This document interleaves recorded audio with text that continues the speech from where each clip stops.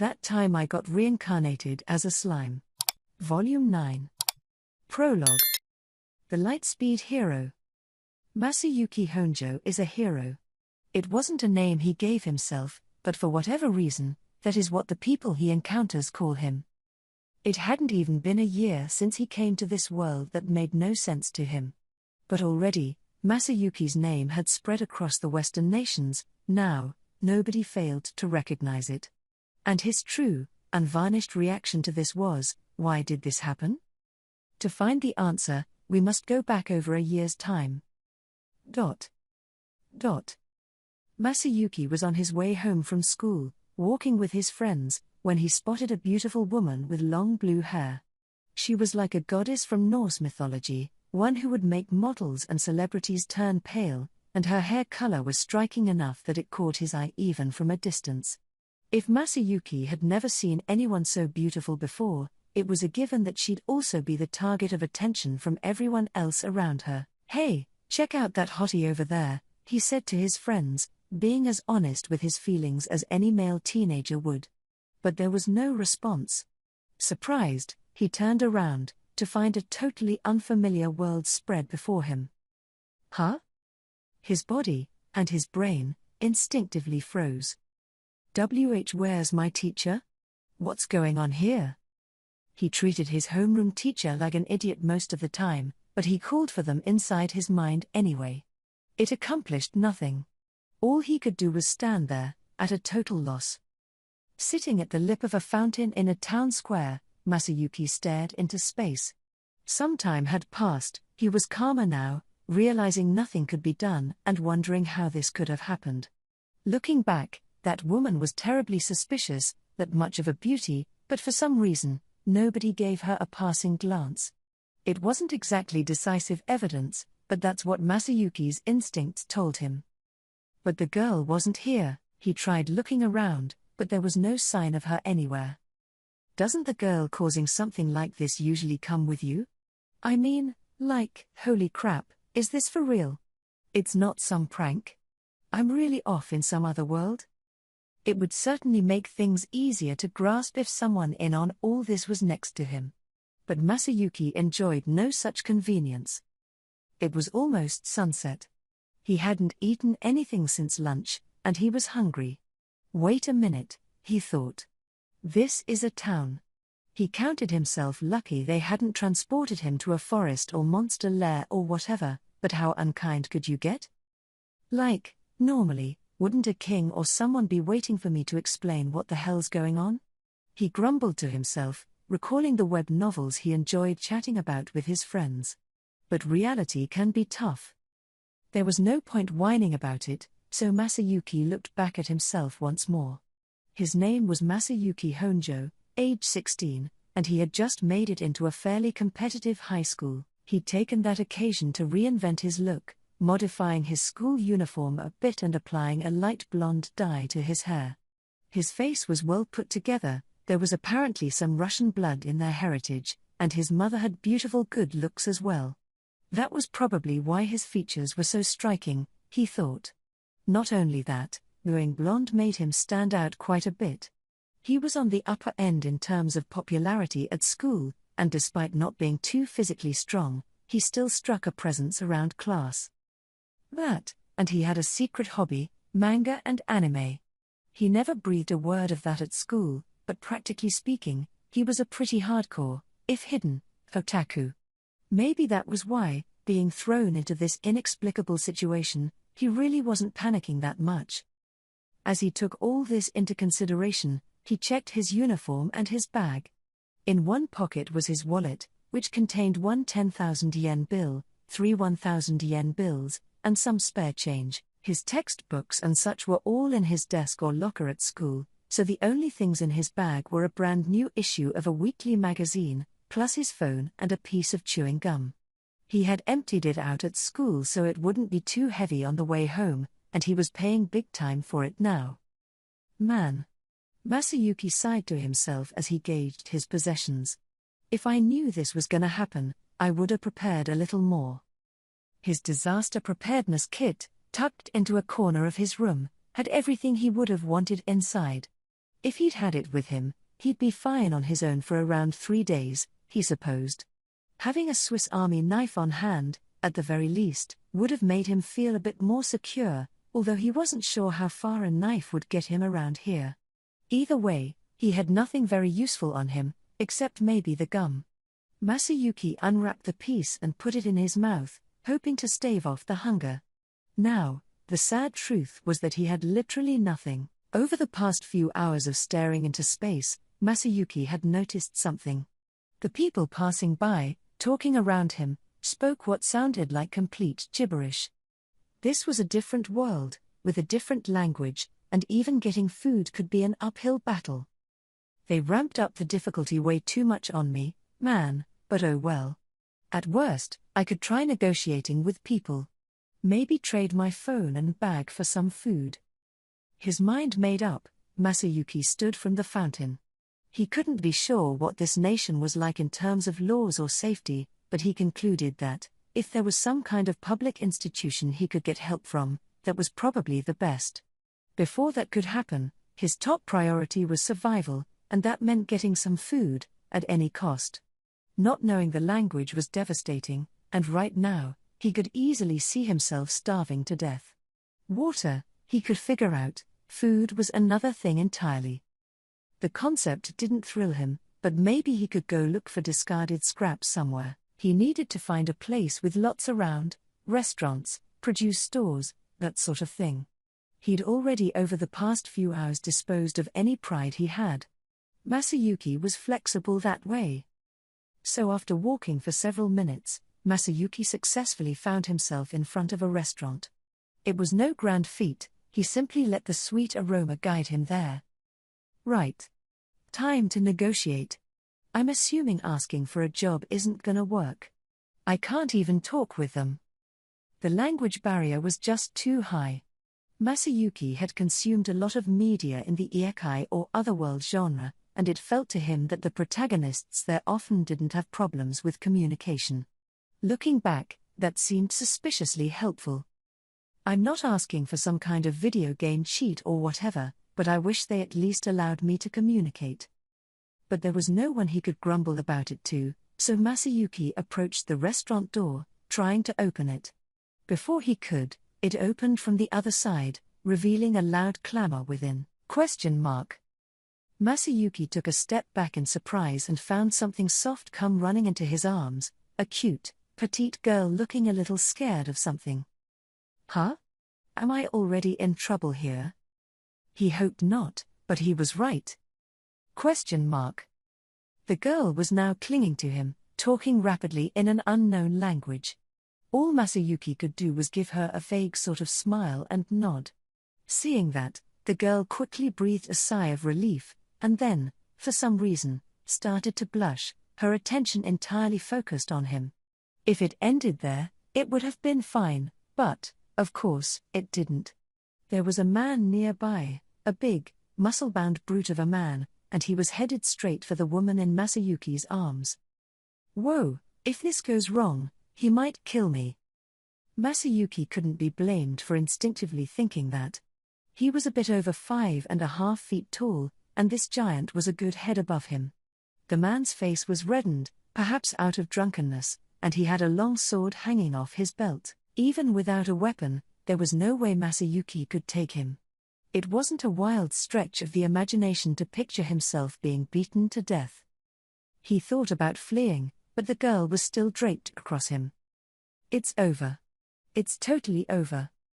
The smile was still on his face, but he was frozen, knees shaking.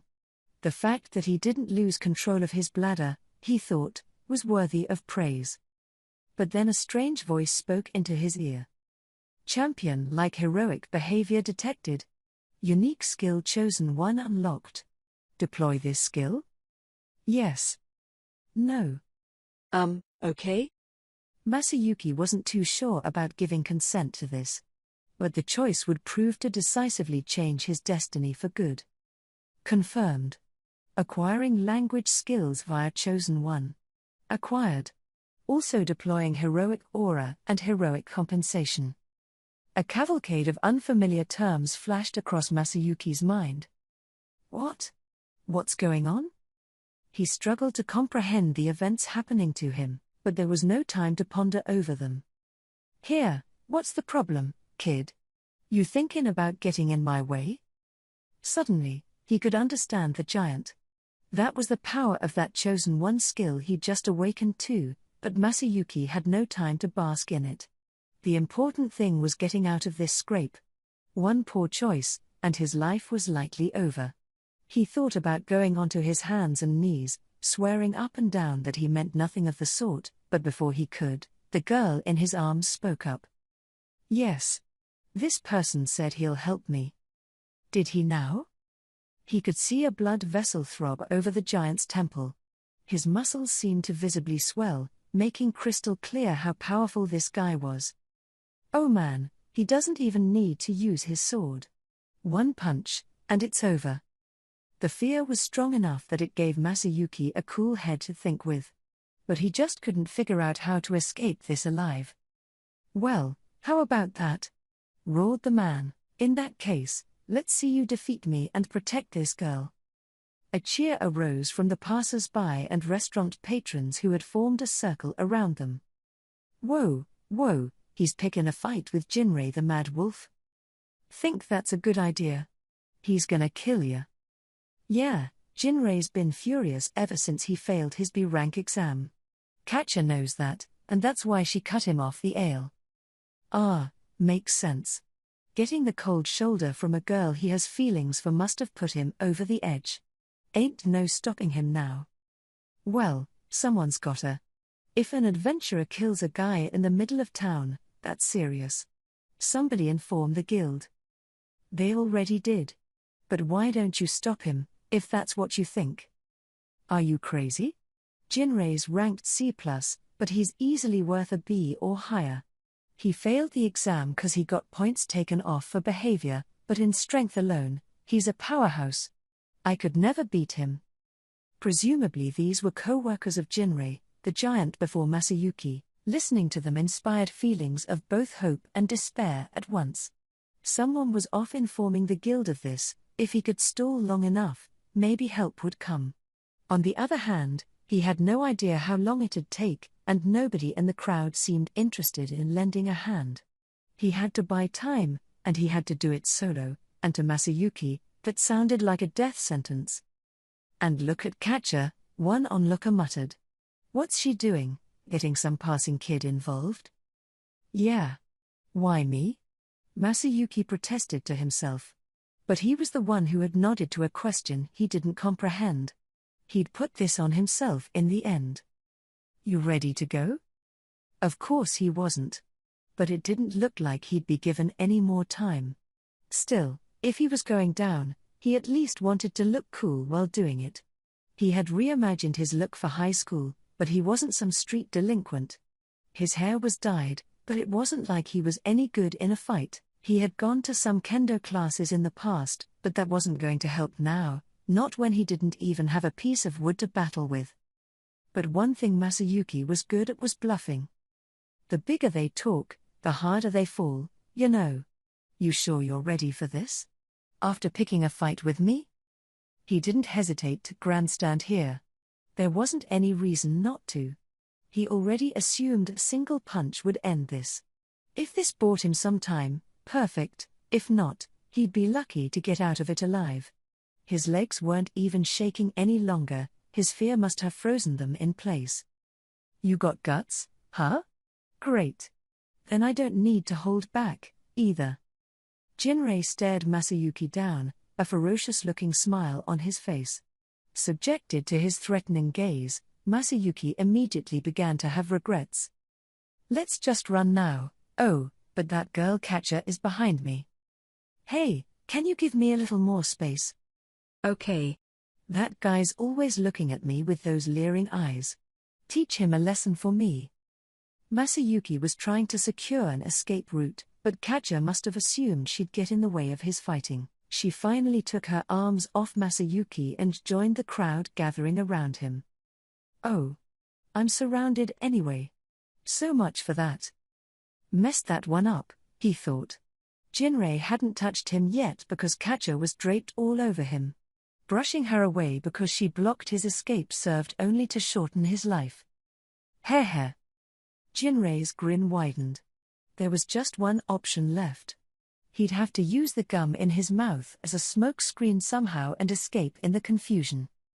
Champion level forward-facing courage detected.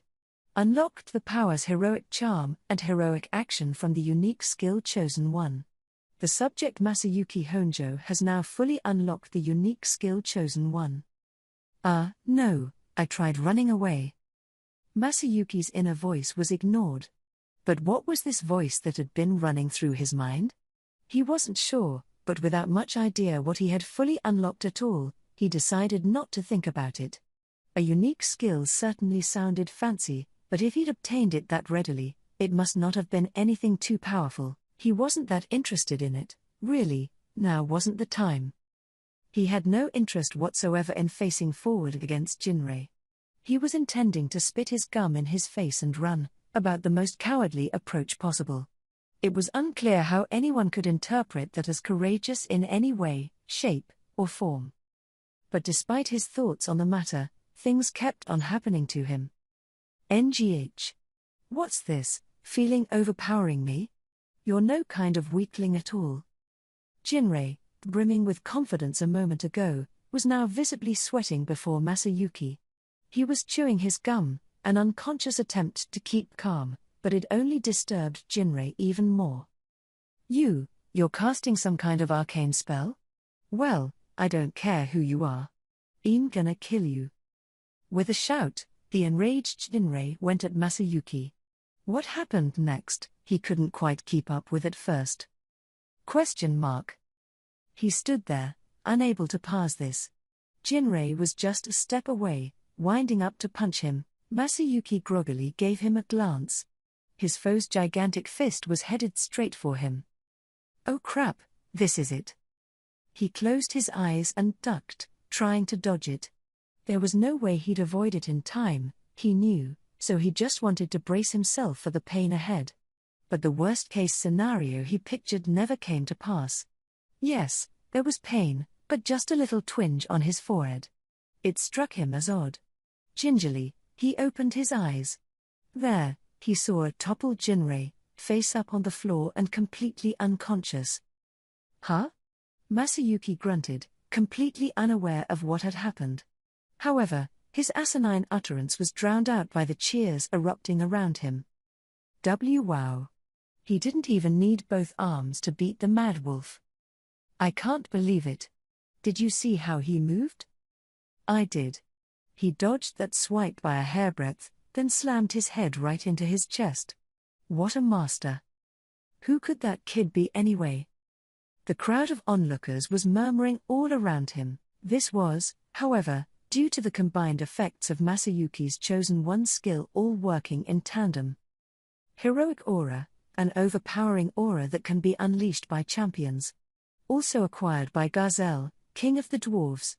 Lesser enemies will be frozen on the spot, awed by this unique aura and ready to take orders from its wielder.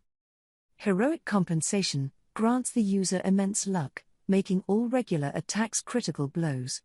The effect is applied to any companions of the user as well.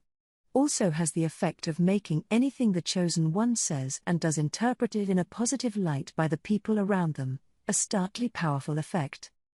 Heroic Charm rouses the hearts of anyone watching the user in action, reducing their fear and stimulating their bravery. Anyone affected trusts in the champion, seeking to travel in their path. As another effect, anyone defeated by the champion will join their side and become their companion.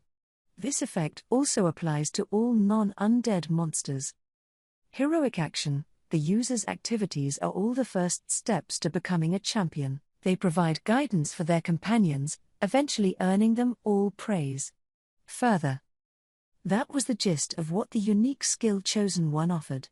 It was actually one of the rarest of all uniques, a superior skill that ranked up there with the ultimate in superpowers, alongside skills like absolute severance and unlimited imprisonment, as wielded by the heroes of the past.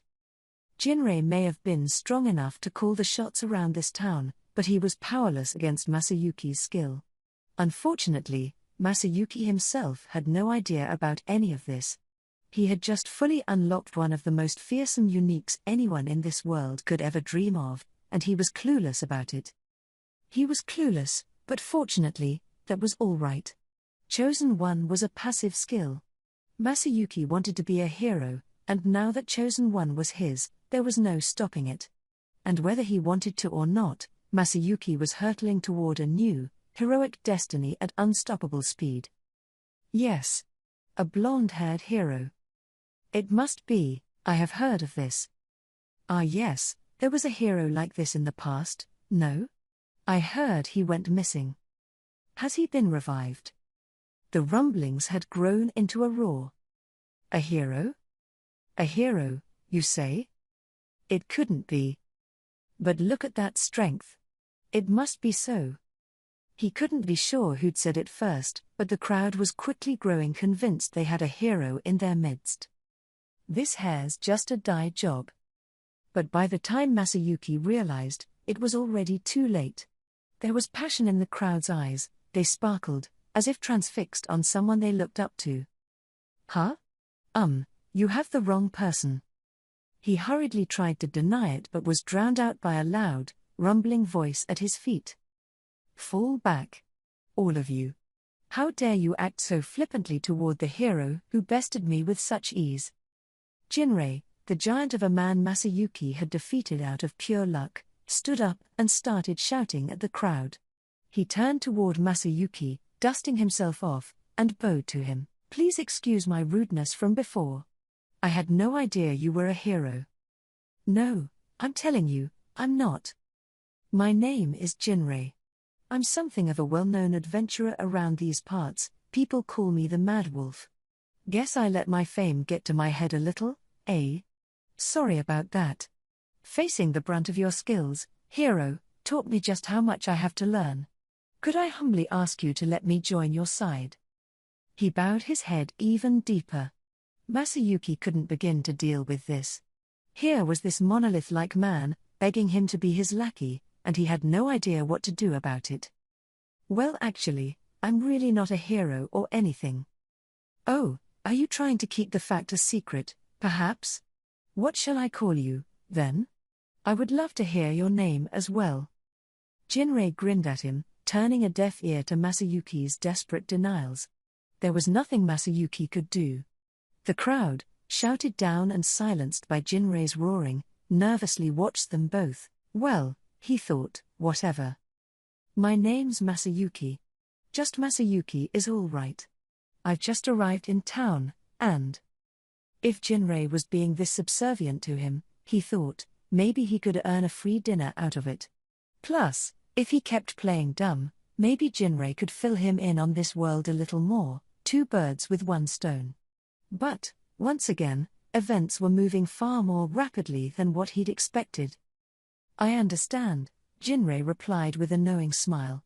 Then he came closer, bringing his lips to Masayuki's ear. You've only just revived, haven't you, Sir Hero? Huh? Masayuki thought at first. But this was one misunderstanding that was best taken advantage of. It didn't seem like Jinrei was much interested in his protesting, besides. Plus, he reasoned, maybe it's better to frame it this way anyway. It'd probably kill this guy's pride if he lost to some kid, but losing to a hero is different. So Masayuki stopped bothering to plead with people not to call him a hero. This turned out to be a dreadful mistake. Why? Because it gave birth to the legend of Lightspeed Masayuki the hero. In short time, Masayuki was taken in by the representatives from the Free Guild, who had quickly run to the scene and transported him to the capital of the Kingdom of Inglesia. There he met Yuki Kagurazuka. You've had it tough, too, huh? Hearing that almost made Masayuki cry, despite himself. But as he learned, this boy Yuki had lived in this world for nearly 10 years now, older in age but still childlike in appearance. Based on his actual age, he would have been transported here back when he was in middle school. It's been even harder for him, huh? Masayuki composed himself. Now was no time for crying. If anything, he was inspired more than ever to do his best. After discussing matters with Yuki, Masayuki decided to try becoming an adventurer. He had a useful companion in Jinrei for this, and Yuki promised to make arrangements on his behalf as well. Masayuki, not wanting to be a burden on Yuki forever, figured that adventuring was the easiest way for him to become independent. "I'm not sure how it happened," Masayuki said, "but at least I know how to speak the language. Compared to you, I guess I might have lucked out a little, huh?" "You absolutely did. I can't even tell you how hard it was at first, but I had a teacher in my own life, too, so it wasn't that painful. Thanks to having magic and everything, it's actually pretty easy to pick up the spoken language." That much, Yuki explained, could be learned through magic, although learning how to read and write had to be done the traditional, painstaking way. The guild leader looked through a set of documents, introducing Masayuki to people who could become potential work companions. "Ah, this reminds me of Bernie. He learned how to speak magically, too." Bernie was a young man, a graduate of the Englischer Institute, and another otherworlder Yuki had harbored for a time. A native of the United States, Bernie could speak only English at first, which made even communicating with Yuki slow going. With the right sort of magic, however, things were sorted out quickly, and the experience made Bernie interested enough in magic that he wanted to study it in school. Now he was a freshly minted adventurer, one looking for fellow party members to work with, and Masayuki and Jinrei seemed to fit the bill perfectly. So they became a three-man adventuring team, a job Masayuki grew proficient in with overwhelming speed. By the time half a year passed, their party was being called Team Lightspeed, already the stuff of lore. Jinrei was ranked C+, but as one onlooker said in their first encounter, he was really more B-level in terms of skill. His strength, paired with Bernie's magic, made it possible to handle hunting runs at a stable clip. Masayuki had learned kendo, but only at the most casual of levels. He was an amateur, but an amateur with Chosen One in his arsenal. The skill applied itself to his companions as well, which meant every attack they dealt out landed critically. As a result, anyone with Masayuki was always performing above their regular abilities. Jinrei could even give you a performance that overcame the barrier to rank A. It also made it harder for enemies to hit them, an extra blessing that made them all but unbeatable. But that wasn't even the best part about Chosen One. Astoundingly, anything and everything Masayuki's companions did was treated as Masayuki's own accomplishments. All praise and adulation for Team Lightspeed was heaped upon the shoulders of Masayuki alone, leading him to acquire the Lightspeed name for himself over time. His participation in a battle tournament held around that time in Englischer helped to further the spread of that alias. He joined it so he could use the prize money to shore up his equipment, but he barely broke a sweat all the way to the winner's podium.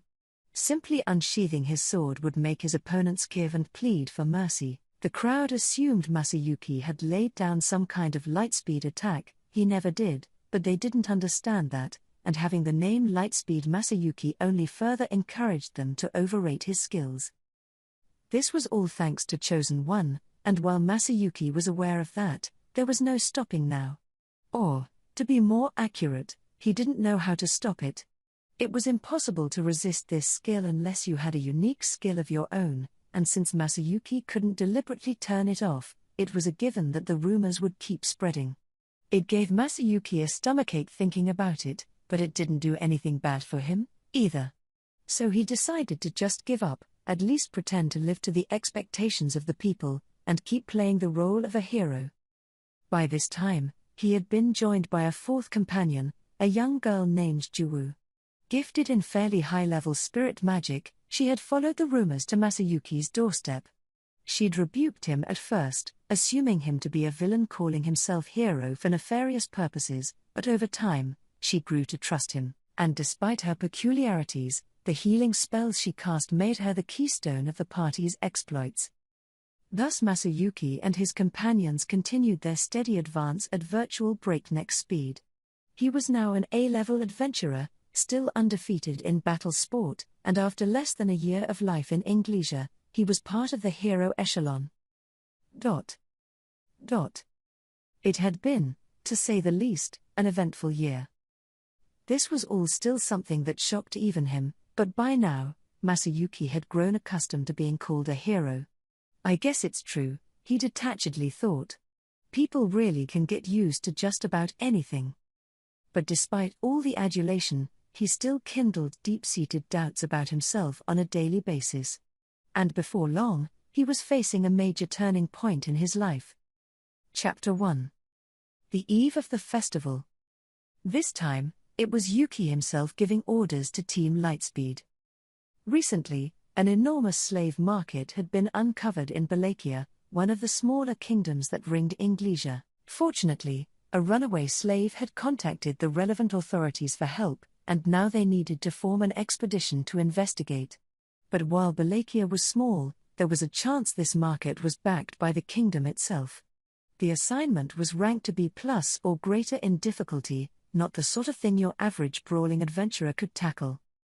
I wanted to turn this down, Yuki admitted to Masayuki, but I can't say no to one of my sponsors. As famous as you guys are, I'd like you to act as a lure. Sending the investigation team in without support was likely not going to be successful.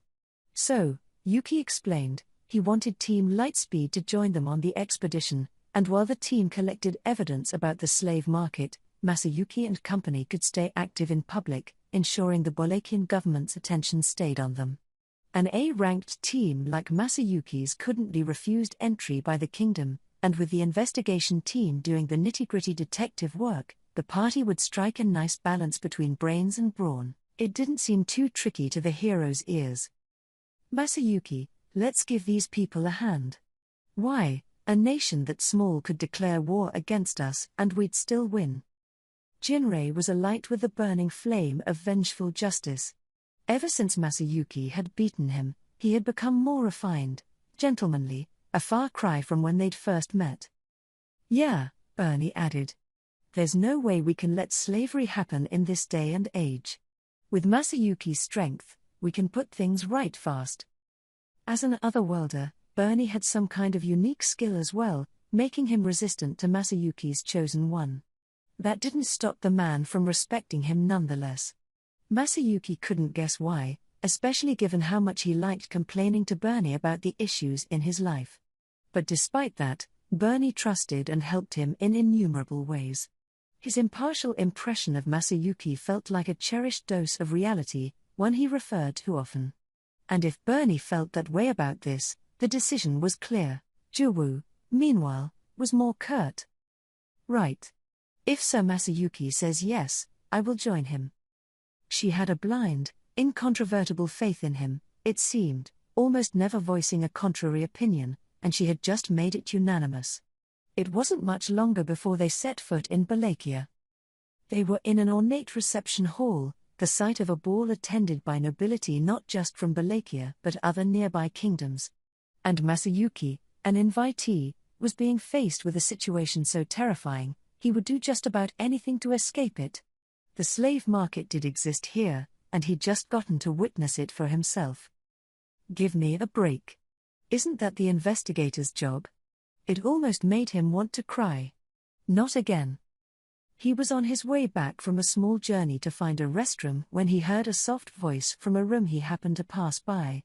He didn't intend to peek inside, but he took a glance anyway, and Braber, the Earl serving as Masayuki's tour guide, was there. They locked eyes. It happened in an instant. Are you? Well, this certainly isn't helpful, Braber said, still smiling. If you heard me, I suppose there is little I can do. I had a muscular soldier standing guard at the door, but I certainly didn't expect you to defeat him. I should have expected as much from the hero, shouldn't I? Soldier? What soldier? Whoa, wait, eh? He was about to lodge a complaint but got cut off. The hero has gone mad. He must be stopped. Everybody, after him. We must subdue him. Much to Masayuki's shock, the man Earl Braber was talking to grabbed the sword he was leaning against, and slashed the Earl down with it. Then the man tossed it away and began screaming, attempting to frame Masayuki for the attack. What ensued next was predictable. A dozen or so soldiers flocked to the scene, carefully eyeing Masayuki and his companion Jinrei. "Well," Jinrei said, his fiendish face twisting into a smile, "look what the cat dragged in. Masayuki doesn't need to waste his time with you lot. Let me dispatch you all." Jinrei went on the move. And with the chosen one support Masayuki provided, his performance in battle ventured into the realm of superhuman. TCH. Monster. But my enemy is the hero who tamed that beast, for getting in my way. Gozel, the Marquis who had just struck down Braber, gave Masayuki a loathsome scowl. "You see the tide of this battle. Give it up and surrender."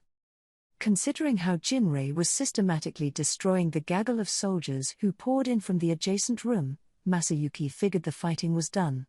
He was wrong. "Heh heh heh. How kind of you to offer, hero." But if anyone was witness to this scene, this travesty, all of them would side with me. Then Masayuki recalled Earl Braber, still on the ground. He could hear footsteps, more people were coming toward the commotion. Blast. "This is bad news, Masayuki." They were in the kingdom of Balakia, and while the hero's name was known worldwide, Masayuki was still just a guest. Marquis Gozel was a figure of power and authority here. Between him and Masayuki, he would be the more trusted of the two. That's why Gozel was acting so confident right now, and why Jinrei was biting his nails. But Masayuki didn't fret for a moment. Internally, he was annoyed, but already, his instincts told him things were going just like they always did. His skill, chosen one, always had a knack for bending situations in ways that made him the hero of the day. And it happened again. Soon, the room was awash in curious rubberneckers, including a few Balakian noblemen and foreign dignitaries. The Marquis had been standing triumphantly in one corner, but now shock was racing across his face. What has become of me?" With a groan, Earl Braber regained consciousness. "So Masayuki, this is a valuable witness, is he not?" "He was still alive, so I healed his wounds." Juwu, who had slipped in at some point, had cast healing magic on Braber, and now she was looking right at Masayuki, fishing for compliments. "Hey there, old man," Jinrei thundered, turning toward Braber. "Lucky for you, Masayuki's such a forgiving lad, huh? If you tell the truth to everyone right now, I'll make sure slave trading's the only crime you get charged with. But if you try to keep anything secret, I imagine that man over there's just gonna slash you down again, won't he? So what'll it be?" The vicious smile on his face told Braber everything he needed to know. He thought for a moment, calculating, then resigned himself to his fate. Hanging his head, he began his confession. "What the devil is happening in here?" And the king of Balakia chose that exact moment to step in. As the nobility fell silent, things resolved themselves quickly. It all happened exactly how Masayuki had predicted it would.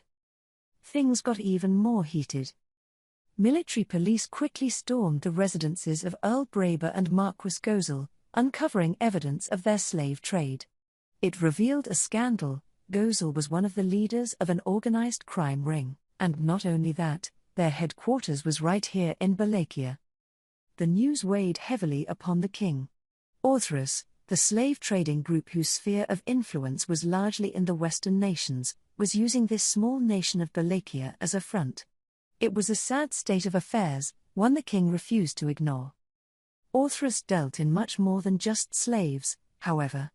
They ran a diverse business, handling weapons, armor, mysterious potions, drugs, monsters, magic items, even arcane artifacts. They were too powerful for a small kingdom to topple, and so Balakia's king had enlisted the Free Guild for help. And if the Free Guild was involved, Team Lightspeed no doubt would be as well. A person can grow used to extraordinary events all too quickly, but really, Masayuki could predict all of it. I figured this would happen, he thought as he accepted the king's request. Before long, a large number of adventurers, including Masayuki's A-rank party, gathered together for an operation to sweep up Orthrus. Counting the support troops from Balakia, they numbered over 2,000 in all, and once Chosen One had sunk its teeth into all of them, they exhibited astonishing force. Orthrus's base of operation had several hundred members on standby, including multiple A-grade fighting forces and a few captured magical beasts. This made them as powerful as a country themselves, but with Masayuki and the assault team he led, Orthrus was thoroughly and completely cleansed from the nation. Masayuki himself hardly had to do anything, or, to put it another way, his mere presence helped everyone shine, whether he knew it or not. Thus, without a lot of work, the operation was a success, and the notorious Orthrus was smashed for good. Once again, things turned out well without Masayuki lifting a finger, and this latest feat meant he was famous not only in Inglesia but all the way to the far edges of the Western nations. As usual, things went off without a hitch. It might have been nice if the story ended there, but this particular mission left a certain problem behind. Among the slaves released and put into guild custody were mixed-in monsters, including some ferocious magical beasts, which were killed on the spot. However, some of the slaves couldn't be dealt with so swiftly, namely, the elves. The issue of what to do with them soon arose. The elves wanted to return home to the forest of Jura, but the guild couldn't just drop them off and send them on their merry way. Certain geopolitical issues were involved. Jura had only just come under the jurisdiction of the demon lord Rimuru, and if the enslaved elves sought Rimuru's help, there was no guessing how he would respond. Perhaps he'd retaliate against Balakia somehow. The Western nations knew about the disastrous scene over in Farmus, and if a nation that big could fall, there was no way one as tiny as Balakia could defend itself. Esther Masayuki, please do something. Their king, a dignified man usually, was all but pleading for help in his private chambers, away from prying eyes. Masayuki, feeling too guilty to turn him down, agreed.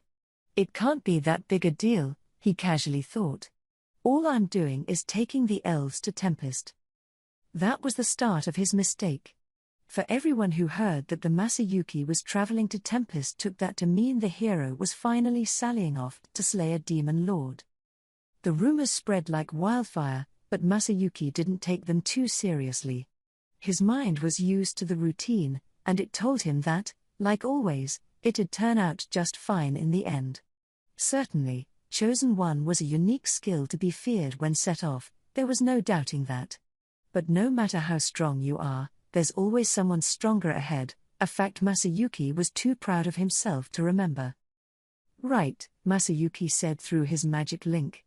In that case, we'll meet over there. He was submitting his report and discussing future plans with Yuki. Due to the multiple layers of barriers protecting Inglesia, completing a magical link like this required sending your thoughts encrypted through certain wavelengths. It wasn't something you could pull off on short notice, so they had agreed to reach out to each other only at certain times. So Masayuki shut it off and sighed. Yuki worries far too much. You said it. Jinrei nodded. If you wanted to beat a demon lord, Masayuki, that couldn't possibly be a problem for you. Bernie was less optimistic. I'll remind you that even Hinata the Saint could only fight this Rimuru to a draw. It'd be wise not to let your guard down. Masayuki gave this a vague nod. It made him think a bit. Things had gone swimmingly up to now, but really, he hadn't done much at all. He didn't know Hinata, they had never met, but Yuki had nothing but praise for her, and Masayuki respected him. If she couldn't beat this guy, maybe he was a lot tougher than Masayuki thought at the moment. It gave him pause. Yeah, you're right. Everyone says Rimuru wants to make nice with people. We probably shouldn't go in raring for a fight, ha ha. Sounds to me like this demon lord knows his days are numbered. Demon lords are evil, plain and simple, said Jiwoo. Well, Bernie added, we'll have to see how he acts and decide based on that. But if the saint and the demon lord have reached an agreement on matters, then only you, Masayuki, are qualified to be a true hero. You had best act carefully along those lines. Masayuki nodded. Yeah. With all your help, I bet I could beat him, but let's take things slow and steady, okay? The question of whether to fight Rimuru would be left for later. For now, they would wait and see. In the eyes of Masayuki, all three of his companions, Jinrei, Bernie, and Zhiwu, were utter beasts. He himself was nothing to write home about, but he couldn't imagine anyone from this trio actually losing a battle. I mean, he reasoned, if I actually got in a fight, I guess I'd win somehow, but it's not like I got a grudge against this Rimuru guy or anything. No point trying to start trouble, so as they packed up and set off for Tempest, he was pretty optimistic about how this trip would go. Even after all those royal audiences I gave, my schedule was just absolutely packed. Now I was entertaining human guests. At the moment, our nation was receiving delegations from all around the world, one after the other. Some of the earlier parties arrived a good week ago, I heard. And not all of them received formal invites. There were also merchants, picking up on the rumors and bringing even more energy to town. Previous visitors were showing them and other new guys around, acting all proud of themselves, and even the nobler dignitaries and royal families stopping and looked around in wonder at the unfamiliar sights. It seemed, at first glance, that my expectations had paid off and our plan to make this a tourist hub was working. Still, our town was only large enough to lodge maybe 3,000 nobles at best. For commoners, that number was more around 10,000, but in terms of higher-end accommodation, there wasn't quite that much. The service and the dining we had to offer were completely different, and considering we had people in royal lines of succession showing up, we had to consider security as well. Thus we made sure each noble was given ample space to work with. Given all the dignitaries we invited, we had banned the general public from our luxury inns, whether they could afford a suite or not. Some of the richer merchants in town could, but I was worried about offending them if we were too busy with nobility to offer good service. But apparently, I didn't need to worry. Mjolmal was on it, making sure all the more powerful of the merchant class were set up to their satisfaction. Great job, Molly. Heh. Ah, Sir Rimuru, this much is simple to provide. You have Sir Rigard and everyone else in town to thank for making a habit of being so thorough with their work. Mjolmal was a really reliable guy. It went without saying that Rigard, Rieger, and everybody working under them deserved great praise, but when it came to good customer service and satisfied lodgers, Mjolmal was my go-to man. All things considered, I figured we were off to a pretty good start. Okay. Keep it up. That I will. Leaving the rest to Mjolmal, I resolved to devote myself to our most important of visitors. We were in our meeting hall. Shuna and Xion were busy with all sorts of prep work. Catering for such a large crowd, after all, meant careful advance preparation. And Gable and Kurobe were just as busy, performing final checks on the exhibits they had going. Since I wasn't dealing with monsters right now, I didn't need to put on such an overpowering I am stronger than you act, thus I figured we didn't need my entire staff on hand. And given the lack of a strict species-based hierarchy, things didn't have to be nearly as solemn and pretentious. I was, obviously, in human form, dressed to the nines in order to express my force and financial wealth. That part, frankly, I didn't care about. Being a slime would have been a lot easier, but I'd given up on pushing that. On that note, none of my advisors was willing to budge. The nobility from the Western nations were inoffensive enough in their greetings to me. The King of Bloomond arrived in the midst of our hellos, looking like the same nice, approachable middle-aged man as ever, the kind of king you'd expect in an illustration from a book of fairy tales. Next to him was his queen, beautiful and still looking young. I didn't know her age, but apparently they had been married over 20 years. At first glance, they didn't look like the best of matches, but they were a loving one, and the people of Bloomond were great fans of them both. I must apologize for not thanking you sooner, he told me. You winning over Marquis Muller and Earl Hellman, as well as applying pressure to the Western Holy Church, helped us all a great deal. It was this man's consent that had allowed Fuse to move so freely. I could have pulled off that plan only because of the promises he kept. And thanks to his singing my praises far and wide, my reputation actually didn't seem that bad. Judging by the increasing number of merchants coming to my nation, the kingdom of Bloomond certainly proved influential to me. I gave the king thanks, but he laughed and waved it off. No, Sir Rimuru? There's hardly any need to thank me. All we did was live up to the terms of the treaty we ratified. And did Fuse tell you, by the way? I had staked quite a bit on you. Our nation's fate, in fact, is now tied in with yours. And I did this because we do stand to profit, of course, so there's no need for further thanks. He gave me a gregarious smile, but I could tell the King of Bloomond could not be taken lightly. He just said, to my face, that he had his own interests in mind. The idea of requiring further thanks made him laugh. Still, I said, I am happy to see that you trusted in us. Showing gratitude is always important. I didn't mean to keep banging on this point, but I wanted to bring it across. I truly wonder if you really are a demon lord sometimes, the king replied with a snicker. Then he recomposed himself and looked me in the eye. And I do understand that our Viscount Kazakh caused you quite a bit of trouble. I'm quite glad you were able to rescue your countrymen from him.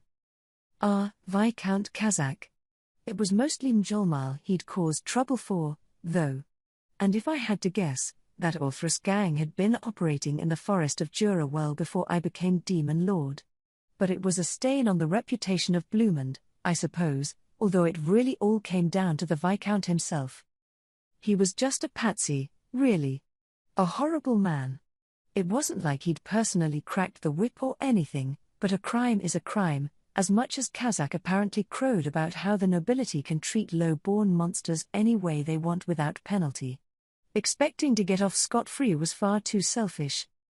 Well, with everything fully settled now, I have no interest in dragging that case any further, I replied. I appreciate that. So what will you be doing with him? As part of Bloomond's nobility, I couldn't prosecute him under my own rules, but no punishment at all was unacceptable. I didn't want to make this a huge incident, but whether or not I did anything depended on the King of Bloomond. He, fortunately, understood this. Kazakh no longer holds a noble title, he said, voice turning low and ominous. Given his ties with international criminal gangs, it's fair to say he's forgotten his duties as a nobleman. I would hardly abide the likes of him referring to himself as Bloomondian nobility. Thus, he has been stripped of his titles and exiled from our lands. The House of Kazakh is no more, and thus I consider the case to be closed. No problems there. It almost seemed too harsh a penalty, but then, slave trading violates international law. Treating him with kid gloves could even make Bloomond's king look like a pushover. Thinking of it that way, the punishment felt almost merciful to me. Kazakh had been a noble his whole life. Finding another life for himself would doubtlessly pose difficulties. Without his name, fortune, or even a familiar homeland, I didn't envy the path this man had ahead of him, but if he could stay alive, maybe he could turn over a new leaf. The punishment fit the crime, certainly, and I had no objection to it. Very well. I am willing to accept that punishment. A relief to hear. Is it safe to say that our treaty remains in effect, then? I'd hope for nothing else. May we remain partners for years to come. We exchanged a firm handshake. The incident was behind us. Now it was on to the main subject. The king's face brightened as he immediately got down to the business on his mind. Sir Rimuru, I heard the news from Fuse. He spoke of some grand operation you had in the planning stages. Apparently, he wanted to hear more about the outlook on the future I'd given Fuse. Well, that's something involving much more than just your kingdom and mine. I'm hoping we can assemble representatives from all the nations involved for further discussion. I intended to travel to you to discuss it in detail, but... Oh ho ho. No need to be so secretive. Fuse gave me a short rundown, but it sounds like something that could very well affect our position in the world. I could hardly leave the matter to my bureaucracy. In that case, I could go into some detail. The official discussion was planned for another day. For now, I gave the king my basic plans for turning Bloomond into a distribution hub for the world at large. But... I see.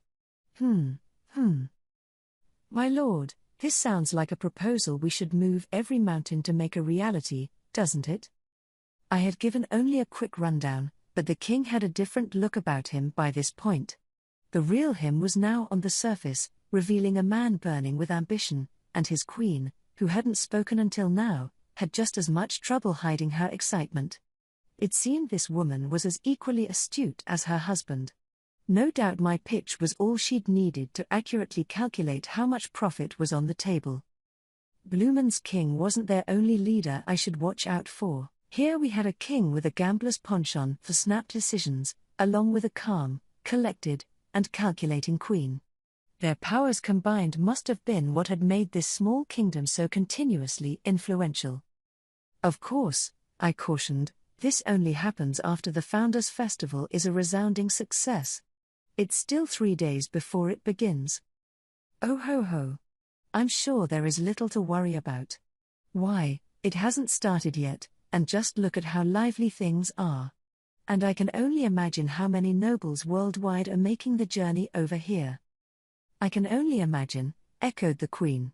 But as you said, Sir Rimuru, there is no need for us to hurry matters. A plan like the one you proposed will require an agreement from all the nations involved. In the meantime, we will work with our own government to ensure a consensus on this matter. My lady is right. It was simply delightful to hear such a fine proposal from you, Sir Rimuru. Now, shall we be on our way? I hope the Tempest Founders' Festival is a resounding success, the queen closed as she and her husband got to their feet. They had no intention of acting all pompous and wasting my time talking in pointless prose. They had what they came for, and now they were done with me. I liked them for that. It was much easier to deal with. Thank you, I replied. Please enjoy our nation to the fullest. We certainly intend to. The king shouted as they walked away, to which the queen added, Yes, I can hardly wait. The day after I spoke with Blumen's royal couple, I was greeted by another big name, Garzel, the Dwarven king. Well, Rimuru, here I am, he said as he sat across from me with an audible whump. My first journey by carriage in far too long. I'm exhausted. Imposing as always, to be sure. He was already reaching out for the tea and snacks on the table, like they were his God-given right. Whoa there. Don't take mine, too, all right? I was a little slow on the trigger. In an instant, the last donut on the table was up and into his mouth. I had been looking forward to that. Who knew he had a sweet tooth to go with his tremendous drinking habit? There's just never any underestimating him. Ah, no need to sweat the details. If such trifles still bother you, you have much left to learn. Much left to learn how? You're the one stealing my donuts. I stared at the self-serving Garzel, but he gave me no quarter, returning the gaze. And thanks to the chiefs raising a hue and cry, we had a whole caravan of carriages. The length of it was ridiculous. And it's all your fault, Rimuru. As he explained, in great detail, the journey here from Dworgen normally took a day on winged horse. Since this was an official state visit, however, he wasn't allowed to go with the Pegasus Knights alone. It wasn't just because of security concerns, either. Garzel would be seeing nobility from around the world, and as king of the mighty nation of Dworgen, he needed to show he was a military power. This meant having to pack multiple changes of clothes and such, along with administrators and attendants to help dress him properly. It made his entourage a more than decently sized crowd. If you travel as a king, you need a royal amount of preparation. Having a paved highway to travel on was certainly a boon, but the past few days of travel were just murder on me. That must have been why Garzel kept skipping out on his kingdom to travel as light as possible. And come to think of it, CI had reported that the highway from Blumend was jam-packed with carriages and the like, enough so that the watch needed to play traffic cops for a while, and all the inns along the way were booked solid. Which was great, in a way, but it also reminded me of the need for a larger-scale transport system.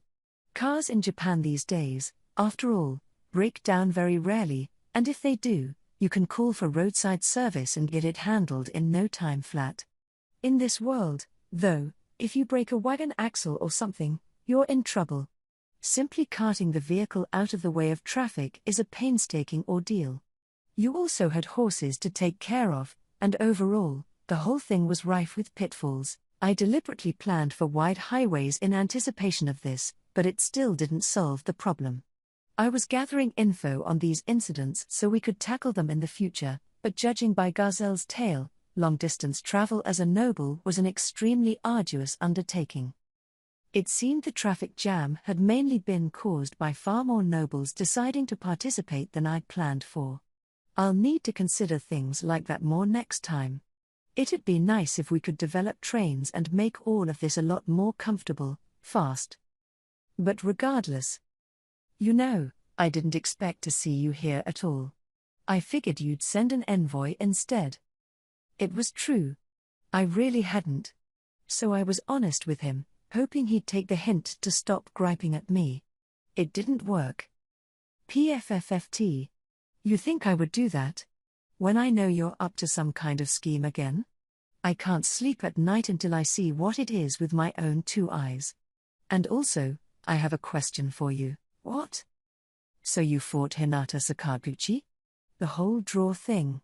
That's a lie, isn't it? I figured he knew that, and he did. He was aware I'd fought her, and he didn't believe the official results one bit.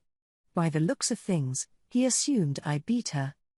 Well, you could call it winning the battle and losing the war, but yeah, I won. I explained to Gazelle how it had all worked out in the end, warning him to keep it under his hat for now. Unbelievable.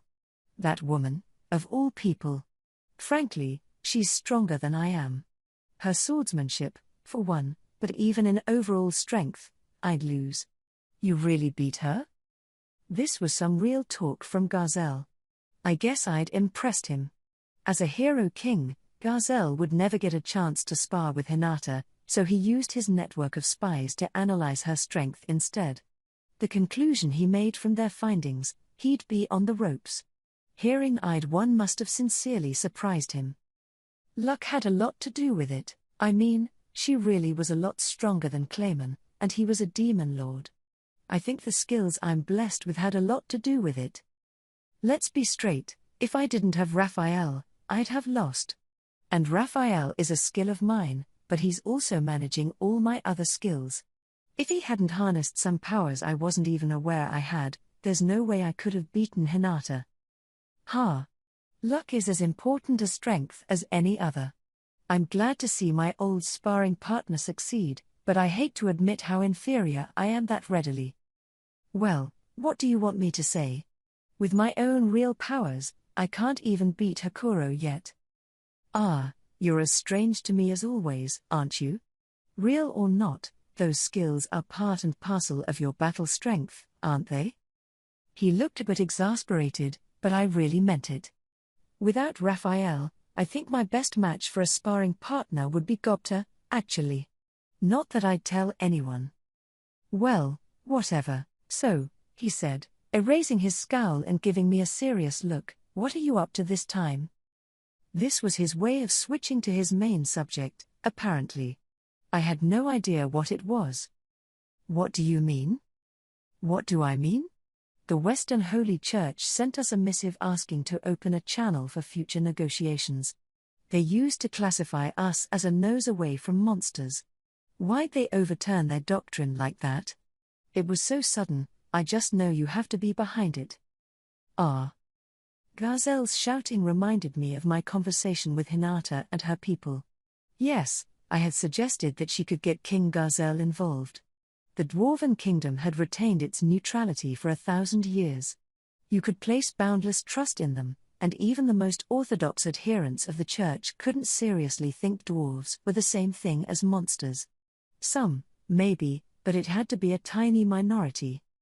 That was my motivation behind the suggestion to Hinata, but I forgot to, actually ask King Gazelle for permission to do that. Or, really, I didn't think I needed his approval. I wasn't expecting him to get this riled up over it. Best to play dumb for now. I doubt Hinata explicitly said it was my idea. Oh? Well, I have to say, it's the first time I've heard about this. But I think duking it out with Hinata has helped us develop a sort of friendship. That's how we reconciled things. Besides, and we agreed that we'll try to stay on good terms in the future. So maybe that got them in the spirit, huh? Like, it inspired them to make some official overtures with you, too. Ho? Gazelle raised a doubtful eyebrow. It's times like these that I seriously wished I was in slime form. I thought I could feel a cold sweat running down my back, even though I don't actually sweat. Caution. The subject Gazelle Duago is applying read thought to your surface mentality. This is being permitted due to a lack of perceived hostile or malicious intent. Block this skill? Yes. No. Yes. Yes, yes, 1,000 times yes. If it's something that important, then just tell me, Raphael. But that explained things. I had thought it was a little strange before, but Gazelle can read people's minds, huh? No wonder I've always felt a bit odd around him, like he was probing my brain for answers. Between his accurate reading of my actions during battle and how he always seemed a step ahead of me in our conversations, it only made sense he was doing that. The great sage evolving into Raphael must have helped me recognize the read thought when Gazelle pulled the trigger on it. It didn't seem to be active all the time, thank heavens, but who knows how much info he took from me just now. I gave Gazelle a glance. He grinned back at me, a blue vein visible on his forehead. Heh. You saw my read thought, did you? Well, I applaud you for it, but if you blocked it, that must mean you're thinking something evil, I presume? No, I don't think so. You fool. I caught a glimpse of you there. It told me you thought it best to get me wrapped up in this. Crime never pays, I suppose. He then more or less forced me to confess exactly how my conversation with Hinata had gone. And then. I see. So the 7 days clergy was behind their humans first policy. Yeah. And I think Hinata's people are thinking about purging the church of anyone poisoned by the 7 days thinking. Given how they're all dead, I'm sure she can sniff out their sympathizers well enough. I went over the internal dealings I had seen in the Western Holy Church and Lubelius, carefully leaving out Luminous's real identity. Gazelle nodded and pondered for a minute. I imagine you are right. In which case, it would be foolish to turn this down, then? He had decided to accept Hinata's, or the church's, request. I thought you would say that. Enough from you. Doing my diplomacy for me, without permission. But oh well. No need to be a stick in the mud during this festive occasion. You've given me only the best seats, I am sure. I might as well enjoy what you've got for me. After that fit he threw, he was willing to give up the subject for now. I figured he was happy enough with how things turned out, but I wasn't stupid enough to let him know that. I had word that Hinata and her paladins would be at the Tempest Founders Festival as well, so I figured it best for them to meet directly and work matters out. Gazelle no doubt had some of his own advisors to deliberate with, too. So I promised him we'd set up discussions after the festival. He was soon on his way. It was now morning, 3 days since Diablo's return. Yome's band was here, and he picked the exact right moment to show up. We were actually holding a pre-opening feast this evening, the festival itself finally starting up tomorrow. Before then, however, we were at the usual meeting hall, Yome and a few of his closer advisors seated across from me. Hey, pal. It's been forever and a day, ain't it? Well, guess what? I'm royalty. His clothing certainly had a few more bells and whistles on it, but the person inside hadn't changed. He was just as brazen as always, greeting me with a defiant grin. I smiled back. And clothes certainly make the king, don't they, Yome? Thanks for all your hard work. Hell, thank you. You're the one who took some grubby bum off the street and elevated him up to king, he said with a smile, so I hope you're gonna see this to the end, yeah? I'm all in on what you're aiming for, so don't leave me hanging halfway. Just as he promised, Yome had become a fine king for me, and with Diablo's behind-the-scenes work, he now had a firm grip on the throne. Farmus, a nation with a long, illustrious history, had fallen. In its place was born a new kingdom, with the champion Yom as its accepted leader. It was a nation reborn from the threat it once was, so Diablo thought fit to change its name to Farminus. To cement this, he also had Yom style himself as Yom Farminus. Next to him in the meeting hall were two magic-born, Mjaran and Gruasith. They were his constant bodyguards, and I had no doubt they'd keep Yom safe, although Mjaran wasn't really a bodyguard at all, of course. Lord Raimuru, let me reintroduce myself. I am Mja Farminus, wife of the king. It is good to see you again.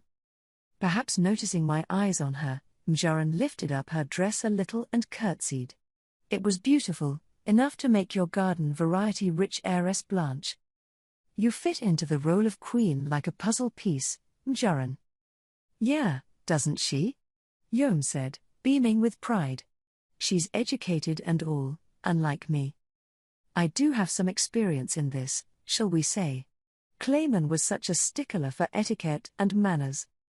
There was no doubting that Clayman held himself well, or at least had a thing for noble trappings. He'd festooned his castle with ornate furniture and artwork, and I'm sure he was just as fastidious with his own staff. Looks like that helped us out in the most surprising way with her. Yeah, well, it's an experience for all of us. I mean, ruling a nation's been hard for me, too. A little bit ago, I had to formally greet every species in the forest of Jura, and it nearly killed me. I felt like some kind of sacred idol. Oh, I hear ya. I have all these nobles requesting audiences with me, and some of those idiots are already forming factions and trying to start something. What a headache, I tell ya. At least that old man Razin, our magic expert, is handling all that pretty well. Razin himself was not here. Things were still less than stable around their nation, and he was busy darting to and fro, attending to post-Civil War matters. I feared for a moment he'd betray us, but looking back, he was only under the effects of Diablo's tempter spell, so no worries there. The retired Edmaris, meanwhile, had disguised his identity and was now serving as an advisor, making up for Yom's lack of experience and education and helping out in assorted areas of politics, and as for Gruasith the magic-born. So you're head of the Night Corps now? I sure am, Sir Raimuru. I turned the job down, but he never listens to me.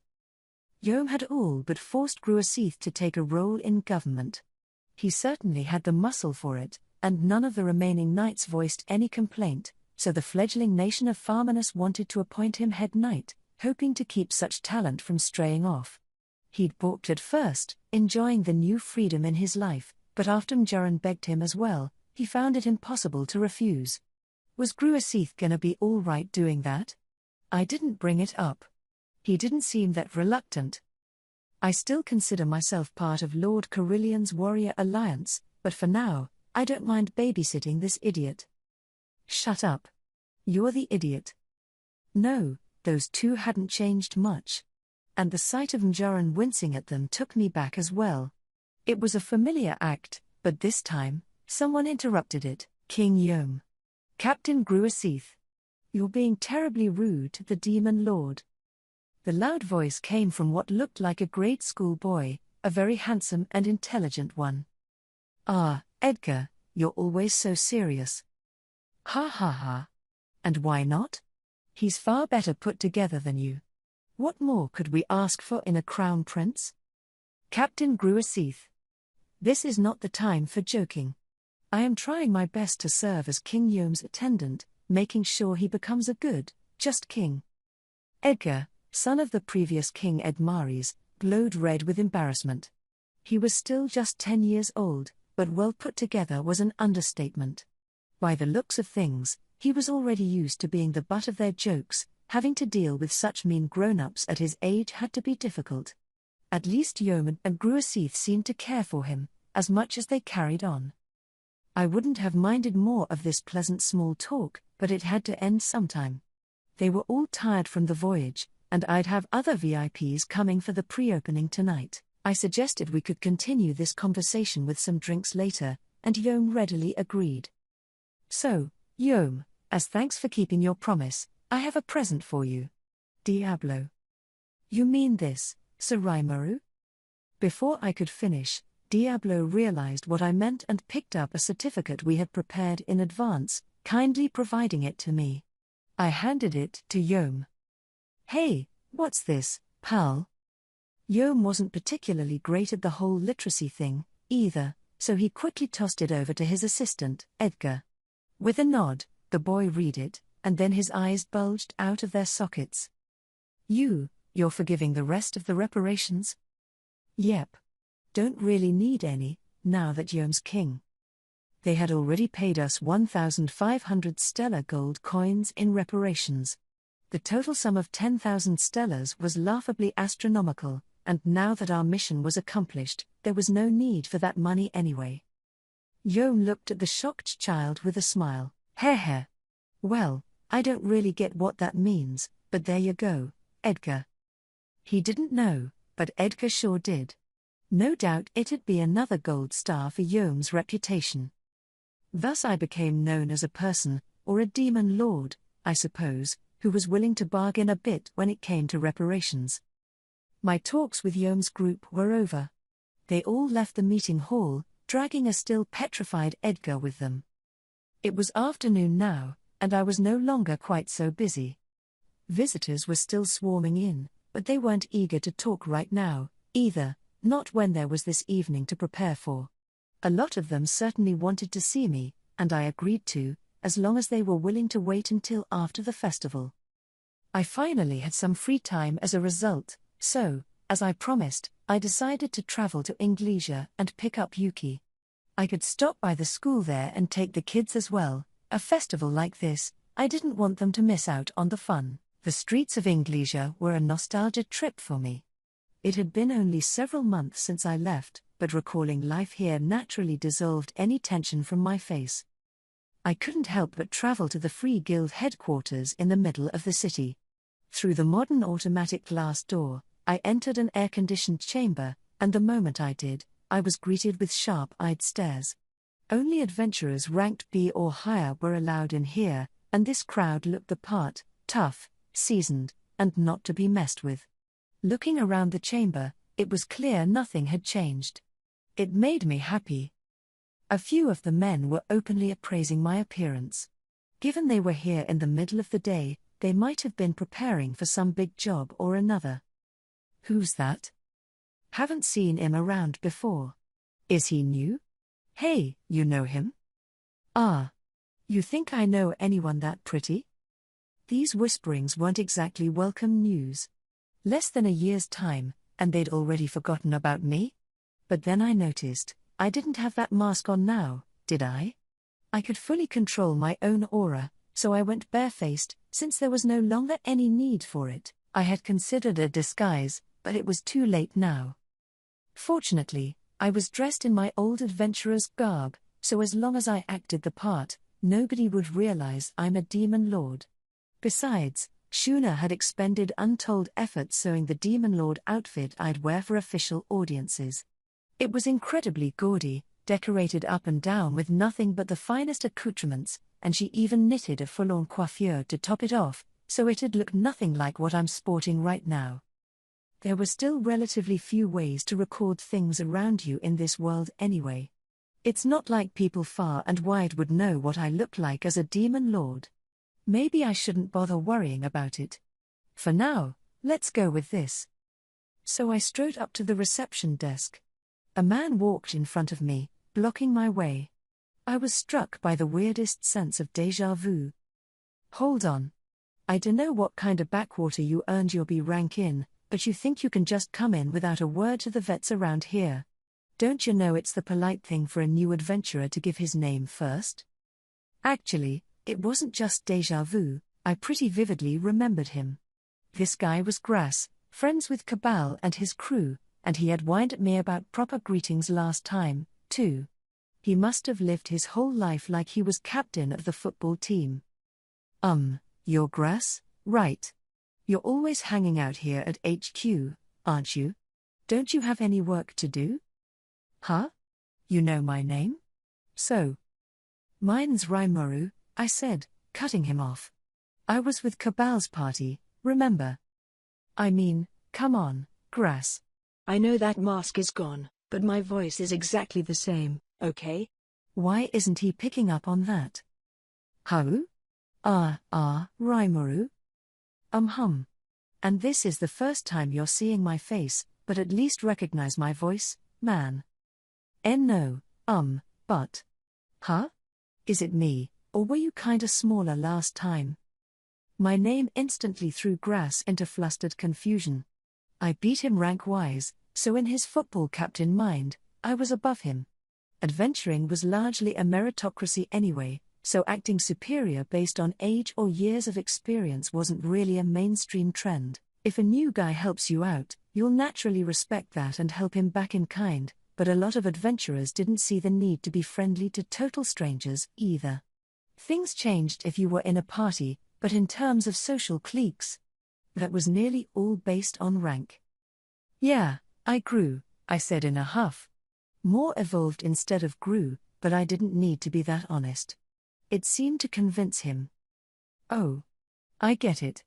But, man, Rimuru, you sure got pretty hot. You must be well near invincible by now, huh?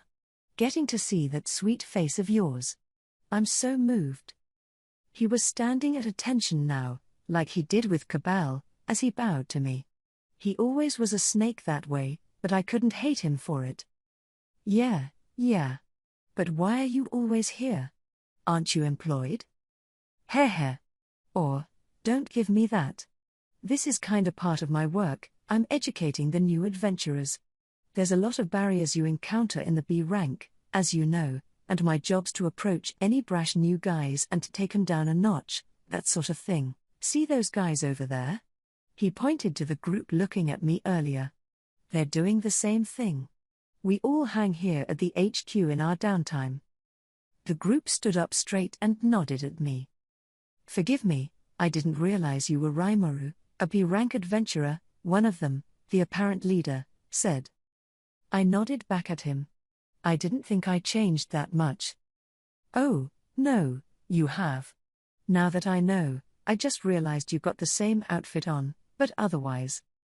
Yeah, totally. That face is just. Wow. What a standout. Is it really? That much? All right. Should I put on the mask? Doing that was kind of a pain, but I didn't want to go through this every visit. I created the mask from my stomach and applied it to my face, the adventurers looking a little disappointed for reasons I couldn't fathom. So, yeah. Keep up the good work, guys. Don't torment the newbies too much. With that, I headed for the front desk, giving my name to the clerk. I had her take me to Yuki. He was expecting me, apparently, so it didn't take long. Hey, Rimuru. Long time no see. Sounds like you've been through a lot, huh? That doesn't begin to describe it. I got attacked by Hinata, the farmer's army invaded us, and then the demon lord summoned me. Just one thing after the other, you know? A lot is the understatement of the year. Ha. I figured you'd sum it up like that, Rimuru. Yuki laughed it off, but it definitely was a lot. He understood that, I'm sure. He was all smiles, but there was a touch of gratitude to his voice. But, hey, at least I'm good with Hinata now. All's well that ends well, right? Sounds like it. I met her a few times to exchange information, and I told her a lot about you as a person. You know how, suspicious she is of people. Oh, believe me, I do. She barely listened to a word I said. Right? She's the kind of person who only believes what she sees and hears for herself. It's always been that way with her, and let me tell you, it's not been easy. We chatted along these lines for a while. I'm sure it wasn't easy for Yuki. Hinata's thought process can be a total mystery sometimes. Not that I can really talk about that with anyone but you, Rimuru. Hinata had a lot of followers. If Yuki started complaining about her to the wrong person, she'd know almost immediately. Not that gossip is a good thing. I'll want to be careful about that. But it was time to cut to the chase. So what do you think? If you're busy, I won't force you, but would you like to check out the festival for 2 or 3 days? Ha. Of course I'm going.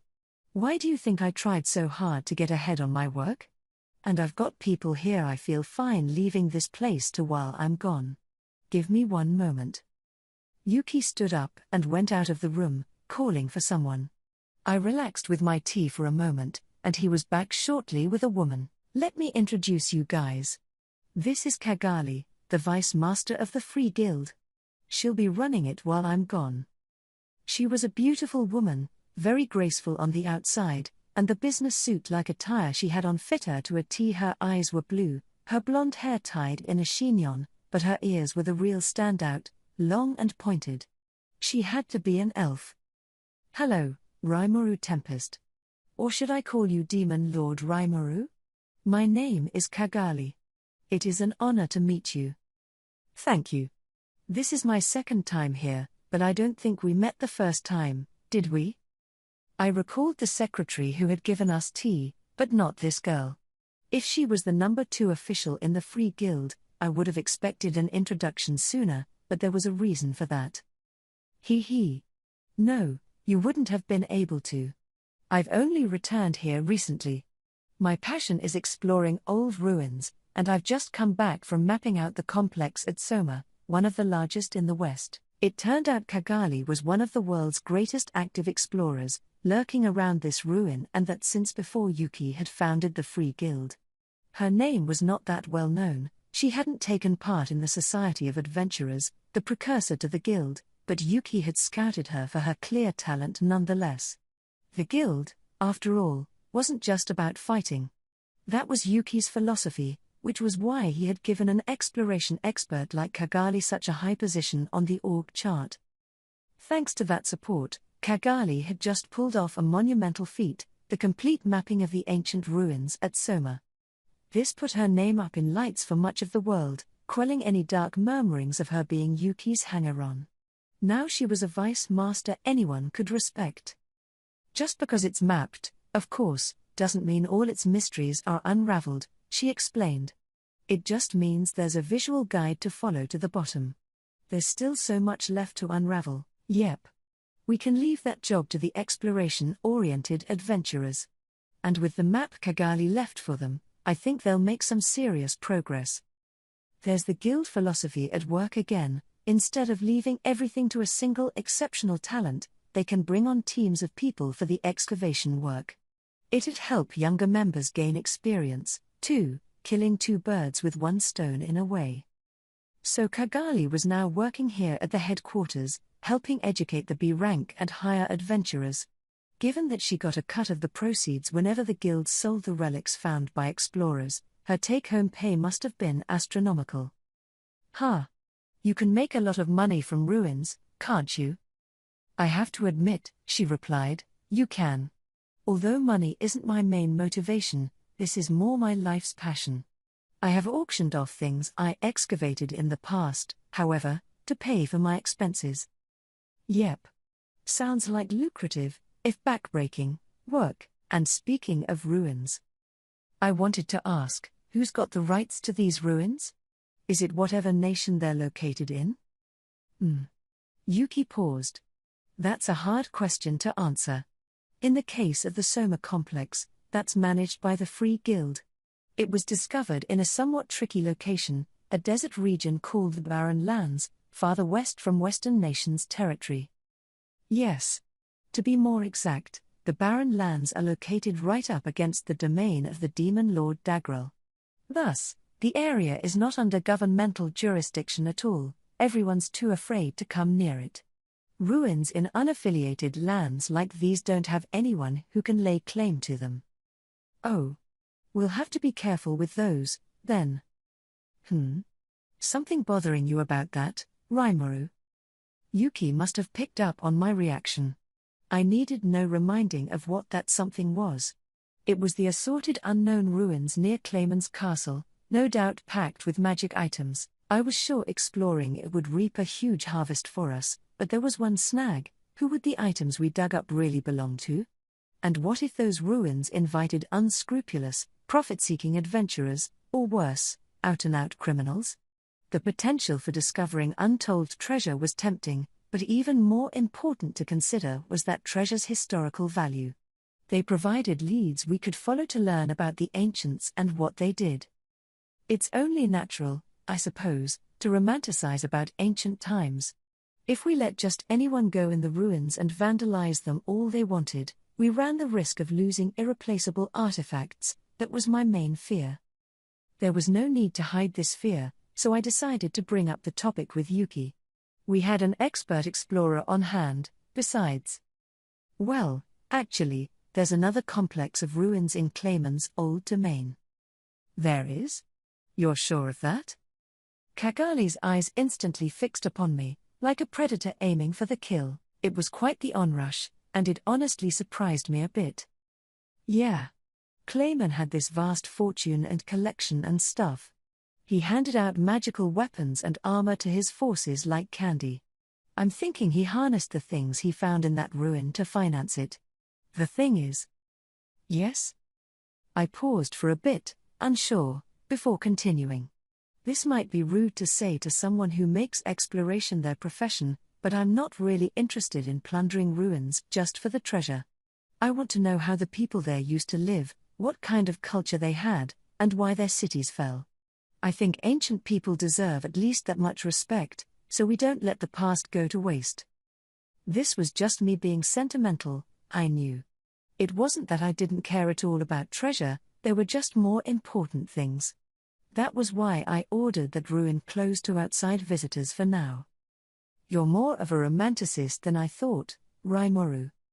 What do you mean, more than I thought? I've always been this way, Yuki, ha ha ha. Yeah, you're right. He smiled at me, convinced. You'd have to be, to come up with an idea like building a nation of monsters. Kagali, for her part, mulled this over for a bit before nodding. The predatorial drive in her eyes was gone, the intellectual spark now firmly back. I see. Certainly, that's a perspective I did not have. But I understand it. I am not a fan of seeing ruins get vandalized myself. We need to build the right sort of expedition team before we send them to Soma, of course. Maybe the romantic part of my thoughts didn't come across, but at least she saw the need to keep the ruins protected. Hopefully she could lead that effort. She certainly seemed like the right fit. So that just left one problem. Right. Well, the problem is, I'm the sole person responsible for caretaking Clayman's territory. The demon Lord Milim will eventually annex that land, but for now, it's being run by us, the people who defeated Clayman. I think it's fair to say he kept those ruins in pretty good shape, so I don't want to be the one who messes them all up. I think I'll have to bring this up with Milim. We need to make sure we're thorough with handling them. Oh, you aren't going to rule that territory yourself? It might be too much for me. It borders the Eastern Empire, and I don't really feel like, having to run a border defense line against them is a pretty tall order. We can't devote that many forces to it. Clayman's domain was a buffer zone with the Empire. It contained a road known as the Valley of Death that wound its way through rugged mountains, a dirt path, not paved at all, but it still provided passage between Clayman's lands and the Empire. The area was packed with undead creatures, but there was also evidence that Clayman's forces made regular use of the trail, suggesting that the Empire was carrying out some kind of plan of action through his domain. It wouldn't hurt to be on our guard about that. We could deploy the army over there, but we're running short on personnel right now. Managing the whole of the Forest of Jura took a vast amount of work. I was thinking I could leave Clayman's land to Milim, and if the Empire ever made any moves, I'd just let Milim handle everything. So if we wanted to explore those ruins, we'd need the Demon Lord Milim's permission? Yuki asked. I suppose so, yeah. I have a keen interest in them, but do you think we'd be able to avoid interference? Inquired Kagali. Oh, I'm sure she'd say yes if we asked, but knowing her, I guarantee she'll want to go in, too. That. I was sure that condition would make any would-be explorer hesitate. The general public, after all, feared Milim deeply. Kagali seemed disappointed, but she shouldn't give up yet. Milim would definitely come along, no doubt about that, But if I'm there, too, what's the problem? But, I was planning to explore those ruins anyway, so having an expert like you along would certainly put my mind at ease, Kagali, and since we've introduced ourselves to each other, maybe I could pay you through the Free Guild to help with that effort? What do you think? Meaning that you'd have the right to whatever we found, Rimuru? Well, we can talk about that. I have a museum in my capital, so I'd prefer to put it on display there rather than sell it off. But it's still gonna be Milim's land, so we'll have to discuss matters with her, too. It's hard to make a decision either way right now. I see. But you're definitely gonna stage an expedition sometime? Yep. Indeed, Kagali chimed in, if I don't have to worry about expenses, I'd be delighted to take that offer.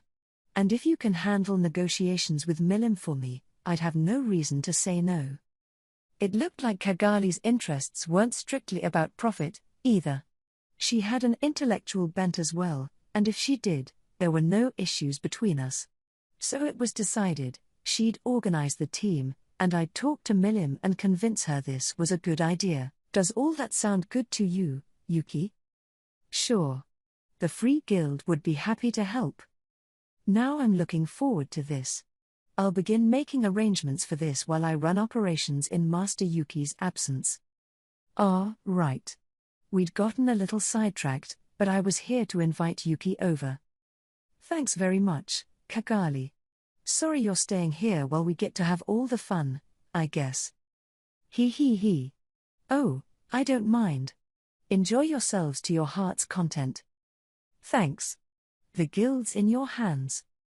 After saying our goodbyes, Yuki and I left the guild headquarters.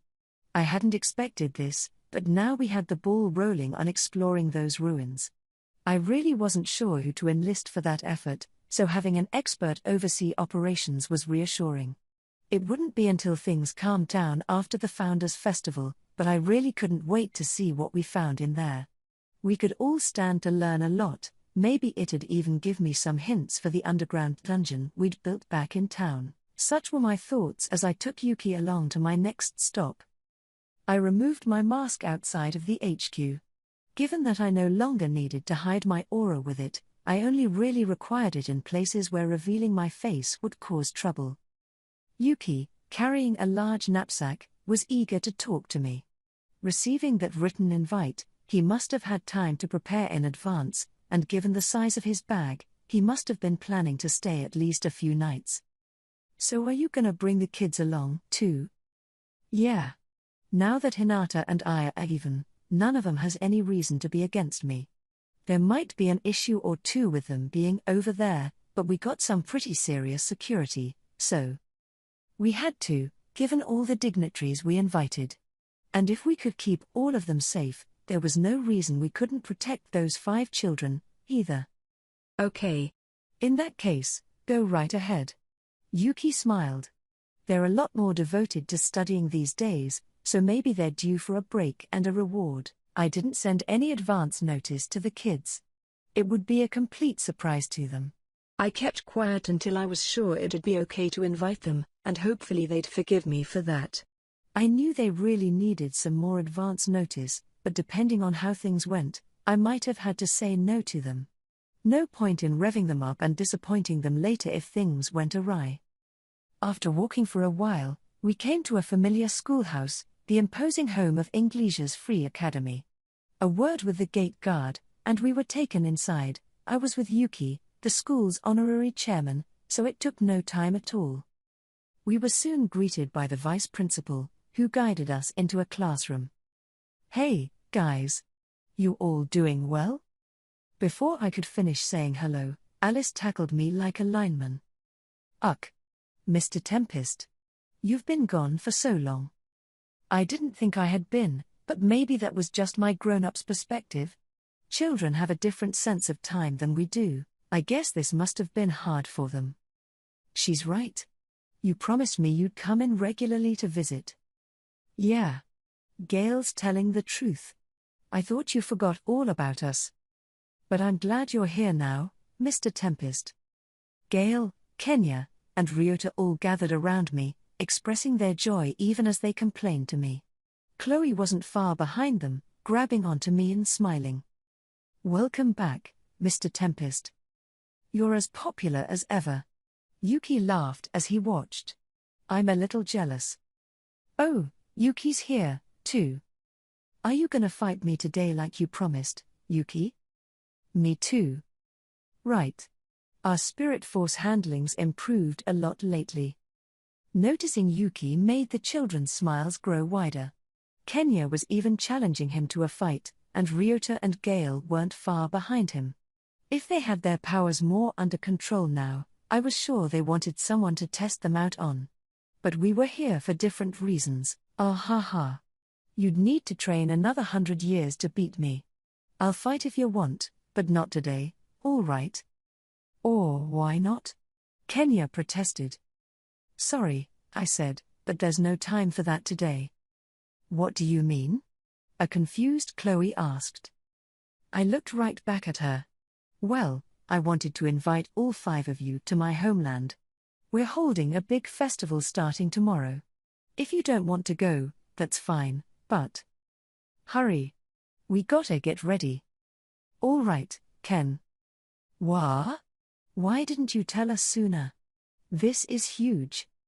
"Yeah, Mr. Tempest. How can you just say this out of nowhere?"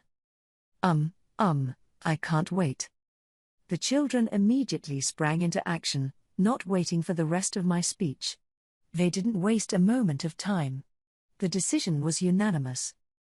"All you need to bring is a change of clothes, guys," I shouted as they scurried off. There was no response, all of them departing like a storm and shouting the whole way. The teacher presiding over class at the time was understandably a little confused as he watched us. "That's quite a surprise to see," he sighed once they were gone. "They've never been quite that friendly to me." "Ah ha ha. You're doing a great job with them. They're a little better now, but it takes a rare teacher to wrangle the likes of these kids." No, I suppose it's only natural that you need to prove your strength for them to listen to you. I hate to say it, but I think I might actually lose to them if I don't pay attention. There's no doubting the power they pack, no. By the way, the teacher didn't look familiar. He must have been hired on to replace me. "Oh, I'm sorry. My name's Rimuru, and I was teaching them before you. Sorry to interfere with class." "Ah, you are Rimuru.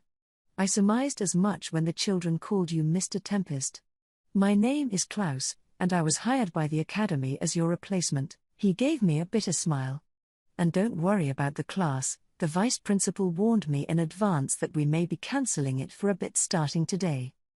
As Yuki explained, Klaus was once an adventurer, a hunting specialist with a rank of A-. He was now approaching 50 and considering retirement before very long. "Wait, you said you might even lose to them? They've gotten that strong?" "Well, what did you expect? They take pride in the fact that you trained them, sir." "Yeah," Yuki said, "if they snuck up on me, maybe I'd even lose." They must have grown a lot. That was impressive, especially in such a short time. It gave me something to think about, as a resolved-looking Klaus turned toward us. "So Yuki, I have a request." What's that?"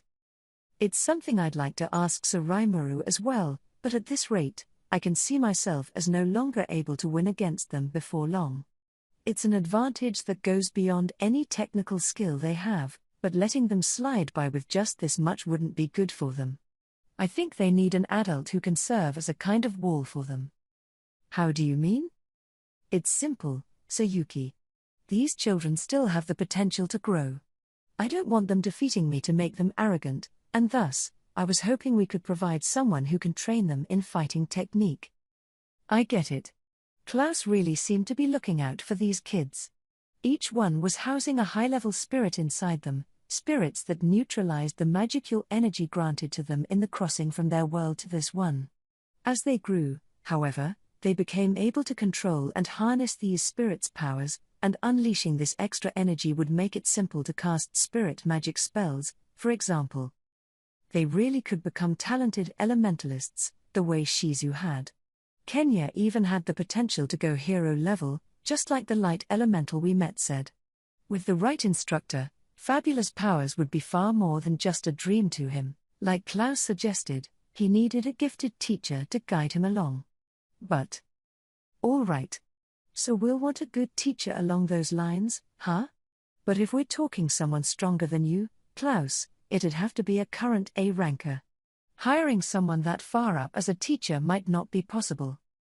Yuki was right. That was a problem.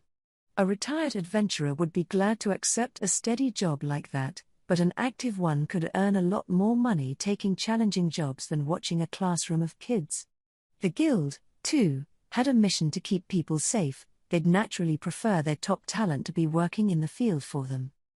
I imagine not, Klaus said with a sigh. If we're looking for someone ranked A or higher willing to work as a teacher, well, I sure can't think of anyone. I can certainly teach classwork and adventuring skills well enough, but he understood full well that this was a big ask. And, yeah, recruiting adventurers to teach must have been a pretty tall order, so I made another suggestion. In that case, I'm planning to start a school of my own back home. We got a lot of B-ranked dudes over there, and I could probably have old man Hakoro, my own teacher, serve as an instructor. When it comes to swordsmanship, at least, he's better than I am, so I'm sure he could teach them that much. Hakoro would be just fine when it came to sword skills. The children needed more instruction than that, of course, but whoa, Yuki marveled, that actually sounds great. Would you mind taking over custody of them for a while, then? Yeah, that's another idea. But they're still gonna need to learn life skills for human society from somewhere. Children learn a lot of these skills interacting with one another. Robbing them of that chance, I worried, could stunt their communication skills as they grew up. We'd be seeing more and more adventurers in Tempest over time, and their own children would probably be attending this school I pictured, but that wasn't likely to gain major momentum for another few years. Until then, they'd have to live in an environment with no other human children, and that struck me as problematic. Oh, because it's nothing but other monsters instead of human kids. Yes, that could be an issue. Yuki and Klaus had the same misgivings, nodding their agreement. I was glad we were on the same page with this, but I couldn't rest easy yet. There was something else on my mind. They could just travel to Tempest for instruction in battle. We have the teleportation magic for it. They could come over a few times a week if you like. But given their background, I think they better get some instruction in elemental spirits as well. This wasn't a problem, exactly, but still not something I wanted to compromise on. The elemental spirits within them helped protect their lives, to a large extent. If they wanted to harness their powers correctly, they'd need more core knowledge about them, knowledge I simply didn't have. Not to put too fine a point on it, but everything I knew about this world was gained strictly off my own experience. Me trying to explain elementals would be like you or I explaining how to breathe through words alone. I could go over logical facts and stuff, but I couldn't impart the real essence. I was reminded of the way Hinata and her paladins fought, a fusion of sorts between spirit magic and swordsmanship. It was a unique approach, and mastering it must require a deep understanding of spirits. If they could impart that to our kids here. And, when I think about spirits, I think of the paladins. Should we ask Hinata? I was thinking the same thing, but Hinata can be kinda scary, Well, true. She'd never allow the kids to take advantage of her, that's for damn sure. But I'm worried she'll be a little too harsh on them. That's hard to deny, yes. Yuki and I looked at each other and sighed. But we'd need to save this discussion for later. I could already see the children running back to us, luggage in tow. It was festival season. No point in pondering these thorny issues when there's so much fun to be had. For now, I could ask Hakuro about instructor work and worry about other matters later. It was procrastinating, I know, but we'd figure something out. So, following the same thought process I usually turn to for issues like these, I mentally switched gears and quit my worrying. Leaving the main gate into Inglesia, I set up a transport gate in a secluded location. This wasn't magic, technically, so I could deploy one without any magic circle required. Yuki looked at me rather coldly about that, but the kids were used to it. Mr. Tempest, if it's that easy for you to use these gates, then come visit us more often. It was Kenya complaining, and he was absolutely right. I apologized profusely to him. With all the stuff that had happened, it had been hard to find free time and I couldn't really guarantee anyone's safety, but no point telling him about that, it'd just make the kid all anxious. So, while dancing around the subject a little, I promised to go back to see them more often. On the other side of the gate, I took Yuki and the kids straight over to my favorite lodging in town, a private area, separate from the 4-star nobles' accommodations and reserved for our top officials. Yuki went off to his room, and as he did, I turned toward the children. I'm sorry, guys, but I still have some work left. You'll have to wait until tonight to see me, okay? Or. None of them was too excited to hear this. Quiet. I took a pendant out from my pocket, silencing them. I thought we could use this to play a game, but that lifted their spirits. They were eager to hear more, and once I was sure they were, I began to explain. You see this pendant here? It's kind of a free pass ticket to all the booths and stuff in the festival, starting tomorrow. Carry this around, and you can eat and drink all you want in the stalls, and you're free to come and go through any of the event halls you like, but just remember, there's an upper limit of 100 silver coins, use that up, and it's game over. You'll have to go back to your rooms then, and I'll give you homework as punishment. But if you've been doing your work up to now, I'm sure you'll be smart enough to stretch this out for 3 days. Sound like fun to you? I knew from the start that I couldn't watch these kids all day, so I thought up this tactic for them. That's what you normally did with kids at a fair, right? Give them an allowance and let them run free. I felt bad about not taking them around, but I figured the kids would have more fun alone anyway. And with CI's agents deployed across town, they'd have no trouble keeping tabs on them. This way, at least, I could let them loose on the festival without major concern. And, really, 100 silvers was a crazy generous budget. Most of the stalls and attractions didn't even charge you 1 silver, you'd have to make a concerted effort to spend that much in 3 days. I called it a game, but really it was just a premise I'd invented to set them on their way. Let's do it. I bet there's all this rare stuff to see. Can't wait, huh, Ken? Yeah, I can't. Thank you, Mr. Tempest. I'll buy something for you, Mr. Tempest. They were up for it, all bursting with anticipation. I gave them the pendant, returning each of their excited nods. It's always fun, I think, that anticipation before a big event. I also thought about telling them Ramirez was in town but decided against it. I planned to introduce them after the fest anyway, so no need to hurry things. Besides, all the kids, Kenya and Alice in particular, were already busy planning out the next 3 days of fun. The servants at our lodging would take care of the rest of their needs, I figured. Okay, guys, if you need anything, just ask the hostess in charge here, alright? And I doubt you'll need to, but if you have to contact me about something, just hold that pendant tight and think hard about me. It'll trigger a messaging magic. Okay. They all shouted back. Good to see them so eager. And with that, figuring I would be in their way beyond this point, I left their room. Now I had wrapped up all the necessities. I had a little time before the pre-opening, so I thought I would take a quick break in my room before it began, but the world had other plans for me. So Rimuru, the hero Masayuki's party has arrived outside of town. CI quietly appeared to whisper the news into my ear. A hero, huh? What kind of dude could this be? I thought over the possibilities as I came by to greet him. As I did, I could see several elves getting jostled around on a large wagon. I had heard they were freed from that Orthrus ring, and I guess the news was true. It was a pretty fancy wagon, too. They must have been treated well post-rescue. On another, smaller covered wagon was a boy with blonde hair, sitting in the cabman's seat with another man holding the reins. Was that Masayuki the hero? He looked Japanese to me, but with the rounded lines to his face, there might have been something in his blood from elsewhere. That sort of pop idol look, you know. Silky blonde hair, almond-like eyes with double-fold eyelids.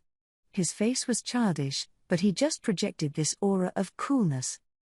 The girls must have loved him, but frankly, he didn't look very powerful to me. You can't judge a book by its cover, though. He was definitely an otherworlder. I could see it in the faint heroic aura he emitted. It was meant to be intimidating, but it didn't work on me. Bracing myself, I retained my cool as I turned my eyes toward Masayuki. The party must have noticed me just then, slowing down and coming to a stop in front of me. "You're the Demon Lord Rimuru? Funny to see you personally greeting us at the door." Well, Sir Masayuki is a renowned hero. Not even a demon lord could afford to ignore him. He. What do you think, Masayuki? Wanna settle things right here and now? Sheesh, that was sure friendly of them. I was glad they'd rescued those elves, but what did I do to deserve getting dissed like that? Well, gotta bottle it up. Anger right now would be ill-advised. I was trying to frame myself as a helpful, harmless demon lord, on good terms with Hinata and everything, and no way I could let that effort go to waste. Ha ha. Harsh words from the hero's friends. Well, out of appreciation for you rescuing our countrymen the elves, you are free to enter and stay in this town. I could even prepare a house for you, if you want, and feel free to stay as long as you like. But just so we're clear, I'm not interested in settling anything right now, all right? There were merchants around us. I decided to take a friendly, humble route. It didn't exactly provide the results I wanted. Ha ha. Look. The demon lord's afraid of you, Masayuki. The large, semi-nude man who took the reins roared in laughter as he looked down at me. I understand you are seeking friendship with us humans, but I'm unsure how much I can trust this. The rumors say that you're the one who schemed to topple the government of Farmus. Perhaps you've managed to trick Hinata the Saint well enough, but don't expect to be so lucky with Masayuki here. Talk about turning a deaf ear. They were hell-bent on making me out to be the villain, it looked like. But oddly enough, the hero himself still hadn't said a word. He had tried to, but every time, one of his companions would speak up first. To be honest, they were acting more like groupies. Humph. The evil must be dispelled, if you ask me. Sir Masayuki, defeat this demon lord at once and bring peace to. Guys, I'm telling you, we've already got peace. The nearby merchants were giving me confused looks, no doubt totally lost. If I didn't put my foot down, I felt like there might be repercussions. But I couldn't really stage a fight here. Before I could get too worried, however, someone tossed me a life ring. What are you guys doing? Yuki, in a fresh set of clothes, had already heard the commotion. Oh. Yuki. For the first time, Masayuki spoke up, and from the sound of it, he had been hoping for divine intervention as well. But his companions weren't having any of it. Well, hello there, Yuki. Why's the master of the guild himself keeping tabs on a demon lord? I'm not, Jinrei. Guys, Rimuru seriously wants us all to get along, okay? And as proof of that, I'll point out the fact that you're all still alive. So the larger guy was named Jinrei. Yuki explained to him about how I'd fought Hinata to a draw and that I'm not a bad demon lord. It didn't convince all of them. What do you mean by that? The way you describe it, are you implying that Masayuki is weaker than Hinata the Saint? Don't be that harsh with him. A mere demon lord could never stop Sir Masayuki. And even the guild master could never be forgiven for insulting him this way. Masayuki himself was still silent. He sure had some extreme fans. Yeah, Yuki, like Bernie and Juru said, don't treat Masayuki like a fool, all right? I dunno how strong Hinata's supposed to be, but a draw's the best she could do against this guy. In that case, it's time for the headliner to make his debut, ain't it? Masayuki could whip this demon lord easy. The lauded hero looked like he wanted to be somewhere else right now. Maybe he didn't seek conflict with me at all, then? Yuki, realizing this himself, stepped up to assuage his friends. Guys, calm down. Like I told you, Rimuru isn't hostile against us. There's no point fighting him. But he's a demon lord, ain't he? Who knows when he might hatch some nefarious scheme. And with the Western Holy Church sitting on the fence, ain't it about time Masayuki shows everyone just what kind of hero he is? No, I'm telling you. I see. I could understand where this guy Jinrei was coming from, actually. I was a demon lord, and he didn't trust me. And sure, if you weren't familiar with me yet, maybe you'd feel the same way as Jinrei did about me. I still didn't know what the so-called hero thought of all this, but at this rate, we'd never come to terms. So I decided to accept the challenge. But all right. In that case, I've got a suggestion. We're planning to hold a battle tournament at the festival starting tomorrow. If you enter it and emerge as champion, I'll gladly accept your challenge. That, and you'll be able to prove your strength to everyone there. Not a bad offer, right? I'll take the challenge, but before that, I wanted Masayuki and his team to enter the tournament. It'd help me learn how they fought, and for that matter, it might show that I shouldn't bother with them in the first place. A pretty shrewd idea, I thought, although I wasn't sure which of them would get to fight in the arena yet. I had planned to restrict the competition to fighters ranked below A, as I was still a little anxious about the arena's structural integrity. It did just fine against magic from high-level elementals, which was special A stuff, but hey, if it crumbled, we'd just build it again. As long as we made sure no onlookers got hurt, us duking it out there shouldn't be a problem. Oh? You're in that much of a hurry to embarrass yourself in public? What do you think, Masayuki? You should accept the offer. It'll help spread your name far and wide. Yes, let's prove you're on the side of justice, in front of the very people you must keep safe. Yeah. Masayuki's attendants were all gung-ho about it. Masayuki was not. His eyes darted around, seeking an escape. Was this dude really all right? This wasn't, like, just a huge bluff or something, was it? Nah, it couldn't be. This gang apparently crushed Orthrus, which CI described to me as one seriously dangerous organization. That's not the kind of feat you could bluff your way through. Even if he was a big faker. I mean, hell, he could say no anytime. Well, all right. I accept your invitation. Guess I really was overthinking it. After a few moments spent in thought, he said yes. Whoa, you sure about that, Masayuki? A worried Yuki asked. The hero smiled slightly. Oh, I'll figure something out. It ought to be just fine. It always is. That's a lot of confidence. Especially considering I'm right in front of him. Very good, I replied. And this being a tournament, there's not gonna be any killing, all right? Keep that in mind for me. Humph. Who do you think you're talking to? Let's go, Masayuki. We'd better rest up for the big day tomorrow. Yes, Masayuki. Considering all the onlookers here, no way this demon lord's going to chicken out now. And don't worry. We'll keep a close eye out for anyone trying to poison or assassinate you. Anyway, we ought to get going. Better find out when the tournament begins. Rimuru, Yuki said as they left, you aren't really going to fight Masayuki, are you? I don't know yet. I mean, do you think he could win the tournament? That's what I'd like to know, Yuki sighed. He's won a couple Englischer battle tournaments in a row, and honestly, I've never heard of him losing against a monster before. A lot of his strength is still an unknown to me. I could read it on his face. This was something he did not want to deal with. Well, whatever happens happens. But let's give this a positive spin, huh? Having a bona fide hero in my tournament's a mark of prestige. It's all about perspective.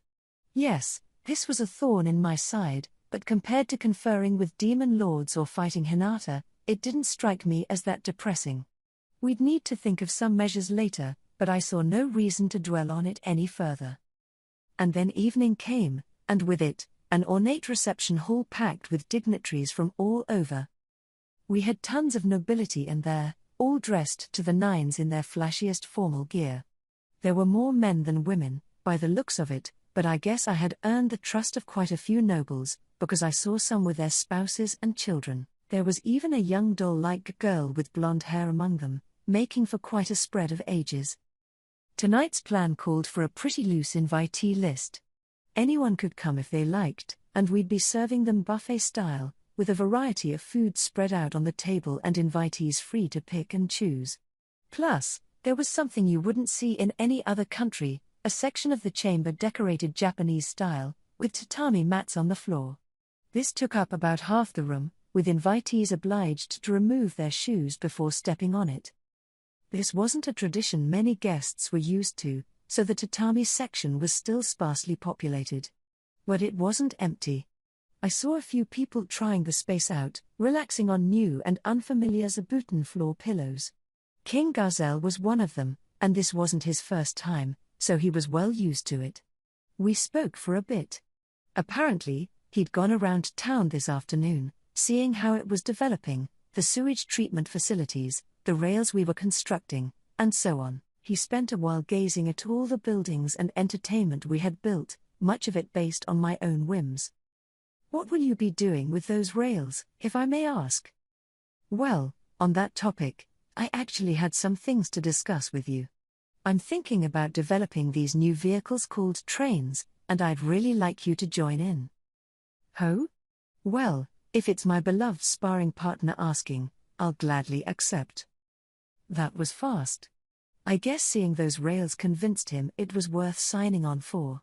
If anything, I bet he would have insisted on joining, even if I told him he couldn't. No need for that, though. "Excuse me," I heard someone say as he sat nearby. This was Yom, another familiar face, and he just womped himself down right in front of King Gazelle, who greeted him with a grin and deftly poured some wine into his cup. It was surreal to watch the king of a brand new nation chatting with someone like Gazelle. No doubt the sight would make some people rethink their opinions of Yom. The three of us chatted about this and that a while. Gazelle's main purpose here was to show people that we were friends. The more intelligent people watching us would have to raise their opinions of Yom and me. Here, they'd think, we're two people the Dwarven king obviously respected, and that, in turn, would give us more leverage at the bargaining table. In effect, Gazelle was providing support fire for us. Of course, I was sure he'd scrutinized what we talked about before, making calculations to ensure the Dwarven kingdom stood to profit from it. But I still definitely appreciated it. It reminded me all over again that in Gazelle, I had a trusted confidant. Some of the attendees had a chance to try out our large public bathhouse before the party. It was generally warmly received, the bath attendant fielding all sorts of questions. Bathhouses already existed in the larger nations of the world. The novelty here was the hot spring water itself, I assumed. We kept careful tabs on the healing properties of the minerals and such it contained, so now it could be easily replicated. A number of nations asked if we could bring a bath like this to their homeland, and I plan to reply to this customer commentary at a later date. My answer was always going to be sorry, come visit us again, but regardless. A few of our bath customers were in the tatami space now, relaxing in the light yukata kimono we'd provided. They were quite muscular folks, discussing with one another what they had seen and experienced. One of them wanted to speak one-on-one with me, but I just didn't have the time to get to everybody in the chamber. I thus reached out and greeted those I was able to, timing-wise, as I made my way to the seat of honor. Many of the people here were seeing me for the first time. I felt a lot of curious gazes upon me, people who turned pale upon learning I was a demon lord, and people all the more curious and observant upon hearing the news. I was still not used to so much attention at once, so I gave them all quick hellos before reaching my seat. It was time to officially get this party started. First off, thank you for coming here today. My name is Rimuru, and as you all know, I have recently been appointed a demon lord. However, tonight isn't the night for intense political discussion. I hope that all of you here will enjoy the food of our nation that we'll present to you tonight. I was never one for long speeches, so let's begin. Everything was set to go. Food is an integral part of good hospitality. Hopefully the sincerity behind it came across to everyone. Each table had a waiter attending to it. Vesta had drilled them on how to divvy up the available food upon request. What he taught them, about how everything came down to providing the best possible experience for our guests, was about to be unleashed on the public. My speech over, I lifted my cup in a toast. The eve of the festivities was underway. The cold beer, for one thing, led to loud cheers and applause. I figured it would. If your alcohol consumption involved not much carbonation, Tempest's beer must have been a huge surprise. I mean, it's ice cold. I instructed everyone thoroughly on Japanese-style service here, chilling the glasses and everything. I couldn't compromise on that, for my own sake. Even better, I had lovely elven girls pouring for me. No one was forcing them to, okay? They'd personally volunteered to help out, and we were letting them. And they were a big hit, too. Having such beautiful elves going around the hall with drinks, wearing yukata, was no doubt quite attractive to people only familiar with women in dresses.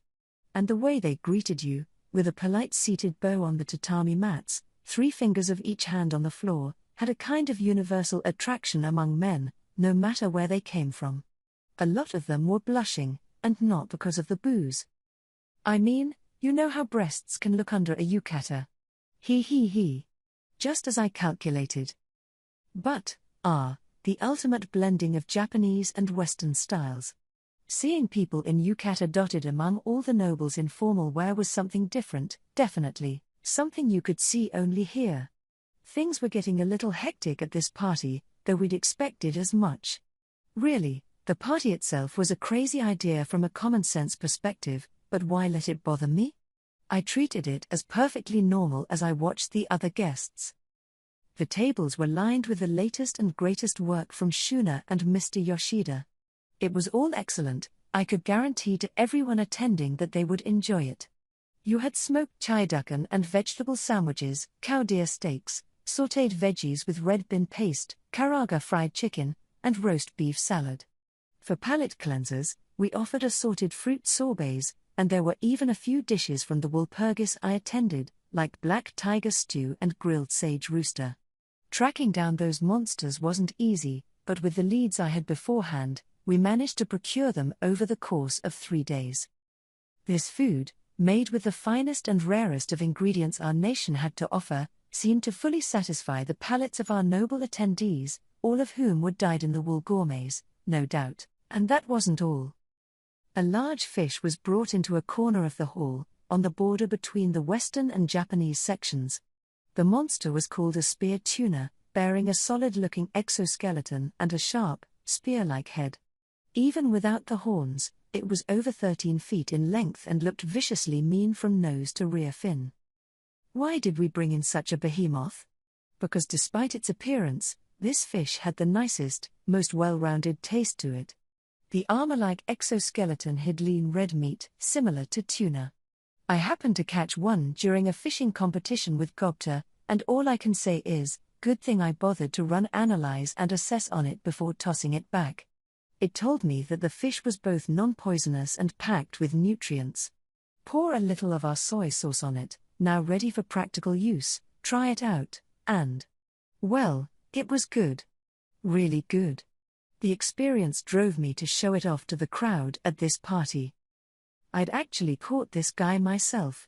I had grown pretty adept at moving in the water by now, and it was a good experience for me. I'd have someone else handle that next time, of course, but either way, this was a freshly caught spear tuna. Meanwhile, Hakuro cut and trimmed it for me.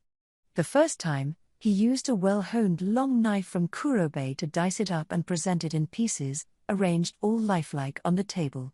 This time, however, he'd be performing for a crowd, so he took his time, slowly slicing up the body. Deftly avoiding the spear tuna's solid exoskeleton, Hakuro's knife ran through it like butter. It was the most artistically beautiful dissection I had ever seen. Even Shuna was surprised at his dexterity. Put a knife in his hand, and he truly had the air of a craftsman. Shion, behind me, really wanted to help out with the knife I had gifted her, but I dissuaded her from the idea. The reason should be obvious. I couldn't feed inferior goods to a group of world dignitaries. This wasn't something I could joke around with. Xian was my secretary/bodyguard, and I wanted her to stick to that. How did the crowd respond? Well, more than a few were surprised, even scared, of the vicious-looking sea creature when it was first brought in. But as Hakuro's trimming unfolded, looks of joy started to creep over their faces. Then the head came off, the body was cut into 4 sections, and the dishes slowly filled up with the resulting sashimi pieces. In the center were the fattier cuts of white sashimi, the red pieces fanned out around it. The mere sight of that made me salivate, but the crowd, most of whom had never had anything like this before, was a little more nervous. As they continued to watch, Hakuro began to make sushi out of some of the pieces. This feat, I wasn't expecting. White rice, cooking sake, vinegar, mirin, and soy sauce. We had all of those now, and they added incalculable depth to our cuisine, as was clearly being demonstrated here. But, man, I never thought I'd get to eat real sushi in this world. Apparently, Hakuro's grandfather had told him about it when he was young, but, phew. I sure felt for that guy. Coming to a world like this, and all he could think about was sushi, this thing he'd never enjoy again in his lifetime. He must have had so many regrets. Compared to him, I had it damn lucky. Like Hinata told me as well, trying to replicate Japanese cuisine in this world was, to say the least, a challenge. Hakuro's granddad, though, huh? I remember him described as an otherworlder named Byakuya Akari. Did he live back in, like, the Edo era, maybe? Samurai and shoguns and so on? I doubted he was a sushi chef himself, but when could he have been born? But, it doesn't matter. Gotta live life in the now. The buffet table was alive with chatting guests. The food was a hit, everyone raving about it. Shuna and Yoshida had given everything they had to their team up, so I'd say they deserved all the praise they got. On the other hand, the sashimi and nigiri sushi Hakuro made for the crowd was still being wholeheartedly ignored. Maybe the terrifying sight of that spear tuna was a little too stomach-churning to whet their appetites. I spotted at least one show-off telling his friend, "Good heavens, that's an A rank," and so on. There's one trivia whiz in every crowd, isn't there? But, Commande, it was freshly cut sashimi, there was no way it could taste bad. I wished they wouldn't act so boorish and give it a try, at least. In this world, you could detect poison in food without eating it first, so everybody here knew that wasn't a concern. The visuals must have convinced them this was some kind of low-grade garbage food. Well, if nobody was willing to step up to the plate, it was time for me to lead off. "I'll take one." By all means. Hakuro was kind enough to whip up a new piece of Toro fatty tuna for me. I placed some soy sauce on it and popped it in my mouth. The combination of fragrant wasabi and the tuna's melt-in-your-mouth umami came together, forming an explosion of supreme taste. It was so good. So good. I mean, I'd been to crazy fancy places in Ginza before, and I'd never had anything at this level. "This is amazing, Hakuro." "That it is, I'm sure. I was concerned such fine fish may not last long tonight, but I fear the audience reaction is a tad disappointing. It will be something to look forward to over drinks tonight, though, no doubt." Hakuro and the rest of the staff would eat after the guests left. He must have been hoping for some spear tuna to enjoy with his sake later. And he was right, the snub from the guests was a pity, but if he'd made this for himself anyway, then no harm, no foul. In fact, he almost seemed to want them to hate it. Unfortunately, it was Hakuro who had to be disappointed. "Would you make me a piece of tuna underbelly without the wasabi, please?" Well, who's this? Someone with a lot of guts, asking for the utoro, arguably the best part of the whole tuna. And no wasabi. What are you, a child? Oh, shut it, I don't like that sting in my nose. It was Hinata, dressed in a simple night dress and acting a little too big for her britches for my taste. ordering sushi like it was her divine right. Too bad there isn't a little more variety. And now she was complaining about that? First no wasabi, then a larger menu? Okay, I'll grant you that not everybody's on the wasabi bandwagon. It can be tough if you've never had it before. I asked for no wasabi up until around middle school age myself. But as a grown-up, a real connoisseur knows how to enjoy the flavor of the wasabi as part of the package. What do you mean a real connoisseur? What's that even matter? If it tastes good, it tastes good. She was chortling at me now, but she was right. God damn it. Why does Hinata have to be so rational about everything? So she picked up the plate from her koro, beaming. Slowly, she placed a piece inside her mouth, closing her eyes. This, really is excellent, first sashimi and then sushi. It rankles me, but I have to respect you, Rimuru. Sounds like a satisfied customer. She savored the tuna, a look of joy on her face. Right, said Yuki, coming up from behind, I'll have one, too. Oh, and with wasabi, because I'm not a kid. Given the jab at Hinata, he must have been observing us for a while. I knew he had sampled quite a bit from the buffet, but he must have still been just as hungry. Taking a plate from her koro, he finished off the contents fast, no doubt waiting for this moment. Whoa. It's just melt in your mouth. Man, getting to eat sushi this good, over here. It's honestly kind of moving. He was already reaching for the sushi as he spoke, a smile on his face. It certainly is different from freshwater fish, countered Hinata, is it not? You know, I asked the Free Guild for fish like this, but they turned me down, and I can't magically transport them to me. I had given up on it. But this definitely brings a little more joy to my life. Apparently, Hinata had missed seafood so much that she'd asked Yuki to bring some over to her.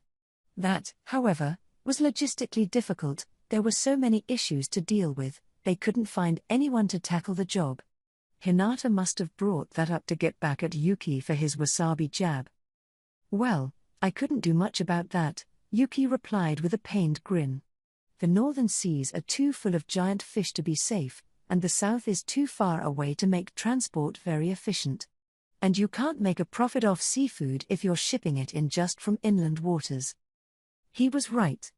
Logistics in this world were still pretty weak. As I expected, inlanders had almost no chance to sample fresh fish. Getting seafood to them was just too difficult. Wagons could carry only a little at a time, and temperature control was a major hassle.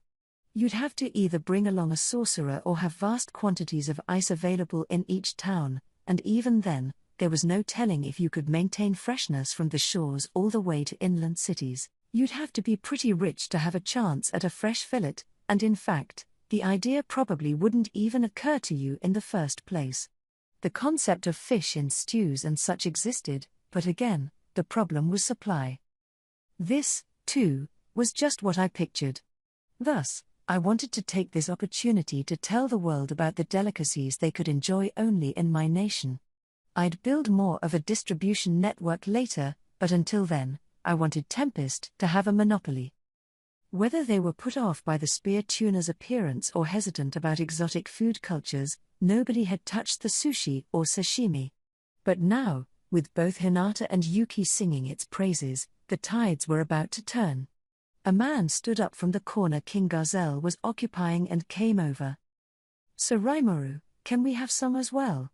he asked. If I recalled correctly, this was Dolph, captain of the Pegasus Knights. "Certainly, go ahead. I'll have it brought over."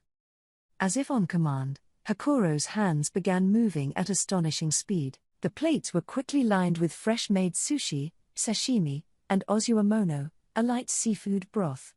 These were brought over by our elf girl waitstaff, all arranged in a neat row in front of Gazelle, Yom, and the others seated on their pillows. Now, for the big moment. How would they react? Excellent as always. Ka. This is good. With a swig of chilled sake, Gazelle grabbed a piece of sashimi, and it certainly didn't seem to disappoint him. Yom, meanwhile, was enraptured at his first bite, expressing himself in his usual honest, and very unnoble, way. The rest of their friends had similar praise for it.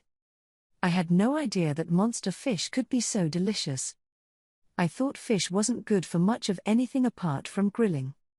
Hey, if it tastes good, it tastes good, you know. Yes, and certainly Sir Rimuru has never brought us anything short of excellent. Good, good.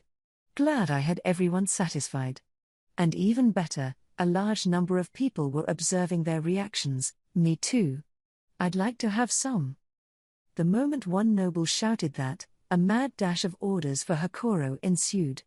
Now it was a big hit, one that made Hakuro happy, if a little regretful. Yeah, I wasn't so sure he'd have something to enjoy with his sake tonight after all. I actually have another spear tuna on hand, let's surprise him with it afterward. After Hinata and Yuki kicked off with their light banter, they were exchanging heated opinions about every other topic in the world with each other, drinks in hand. It was hard to tell if they liked or hated each other, but their little debate over wasabi had turned this offering into a success story. It wouldn't be nice to interrupt them now, so I resolved to thank them later. So the party continued. So far, I'd call it a big success. All the food, Western and Eastern style, was earning raves. This was a come-if-you-like thing, nobody's attendance was required, but a lot of people showed up anyway. If we kept up relations with them all, I'd have to be sure to dangle these foodstuffs in front of their eyes and tell them we could get a regular supply going. This much, too, was as I'd planned it. This kind of on-the-ground PR was my job. I'm not just here to live it up and dine on the hog, no. I'm not extravagant and selfish, that was all prep work for a chance like this. But enough excuses. In that way as well, the event was proceeding as planned. But then... You urgent news, sir. A soldier burst into the room. I guess we had a problem. As one would expect, there were guards posted all around this reception hall, including the personal bodyguards of the political figures inside. The area around the building was thus full of people, and if there was an issue out there, it was likely to be a serious one. What's up? What happened? I spoke slowly to the soldier to calm him down. I'd love to run out and see things for myself, but I couldn't act agitated right now. But before the soldier could answer, a large contingent of bodyguards from all manner of nations tore into the room at great haste. Seriously, what was going on here? Our security program was supposed to be perfect. If we had an incident on our hands, something seriously went wrong. I didn't sense any particularly large or approaching, this wasn't a monster attack.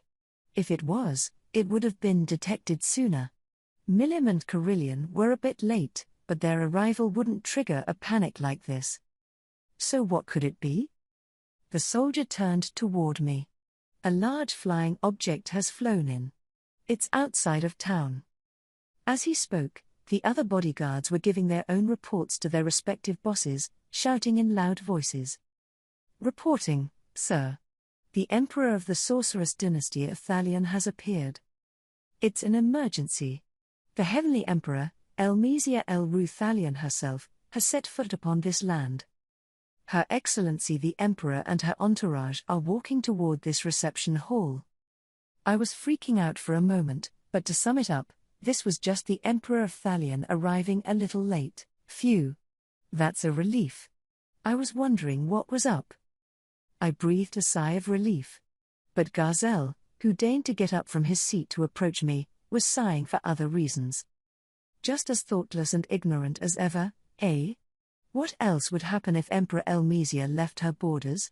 I know we're all trying to gauge one another at this event, even me, but the Emperor herself is simply too much to handle. I am sure even those not in attendance tonight are hurriedly sending missives back to their homelands. What do you mean? I wanted more details, and Gazelle was just waiting for the chance to give me some. He just loves to go on about all his knowledge in front of me, like some kind of genius, but it did help me, I realized, so I resolved not to complain too loudly. As he put it, the Sorceress Dynasty of Thalion was a large country, one as strong as the armed nation of Dworgen, despite being fully independent with no involvement in the Council of the West. Plus, as the term dynasty suggested, it was a federation of 13 distinct kingdoms. In terms of power, the Council of the West was definitely the biggest force out there, but given its parliamentarian system, it couldn't immediately carry out policy at a moment's notice. Dworgen, on the other hand, was a monarchy under Garzel, so while it fell behind in overall power, its statement still held sway with the Western nations. The same was true of Thalion. Elmesia holds immense power in Thalion. She's hailed as a descendant of divinity, and she's the one who declared herself Heavenly Emperor in the first place. I don't know how divine she is, exactly, but it's absolutely true that Thalion was founded by a high elf named Elmesia. That woman's been around for longer than Thalion itself. It wasn't even remotely on the same scale. Dworgen's history extended back for 1,000 years. Compared to that, it was said Thalion could trace its roots back over 2 millennia. Do you see what I mean now, Rimuru? Even I have to be respectful to Elmesia. And imagine if you were a human, with your short lifespan.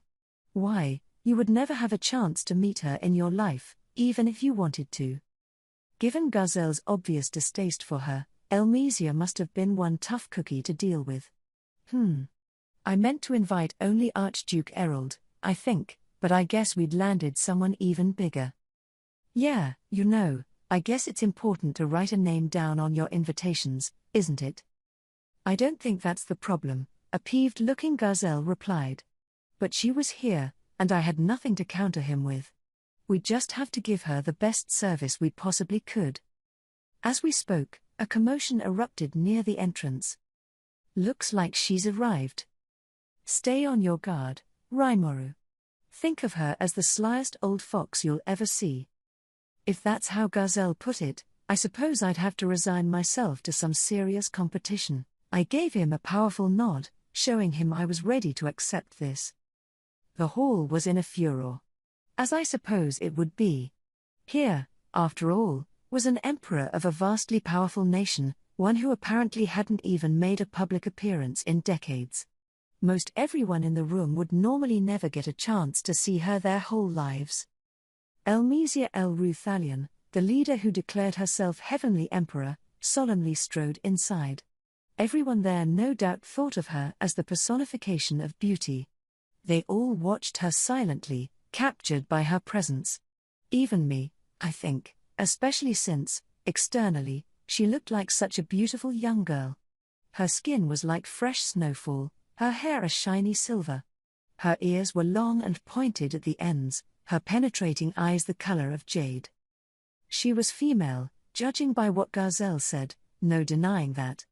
Are high elves purebred from the fairy races, then? If not, then they must be closely related. Fairies came in all sorts of types, I suppose, but some were descended from the high-ranking spirit classes, and maybe this Elmesia was an example of that, a menace from ancient times. No wonder Garzel was wary of her. And we had to watch out for her entourage as well. Each guard practically oozed power. They were dressed in ceremonial gear, but even that stuff was all magically charged. All legend class, I'm sure. It was strength on the level of Hinata's sword, Moonlight, and it was coming from their clothing.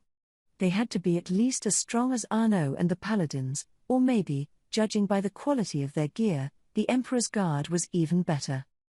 It's a big world out there, I thought.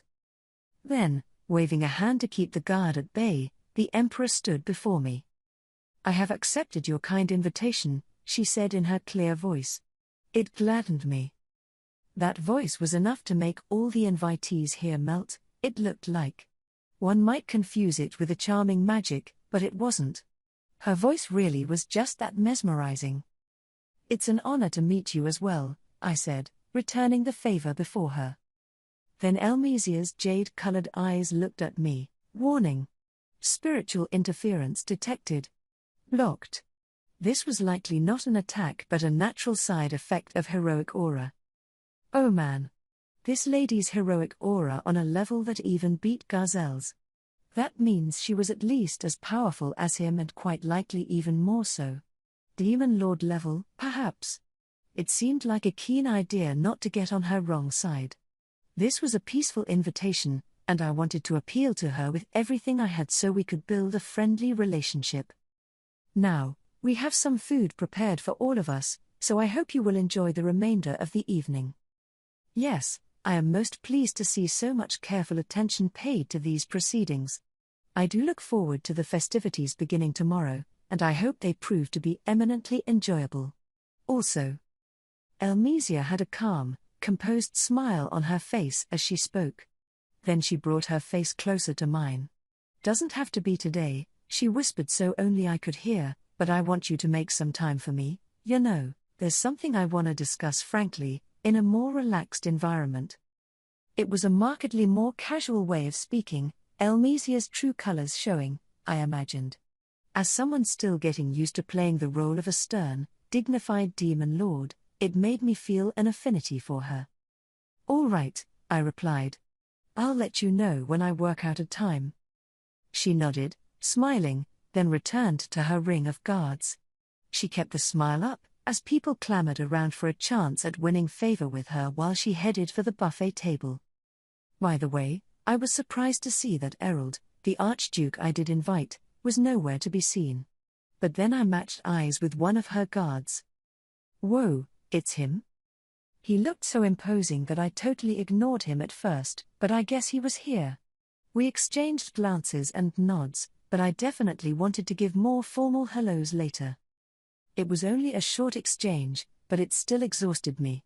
Fortunately, Elmesia was now distracting people's attention away from me, so I decided to kick back in the tatami mat section. I had assumed this would be a chill little open invite event, but now I had some real power brokers in here.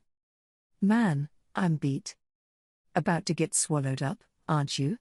Better keep yourself sharp, or else that old F." Garzel stopped himself, taking a swig from his chilled sake to change the subject. I'm guessing the even chillier stare from Elmesia was the reason. I'm sure I wanted to know what he almost said there, although I could venture a guess. Good thing he didn't finish the sentence. Elves have pretty good hearing, and loose lips sink ships, as they say. I'll need to be careful, too. But regardless, time to unwind. I toasted with Garzel and Yom, opening things up with some chit-chat. Unfortunately, I couldn't relax for long. There was further commotion at the entrance, another celebrity appearance, by the sound of it. "Looks like she's finally showed up." "She sure has," I replied to Shion with a nod. I was worried she'd be too late before long. I prepared to give my goodbyes and stand back up. "Oh, Milim's here?" Yom said, recognizing her. "Man, she's painted up all pretty tonight, huh?" Ever since they had a bit of a tussle, Yom had kindled something of a dislike for Milim. The fact he managed to keep it just a dislike probably spoke volumes about his personality. No way any normal person could speak of a demon lord as painted up like that, I don't think. I really had to hand it to him. "I see. Bring in the demon lords, eh?" Garzel's eyes were sharpened on Milim as well, but it took Yom to tell him who she was. But I'm sure a few other faces by the door were more familiar to him. After all, she was being led in by members of my own staff, Benimaru, Diablo, Geld, and Gable. Now the Dwarf King looked nervous. And why not? This quartet was guiding 10 people inside, Milim included. She was taking the lead, with 2 attendants on either side, a bald man named Midre, the head priest of the Dragon Faithful and a fighter worthy enough to earn praise from Benimaru. The other robed attendant was more easygoing. That must have been Hermes, the guy Gable had fought against. Behind this trio were 2 former demon lords, Carillion the Beast Master and Frey the Sky Queen. Carillion looked just as majestic as always, and Frey was in a dress I could describe only as provocative, turning heads all across the hall. Both of them, to be sure, struck an almighty presence. Trailing Carillion were the 3 lycanthropeers. This was the first time I'd seen Phobio in a while. He looked a bit thinner than before, but I was glad he was well. Frey, meanwhile, was attended to by a pair of beautiful identical twins, their blonde and silver hair suiting them well. I had heard of them, they were the twin wings, her closest servants. I hadn't realized they were actual twins, but I was sure they were two powerhouses in a fight. In this group, we had a set of massively powerful rulers, all declaring Milim to be their new queen. Nobody could hide their nerves around them, and I could see why. Yep, I told Gazelle as I stood up to greet them. I'm gonna go say hello. The moment Milim saw me, she burst into a broad smile. He. The day's finally here, she shouted. Can't wait to see the kind of food that'll make Midre moan with excitement. Not a problem, I replied, voice low. But isn't anyone angry with you? Milim had spent much of the lead up to this festival poking around my dungeon and generally avoiding Frey as much as possible. She had been here in town until yesterday, in fact, and they were all late arriving today. This suggested Frey was livid with her, and I was concerned about that. Oh, no worries there, she whispered back.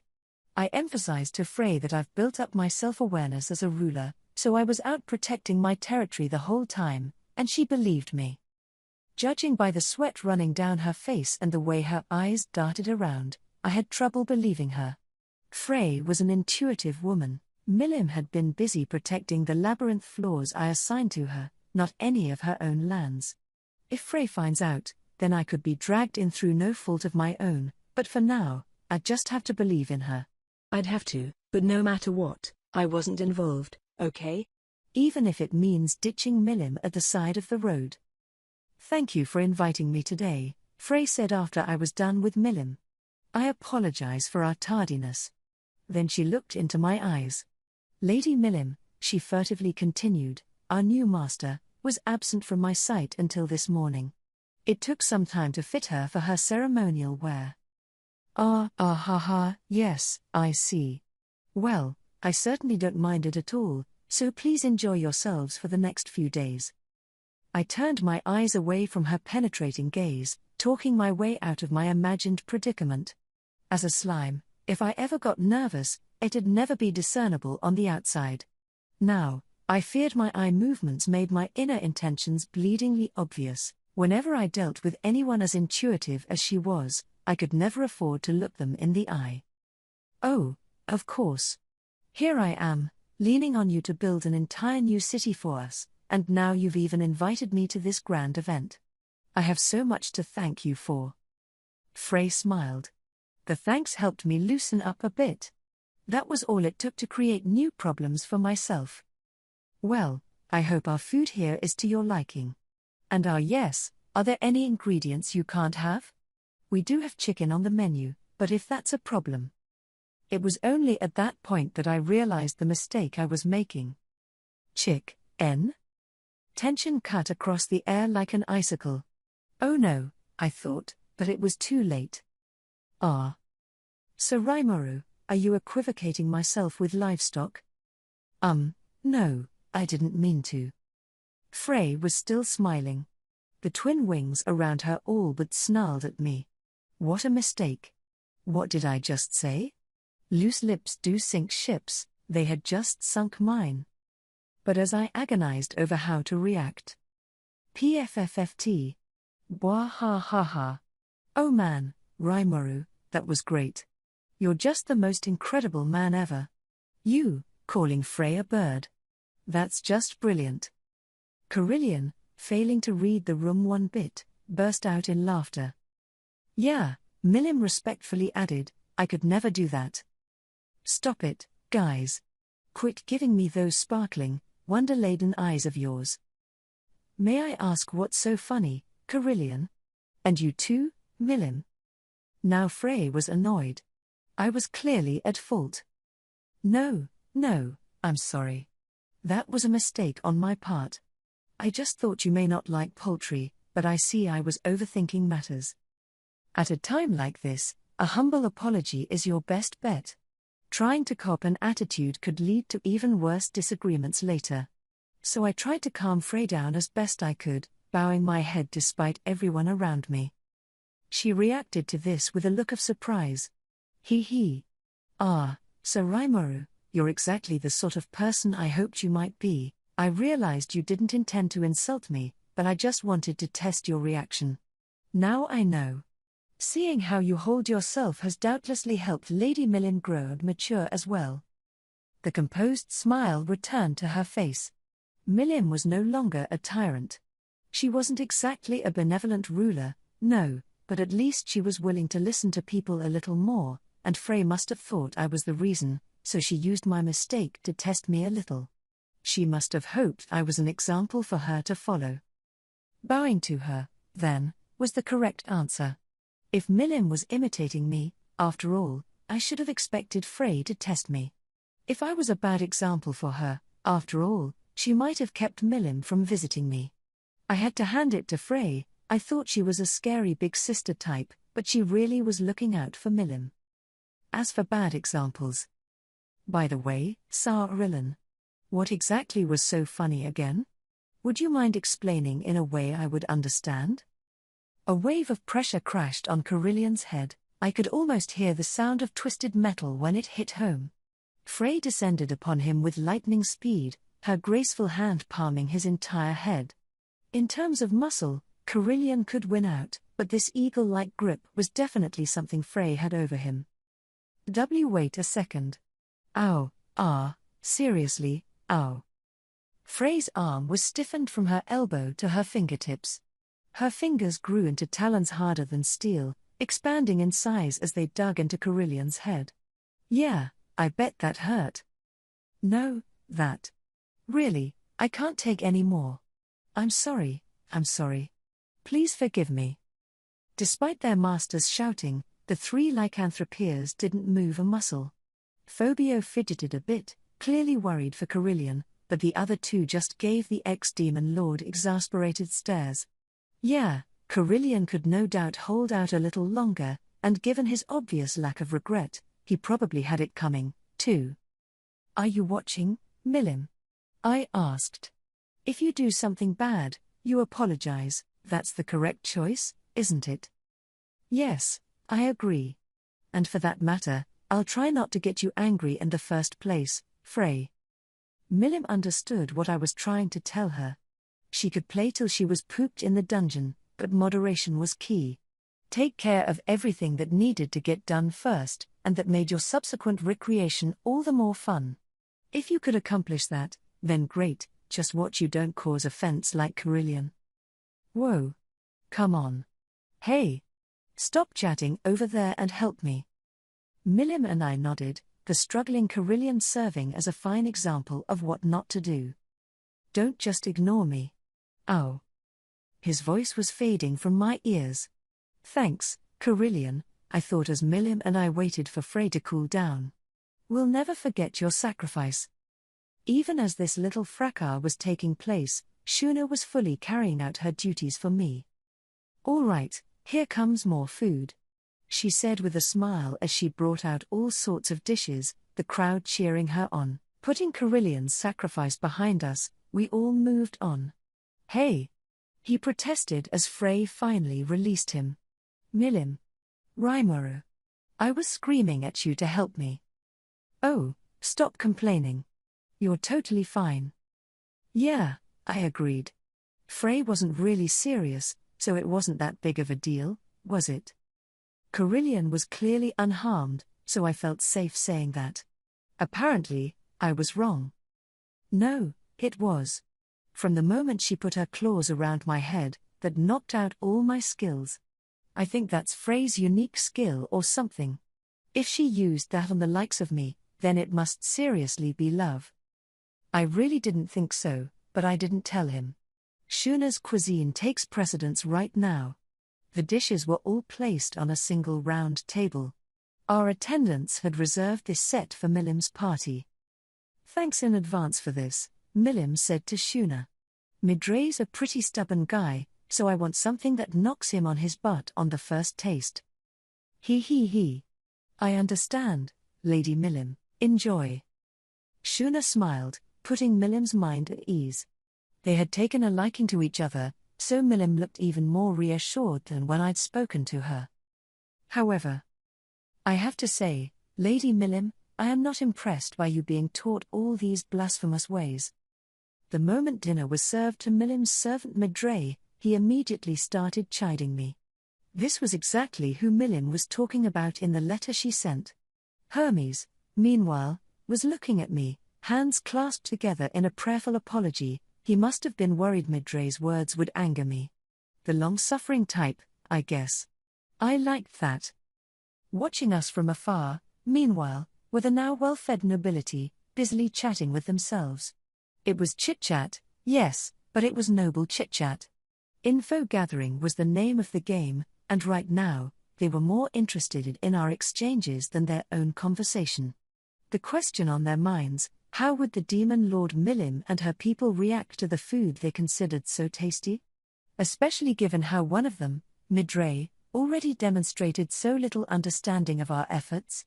Some would no doubt conclude that, while having different values wasn't necessarily a bad thing, humans dealing with magic born would remain an uphill battle. If that happened, then so be it, but I figured we were fine. Hermes, Milim's other attendant, apparently wanted to spread the general concept of cuisine among the dragon faithful, besides. So I decided to engage Midray. Blasphemous? I asked. Humph. Since ancient times, we have deemed it proper to praise the blessings of our foodstuffs, and to enjoy them as is, in their natural form. And now I am presented with this. It was a salad with dressing. That was no good. Neither, it seemed, was potato salad, since it meant mashing the potatoes and defiling their original form. And what manner of behavior is this? Grilling meat, all right, fair enough. But why do you then stain it with this mysterious liquid? It is deplorable, truly deplorable. Midray must have been angry, because I saw a throbbing vein on his forehead as he glared at me. This offended Shuna enough to wipe the smile from her face, and she glared right back at him. Hermes, noticing this, grew pale and started bowing profusely to Shuna and me, but Midray, not bothered by this, kept right on going. What sheer disrespect for our natural blessings. I was prepared to accept whatever you choose to do within your own territory, but now you are getting Lady Milim involved? Outrageous. He pointed out the hearty soup and bite-sized cream croquettes on the table as he lectured me on his food theories. The sheer force he put behind each word certainly made it clear why Milim asked me for help. Trying to reason with him was exhausting, or, really, stultifying. He was the type who believed he, and only he, was correct, refusing to lend an ear to anyone else. But that would end today. It'd be one thing if their palates evolved differently from ours, but the only issue here was Midray's way of thinking. And it wasn't just a wrong assumption of his or anything, there was just nothing correct about his theory at all. I mean, Milim, the figure he worshipped, couldn't wait to chow down on this. She was pouting, like a dog ordered to wait for a treat. It was time to finish this. I knew I had it in the bag. If I got Midray to say, "This is good," I won. Just one spoonful of anything from Shuna would seal the deal once it crossed his lips. Thus I was optimistic about this, but then reality came along. I absolutely refused to recognize anything even close to this. Midray was still enraged, uninterested in a single morsel. My victory rode on the assumption that he'd at least try something, but if he wasn't up for that, it meant I'd lose without a fight. Milim gave me a concerned look. Hermes's gaze was skyward, wondering where everything went wrong. With all the yelling from Midray, we were starting to draw a large audience. Even the lower-ranked invitees, the kind who failed to get an audience with Elmesia, started gathering to see how this would turn out. If I lost this verbal sparring match in front of this crowd, the fallout might affect a lot more than my street cred. Rimuru, a worried Milim said, "I didn't expect Midray to be so stubborn about this. Should I maybe ask him to go to another room for now?" "Yes," added Hermes, "I'm sorry about our head priest. He's always a little hot under the collar, but he's really not a bad man." I didn't expect the topic of food to enrage him so much. I thought a taste would change his tune, but I underestimated him. I don't want to force the issue, so I don't know. I mean, we didn't have to work this out today. The festival only truly began tomorrow, so there was no need to rush things. So I decided to learn from my mistake, think of a better way to deal with Midray, and move on. But someone wasn't willing to let this slide. The hall echoed with a loud wham as Shuna, a smile of a very different sort on her face, slammed her hands against the table in front of Midray. The head priest's eyes shot open, out of surprise, not pain. I could see why. Shuna had reacted incredibly fast. Even if you were prepared for it, not many people could have reacted in time. What are you doing? Silence. A glassy-eyed Shuna shouted, taking a bowl of stew and thrusting it in his face. See all the ingredients in this stew? This is what Suraimoru sees as their ideal state. What? What's that mean? Under Suraimoru, she continued as I sat there stupefied, there are gathered lycanthropes, there are harpies, there are the magic-born who once served Clayman. There are even dragonutes like yourself. Any one of those races alone would be powerful, I am sure. But bring them all together, and they will enjoy even more power than ever before. Please try this.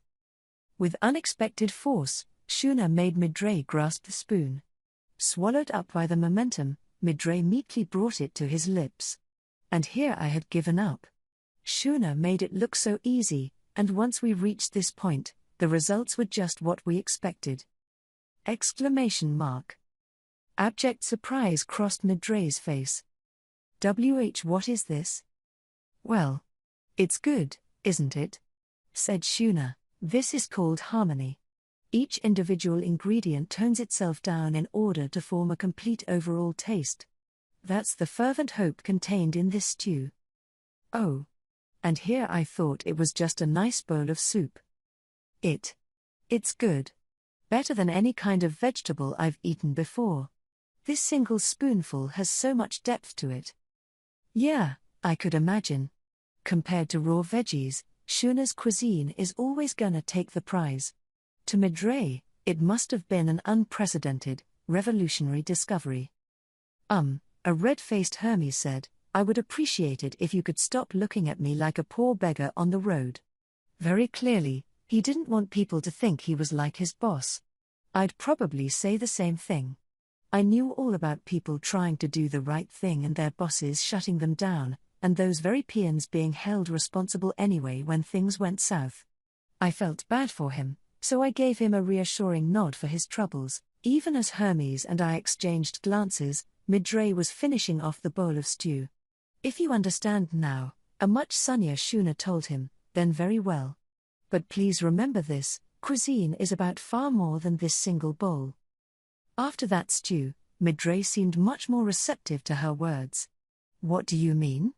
He asked back, face serious and thoughtful. If this stew, she replied, is like the land Lady Millin rules over, then this loaf of bread is the kingdom of Bloomond. This steak is the new land of Farminus. If this foie gras terrine is the Dwarven kingdom, I suppose that makes the seafood here Thalian. You can combine them in many ways, but no cuisine can survive on a single plate. And nations are the same way. It's the broad, deep connections among them that make them more bountiful and satisfying. That is the world Suraimoru seeks. The smile on Shuna's face came from the heart. Midray must have felt something from it, because now his eyes turned to the other dishes on the table. He thought for a moment in silence, not just him but everyone watching from afar. It is? Sure, diplomatic relations certainly are important, I replied. Indeed. But I did not know that His Majesty, the Demon Lord Rimuru, had such thoughts. How wonderful! And even the best of cuisine can be ruined with the wrong amount of salt. Instead he's bringing different dishes together to form a complete full course, then? A truly fascinating concept. Now the crowd excitedly talked among themselves.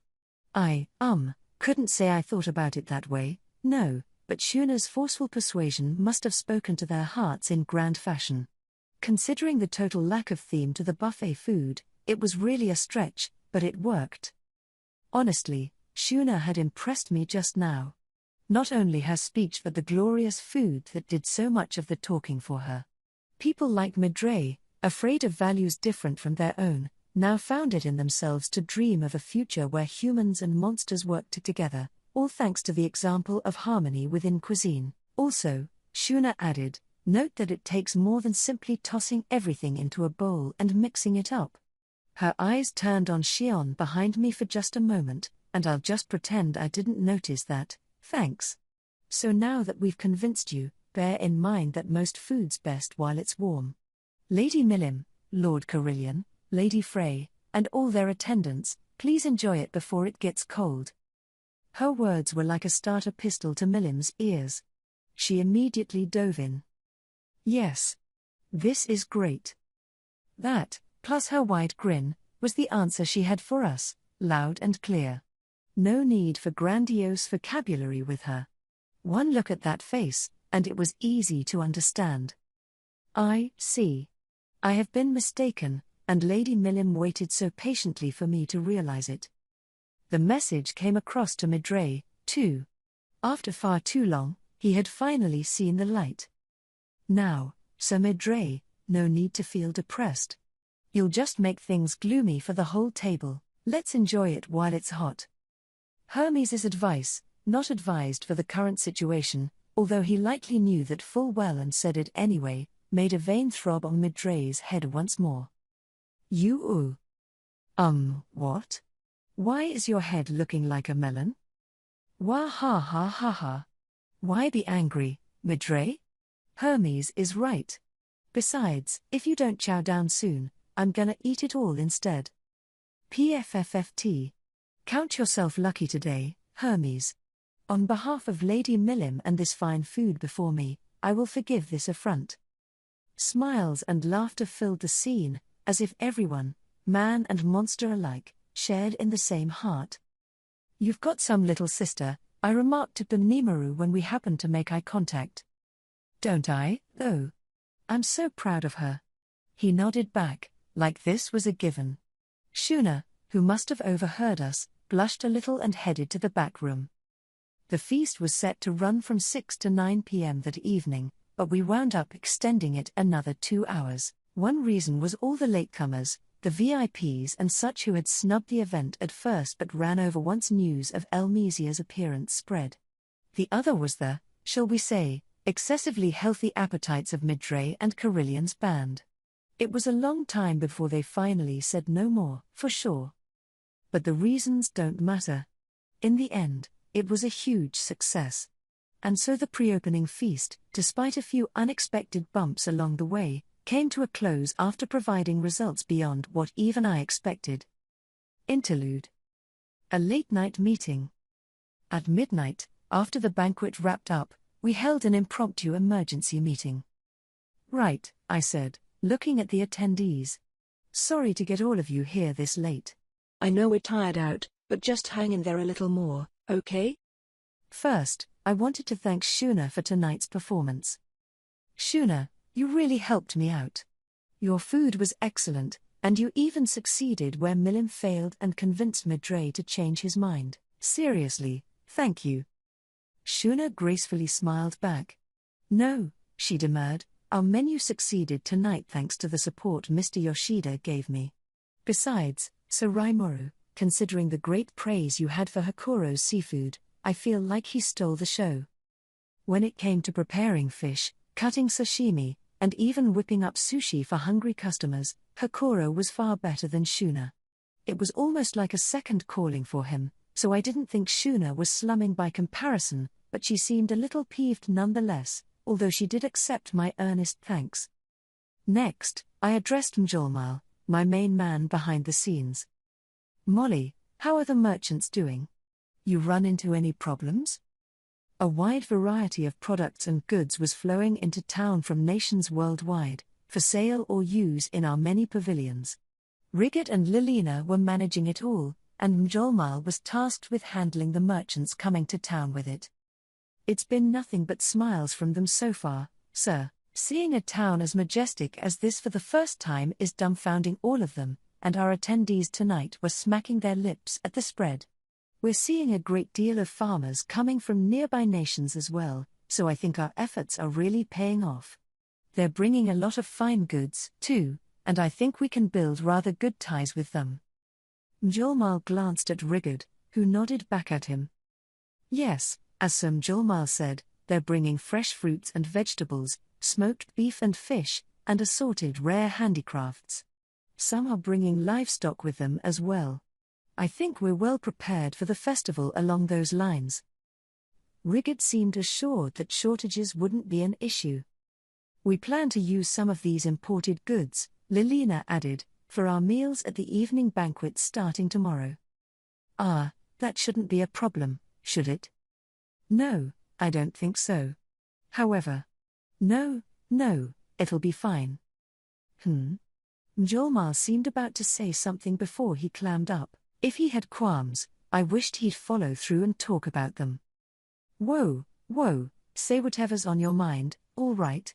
Because if you stop yourself midway, it'll weigh on me even more. Benimaru and Ci nodded in silent agreement. The pressure made Mjolmal scratch his head before he spoke again. Well, it may just be my imagination, but I am recognizing rather few of the tradespeople working here alongside the large merchants I have close ties to. I have a knack for remembering people's faces, you see, so it made me curious. So I did a little research. As Mjolmal put it, while it seemed odd at first, there was no actual problem to speak of. He'd asked some of his merchant friends, and they'd replied that, yes, there had been some new blood entering the business. But none of them had heard any scuttlebutt about these tradesmen. They were model businessmen, offering quality products at low prices. Mjolmal said his friends laughed at him for worrying too much, and when he himself called on a few of these unfamiliar faces, they were all affable and sociable with him. Perhaps, he reflected with a grin, being given such a large task has made me a tad high-strung. Hey, are you really all right? It's not too much work, is it? I don't want it to affect your health. His workload had ballooned to epic proportions as of late, indeed. This time, though, he really did laugh off my concerns. Ha ha ha. No need to worry. But I have even more important news for you. It turns out that the hero Masayuki intends to join the battle tournament tomorrow. The whole town's alive with rumors about it. People are already placing bets at the taverns. As Mjolmal put it, he was too excited about the work he tackled to grow tired of it. More pressing to him was the news that Masayuki had decided this past evening to join the fight. Exactly, interjected Ci. That is why I wanted all of us to discuss this matter. The group that came to greet Milim outside of town apparently hadn't heard the news. Benimaru, among others, turned his eyes to Ci, silently asking for some details, but Shion answered first. That boy drives me up the wall. He went on about how he'd defeat Sir Rimuru, among other nonsense. I wanted to dispatch him myself, but... Yes, Ci replied, and I stopped you. There were people watching. And if you cause trouble right now, it could affect the whole festival. That explained why Shion was being relatively well behaved. I thought she was maturing a bit, but we couldn't let our guard down yet. Good thing Ci was around. Well, I'm glad you were there to do that. He was with my friend Yuki, besides. And if people spread rumors that I picked a fight with a hero at the entrance to town, that'd invite all sorts of suspicion I don't need. I sighed as Benimaru nodded his agreement. Quite true. Shion, can you please keep your head cool for us? Ha. You don't need to tell me. I was just a little riled. I didn't plan to actually start a fight. I fully understand you, Lady Shion. You cannot stand by idly while someone belittles our master, right? And you, Sir Benimaru, if you were there to see it, would you have reacted in another way? No, Diablo, I am always fully composed. Benimaru paused a little before answering, eyes darting around. I wasn't sure I could count on that. So, Diablo continued, are we here to discuss what to do with this hero? If you can leave matters in my hands, I could have him vanish without a trace before the sun rises. Phew. Scary. And I knew he meant it and could pull it off without a second thought. We're doing nothing like that. Nothing hasty, all right. no matter what. After making sure everyone was clear on that, I moved on to my main concern tonight. So this is the question: can anyone here on my staff join the battle tournament starting tomorrow? This offer wound up being one powerful bombshell. Ho? Benimaru's eyes lit up. I see. Xian flashed a fearless smile. It seemed like they were conspiring over something. Should I stop them? Maybe turning the topic toward fighting made them forget their promise from a moment ago. Interesting. Truly interesting. Diablo, too, was grinning from ear to ear. I would be glad to offer myself. My skills should prove useful. Even Geld was ready to go. And the little snicker from CI told me he, too, was volunteering. Hakuro, too. He remained silent, but I could tell he was getting fidgety. At least Gable, with his own presentations to run, had no choice but to bow out, as chagrined as he looked at this prospect. So yeah, about what I figured. The only one who didn't react was Ranga, and that's because he was sleeping in my shadow. That was fine, I didn't want him to join in anyway. With a cough, I quieted the crowd before they started arguing over who deserved to sign up. Hold on. There are agents all over town right now. Do you really need to go all out in the battle arena? You don't, do you? I hardly need to trample over our foes. Whoa. Easy. Let me just say in advance, Benimaru, Xian, Diablo, Ci, all of you are out. What do you? I raised a hand to quiet their protests. First, Ci, you're our covert agent, all right? You can't fight while you're running surveillance amid the crowds. The thought didn't seem to have occurred to Ci until now. It must have convinced him, though, because he fell silent after that. At least he didn't suggest competing in disguise. But just to seal the deal. Instead, I have a new job for you. A job? Yeah. I'm leaving all spy operations in our nation to you, but I'm also officially appointing you the head of what I'll call the Oni Warban, our intelligence operation. This was the name of the group of secret agents who patrolled the streets of old Tokyo during the samurai era and reported news back to the shogun. In addition, I am assigning the name Kurayami to your personal team. That includes Soka and your other agents, but don't let those trainees of yours call themselves that yet, all right? Yes, my lord. Thank you very much. That wowed Ci more than I expected. It was basically a pretext to keep him from joining the tournament, but if he liked it that much, superb. Ci was overseeing several hundred people these days, besides, so if he liked to assemble his elites under the Team Kurayami name, all the better. That left 3 other people to handle, the 3 strongest members of my staff. Letting any of them join the tournament would be nothing but trouble, and, knowing that, I already had plans worked out for them. Okay. Everyone else, listen up. I'm establishing a new committee that'll be responsible for handling our dignitaries from the Western nations. I'm going to call it the Big Four. The Big Four? Heavens! I see. It brought all 3 to rapt attention. Talk about taking the bait. The 3 of you are far more powerful than the rest of my staff. Thus I'd like to name Benimaru the head of the Big Four. Out of the other 3 posts, I'd like to name Xian and Diablo to 2 of them. Benimaru had the most leadership skills out of the 3. He was, after all, a man who could substitute for me when I needed it.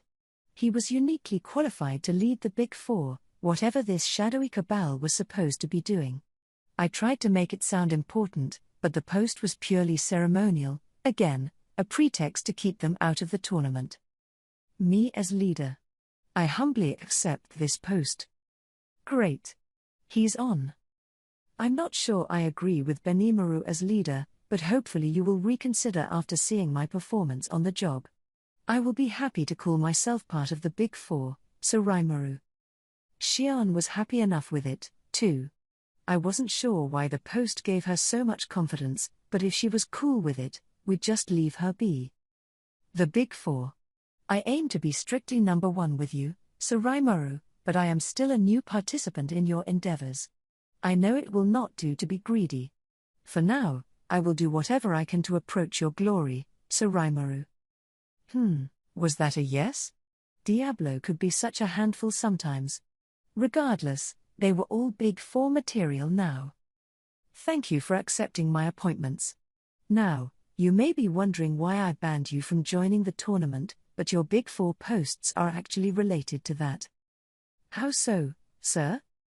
Well, you see, I'm having trouble picking someone for the fourth and final spot. I thought CI would work well, but he's our covered agent and it wouldn't do to expose him in public, so I fear he's not quite the right fit. I gauged my audience's response.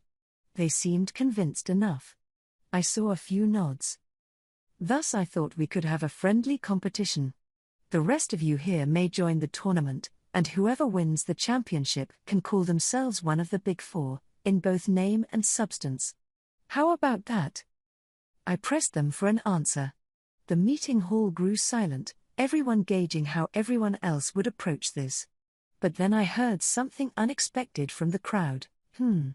I wanted to join, but tomorrow I must meet with Mumiji for an outing, so I may guide her around town.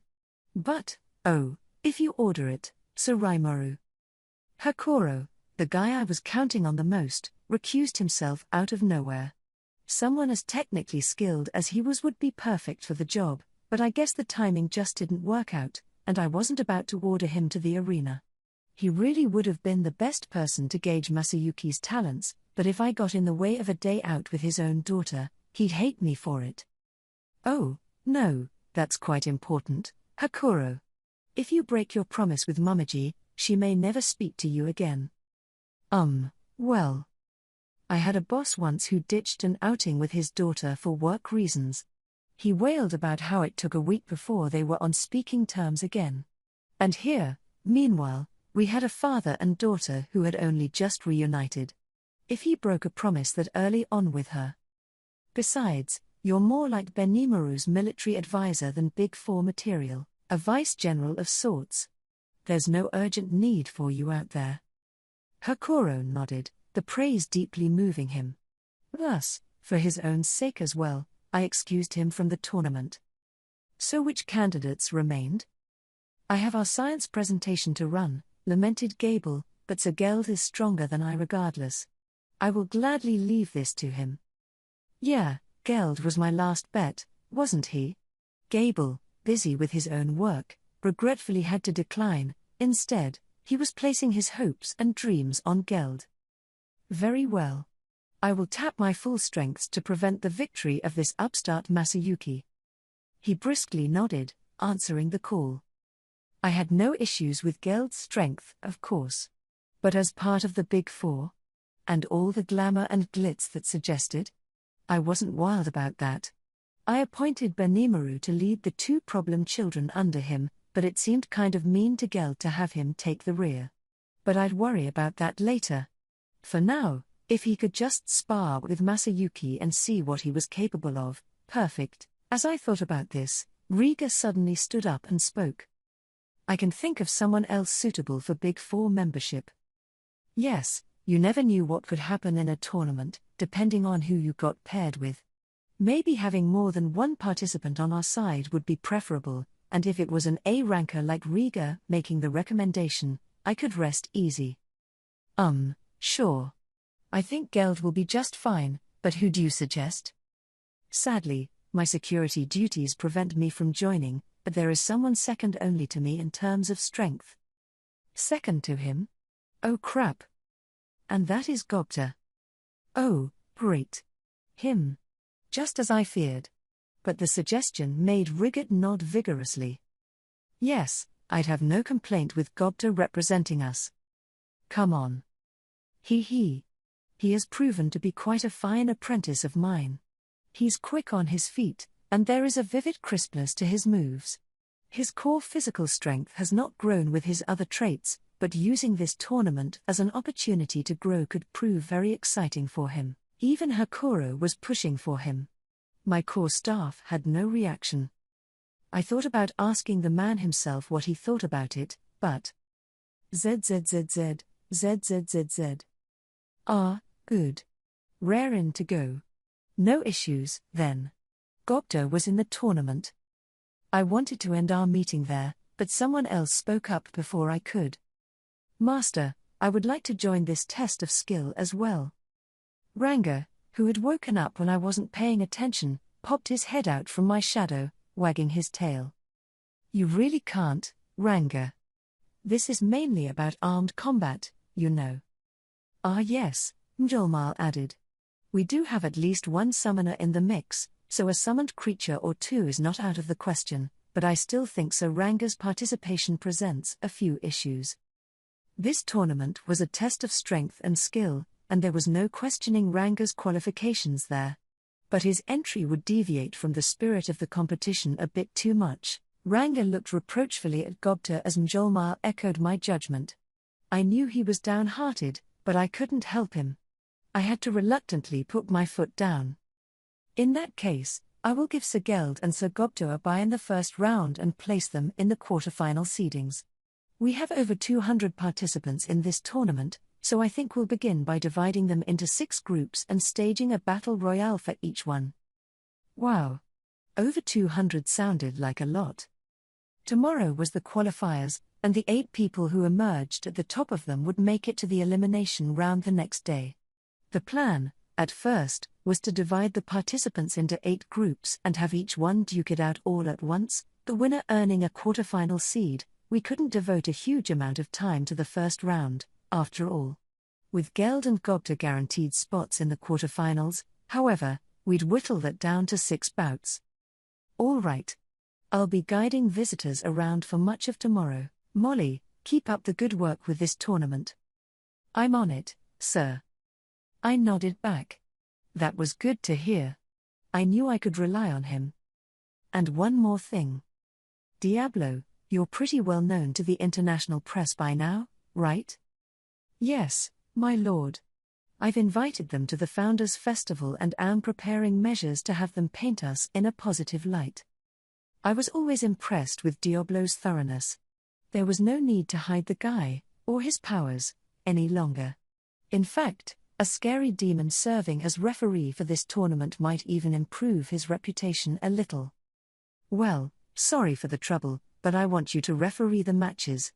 If I got Masayuki, Geld, and Gobta in this, I'm a little worried about having a hobgoblin as ref.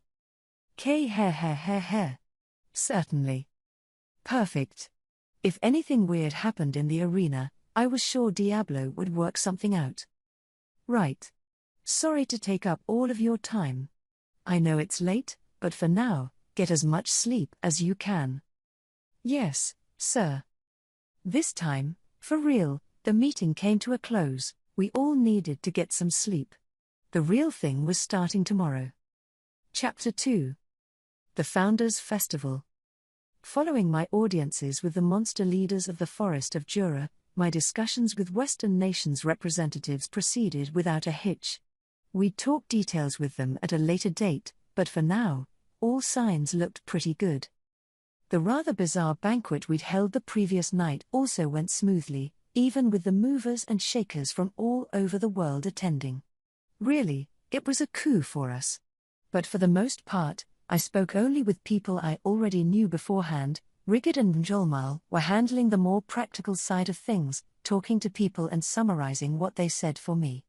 They also made it known that visitors shouldn't try indiscreetly talking to me while I went about my business. Great job, guys. Talk about capable. Because, honestly, if someone went right up to me with an offer, I might very well just say all right, sure to them, and who knows what kinds of commitments I'd be beholden to then. Having a cushion against that was extremely helpful. I mean, if it'd help build relationships with other countries, I wouldn't hesitate to offer as much support as I could, but it was safer to be conservative until we had a better gauge of the other party. Basically, stop being such a yes-man to everyone I see. Besides, the facts were that we had a personnel shortage. Once the excitement from the festival died down, we had a mountain of projects to tackle and a herd of issues screaming to be addressed. Whether we could cover them all or not, We lacked the government infrastructure needed to fine-tune and execute on them. If I threw even more work on everyone's laps right now, we'd just drown in it all. Rigid and Mtolmal were even better at processing this than I was. Their expert handling of any issue I ordered them to look at was making me complacent, despite myself. I even kept them up late for last night's meeting. From now on, I resolved to myself after the emergency conference ended late, I couldn't let them spoil me. Today, then, my mission was to act like the national leader I was and give our visitors the best service I possibly could. So here we are now, a bright, sunny day. The Tempest Founders Festival was here. If it was raining, I would have blown the clouds away and held it regardless, but this was Rimuru, capital of Tempest. The northern zone of the city named after me was where most of our government agencies were located, and atop the balcony of the main assembly hall in the middle, I looked down at the people below. Ahead was the main street, extending out from this building and across the whole of town, and today it was completely full of people. There were my people, former monsters, more appropriately called demi-humans these days. There were magic-born gathered from all across the forest of Jura. There were merchants from nearby nations, along with the adventurers serving as their bodyguards. There were even farmers stopping in, hoping for a taste of the excitement. They were a melting pot of races and species, numbering over 100,000, and right now, they were all spread out before me. Slowly, gradually, it made me truly feel I had done it. I had created a nation where man and monster could coexist without conflict. The feeling filled my heart, piece by piece. It comforted me. Now it was almost time. I stood up and placed a hand on the mic. Ladies and gents, gentlemen, I am the, Almighty Demon Lord. Screw this. A formal policy speech was asking a little, actually, a lot, too much from me. Instead, I opted to wing it and give the crowd my honest feelings. I'm the Demon Lord Rimuru. Good to see you all. So, I'm glad you all accepted the invitation to my country here. Some of you are visiting for the first time, but I don't want any of you to be anxious. It's true, I am a demon lord, but I have no intention of being hostile toward any human. My hope is that I can build a nation where all of us can get along together. I believe that, instead of people and monsters fighting, if we join hands and work together, a better future is waiting for all of us. I gauged the reaction as I spoke. They all seemed to be lending an attentive ear, my own subjects, of course, but also the peasants just here for fun. Sensing I had some momentum, I continued. I am sure some of you are wary of me because I've become a demon lord. That's only natural, of course, but I honestly want you to believe in what you're feeling. I have no interest in forcing my will upon any of you. If you think you can believe in me, I'd be happy to hear that. But if you don't, I'm not going to dwell on it. Trust isn't created overnight. I'm not going to press you for a conclusion on that, because I feel trust is something we earn by building it up over the course of our relationships. Rome wasn't built in a day, as they say. Trust is a gradual process, and that's fine. It'll depend on them, I suppose, to accept me for what I really am. Next, I wanted to reveal my true intentions to my fellow rulers, the royalty and nobility in the audience. To all the nobles here, when you return to your homelands, I ask you to be honest and relate everything you see to your countrymen. We have already established friendly relations with several countries. Even if you don't trust us, are those other nations worthy of your trust? If you are biased against me because I am a slime or a demon lord, I hope that you cast that aside. That, of course, would be up to the nation in question, not the individuals who make it up. The feelings of the people in the audience may not be the real issue, but I'd still like to believe that what I said had value. But I also needed to give a warning, just to prevent a second farmers from happening. Personally, I have no intention whatsoever of waging war simply because someone will not join hands with us. However, if you try to push unequal treatment on us because we are monsters or attempt to wage a war in order to eradicate us, we will not show you any mercy. I think all of you can understand that much looking at the recently destroyed kingdom of Farmus. Those, too, were my thoughts on the matter. It could be construed as a threat, but it was how I honestly felt. I didn't like war, but I had no qualms about waging it. If a ruler ever shows indecision, it's their defenseless civilians who wind up getting dragged into it.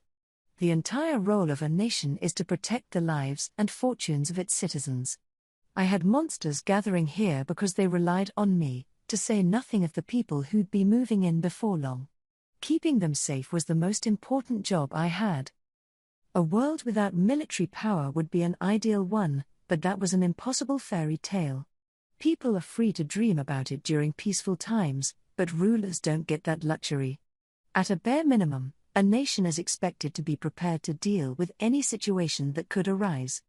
That was why I wanted to address the ruling class listening to me, while I had the chance, to wrap up. And to all the merchants, adventurers, and regular peasantry gathered here, I swear to you that I will not lay a hand on any of you. I mean, unless you commit a crime or something, but otherwise, no. My nation is facing a lack of workers. We have many jobs that need to be filled, so if you seek work, I would like all of you to consider moving here. Wherever people gather, new opportunities and new chances are bound to follow. As a rule, we guarantee your right to free expression. This includes free speech, as well as the right to choose the job you want. You do, of course, still have responsibility for your words and actions, but regardless, it holds true. If this sounds like a nation you'd be interested in, then by all means, give some thought to what I just said. Going forward, our nation is planning a multitude of events. The Tempest Founders Festival starting today is only the beginning, and I hope all of you enjoy it. After that appeal to the common man, I ended my speech. Was I being a little too honest? Ah well. I'm just an ex-employee at a contractor anyway. Getting this promotion out of the blue doesn't mean I'm suddenly capable of looking and talking like nobility. But despite that, the crowd listening to me erupted in applause. Not only my citizens, but I could see visitors from other nations, too, whooping and hollering. A few of them looked pretty unconvinced still, but by the looks of things, I'd say a solid majority believed in me, and, by extension, my country. For now, I was happy with that. It'd be creepy if I received 100% support from the start. I had given them my honest feelings. Now I'd have to wait and see how people reacted to them. But either way, the speech was a signal that the Tempest Founders Festival was underway. My speech wrapped up, I went down to the first-floor hall. There, I was greeted by my kids, dressed in a new change of clothes. "Hey, Mr. Tempest, you're the king of this country." "Oh, didn't I tell them?" "You didn't know that, Kenya? Well, it's not too late to realize how great a person I am. How about treating me with a little more respect?" "Why would I?" Okay, Mr. Tempest. "Lots of respect." As I prodded Kenya a bit, Alice gave me a big hug.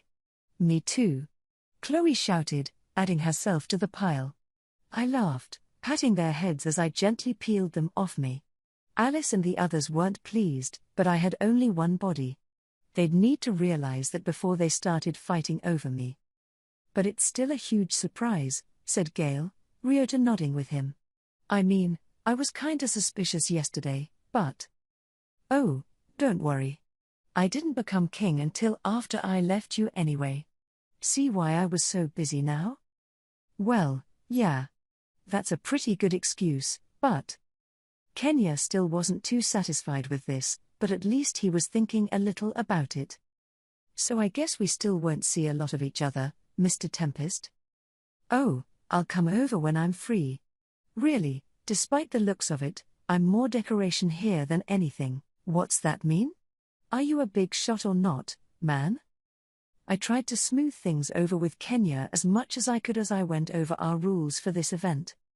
Okay, listen, guys. At a festival like this, it's easy to get excited and cut loose a little too much. So don't get carried away, and don't get in a fight with anyone, all right? Okay. That's the spirit. Do you have your handkerchiefs, your tissues, and your pendant? Of course. Their responses, at least, were always snappy. I could have asked someone to chaperone them around, but my own staff members were already busy. Diablo was at the Colosseum handling referee duty, Hakuro was having some family time with Mamaji, and Benimaru was guarding me. You sure you don't want Mamaji spending time with you instead of her dad? Please, sir. It's still too early for that. Benimaru seemed eager to run away from that question, didn't he? I guess we'd just have to wait for time to sort it out. Anyway, Shuna was running a cafe for the festival, and Shion must have had some business as well because I hadn't seen her since morning. That, in itself, was cause for concern, but I wanted to believe she was fine. CI was running town security undercover, though, and I was sure he'd alert me if any trouble happened. His team was keeping an eye on the kids as well, so I didn't see too much need for worry. Hey, what's up? Something bothering you? Just when I thought there wasn't much need for worry, someone came up to me. It was Hinata, in street clothes and standing there with her rapier by her hip. She had a sleeveless dress on, in a navy blue color that ventured close to black, and her armpits and chest lurked just barely out of sight, giving her an inexplicable sort of attraction. The belt her sword hung from accentuated just how narrow her waist was. Yep. A sight for sore eyes. I wanted to stare at her some more, but then she flashed an icy look at me, so I coughed and looked away. Hey, Mr. Tempest. Who's that woman? Alice and Chloe shouted at me, both a little put off. This is Hinata. She's really strong, you know. We fought to a tie once. Huh? A tie against that old? Before Kenya could finish, the tip of her rapier was against his throat. I didn't even see her draw it, and there it was, maybe a millimeter away from bare skin. The slightest movement from Kenya would skewer him. What were you about to say? I just meant you were really beautiful, he managed to blurt out as he shivered, tears in his eyes. Ken. Ryota wanted to help him but couldn't even move. A mere look from Hinata planted his feet to the ground. Gale, too, was frozen solid, boundlessly fascinated as he was. I could imagine why. Even I was scared of her, so Ryota's and Gale's reactions were completely understandable. Don't be rude to her, okay, Kenya? She was an apprentice to Shizu, too, you know, that makes her your senior, like with Yuki. Kenya gave me a "I wish you told me sooner" look. I understood how he felt, but really, this was his fault. It happened right after I told him not to get carried away or start fights, so really, I have to say he deserved it. Shizu's apprentice. Wait, no way. The girl who got stronger than Shizu in just 1 month? Hinata Sakaguchi, captain of the Lubelius Crusaders? Wow. But is it really you? Why didn't you tell us sooner? Come on. With a light ching, Hinata put her sword away. Kenya promptly fell to the ground, too unnerved to get back up. I thought I was gonna pee my pants, he said, a little pale. Gross, retorted Alice. Look, I was scared, all right. But I think that was your fault, Kenya. Kenya fell silent. He knew Chloe was right. But did you really fight to a tie with Hinata, Mr. Tempest? I gave Gale the honest answer, pretty much. One side ran off before the battle could be decided, so definitely a draw. Wait, you ran, Mr. Tempest? Did I say who? Damn, they're sharp. I'll leave that to your imagination, I replied, trying to salvage my image. It wasn't a lie, and I think I had revealed enough of the truth anyway. The children looked like they had more questions, but Hinata cut them off. So what were you concerned about just now? I recalled thinking about who I might be able to leave the kids to. Well, these kids are about to hit the town, but you see how crowded it is. I need someone to watch them. Oh? Well, I can babysit them. So I was just figuring out who to, huh? What did she just say? Hinata would watch the children. If that was a joke, it wasn't funny. What, are you saying I'm not good enough for that? No, not at all. She was staring at me. So scary. Now I was impressed Kenya didn't piss himself, he deserved more praise. And you won't say no to me, either, will you? No, of course not. Ken. Absolutely. By all means. You too, Gail? Well, all right. Kenya and Gail immediately fell to her will. Ryota, seeing their reaction, didn't hold out much longer. I can't believe I'm getting to be with you, Hinata. I look up to you so much. Alice was fangirling out, too. She looked up to Masayuki, too, she'd mentioned earlier, and I suppose Hinata was like a pop star to her. And no complaints from Hinata, she was already getting attached. As for Chloe, I like you. You kind of remind me of Shizu. She gave Hinata a hug, all smiles. If Chloe liked Hinata, she must really be a good person inside, huh? A little scary around the eyes, but that didn't affect Chloe much. And unless I imagined it, I thought I saw a bit of a smile on Hinata's face as well. In the blink of an eye, she had captured their hearts. Right, let's go. Why don't we check out the food stalls first? I heard they have yakisoba noodles and grilled corn. Okay. What leadership! It was astounding. I could only assume the children would be fine under Hinata's care. It filled me with relief, even as Hinata came up and whispered in my ear. I'll watch them for you, but you handle Lady Luminous, all right? Huh? I hadn't seen her last night, but Luminous was here after all? Oh, did she decide to pay a visit? You invited her, didn't you? I saw her gleefully preparing a maid outfit for the occasion. Amazingly, Luminous had disguised herself as a paladin alongside Arno and Bacchus to partake in the festivities. For the first day, she'd be joining the group of royalty and nobility on the tour of the premises I'd be giving.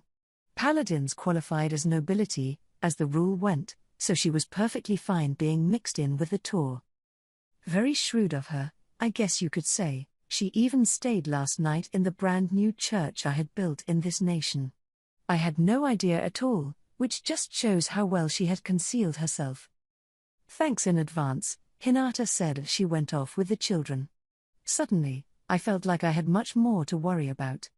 Hinata was practically skipping down the street, meanwhile. She got me again, didn't she? I knew it. The moment Hinata was out of sight, I felt a light slap on my shoulder. Well, Rimuru. I don't think I've ever seen Hinata smile before. It was a smiling Yuki standing there, dressed not in a fancy suit but in a uniform that looked like a modified school outfit. He was here to take me to our designated meeting point for the tour. Yeah, I never would have guessed she'd be interested in watching the kids. I figured she'd tell me to shut up and storm off. Oh, I dunno about that. You might not guess it, but Hinata's pretty good at taking care of people. It is a surprise, though. And she looks really great in that dress. Apparently, she bought it in town here. She looks kind of like a pretty, fashion-conscious college student, huh? So that was from Tempest? I thought I was mistaken, but I guess I wasn't. In that case, Hinata's gotta be loaded, 'cause let me tell you, the dress doesn't come cheap. It was made from Helmoth silk, comfortable against the skin and granting the wearer the effects of cancel temperature. It also offered pretty decent defense, reducing damage better than your bog-standard leather armor. But it was lavishly expensive. We had a steady supply of silk fabric, but it still wasn't nearly enough, and each piece had to be handmade. Between the scarcity and labor involved, we all but had to charge an arm and a leg for it. It was boutique shopping for nobles, not the girl on the street, and Hinata had bought it at first sight yesterday without hesitating. If she'd already had it tailored to her size, then clearly money was no object with her, not that I'm complaining. Always nice to have a free-spending customer. Well, it's a big party right now, so maybe she's loosening the purse strings a little? She was looking around town all excited yesterday, too. She was? Maybe I was even more mistaken than I thought. She was really looking forward to the Founders' Festival, wasn't she? Oh. And that's why she was palming Luminous off on me. So she could really cut loose, Huh? What was she looking for yesterday? Oh, just checking out what stalls you had, I suppose. She went on and on to me about how you had yakisoba and roasted corn, for one. She did? So Hinata had been casing the festival grounds yesterday. She certainly wasn't messing around, was she? To her, this event was like a battle she wanted to plunge right into the middle of, heart and soul. Indeed, we had all kinds of stalls lined up in rows around the Colosseum. The fast food outlet, or what you'd call fast food in my previous world, was part of that. Mjolmal had made all the arrangements for it, and we had the whole menu ready for today: burgers, hot dogs, fries, and a selection of juices. And that was far from all. Yes, there was yakisoba and corn, but also kawdir kebabs and other local favorites. We even had shaved ice on offer, although it was still a little too early season-wise. Come summer, that had probably become a top seller. I made sure the ice was shaved into thin, tiny strips so they gently melted in your mouth, and there were gobs of sweet syrup poured over every bowl. It was truly a treat that reigned supreme, and I know, because I tried it myself. Take a walk down there, and you were greeted with the fragrant aromas of cooking soy sauce and sugary fruit flavors. Lots of people were working hard for this day, and it showed. I'd used thought communication to send images of the food I had in mind to everyone involved, and the able hands of Shuna and her staff had made most of my suggestions a reality.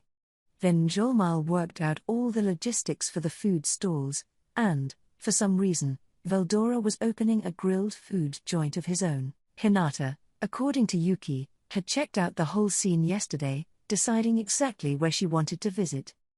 Wow. Hey, maybe Hinata's a bigger fan of junk food than she looks, huh? Hey, join the club, he replied. You're right, though. It's kind of surprising. Learning this unexpected fact about Hinata was a welcome surprise, I think. At the very least, I knew now she wasn't afraid to toss big money around on a whim, so she'd definitely be a favored customer of ours. I was a bit worried, though.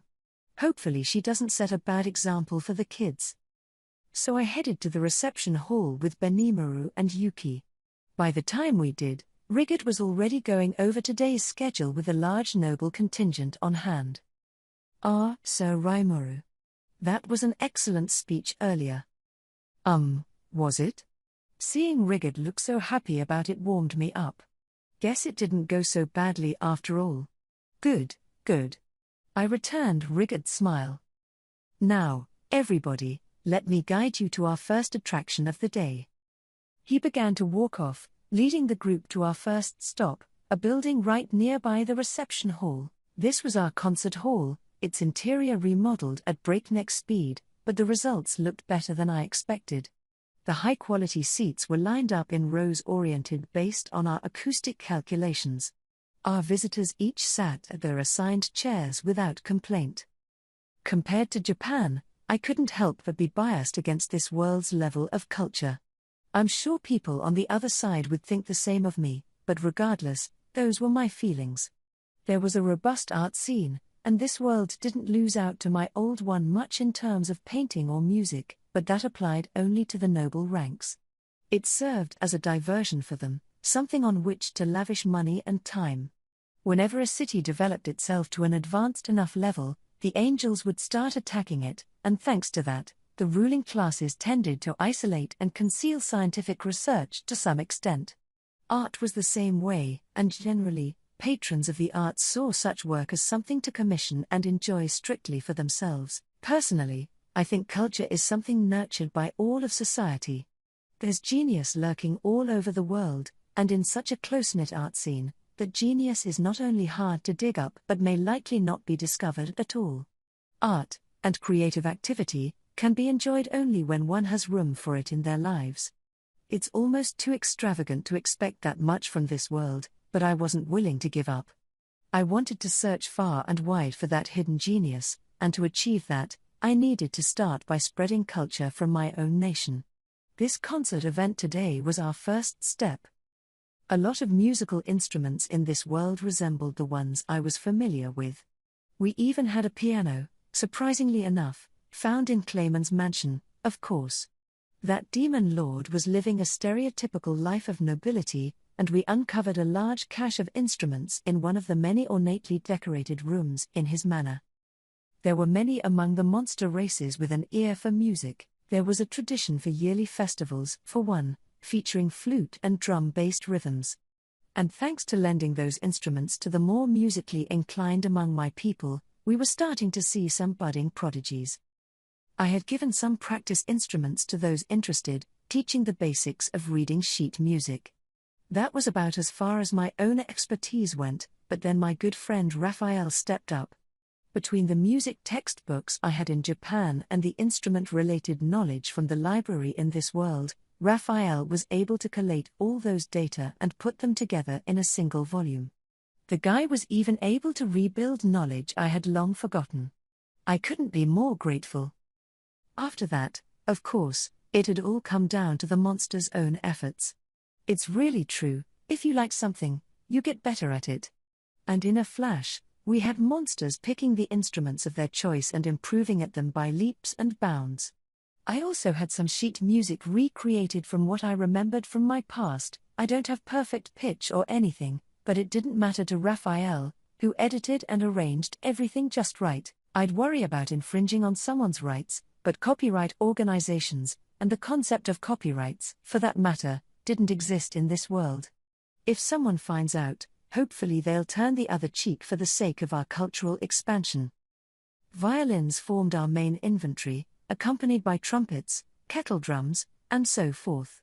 Finding a piano was itself a surprise, but seeing monsters play it like it was the easiest thing in the world was positively moving. I suppose you could debate whether a piano belongs in an orchestra or not, but I didn't lose sleep over the question. If there was demand for the piano as a way to express yourself, no need to deny it. I personally had no musical talent, so I just let the monsters do what they wanted. The results had been personally guaranteed by Mjolnir, and today, I'd be hearing them for the first time. Excitedly, nervously, I waited for things to begin. Once everyone was in their seats, the lights slowly began to dim as the curtain rose. It revealed a group of performers, all dressed in the same formal wear, a hodgepodge of races and species, each with the instrument of their calling, some human-like, others closer to animals, but all brimming with confidence and pride in their instruments. A halfling, apparently the conductor, advanced to the front of the stage, giving the audience a deep bow. That, I think, was the boy who had come wailing at me once, crying about how there was no work he could do. No, I said, of course that's not true, but he was too weak for construction work, he wasn't good at math, and he tried farming but didn't last long. He then volunteered for our armed forces, but he wasn't very good in a fight, either. The thing about him was, he was great at motivating other people to perform. He had a repertoire of songs he'd sing to help people unify and come together. I think I wound up recommending him to the military band, and while I was at it, I gave him the name of Batten. Batten now lifted his head, his face colored with intense passion. He turned to the stage, taking in the curious stares from the upper-crust audience. He was small, but his back seemed to loom large from my vantage point. There was a pause. It's always so fortunate when you can find what you're truly good at. The conductor's baton rose, and then the music began.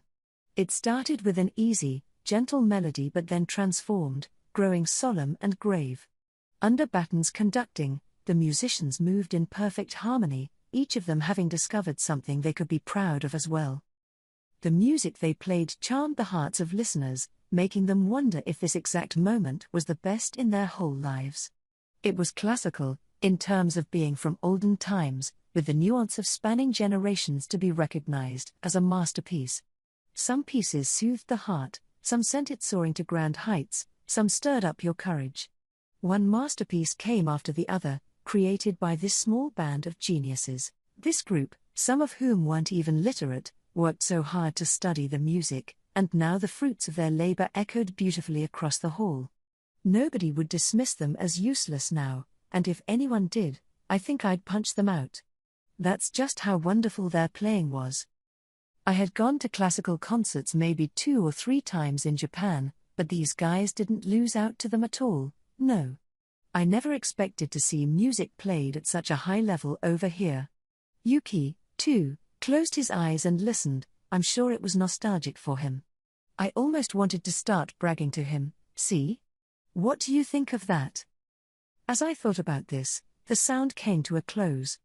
Then the next piece began, one of my favorite anime opening songs. You're kidding me. They shifted gears from classical to anime? Like it was the most natural thing in the world. And that was followed by a pop tune. Yuki's eyes were no longer closed, they were open and staring right at me. Stop that, man, I'm not the culprit here. After all, the guy who read my memories to create that sheet music was. Understood. My selection prioritized those pieces in my master's memory data, which provided him with the most psychological satisfaction. Raphael seemed a little too proud in that reply.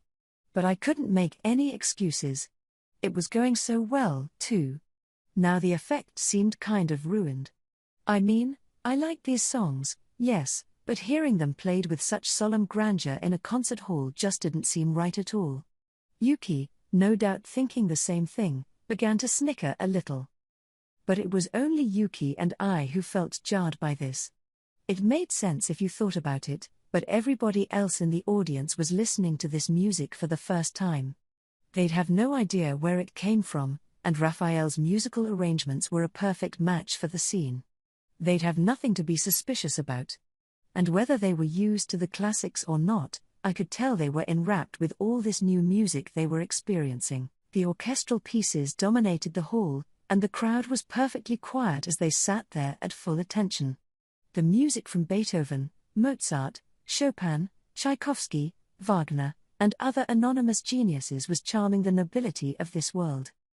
I had to call this concert a great success.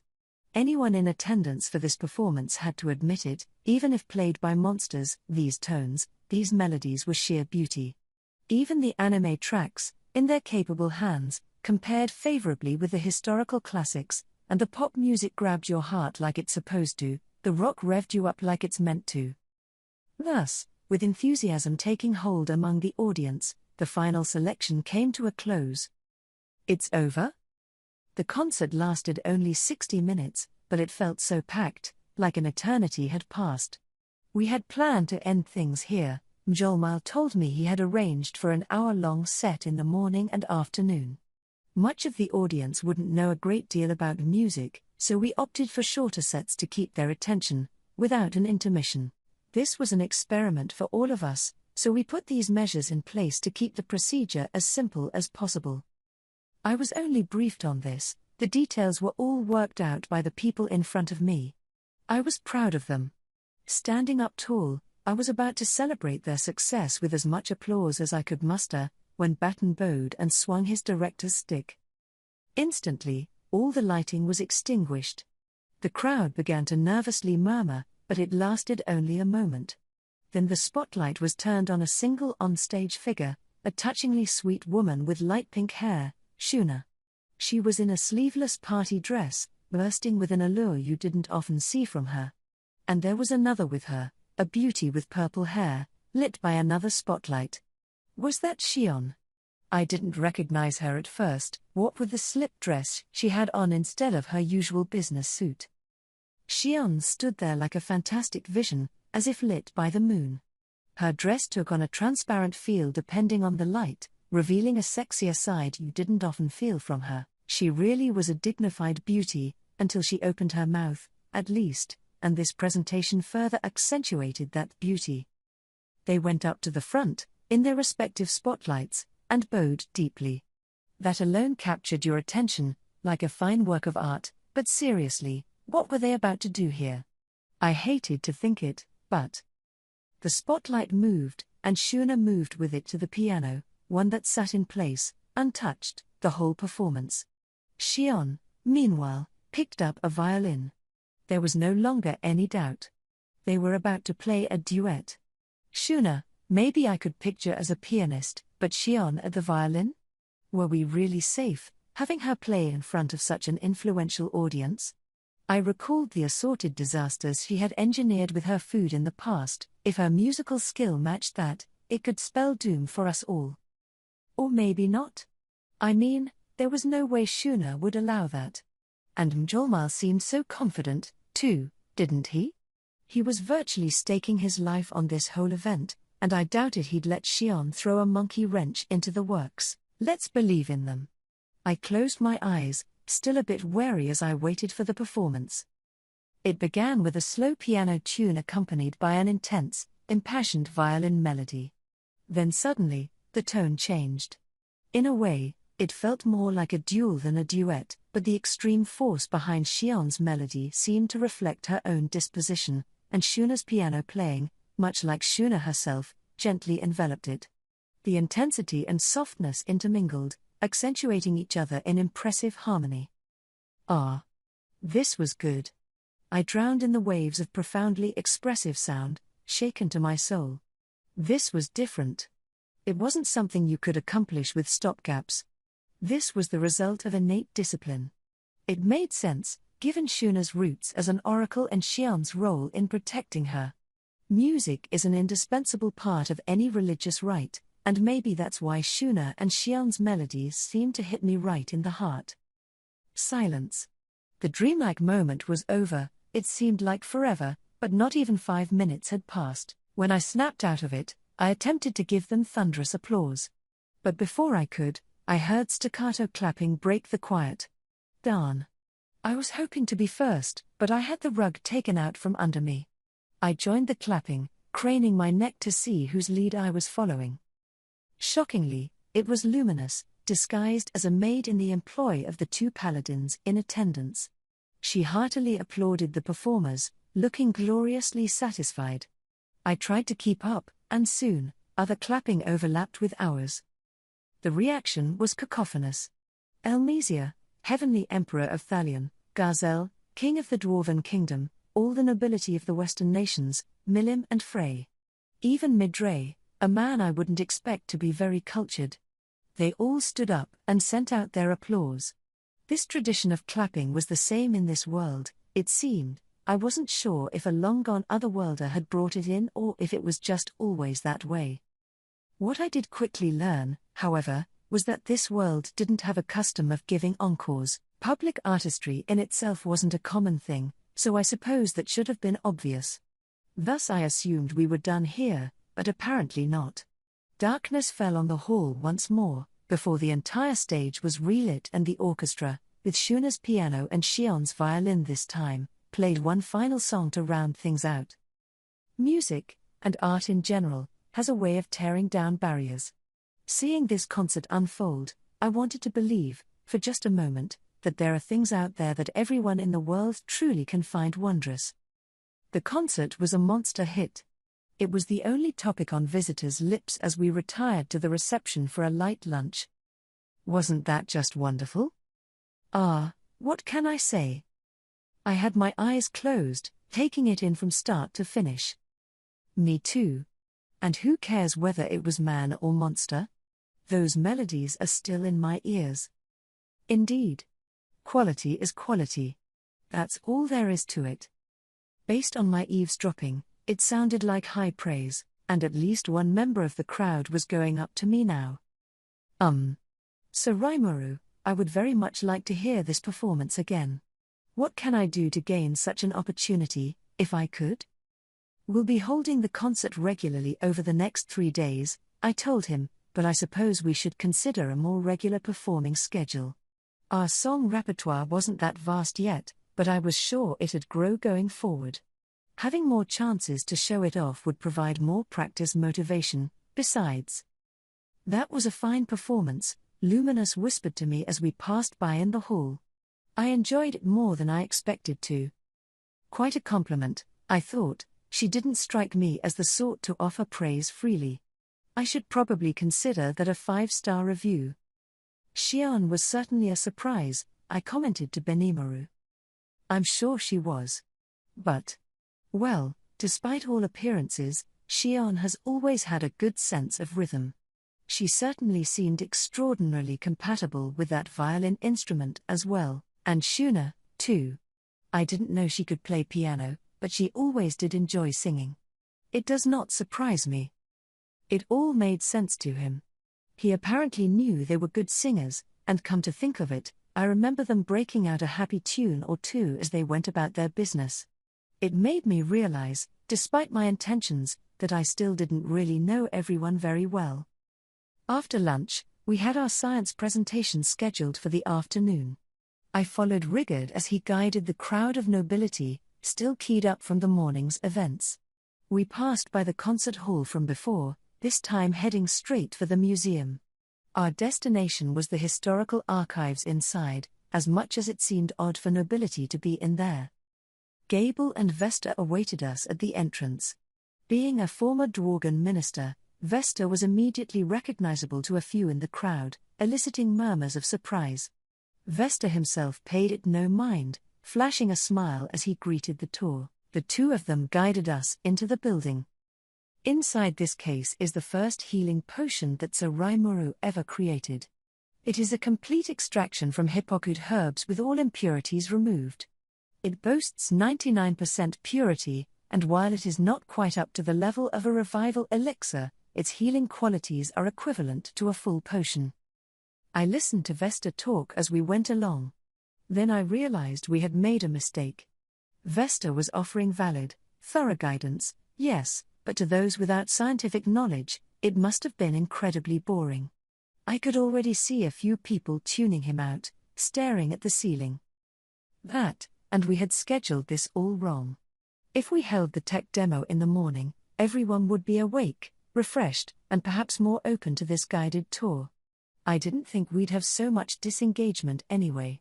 But thanks to the thrill of that morning concert, all this scientific mumbo-jumbo must seem like such a letdown. Besides, think about it, we were entertaining people from royal courts and noble mansions. They might care about the things we produced, but with most of them, they couldn't care less about how they were made. Vesta must have picked up on this. He snickered a bit. But I see I am bogging all of you down in needless detail. Let's turn our attention elsewhere, then, and stage a scientific experiment. He exchanged a look with Gable, who nodded back. In this experiment, we will pursue what healing potion is, exactly, as much as we can. Diluting this full potion to 20% strength creates high potion, used to treat serious injuries. Dilute this further, and you create 20 doses of low potions. That should show you just how effective a full potion can be. Gable lined up bottles of all 3 potions on a table. If any of us is currently dealing with an injury, he said, we would be able to test out the effectiveness of each potion, but it would be barbaric to hurt ourselves for the sake of experimentation. Thus we have come up with rather an interesting experiment. As he spoke, Vesta brought in a broken sword. So will a potion fix this sword?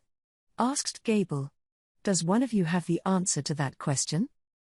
Rubbish. Hippocute herbs only work on living things.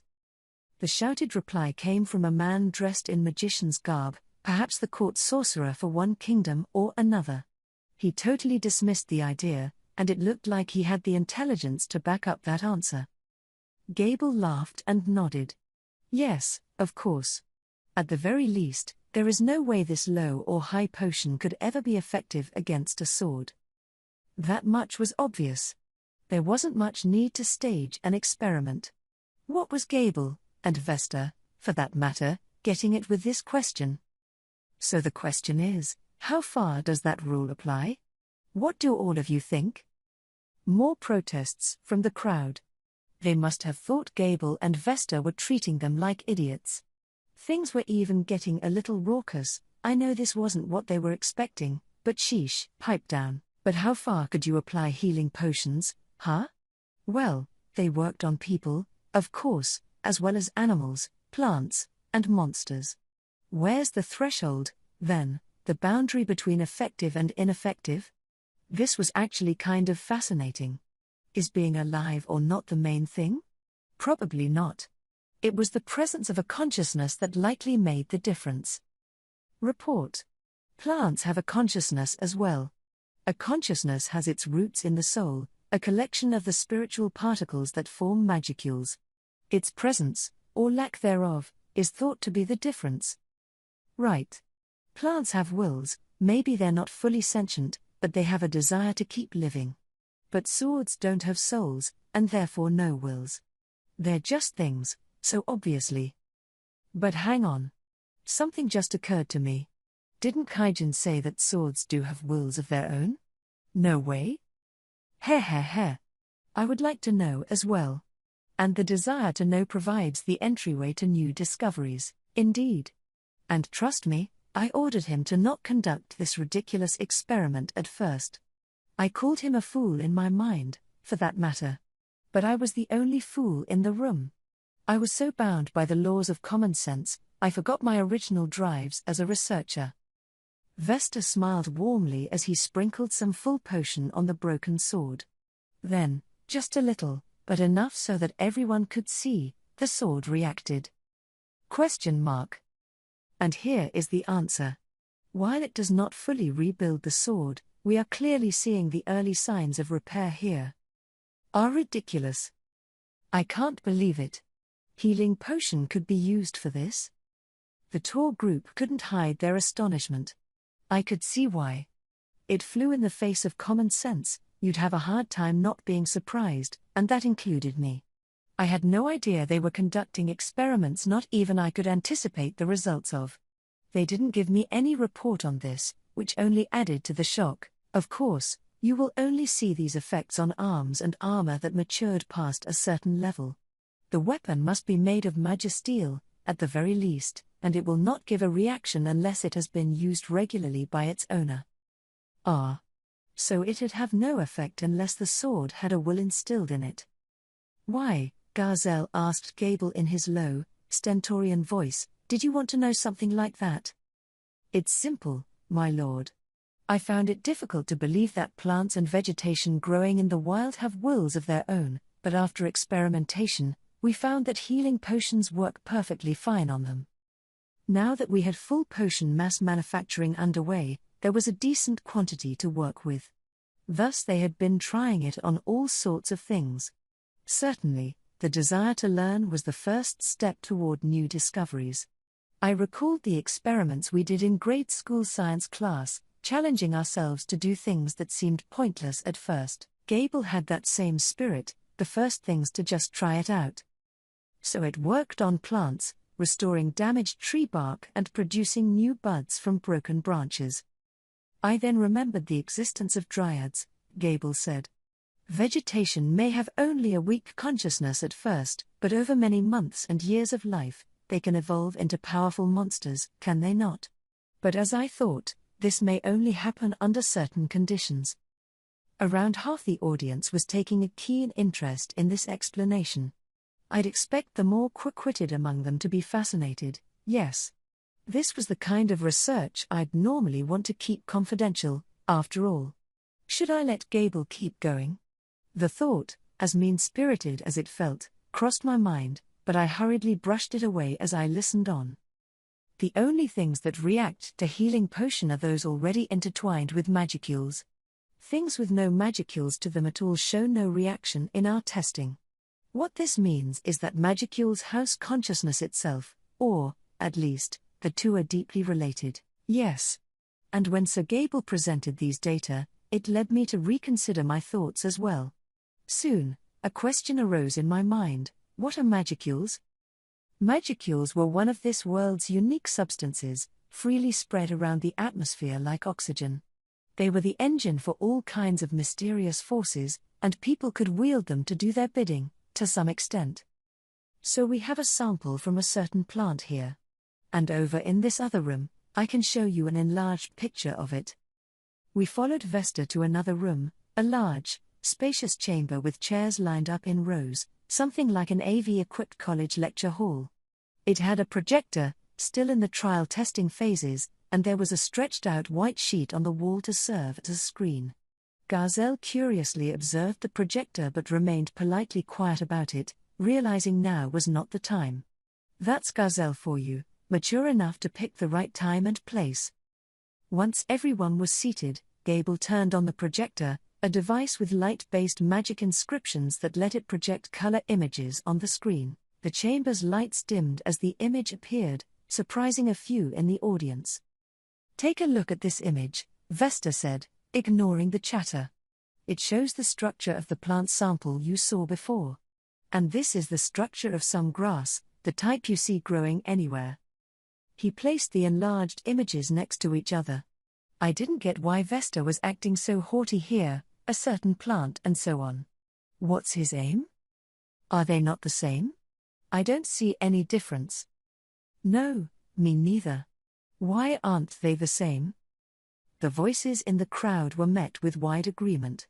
A few of them weren't as sure, that part is different, no, that part is, but I doubted any of them were on the mark. So what was the answer? Now, let's enlarge these further. What do you think? They look just the same, don't they? Vesta and Gable flashed villainous smiles, and then they revealed the trick. The plant in the first picture is hippocute herb, the second one is a simple weed we picked from a lawn in town. Do they look the same to you? Vesta's question made things begin to dawn on some of the audience. What they saw unnerved them. Hurriedly, they spoke up. They aren't the same. The difference is clear if you look closer. That's mean of you, Sir Vesta. How can we tell the difference just from those images? Hippocute was a rare herb. I dined on quite a bit of it in the cave Veldora was sealed in. It's famously the core ingredient of healing potion. Most would assume it's structured far differently from the grass you step on every day. But a few people, myself included, found Vesta's question very disturbing. Gazelle was one of them. I could see the blood drain from his face. We were showing that hippocute and regular grass were both structured in the same way, proof that, essentially, they were the same. It begged the question of what, exactly, constituted a rare herb, which, in turn, had the potential to overturn common sense itself. Vesta lifted his arms up high, that sinister smile still on his face. Quiet. Quiet, please. He and Gable waited for things to settle down. When they did, he placed a series of images on the projector. Squeezing the extract from hippocute and combining its magicules together creates healing potion. The level of this fusion process, as you all know, depends on the properties of the extract produced, and while we cannot go into details, we have successfully refined this extraction process to a purity level of 99%. That is how a full potion is made. Through a variety of images, while still hiding the core technology, Vesta explained the potion-making process. Now we move on to hippocute leaves. Grinding these leaves and combining their magicules produces a salve that can close wounds, although the effect is not dramatic. This makes sense, since these ground leaves are simply the leavings from the extraction process. An image of a leaf filled the screen. The leaf was shown being ground, then mixed with the extract from before to create an ointment, the basic process behind it. Nothing unnatural. I didn't get where Vesta was going with it. Now, everyone, look at this image.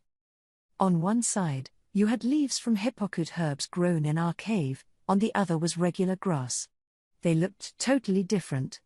There was no way they'd have the same organic structure, but as the images flashed by, changes began to occur on the hippocute side. Do you see? I only came to notice out of sheer coincidence. Sir Rimuru has ordered me to work on our hippocute cultivation project, but one day, I took an interest in the strained leaves from our extraction process. Making ointment from it is well and good, but it has to be kept under exacting conditions or it quickly loses its effect. Plus, compared to the liquid extract used to make potions, its effect is extremely weak. I didn't give it much thought, since we had other uses for the extract, but if you think about it, do we really need this ointment? So as I said, I began to look at the strained leaves. And then Gable realized that the shape of these post-extraction leaves, now free of magicules, was different from the hippocute currently growing in the cave. Shocked, Gable decided to take more detailed records, resulting in the images he was showing us now. So at the conclusion of all this, we found that, technically speaking, there is no such thing as a hippocute plant. The plants we call hippocute are actually mutations. Yes! Exclaimed an excited Vesta. And it's not that hippocute grows in magicule-rich areas, It's the magicule concentration itself that causes this mutation and creates hippocute from simple grass. I could see why he was excited. Everyone who heard him immediately began talking. That's a major discovery. The Vesta, this is not the type of thing to announce in a place like this. There could have been some more appropriate occasion. You must contact a scientific society or the like at once and follow the proper announcement procedure. It was chaos inside the room. Even those who didn't take much interest before couldn't stay silent now, and the audience members who had been paying attention from the start were even more astounded. It was beyond anything they imagined, and the not the type of thing to announce remark symbolized just how much it roiled the crowd. Gazelle, too, had his eyes wide open, and even Elmesia and Errol were discussing matters with each other. I was surprised, too. I never gave it much thought before, but the way they put it, it made sense. It was pretty obvious, in fact. I doubted Veldora just happened to be sealed off in a cave full of hippocute herbs. If that was the result of a mutation, or a plant evolution, that was more convincing. And once all the magicules were extracted from this plant during processing, its shape went back to the plain old grass it once was. The dried, strained samples projected on the screen made it obvious that they shared the same organic structure as regular grass. In which case, no wonder Gable thought potions could heal swords.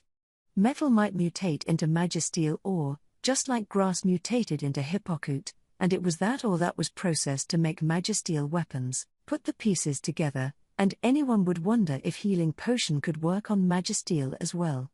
The result, the experiment we saw earlier. My original question, Vesta continued, of the exact nature of magicules remains unanswered. Monsters, and magic-born, are exposed to the effects of these magicules, that much is evident. But what about demi-humans? If you took all the magicules out of their body, would they go back to being humans? I have boundless questions along these lines, but investigating them could prove fiendishly difficult. Despite this, we intend to continue our research.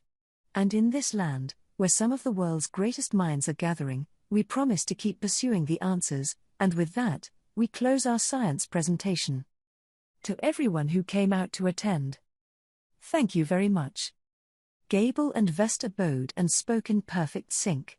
They must have worked the presentation out in pretty deep detail. I don't think this was the first time they'd run through this lecture. The content, however, was excellent. I had left it all to them, but it really grabbed your attention, and what's more, it spread the word about great discoveries while keeping all the key parts a secret. Most important of all, we didn't have to worry about anyone copying our technology with what we revealed. Changing the nature of plants with magicules was a grand discovery, but it wasn't something other nations could easily replicate. They could experiment with it, but it wouldn't let them mass-produce hippocute or anything. Our position of superiority remained firm, and our research continued. As Gable said, great minds were gathering here, and we'd have more before long. In a land so blessed with magicules as this one, we could do all the experimentation we wanted. Overall, this scientific presentation was a major shock to the attendees. After a morning spent enjoying fine music, this afternoon stimulated their intellectual curiosities. I'd leave it to the audience to decide which was more enriching, but given how much interest both events generated, I'd definitely call them a success. A lot of the audience seemed bored at first. I worried that we should have swapped the order out, in retrospect, but it appeared I was worried over nothing. In fact, maybe this was the right order after all. We certainly fulfilled our main goal of making the movers and shakers in the audience interested in us. I internally resolved to give Gable and Vesta unbridled praise the next time I had a chance. After the presentation came some free activity time. A number of our VIPs would relax at our salon, while others would peruse our food stalls incognito. A few would savor the hot spring bath, and others would enjoy checking out our amusement facilities. Each one of them had their own guide, so they were free to pursue their own interests. They were all abuzz about the concert and science presentation, too, reportedly spreading praise about them to everyone they spoke to around town. As I watched them take in the festival, I saw Arno and Bacchus come up to me, looking concerned. "We need to talk," Arno whispered to me. It sounded like something important, so I brought Benimaru and Shion along and guided them to a room in the reception hall. There we saw Luminous. I'd suspected we would, given how agitated the paladin seemed, and I was right. She was in her maid dress, seated with her legs crossed. The juxtaposition of her pale skin and the black garter belts and stockings was, frankly, hot. Arno and Bacchus stood bolt upright behind her. The sight of them serving this maid was a surreal role reversal, but it actually fit her well. Luminous's powerful aura at work, I imagine. "Now," she began before I could talk or even sit down, "we have a treaty of non-aggression in place, but that will not be enough." I always knew she was impatient, but not this impatient. Exasperated, I helped myself to a chair. Something told me I wasn't about to get invited to a seat. Not enough how? How else? It lacks interaction. If we cannot make contact with each other, how will we ever have interaction? I don't see why we can't. I organized the situation in my mind as I thought over what Luminous meant. As she said, there was a non-aggression pact between the Holy Empire of Lubelius and Tempest. The Western Holy Church was a part of Lubelius, which also helped boost our position with the Western nations. I really appreciated that, but in terms of interaction, she was right, we had virtually no diplomatic relations. We were just too physically distant from each other. There was no national-level trade. Any circulation of goods was left to market principles, with whatever merchants or nations wanted to be involved. We weren't completely cut off from trade, though. I had actually asked Mjolmal to send a few traveling peddlers in their direction. Why wait for Lubelius when we could take action ourselves? We were conducting basic market research, and I had already gotten a report of products and goods that the Holy Empire specialized in. That report told me that Lubelius was an agricultural giant, producing great quantities of crops, primarily wheat, and exporting much of it to the Western nations. I looked at a sample, and it was very high quality, tasty, too. I was hoping to import some, in fact, but as mentioned, the distance involved made it tough. Before we started talking about more formal trade, I wanted to see that problem dealt with first. So that's where we were now. I wanted to deepen our relations in the future, but if you asked me what could be done right this minute, I couldn't give you anything. You inconsiderate clod.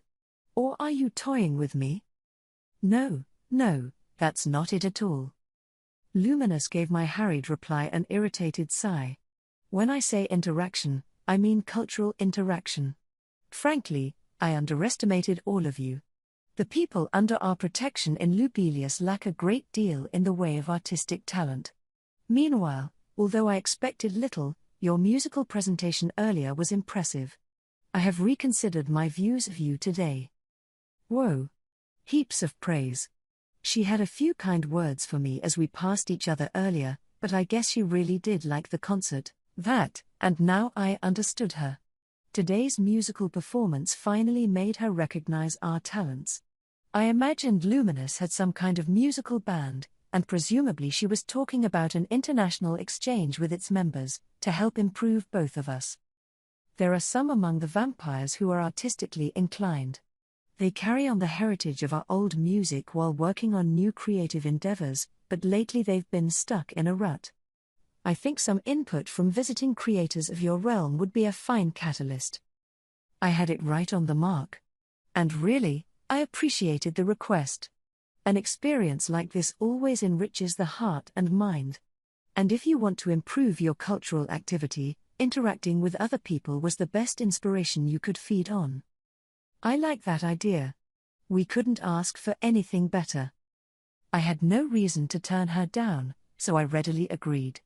Looking at our future relations, besides, it was bound to have more positive impact than bad. Very good. I will make sure things proceed along those lines. She gave me a satisfied nod. Just as she did, an elderly servant placed some tea in front of us. Gunther, I think his name was, just as strong as Louis Valentine but also one talented servant. Diablo was the same way, come to think of it. Who knew that butlers were such lean, mean fighting machines in this world? And now other servants were bringing drinks to Benimaru and Shion behind me. They weren't delayed, it was just that the impatient Luminous summoned me so quickly that they couldn't keep up. Luminous gave them a cold nod, a sign of a strict master-servant relationship, I thought. But isn't that great? Now you can enjoy that music, too, soon. It sounded pompous as she spoke to her attendants. But they didn't take it that way, saying, "Thank you very much and I look forward to it."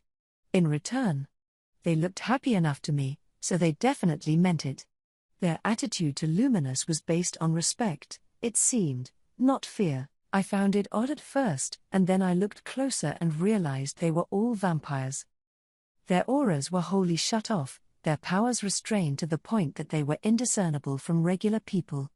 They were high-level vampires, I imagined, given how close they were to Luminous.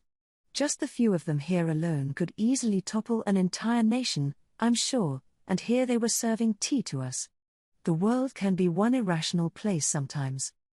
Now, Gunther, carry out the necessary details when we return to Nightgarden.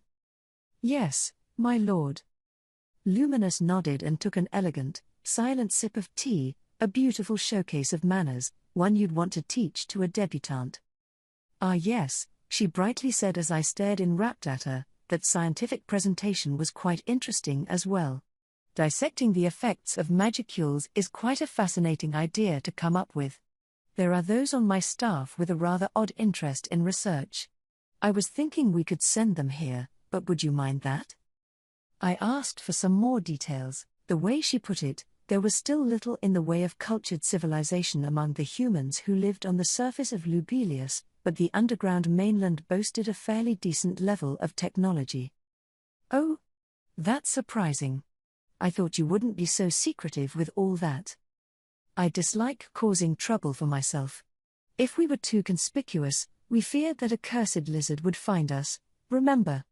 I hardly want the angels interfering with us, either. That's why I've had all our major research moved underground, until we can fully eradicate them. She seemed proud of herself. The way she framed it, Luminous was the most powerful political ruler among all the demon lords. She was a vampire, so essentially immortal, with a lifespan transcending even that of elves. The more powerful among her kind didn't even need to eat, capable of sustaining themselves via minute doses of life energy from human beings. There was no doubting the fact that vampires sat at the top of the food chain, but even they had their deficiencies. Vampires were called rulers of the night for good reason. They could wield untold powers in the darkness, but exposure to sunlight wiped them off the planet. It was a huge weakness, but even with it, they remained incredibly dangerous. But again, the more powerful among this advanced race, some among the noble classes under Luminous, could apparently overcome this weakness against the sun. These were called overcomers, and they could pretty much go around by day and do whatever they pleased. There were very few of them, which was a good thing, since a vampire without weaknesses would be a nightmare for humanity. Definitely a calamity-level threat, if not as much a one as Louis or Gunther. The servants here were overcomers as well. They served Luminous as a sort of hobby, it seemed, with, of course, a heavy nuance of being her bodyguards. Being an overcomer meant having no weak points and therefore a lot of free time on your hands. That was why so many of them enjoyed making assorted things for fun. They'd craft all sorts of junk, in fact, hoping to win Luminous's affections.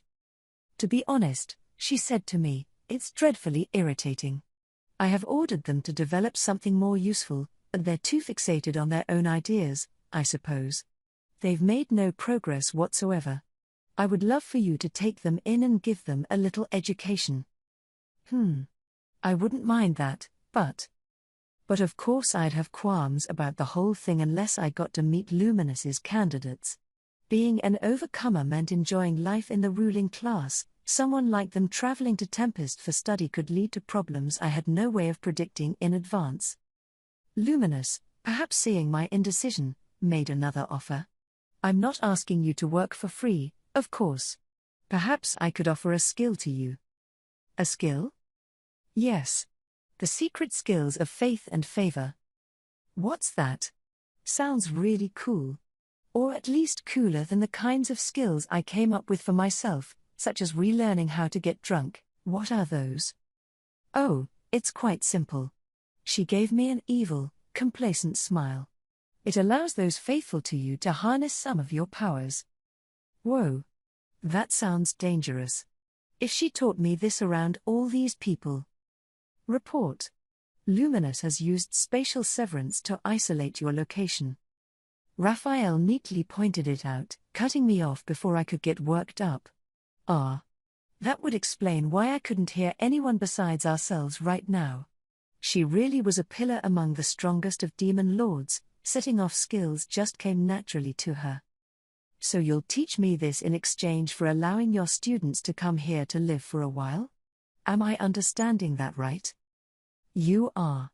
I would be happy enough to have a cultural exchange with our musicians alone. In a way, this is my token of thanks to you. She didn't appear to be lying. All right. I'll take your offer. He. Then we have a deal. We did. She'd have her musicians trained here, and I'd have my secret skills of faith and favor. To put it very simply, these skills were the principles behind all holy magic. It involved me using my name as a vessel in order to cast spells. Hinata and the paladins, for example, could wield holy magic by using Luminous's name as a vessel, borrowing a bit of her power with each use. If I could learn the trick behind it, more of the people under me could gain access to holy magic. Surprising, it seemed like I was getting a lot out of the bargain. Luminous being luminous, of course, I knew she had calculated all of this. That sounds great to me, but are you sure about this? Oh, I don't mind. You are likely to discover the truth of it for yourself in a few years' time anyway. It is best to take advantage of information while it is still valuable, is it not? I thought. All right. And judging by Raphael's pained silence, it wouldn't have even been a few years. We were researching the nature of magicules, and after Hinata's battle, we already knew the existence of spiritual particles. Put those together, and the truth would have come to us naturally. Well, not to me but to Raphael, certainly. And Luminous, spotting this, simply offered it while she was still able to extract something from me for it. Well, even so, I appreciate it, Luminous. As long as you keep your side of the bargain, all is well.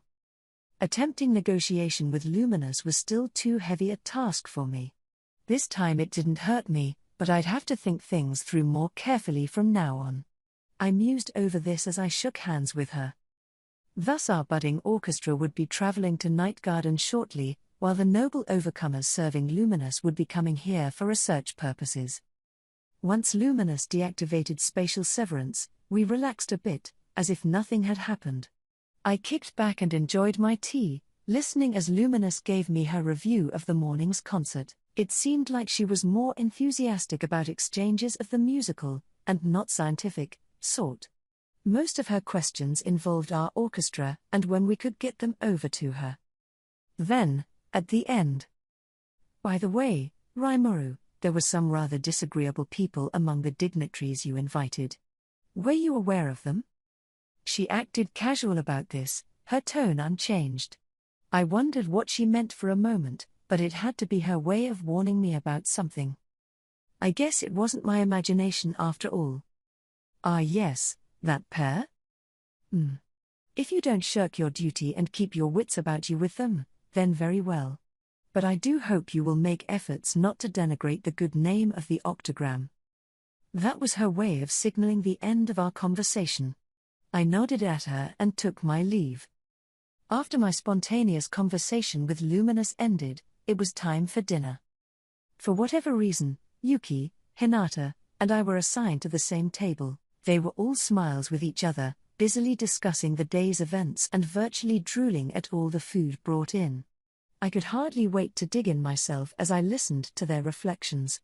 There were 2 choices available for the evening's courses, Japanese and Western. Hinata went for Japanese, while Yuki and I picked Western. I tell you, Yuki began, that was a seriously incredible performance. You really should have checked it out, Hinata. The food stalls'll be open later, you know. Don't tell me what to do. I achieved what I set out to do today. What's the problem? Besides, the takoyaki was so good, and... Her voice went down to a whisper as she started making excuses. But really, though. You guys went with Alias. I averted my eyes from Hinata, pretending to have no idea what she was talking about. But no, I mean it, it's really worth listening to. I mean, I quite like that one song already, but hearing it arranged for an orchestra. It just blew me away. Nice one, Yuki. His unbridled praise for Batten and Company had successfully diverted Hinata's attention. All right, she said, not sounding that peeved. If you're going on about it that much, I'll take the kids there tomorrow. Hinata, for her part, seemed to make the most of today, throwing her money up and down the festival, much to my appreciation. Clothes, weapons, armor, magic items, she bought it all, and at marked-up festival prices, too. She also made her way up and down the food stalls, and honestly, I think she took the kids just as an excuse to stuff herself. They loved her, though, it sounded like, so I couldn't complain at all, especially since she'd already volunteered to watch them the next day. Personally, I'm more interested in that research into magicules, Hinata continued, lowering her voice again. Healing potions don't really work on me, you know, because my body breaks down the magicules. And actually, there are some healing magics that work on me and some that don't. She had apparently done a bit of research of her own, to see if there was any potion out there that worked on her. Having the ability to annul magic applied to her sounded good on paper, but the more you thought about it, the more inconveniences it created. Yeah, you know, I haven't thought about it, huh? I'm affected by magicules, too, I guess, so. When you jump between worlds, you take in a vast amount of energy. Sometimes these manifest as skills, and sometimes it results in nothing, like with you, Yuki. But you're right, you're still affected by them. You haven't grown at all, for one. Whoa, don't put it that way. I haven't grown, no, but I've done a lot in my years here, you know? I know. You don't have to get worked up every time I mention it. I'm just picking on you. Maybe Hinata was just picking on him, but with those imposing eyes of hers? When she said stuff like that with her sharpened glare and joyless face, it really didn't sound much like a joke, all right. But you know, Rimuru, I'm fascinated by the directions you're taking your research here. I appreciated the compliment, but Yuki was really thinking too much of me. No, that was really all Gable and Vesta's own work. I only learned about it the same time all of you did. Oh? Didn't you order them to do that research? Hinata asked. And you let them announce it to VIPs from around the world without even knowing what it was? They both gave me incredulous looks. This soup is good, huh? I ventured, fleeing reality while I fished for an excuse. But look, what could I do? I want them to be independent.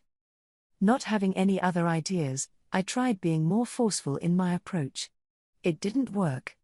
They just glared back at me. All right, I kind of regret that. I was really busy, but maybe I should have at least heard what it was first. Too late now, of course. Man, Rimuru. You sure are something, you know that? Honestly, sometimes, I seriously think he's a real big shot. Sometimes. That did not sound like praise to me, but well. Even I had to admit, it was kind of a slip-up. The presentation's content was great, but I got a bit nervous in the middle of it and Gazelle admonished me about it as well, already. I wanted to be more careful next time. Didn't think Yuki and Hinata were gonna rake me over the coals about it, too, though. Fortunately for me, the conversation drifted back into small talk as the dinner continued. Thus the first day of the Founders' Festival closed to largely excellent reviews. It really felt like a strong start to me, and I had no doubt in my mind that it'd end a great success, not knowing, of course, that I'd learn in short order just how naive I was. Interlude. A problem arises. We were all in the meeting hall for a regular update, waiting for, well, Mjolmal was the last straggler, wasn't he? It was 9 in the evening, right after dinner ended. The festival was still in full swing outside. We could hear flutes, drums, and laughing from afar. The official closing time was 10 p.m., so this was fine. The lodgers in our nobles' accommodations could shut the windows to cut off all the noise. We wanted to be sure noise complaints were never an issue with that building. So as much as I wanted to tour the evening market, I wanted to get this meeting over with earlier than the late hour I'd kept everyone up until last night. Shuna, Shion, good work today. That performance was amazing. I was completely surprised. Hee. We've been practicing on the sly, Shuna said with a grin. I've always been a good singer, and I think I'm a rather good fit for that piano instrument. The 2 songs I played are all I know, though. If she could play that well after starting so recently, I'd say a good fit is an understatement. But indeed, if she had to squeeze practice time into the nooks and crannies of her busy schedule, I could see why she had to focus on a limited song pool. The same went for Shion, too. She smiled at me. I kept my practice hidden alongside Lady Shuna as well. I wanted to surprise you, Sir Raimoru, and I think we succeeded. There was something beautifully dignified about her playing the violin. I honestly needed to give her some praise. Yeah, you looked great. You're gonna keep it up, right? Yes, of course. I'd like to get to the point where we can play all the songs you remembered, Sir Raimoru. I'll look forward to that. There's a lot I'd like to hear from you. Shion's never seemed more trustworthy to me than today. She could be a disappointment most of the time, but right now, she was shining. I then moved on to Gable. Gable, your presentation was also received favorably. Yuki was shocked by it, and King Gazelle took quite an interest as well. They said that we perhaps revealed a little too much to the public, but I think that was fine. Haha. Thank you very much. A lot of it was Sylvester's doing, but I took the initiative to do the best job I could on it, and conducting those experiments did more than just satisfy my intellectual curiosity, it made me want to relate those feelings of mine to everyone else. Perhaps I went a bit overboard with it. No, I'm not criticizing you. Your research surprised me as well, but the content was really interesting. I think our visitors were just as engaged, too. More than enough of a success. Gable breathed a happy sigh of relief. He must have been pretty nervous. Tell Vesta I said the same to him, all right? Absolutely. Vesta was likely drinking with Gazelle as we spoke. The king might be a bit angry at him, but Vesta would probably treat that as high praise. To him, Gazelle was eternally worthy of his respect. During this festival, at least, they should be able to enjoy themselves without worrying about things like rank or position. Diablo also updated me on arena goings-on. We have our 6 remaining seed slots filled, sir, but none of them would be a concern if I was part of the tournament. I watched the hero in action as well, but, yes, he certainly has some fascinating tools to work with. Should I take care of him before problems arise? I told you we weren't doing that. As you wish. I think any further briefing on the day's events would spoil the fun for you tomorrow. Diablo didn't see any issues. Counting Gogta and Geld, our 8 tournament competitors were locked in, and if nothing concerned Diablo, I didn't need to hear anything else. With the right seedings, we could see some pretty neat battles. I'll take Diablo's advice and wait for the fun tomorrow. Ci spoke next, telling me that the kids spent the day enjoying the festival. They'd paid a visit to the tournament preliminaries, cheering on Masayuki, then purchased a large amount of food and souvenirs. Geez, Hinata. You sure that's how a guardian should act? Hope the kids don't all wreck their stomachs. Now I was a little worried about how things would work out tomorrow, so we conversed some more while waiting for Mjolmal. Barring any problems, we'd be done with this meeting in under half an hour, or so I assumed, but given the way Mjolmal rushed into the hall, pale as a sheet, I had to dismiss this as optimistic. Sorry to make you wait, He stammered, and based on his body language, I could only assume something serious had come up. He was normally so unfazed, brazen even, but now he couldn't hide his panic. Shuna offered him some chilled tea, and I waited for him to catch his breath before speaking up. So what's happening? I'm deeply sorry, sir, but we have a serious problem. Here's the thing, we're out of money. It seemed that the tradesmen were all hounding him for payment at the same time, and he had spent the past little while trying to deal with them. Out of money? You're kidding me. We had all kinds of lavish fixtures from Diablo's manor, not to mention all his gold and silver, and besides, Diablo had taken 1,500 stellars in restitution from Farmus. If we dipped into that, we could hold 100 more festivals like this and still have money left over. About that, he replied when I brought this up with him. It's not an issue of budget, Sir Rimuru. It's that we can't convert Clayman's assets into money, it's not in the commonly used currency of the world. Gold coins from ancient kingdoms have great artistic value, and I know they're circulated around the Eastern Empire, but while they might be used over there, they weren't recognized as legal tender. The tradesmen could always have them converted, but this apparently wasn't to their liking. They wanted real gold coinage, as minted in the Dwarven Kingdom. So I paid them in regular gold coins at first, but partway through, I realized something had gone wrong. But by then, it was too late. Once our own vault was exhausted of common Dwarven gold coins, Mjolnir dipped into his own fortune to handle payments. But even that was limited, so he consulted with some of his closer merchant friends to figure out what was going on. What they revealed was astonishing. According to them, the new, unfamiliar tradesmen these shopkeepers had started working with demanded payment only in the common currency. In international trade, it was considered reasonable to make pure barter trades, one side's goods cancelling out the cost of the other side's. They could also enact IOUs, contracts to handle payment later instead of exchanging cash on site. Payment would be needed sometime, just not right at that moment, one common custom to cover monetary losses in this world, where the concept of charging interest was still in its infancy. However, our nation hadn't built the trust to back up that custom yet. If our partners demanded cash, our only option was to pay them in cash. Mjolnir understood this well enough. That was why he so carefully managed our budget for this festival, meticulously selecting the merchants he worked with. He was apparently counting on more large-scale trade with a smaller number of partners, which would allow him to break down the stellars in our vault and use the resulting gold coins to pay out his other debts. Even if that didn't materialize, he had known the main sellers at the festival for years, and, not that it was an excuse, but he figured they'd be willing to work with him a little more. He thought IOUs or payment in ancient gold pieces would be accepted, but the tradesmen working under the merchants balked at it, and that put even Mjolnir's closest merchant friends in a bind. I see, Diablo said, nodding. Something tells me this is being engineered by someone. And I agree. I never expected someone to meddle with us like this.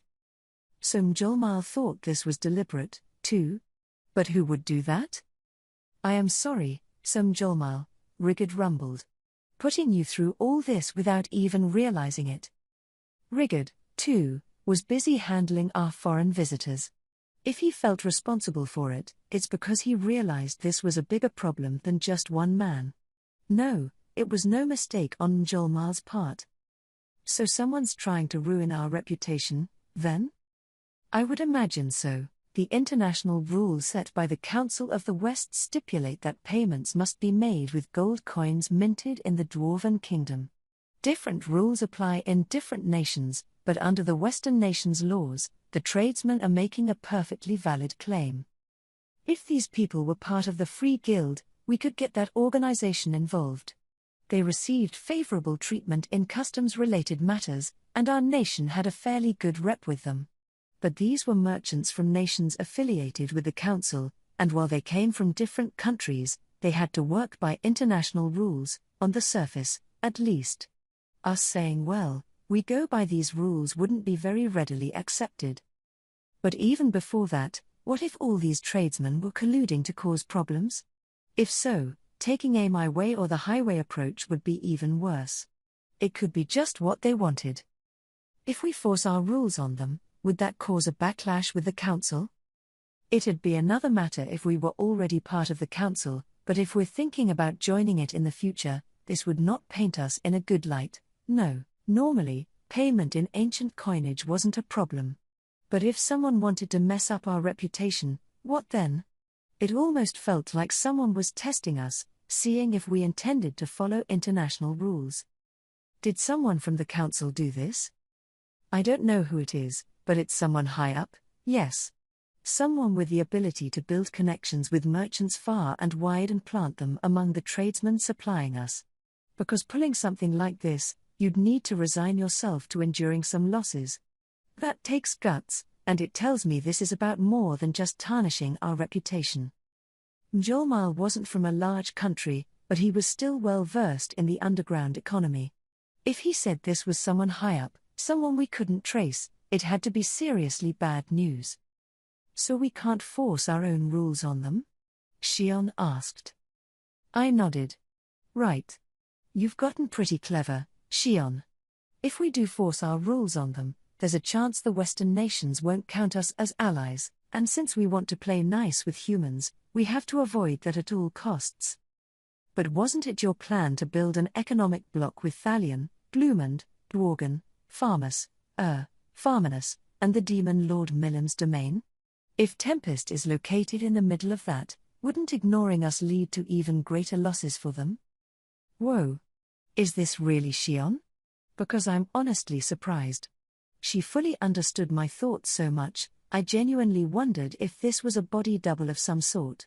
Her sharp analysis was right on the mark. You truly are worthy of being head secretary, Lady Shion. You are correct. Aren't I? So why would they try meddling with us? If they can't ignore us, wouldn't it be better to try building trust with us?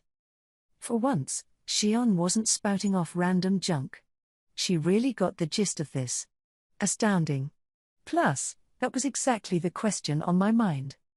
People can be very strange creatures, Diablo replied. They all must work together to survive, and yet they can't resist building class systems among themselves.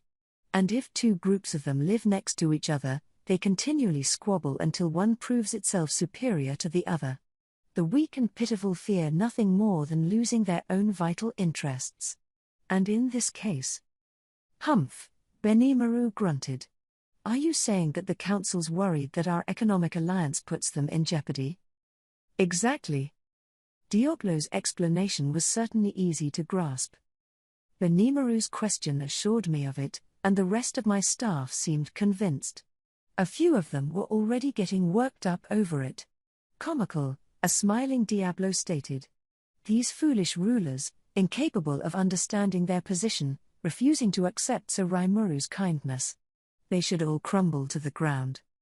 It was a little extreme, I thought, but Shion still nodded. He. So the Vice Secretary agrees? I was glad to see them cooperating, and I was really starting to see Shion in a new light, although I suppose at her core she wasn't much different. That's not gonna happen. They both gave me disappointed looks. They're so predictably alike with stuff like this. Either way, see, I said, we cannot let this go unaddressed. Would you like me to thoroughly investigate these tradesmen's past employers? We'd probably need to. It might just turn up something. But that'd have to wait until after the festival. For now, it was likely best to avoid rash action, just so we could handle anything that came our way. Once we overcame the problem at hand, then we could figure out who was behind it. That's important, yes, but hold off for now. Mjolnir, when is payment due for these people? Can you hold them off until then? First, I wanted to show them we'd stick to council rules. If we couldn't avoid breaking them, we'd deal with matters then. It wasn't like this would turn into war or threaten anyone's lives. I didn't think it was too urgent. Yes, well, they're all enjoying the festival as well, so they are willing to wait until the day after it closes. My own friends have been talking with them, but that's as far as they were willing to compromise with us. The day after it closes, so 3 days away. We had 2 days to work with, essentially. And said friends are also helping me raise money at the moment. They're able to exchange ancient coins for dwarven ones, at something of a loss to us, but as for whether they can come up with cash funds quickly enough, that's an open question. Sounds tough. I bet it was. Just taking it over here by wagon would be difficult enough. One of my staff could use spatial motion to hurry up the process, but scrambling around the world in search of gold pieces that may not even exist seemed ineffective to me. Besides, for all I knew, though I doubted it, maybe our foe was trying to lure my main advisors out of town. Again, rash moves were ill-advised. Wait. Weren't there gold bars among the goods we'd imported from the Beast Kingdom? Could we use those to manufacture fake coins? My analyze and assess-driven copies would be exactly like the real things, right? Nobody could ever tell them apart, even with the Dwarven Kingdom's technology. Understood, this is not possible. Dwarven coins are inscribed with a magical serial number that would make counterfeits easily identified. Oh. I took a gold coin from my stomach and looked at it for a moment. Raphael was right, there was a number inscribed on it. I could make an exact copy well enough, but 2 coins with the same number would be enough proof that at least one was a fake. Besides, wasn't counterfeiting punishable by death in most countries way back when? No wonder this world used magic and technology to regulate their coinage. I suppose they'd have to sustain a de facto universal currency like this. So we can't make our own coinage, and we likely can't buy enough in time. Everyone nodded at me. Well, even if it means taking a loss, can we pay them with pure gold, via the bars we have? Wouldn't the merchants be glad for that, at least? I imagine the more intelligent merchants would take that offer, but I have to say no to that. Mjolmal was having nothing of it. I asked him why. It seemed like a good idea to me, at least. It's because then they'll see what kind of footing we're on. Every time we negotiate with a nation afterward, they'll look back at how we dealt with this matter, and they'll see that if we're presented with an impossible quandary, we'll try to force a solution even if it means taking losses. And once we gain that reputation, people will deliberately give us unfair offers. They won't see us as an equal trading partner. You can be sure they'll serenade us with their flowery words all day, but... Mjolmal smiled a bit. But he was right. Show weakness to a merchant, and they fleece you dry. He sure would, I knew. Regardless, I'll try my best to assemble the coinage we need in the scant 2 days ahead. Fortunately, our visitors have been very generous to us so far. We might just be able to go on the offensive at the end of this. Thank you. For now, at least, there was no clear solution. Our only real choice was to remain defiant. We couldn't do anything too bold, and if it came to it, we'd just have to force our rules on them. Nothing told us we had to respect every single law people put upon us. This is Tempest, and we've got our own way of doing things. I mean, sure, if we could respect everybody's regulations, that was the best thing, but either way, we couldn't let those tradesmen go home empty-handed. We'd force the issue, but we'd do it fairly. Even if they didn't like ancient coinage, or IOUs, or payment in barter, I didn't think they had any right to complain. Well, no point worrying too much about this. This is our nation, and if worse comes to worst, we'll make them follow our rules. So don't overthink it and just do what you can. You got it. Mjolmal brightened a bit, apparently relieved. I don't know what the council will say to us, but let's be optimistic. By then, we'll know who this enemy is, at least, or maybe not an enemy, really, so much as someone feeling us out. It was too early to call them an enemy. Right. Meeting adjourned. Good job, everyone. And with that, this evening's progress report was a wrap. Procrastinating on our problems created some annoying issues for me, I felt, but it wouldn't do to fret about them too much. It looked like Molly was really getting eaten up over it, so I figured I'd shoulder some of the load for him. Wanna head out for a little while, Molly? And you guys, too. None of the men in the room was going to say no. A few of them, like Benimaru, were already in their yukata and ready to have some fun. But I need to start raising money. Oh, quit worrying about that for now. If it's not there, it's not there. If you get so worked up that it knocks you out, that'd be an even bigger problem for us. Mjolnir snickered. I could never say no to you. Well, all right. Mjolnir, am ready to take your offer. So I managed to drag Mjolnir with me to the festival for a late-night run. That ought to help him mentally recharge, from the heart, too. Don't party too much, Soromaru, I could hear Shuna say as we set off. And you, too, my brother.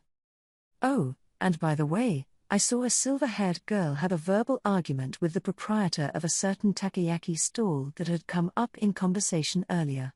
But let sleeping dogs lie. I said that many times before, but if you stick to that rule, you really do avoid a lot of danger and trouble in your life. Thus I gracefully let them carry on and had my fill of everything the night had to offer. Chapter 3. The Battle Tournament.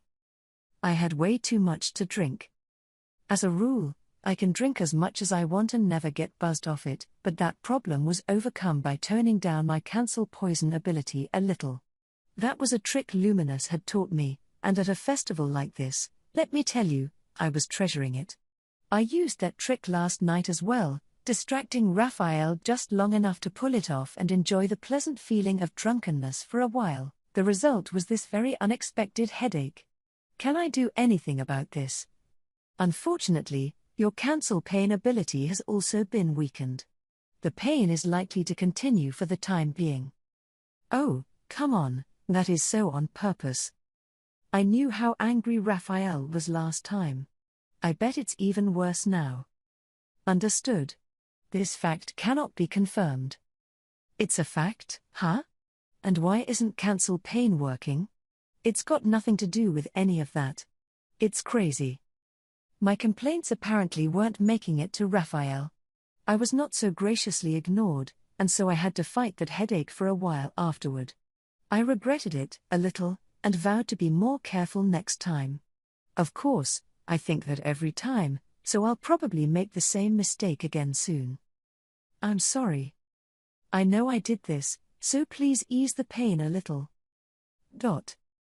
Raphael's exasperation was loud and clear, but after a little while, the pain went away. Let's try being a bit more careful, for real, next time. Food, after all, can be a sort of poison. Not eating it will kill you, but eating too much can wreck your body. Drinking, then, is the same thing, or was that stretching it a little too much? I mean, I should just sit back and enjoy the buzz a little more instead of trying to force matters, but I just can't help but try keeping up with my friends. After I stopped by a few places with Mjolnir and the gang, I decided to go on an inspection of the members-only, elf-run club on the 95th floor of the dungeon. This was the fanciest club in our nation, passing itself off as a place where only the truly elite gain entry. For now, it was open to our foreign dignitaries for advertising purposes, and that turned out to be not so smart of an idea. The place was hopping, full of people who couldn't forget the music they experienced that day and people arguing over the new potion discoveries they just learned about. Gazelle and Vesta were among them, and once we were spotted, I had to hang out with them for a while. We hit it off, drinking and talking well into the night, and all the praise heaped upon my friends spurred me to get really drunk. I regret that now, but I think anyone there would understand. And I wasn't the only one. All the other dignitaries were the same. Which, hey, they paid big money for the privilege, so it's all good. Besides, something else good came from it. A drunken gazelle offered to help me with the gold coins we were missing, and then Archduke Errol came along and promised he'd bring our predicament under consideration. It was all thanks to the power of alcohol. And so, with somewhat fatigued faces, all of us prepared to tackle day 2 of the Founders' Festival. We were at the newly completed Colosseum, a gigantic arena that comfortably seated 50,000. A roof that jutted over the stands kept direct sunlight from hitting them, extending in a U-shape across the arena. It was composed of a thin, membrane-like sheet stretched over a framework that looked like the wings of a dragon, which, really, was designed that way because I thought it looked cool. I wanted something all ominous like that. It really was there to block the sun, but that wasn't what anyone in attendance thought.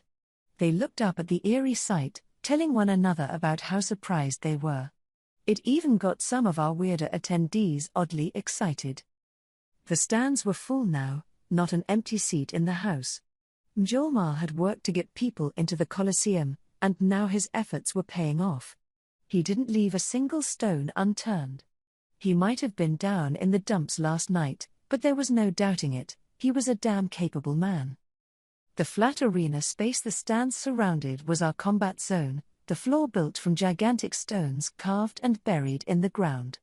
These hard rocks, each around 6 feet square, were placed in neat tiles to form the foundation. The spaces between them were filled with cushioning that also glued them together, forming what looked like a completely smooth rock surface.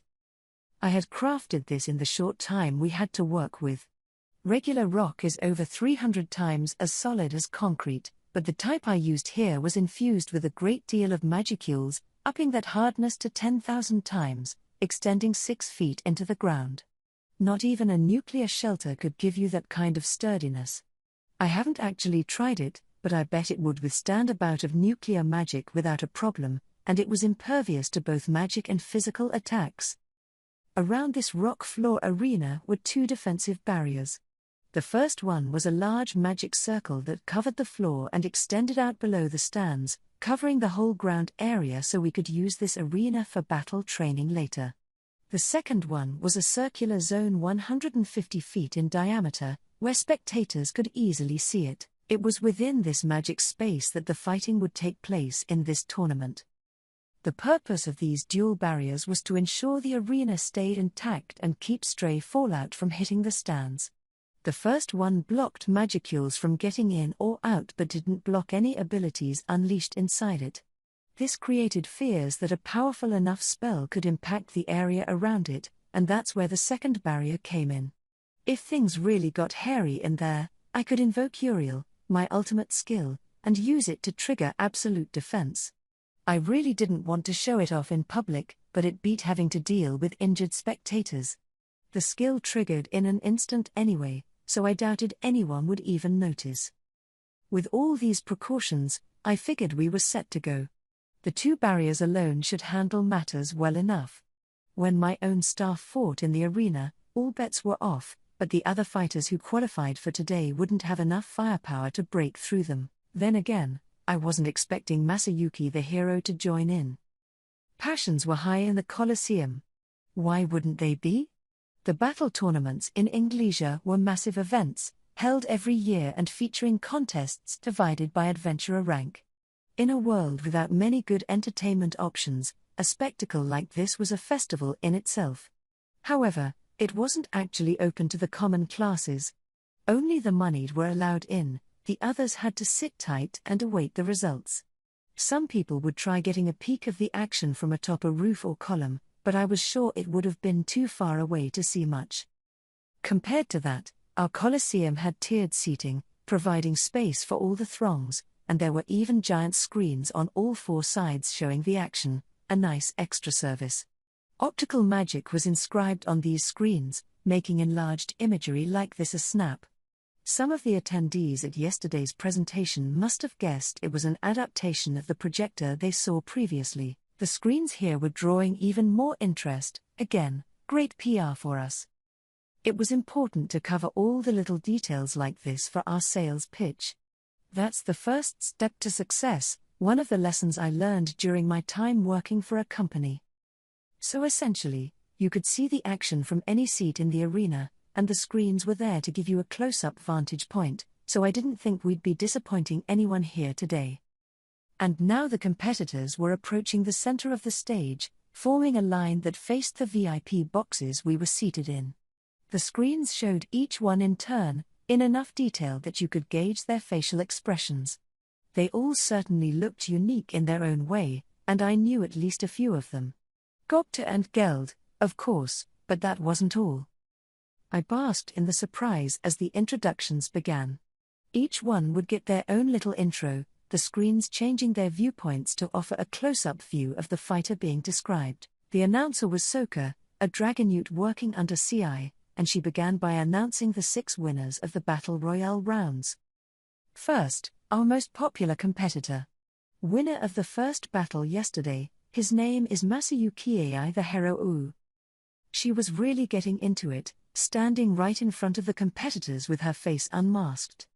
This wouldn't affect her work as a covered agent of ours, would it? Not a problem, CI, on standby next to me, said when I asked. She is disguised when on duty, and Soka is particularly gifted at concealing herself. Besides, we need someone among our ranks to serve as a known figure, for the purpose of public events. If that was his take, I saw no need for worry. She clearly had a gift for emceeing anyway. No one has seen his graceful sword skills in person. Why? Because the moment he takes out his blade, his opponent is already dead. So how did he win anything up to now? You could get away with that kind of hype in a street fight, maybe, but Masayuki was winning big tournaments, right? Maybe he would finish off a competitor in one blow, but could he trick an entire audience like that? How did his fight go yesterday? To be honest, there was little we could learn from it. As CI put it, Masayuki hadn't even unsheathed his sword. Some of his friends were among those fighting in his round, and they apparently dispatched all the other fighters, a good 50 of them, before conceding victory to Masayuki. There was no chance to gauge his skills at all. If he had this large a fan base, he clearly had to have some ability, but I still couldn't shake the feeling this was all a big put-on. Well. We'll see what he's really made of in the match today. With his overwhelming force, he's become a household name, declaring himself a hero at his tender age. But what does Masayuki have in store for us today? Many are those charmed by his sweet face, and many other women who swooned after one glance from him. Now it's time for all of us to count our blessings, as we're about to see him break out everything he's got. It's Ma. Sa. You. Kiai. Ye are. The audience shouted, buying into Soka's hype. Masayuki was hugely popular, wasn't he? But, really. He's actually that popular? Also, did Soka come up with that script? If so, she's got a hidden talent. Half of that was pure garbage, the other half bare-faced praise. Where did Ma. Sa. You. Kiai. Come from anyway? It all but melted my brain as I was listening to it. And it had to be hard for Masayuki, too. What if he got touted like that and lost in the first round? I'd be too ashamed to show my face. If anything, it was a really mean-spirited way to introduce him. It had to be Soka backhandedly slamming him, I thought. No wonder she was CI's closest assistant. Malicious. The next contestant was Jinrei the Mad Wolf. He had a grizzled hero feel, and despite his shabby equipment, he just looked like a badass. One of Masayuki's friends, too. By the looks of things, he wasn't an A rank in terms of strength, but I still felt like you couldn't go easy on this guy. There was a secret lurking around him, if you asked me, and I decided to keep a close eye on his match. Contestant number 3 was a man named Gei the Flowing Swordsman, whose skills with a blade were his main draw. He dances like a seasoned performer during battle, stealing the hearts of all who watch. Will he show us his graceful moves today, as the blood sprays around him like crashing waves? Whoa. Scary. Dancing around spraying blood is kind of twisted, isn't it? He didn't look as muscular as Jinrei, but depending on those sword skills, maybe he could rank an A. He didn't look like that much of a threat, but I'm sure he was a talented adventurer. The 4th and 5th contestants were familiar to me. They were the chiefs of the Bovoids and the Equinoids. Why are they here? I asked CI. Well, there have been some rumors spreading around. Rumors? Yes. You know, your offer of naming the champion one of the Big Four. What? For whatever reason, word had gotten out. I figured Gobta or someone must have blabbed about it.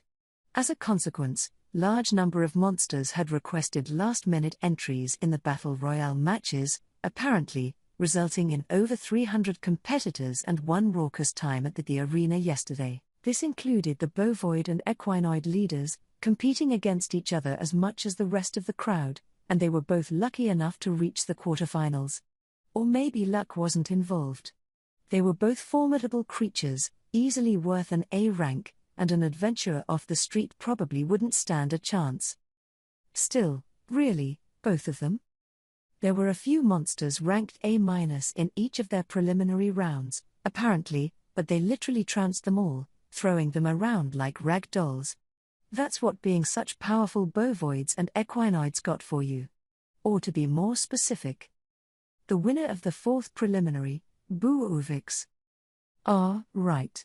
I'd named the leader of the bovids Bovix, and to keep from playing favorites, I'd also named the equinoid head Equix.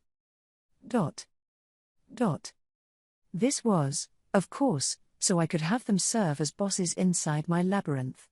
I wanted one of them to rule the roost down on floor 50 or, as I suggested to them, maybe even swap duties regularly. They said they had sworn their faith to me, so I didn't hesitate to put them to work, in exchange for naming them.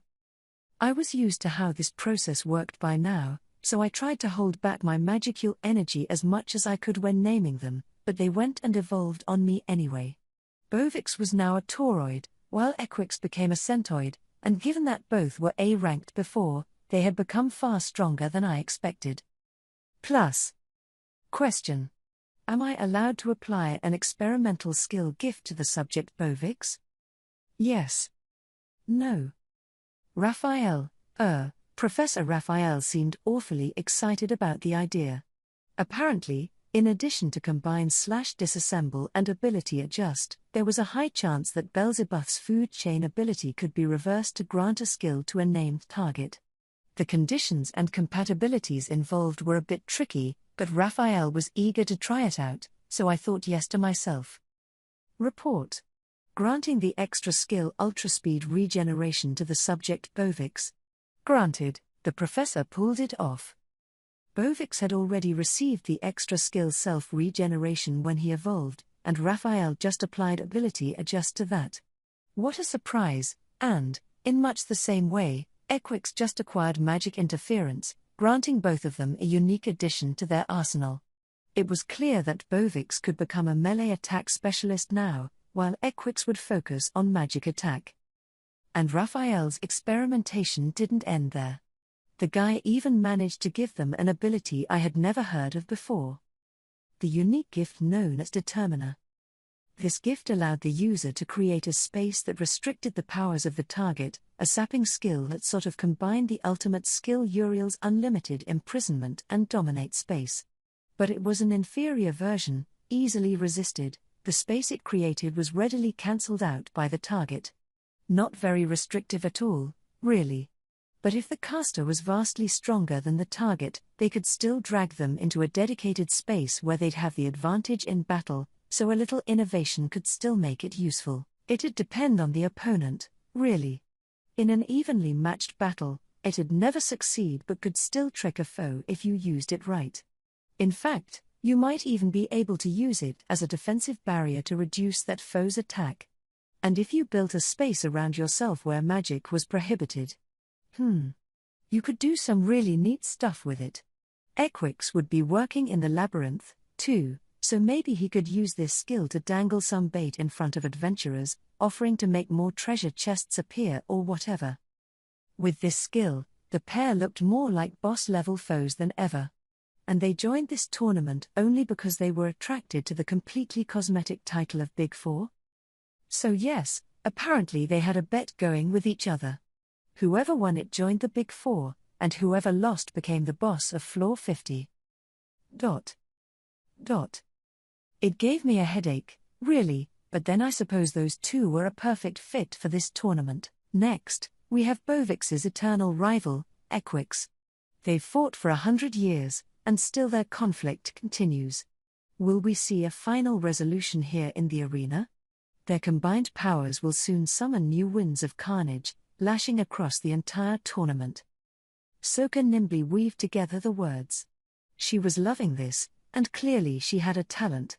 She had good looks, too. The audience seemed to like her. There was the tail and wings and horns to consider, But that didn't get in the way of being cute, really. And what's more, either Bovix here or Equix here will become one of the masters of the dungeon, scheduled to open in town tomorrow.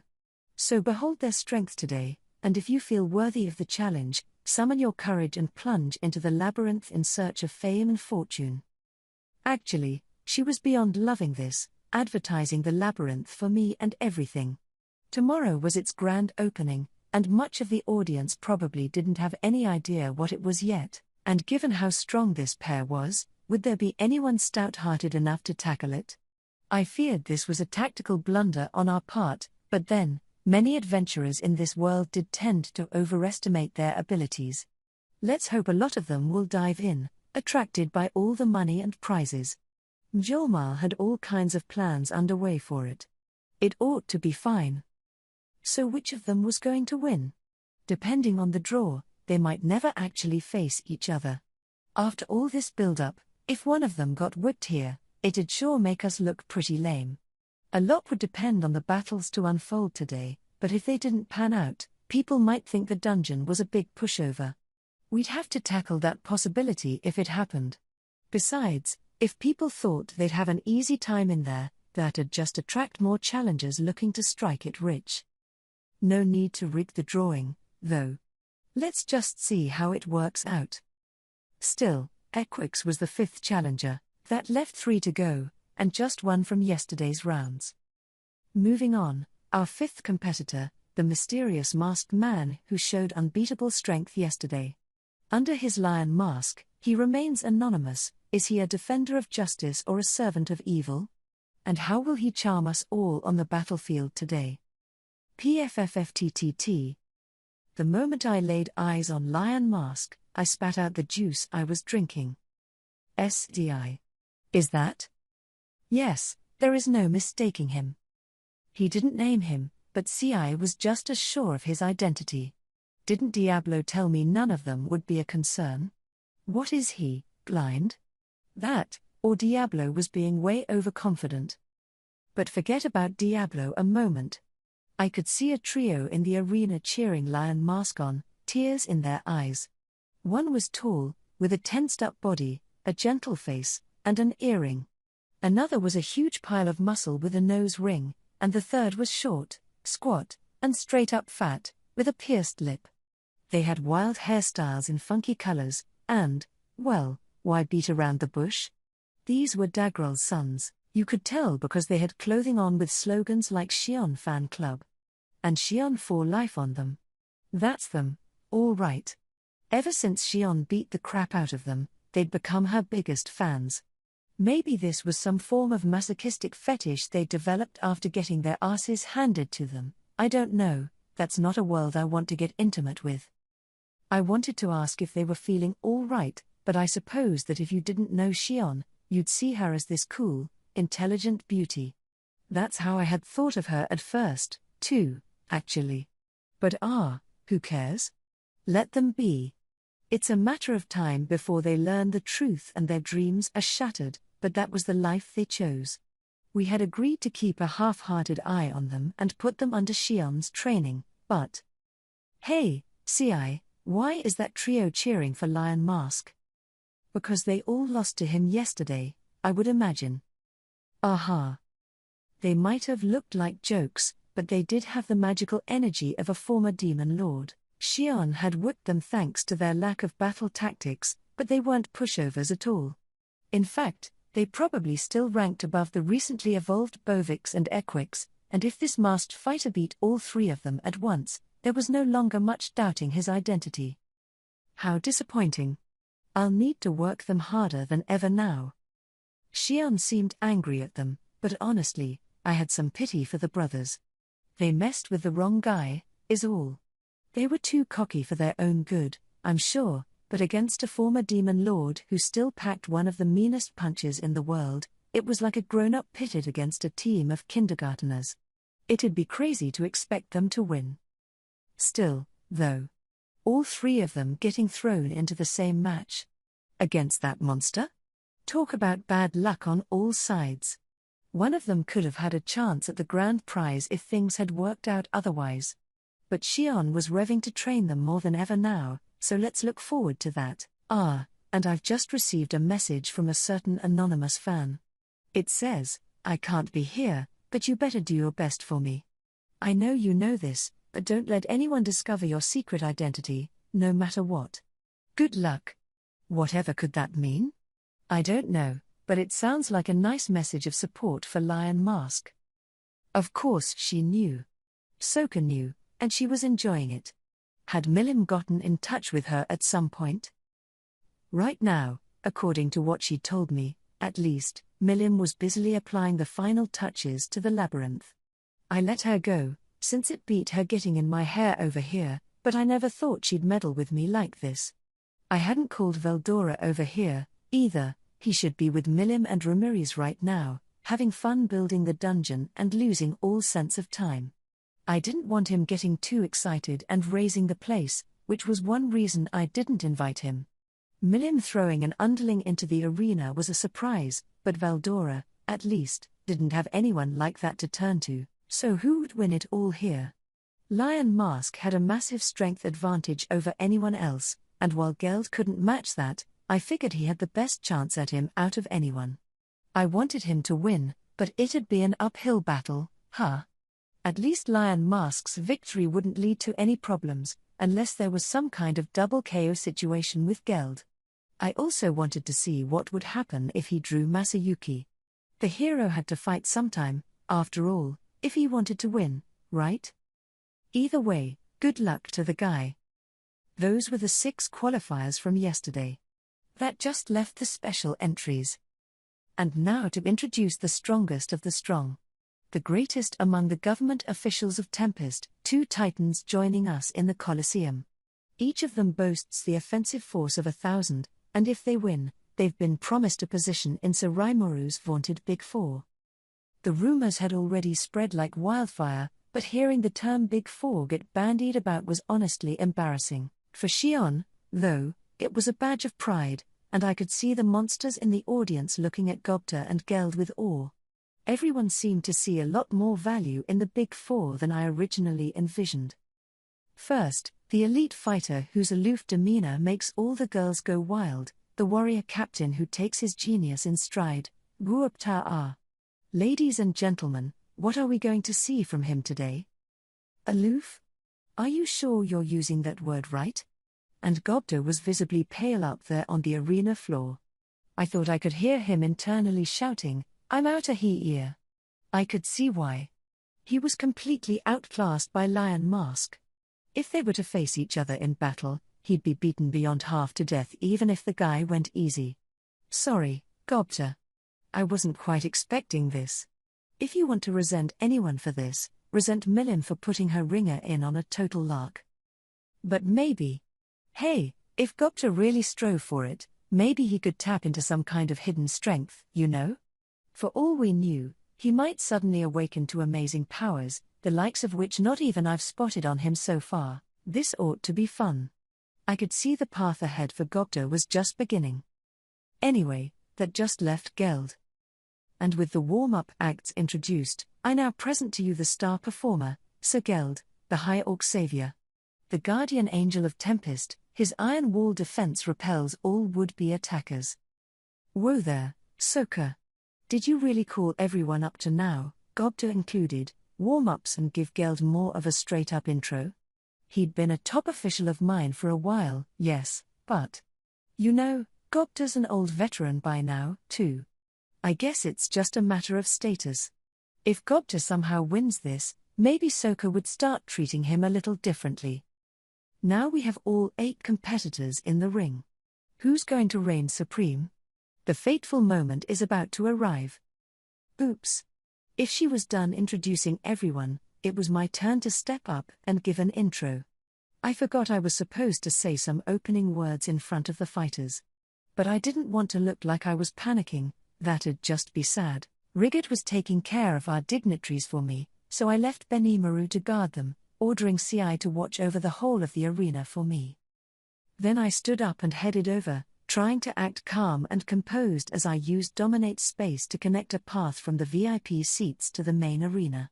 When I passed through to the other side with Xion, I was greeted by deafening applause. Rah! The sight of me filled our residence, and those from nearby nations, with excitement. I had to respond to them. It gave me a little stage fright, but I worked hard to act all high and mighty, like a demon lord should. Taking the mic from Soka, I turned to the competitors. Fighters, if you survive through the end of today and win the final round tomorrow, I will grant you the glory of my nation. Does that work?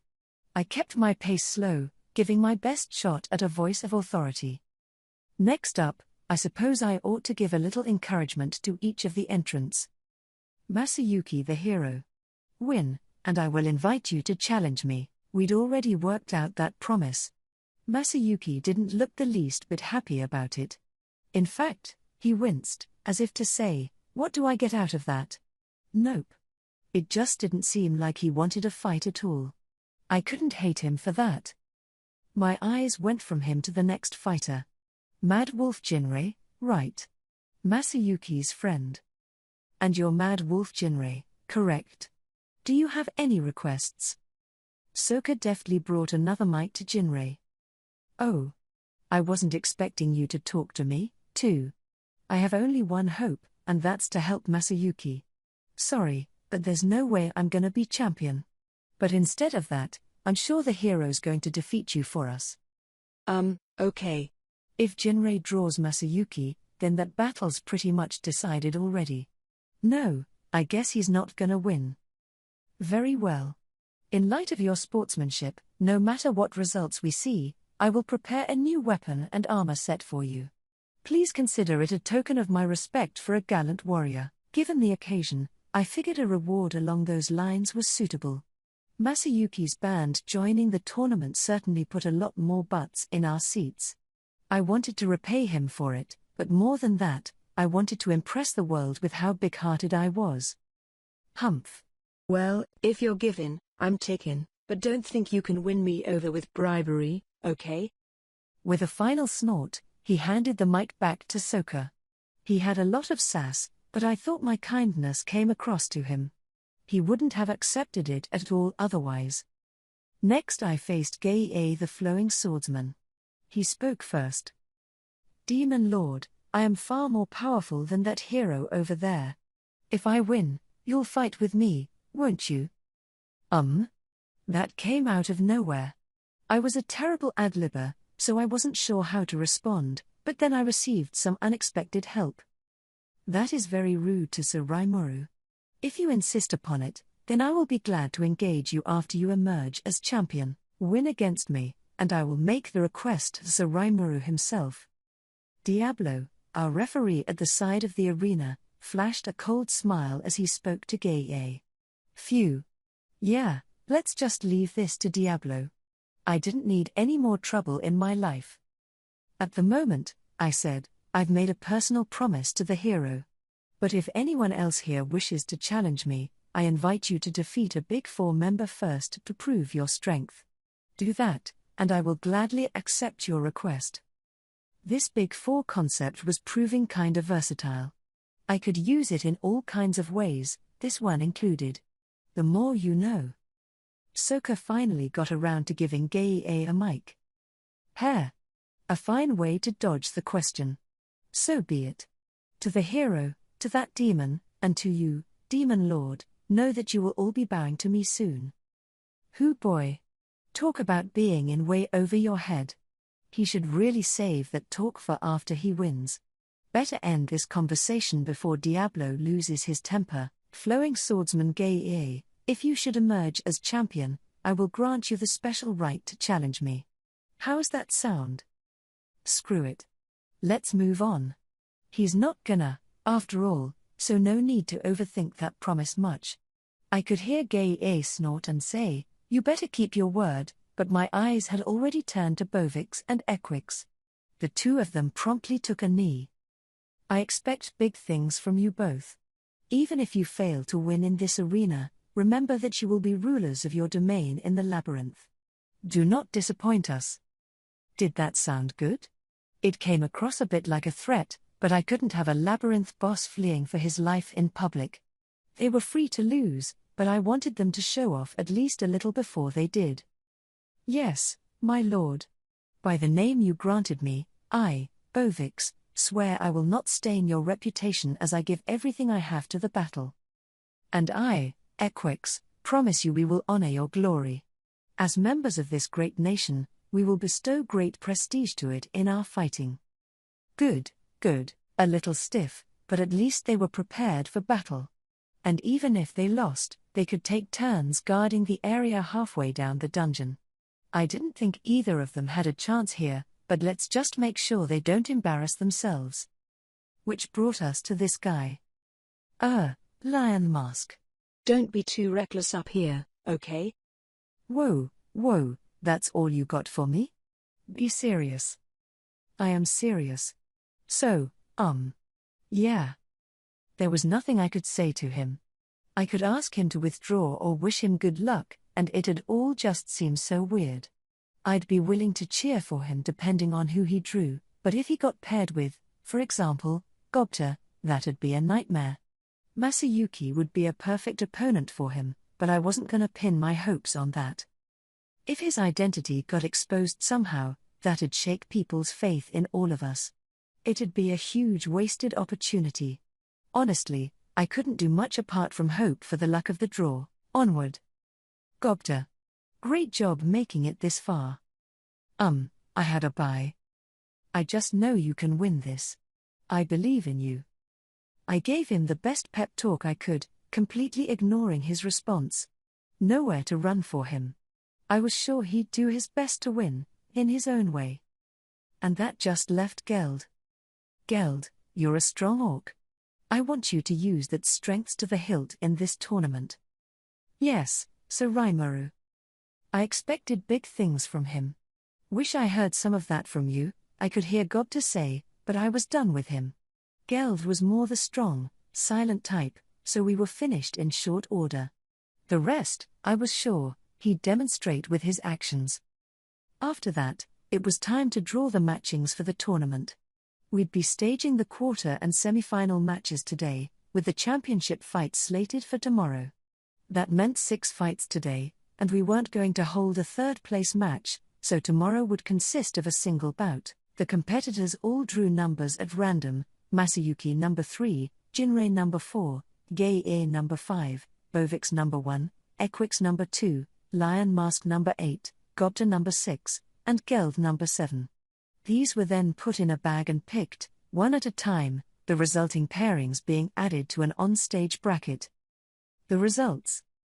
Match 1, Bovix vs Equix. Match 2, the hero Masayuki vs Mad Wolf Jinrei. Match 3, Flowing Swordsman Gei vs Gobta. Match 4, Geld vs Lion Mask. This drawing was completely fair, so I couldn't complain, but damn, Masayuki was lucky. That was basically a bye he drew for the quarterfinals. Meanwhile, poor Geld, facing Lion Mask first thing and all. Could he win? I was honestly interested. It was definitely an exciting matchup, even though I couldn't welcome it with open arms. In terms of testing out Masayuki, it was pretty much the worst drawing possible. Whoever won match 2 would be facing him in the semis, and Bovix vs Equix would be a hell of a match, too. The problem was, it was too good a match, one bound to exhaust both sides and leave the winner completely out of gas against a fresh, untouched Masayuki. Meanwhile, the top fighter from matches 3 and 4 would go on to the finals, but if we wound up with Gobta duking it out against Geld in the semis, they'd also be too tired to thoroughly test Masayuki's skill. Plus, Lion Mask was in the mix, and him versus Geld was, as I said, a fight up there with Bovix versus Equix in excitement. I didn't know how serious Carol, Lion Mask was about this tournament, but Geld did have a lot of strength by now. Having them both fight each other in the first round? I just couldn't believe that draw. It was like destiny itself arranged things so Masayuki would have as easy a time as possible. Well, no point whining about it. I could make all the predictions I wanted, but nobody knew how this would turn out. And while I pondered that, the first match was already about to begin. The other fighters stepped out of the arena, Moving back to their waiting area, Bovix and Equix stood at the center, staring each other down and talking trash. "Hey there, Equix. We should have settled this score long ago, just the two of us. Our fates have intertwined for far too long. I hope you're ready to end it here." "Don't be stupid, Bovix. I, Equix, am the only one worthy to serve in Sir Raimuru's elite Big Four. It'd be far more suitable for you to hole up in the labyrinth, enjoying your retirement." Silence. Why would the likes of you ever deserve to be in the all-dominating Big Four? Without warning, their battle began.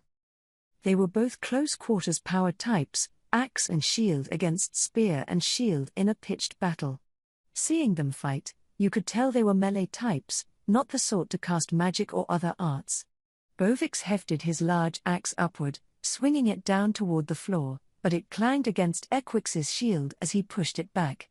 It brought Bovix's body down, and Equix wasted no time advancing with his spear, but a nimble backstep from Bovix had its tip whistling through thin air. The battle continued for a good 20 minutes, an edge-of-your-seat balance between offense and defense that showed no signs of letting up. They had fought for the past 100 years, and this duel didn't look like it'd end any sooner. The breathtaking monster battle kept the crowd wrapped with excitement. After all, one rarely if ever had a chance to see two monsters of their level fight from such a close distance away. Normally, you could go your entire life without witnessing a duel between two A-rankers like this. They were evenly matched, and that was why the battle extended so long. It was fun to watch. But it came to an abrupt end. "It's over." Bovix moved to finish things, throwing his great axe, a projectile attack that could pulverize boulders, capable of breaking both its target and the weapon they were holding. Equix's left arm exploded off him, flying through the air. He had sacrificed it to stop Bovix's throw. But he just smiled. That was exactly what Equix wanted, and in a single moment, he closed the gap between him and Bovix. Bovix was no doubt expecting Equix to dodge his axe entirely, and this new move left him unprepared for this assault. "It ends here. Take this, equine spear flail." Equix was at his chest, and the flurry of spear strikes he unleashed was impossible to avoid. With no way to dodge them, Bovix suffered a succession of stab wounds all at once. Equix was willing to literally give an arm for this victory, and now he had it, or so he thought. Not so fast. Lightning horn. With a roar, Bovix landed a headbutt on Equix with his horns. Lightning crackled up and down them as they extended out twice as long as before. They were vicious weapons, and they tore into Equix's right eye and arm. That settled the battle. The spear fell out of Equix's useless limb as electricity shot through where the horns had stabbed him, searing his wounds. It almost looked like the blood was being boiled out of him. Equix had gained the self-regeneration skill during his evolution, but the lightning damaged him far faster than he could heal himself. Bovix, meanwhile, had ultra-speed regeneration, and the massive holes in his chest and stomach were already closing up. The battle was his.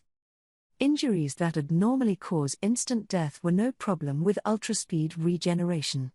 And with self-regeneration, even Equix's many wounds were starting to heal themselves. By the time they left the arena, they were both back to normal, Equix already groaning about how he'd get him next time. Glad to see he was well. But it was over. Bovix was the first to advance, his masterful fighting earning him cheers from the crowd. What a way to kick off this tournament. Seriously, though. Seeing it in action again, ultra-speed regeneration was almost like cheating. Equix no doubt used the tactics that had served him well in the past. That onrush, followed by a flurry of spear stabs, would have ended most contests. That was why he didn't fear those obviously fearsome horns for a moment, and that cost him dearly. I hoped this taught him a lesson. He'd need, I thought, to be more careful, eyeing his foe and figuring out where his aces in the hole were. Match 2 pitted the hero Masayuki against Jinrei the Mad Wolf, and as everyone knew in advance, it ended with a forfeit for the hero. The two of them just shook hands in the center of the arena, and that triggered wild cheering and applause. It made no sense. Why would a handshake whip the crowd into such a frenzy? I could hear them shouting, "The hero has done it again." And so forth. Why was he so popular? It was alien to me. Ah well. I resolved to stop thinking about things I couldn't change. On to the next fight. Match 3 was the flowing swordsman Gei against Gobta. How would it turn out? By the looks of it, Gei qualified for the rank of A, if barely. His weapon and armor were all rare-level goods, proving that as an adventurer, he was among the best in the business, but Gobta had a set of unique class armor. I didn't think he was Gei's match in skill, but add all their traits together, and you had a pretty decent matchup. Ready? And begin. The battle started at Sokka's signal. Ha! With a short breath, Gei planted his feet down and thrust his sword. It was a sharp thrust, and I saw where the flowing part of his nickname came from. Excellent work. But Gobta's chest guard blocked it. What? Such fine armor for petty infantry? Gah! That's too fast. This happened just after the starting signal. Gobta didn't even have enough time to remove his dagger. God damn it. I said to myself, scolding him. You're leaving yourself far too open. Gobta's armor staved off the blow, but it wouldn't next time. It was Gei's excessive self-confidence that saved him there, but next time he'd clearly go for a joint or some other unprotected spot. PFFFT. How about this? He unleashed a dancing slash, striking at Gobta multiple times. Gobta managed to dodge them all, already at the end of his rope and practically on the verge of tears. By the look on his face, he was probably aiming to get run out of the ring and disqualified. Victory was quickly off the table. He was just trying to protect himself, and that might have been the right answer, but I wish he could have tried a little harder. Given how interesting a match this looked like on paper, Gobta's reaction was a disappointment. I thought that settled it, but, tantalizingly enough, the battle just refused to end. Gobta kept sidling over to the edge of the arena, and Gei kept cutting him off. Is he toying with him? He doesn't seem to be a very nice person, no. Gobta is hardly gallant himself, but I find this man's behavior quite distasteful. Xion and I were in agreement. Now I kind of wanted Gobta to win. Ha ha ha. Think you can run from me, you peon? Gei fought with a bastard sword, its length somewhere between short and long. He also had a gauntlet on his left hand that he landed punches with, no doubt to devastating effect. It was an unusual fighting style, and when he came at you with both arms raised, it was hard to guess exactly what he'd do. To Gobta, who learned more standard swordsmanship, it was no doubt a tricky foe to juggle. Still, Gei never landed any decisive wound. The only real blow so far was the very first one on Gobta's chest plate. Gobta's being very observant, Xion remarked. You wouldn't be able to dodge those sword strikes for so long unless you could keep up with how he moved his weapon. She had high praise for him, and so did I.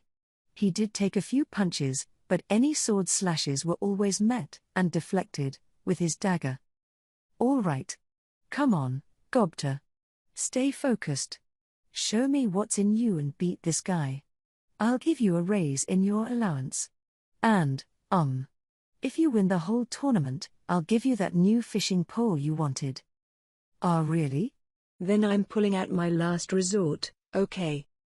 If he had a last resort, I really wished he'd used it sooner. But regardless, my encouragement seemed to do the trick. He actually wanted to fight. I wasn't exactly thrilled with resorting to bribery with him, but with someone as lazy as Gobta, that should have been my first tactic. I mean, I already had Geld in there. I didn't expect much out of Gobta, but with things as they were, I really needed a full effort from him. Gah ha ha ha ha. Don't try to look smart around me, peon. The likes of you could never beat the strongest out there. Gei continued to give chase, laughing the whole way. He was no doubt sure of his victory, not even bothering to keep an eye on Gobta. But now Gobta was prepared to do anything to win, and thus, Gei was doomed. Summon. Okay, come on over. Gobta was head of the Goblin Riders, And, of course, that meant he could summon a starwolf and unify with it. This gave him magical energy on the level of an A- monster, combined with the sword skills drummed into him by Hakuro. Against someone like Gei, he could more than hold his own. Again, though. Why didn't you just do this first, man? Damn it, Gobta.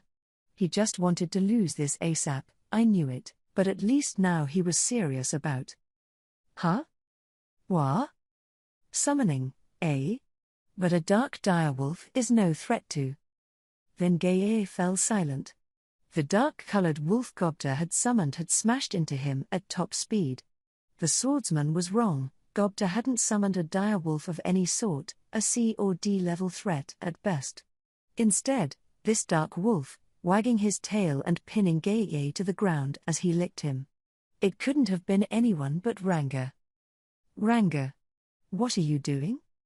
TCH. Quite a tactic. I must hand it to Ranga. He's become quite the schemer. I don't think so, Shion. I really don't think so. Gobta looked just as surprised as us, so I didn't think he meant to do that. This was purely Ranga's doing. He must have barged into Gobta's summoning without asking. And here I thought he was sleeping in my shadow. I had no idea he'd hatched this sort of plan. Sokka ran up to Gei, then turned toward Diablo. Gei is unconscious, a brilliant move. I think the battle's over. Diablo the referee, his face deadpan, ruled this a valid attack. He had to have recognized Ranga, right? I mean, I knew he was in his smaller, regular wolf size, but... oh well. They got along, that much I knew. And the winner is... Gu-oo-ta-ah. Sokka's proclamation was drowned out by the cheers. Given the lack of booing from the crowd, everyone must have accepted summons as fair game in this match. Really? Whispered Gobta. Nobody heard him in the roar. But, can we really get away with this? Summoning magic is explicitly allowed in the rules. I would think it is not a problem. Well, if Rigard thought so, then all right, but Ranga decided to join in, huh? Are you sure this isn't an infraction? Because up to now, I'd given Gobta zero chance of winning his first round, but with Ranga, there was no telling any longer. Considering my initial goal of testing out Masayuki's skills, maybe this was a blessing in disguise, right? Time to stop worrying about it. I defiantly decided to let it go. Match 4, Geld vs Lion Mask, was another one worth watching. Heh. Nice to see I can kick ass for the first time in a while, huh? Lion Mask was certainly ready for this. Being able to cross arms with such a vaunted warrior is a very unexpected surprise. I will make the most of this chance to fight such a seasoned opponent and tackle you with everything I have. With that, Geld removed the top half of his armor and readied his fists. Ho! You want to fight barehanded? Nice. That's another one of my specialties. He took his own stance against Geld. What followed was one for the ages, a battle that was sure to go down in the history of this tournament. It was fist against fist, generating great shockwaves of force that sent howling winds across the arena. Geld didn't use kicks at all, battling exclusively with punches and throws while shuffling his legs to maintain balance. No matter what attack was thrown at him, he didn't waver at all. It was... what do you call it? The peekaboo style, a term I remembered seeing in one boxing manga or another. At the same time, the punches he threw as he looked for openings, even the ones meant to keep his opponent in check, had the power of a cannon tucked inside. That was thanks to his lower body, the base of the cannon, transferring all the kinetic energy in his body to his fist. But his fists weren't his only threat. He had shoulder attacks, and if they got caught in a grapple, he could perform throws. Lion Mask, meanwhile, was an all-around fighter who could launch just about anything at any time.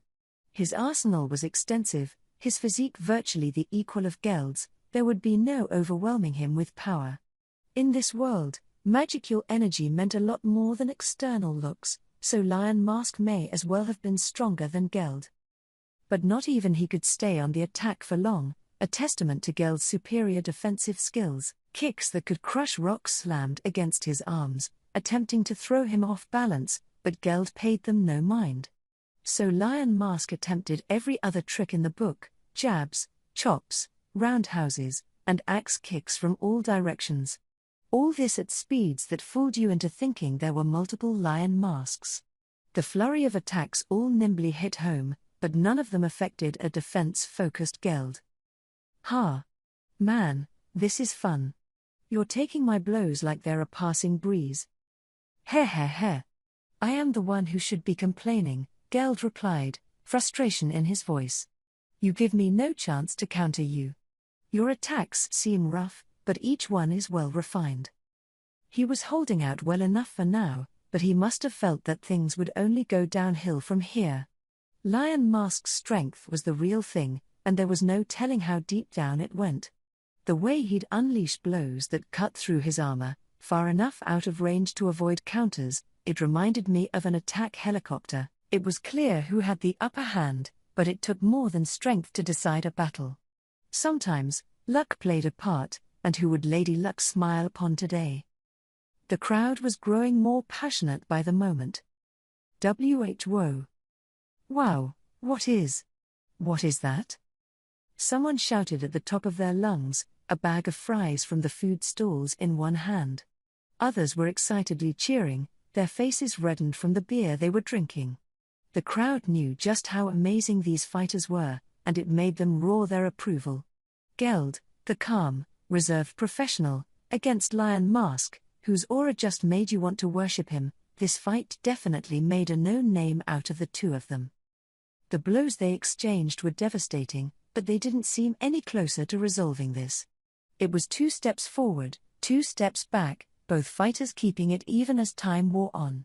The same held true after half an hour, an excited Soka offering her commentary the whole way. Even Diablo kept close watch over them, eyes deadly serious. 20 minutes later. "You've done well to hold out against me this long. My compliments to you." "Heh, heh heh. It is an honor, receiving such praise from such a lofty figure." "Enough flattery. But let me ask you something." "Anything." "Why aren't you using any skills? Isn't it evident? Because you still have not shown your true self to me." "Heh heh. Ha ha ha ha ha. You call me a lofty figure, but you were aiming to win? Interesting. I can't show you my full true self, but I can show you some real moves." They spoke as they kept up the onslaught. The audience couldn't have heard it, but I picked it all up through Diablo's ears. Geld's lack of skill usage was a mystery to me as well, but that was why? Geld wanted to fight against Lion Mask and notch an unconditional victory. Lion Mask, or, let's just say it, Carillion, could animalize at any time to unlock his full force in battle. His current form was just a temporary one, he couldn't tap his full potential like this. Geld knew it, and that was why he fought strictly with his own body, not resorting to Protector or Gourmet even once. I was sure he didn't want to get that serious with the fight in public. Of course, that anonymous letter read in the introductions all but ordered him not to. Carillion was no doubt in agreement, and if it meant revealing his identity, then going all out in this arena was off the table. Even so, he was strong. Your average monster or magic-born didn't stand a chance, he could even conquer high-level elementals. Despite that, Carillion was beginning to get a little serious. "Let's go." Yar. A golden burst of mystical force flashed for just a moment, focusing itself on Carillion's right hand. The fist plowed into Geld's arms, leaving afterimages behind. The force was shuddering, exploding against both his arms, sending them flying away from the now exposed pit of his stomach. It was one of his weak points, and Carillion wasted no time throwing a right jab straight at it. The shock wave coursed across Geld's body with an energy that was physically destructive. "Well done. This is the end for me." Geld staggered back. But he did not fall. He was trying to make his way outside the ring boundary. Diablo ran over to prop him up, looking towards Soka. "It's over. The winner is Lia Oun, Maha ask." Massive cheers. Massive applause. The crowd didn't hold back for a moment, screaming their praise at the competitors. I call that lion cannon fist. You should be proud, Geld. Not only did you take the full brunt of one of my secret moves and survive, you're still able to walk. Hair. Hair. I would love for us to fight no holds barred sometime. So would I. I haven't had a scrap this fun in a while. Geld and Carillion both nodded, each treating the other with respect. I could tell they had a deep, heartfelt connection now. Neither of them thought this was the end, and it wasn't. If they both got serious and used their full arsenal of skills, the whole match would have been different. But the win went to Carillion this time, and Geld was out of the tournament. Still, I wanted to tell Geld that I was proud of him. These cheers right now, this was what it was all about. That's how amazing about this was. I clapped as loudly as all the others as Geld left the arena. The quarterfinals were in the books, and it was time for an intermission. The semi-finals would take place after the lunch hour. A lot of the next round would come down to how fatigued the winners from the last one were.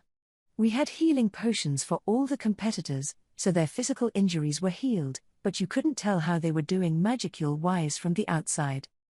With the morning's excitement still on everyone's mind, the fifth match of the day was about to begin. In the center of the arena, Masayuki and Bovix faced each other down, ready to fight for a berth in tomorrow's final. The big question for this bout, were Masayuki's powers real, so to speak? Because unless my mind was playing tricks on me, it looked like Masayuki's knees were quivering a bit. Trembling with excitement for the upcoming bout, maybe? And the sweat coming down the back of his neck was almost like a river. Was he really as powerful as Hinata? I just couldn't convince myself of that. As I observed him, Bovix helped himself to Soka's mic. So you're the hero who picked a fight with Sir Rimuru? A pity, then, you so fail to realize your place. He was taunting Masayuki. But the hero just gave him an aloof smile, or, to put it in a less complimentary way, his mouth gave an odd twitch, and let it slide. Then he extended a hand to Soka, asking for a mic. Hair. Your fighting was a marvel to see. Yes. He wasn't taking the bait. In fact, he was praising him. Masayuki's more mature than I thought. But that makes it all the more a pity. A pity? What is a pity about it? The hero didn't seem in a great hurry to start this match. What was he going to say next? If you were in peak shape, it would have been fine for me to fight with my full strength. But you used the majority of your endurance in the previous round, didn't you? I just find that to be such a pity. I wasn't expecting him to announce that he'd not fight all out this round. It seemed like a sincere gesture, that, or maybe just making excuses. What are you? I just mean, if I fought and beat you right now, I wouldn't get any joy out of it. I've heard the Demon Lord Rimuru appointed you one of the masters of the labyrinth he's prepared. I guess you're more interested in joining the Big Four, but... Fool. The role of Master of Floor 50, the midsection of the dungeon, is a great honor for myself and Equix. But it will not prevent me from aiming for even loftier heights. Oh? Well, sorry to say, but the way I see it, Geld yesterday looked far more suited to the Big Four than you strength-wise. NNNNNNGH. First he praised him, then he dissed him. What was Masayuki thinking? If I fight you now, I'm likely gonna win. But at your full, rested peak, I don't know how it'd go, especially down in the labyrinth, your home turf. I just think, it'd be such a waste if we had to settle this right now. NNNNNH? Whoa, man. I hate to think this, but does Masayuki have no intention of fighting at all? I'll be tackling the dungeon here, definitely, no matter how my fight with the Demon Lord works out. So what do you think? You can get back to full strength, I can meet you down there, and you can try to fend me off. Now I was sure of it. Masayuki was acting all breezy and self-confident, but to me, it looked like Bovix was scaring the crap out of him. Was he trying to sweet-talk him into conceding right now? I had ordered Gobta and Geld to weigh Masayuki's talents for me, but Bovix didn't know that. Maybe. HNGH, hair. Ga ha ha ha. Yes, I fully understand what you mean.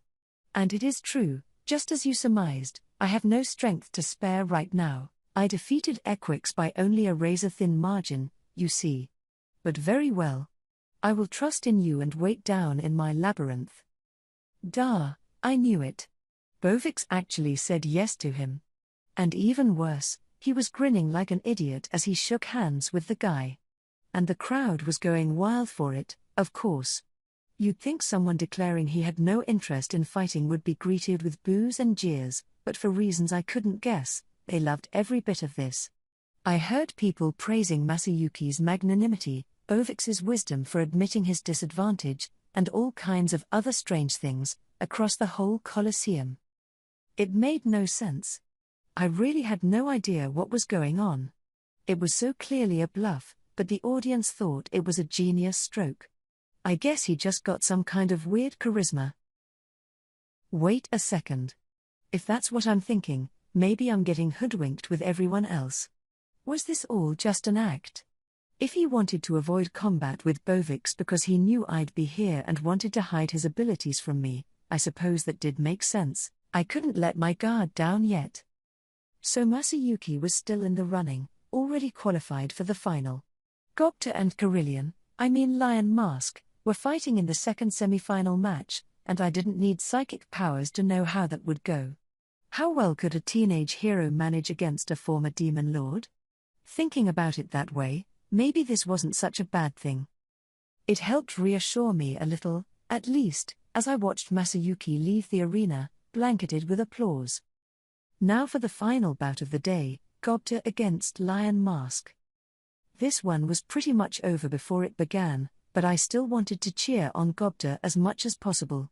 I did promise that fishing pole if he won it all, and let me tell you, I was proud of that pole. It was a new model with a reinforced reel, designed by me so I could catch up with him in our informal fishing competition. I wasn't about to give it up that easily. I could make another pole with little trouble, yes, but it's about the competition. Gobta wanted it, and that gave him the motivation he needed, which was great for me, so I had to root for him. Lion Mask, Carillion, was so gonna win.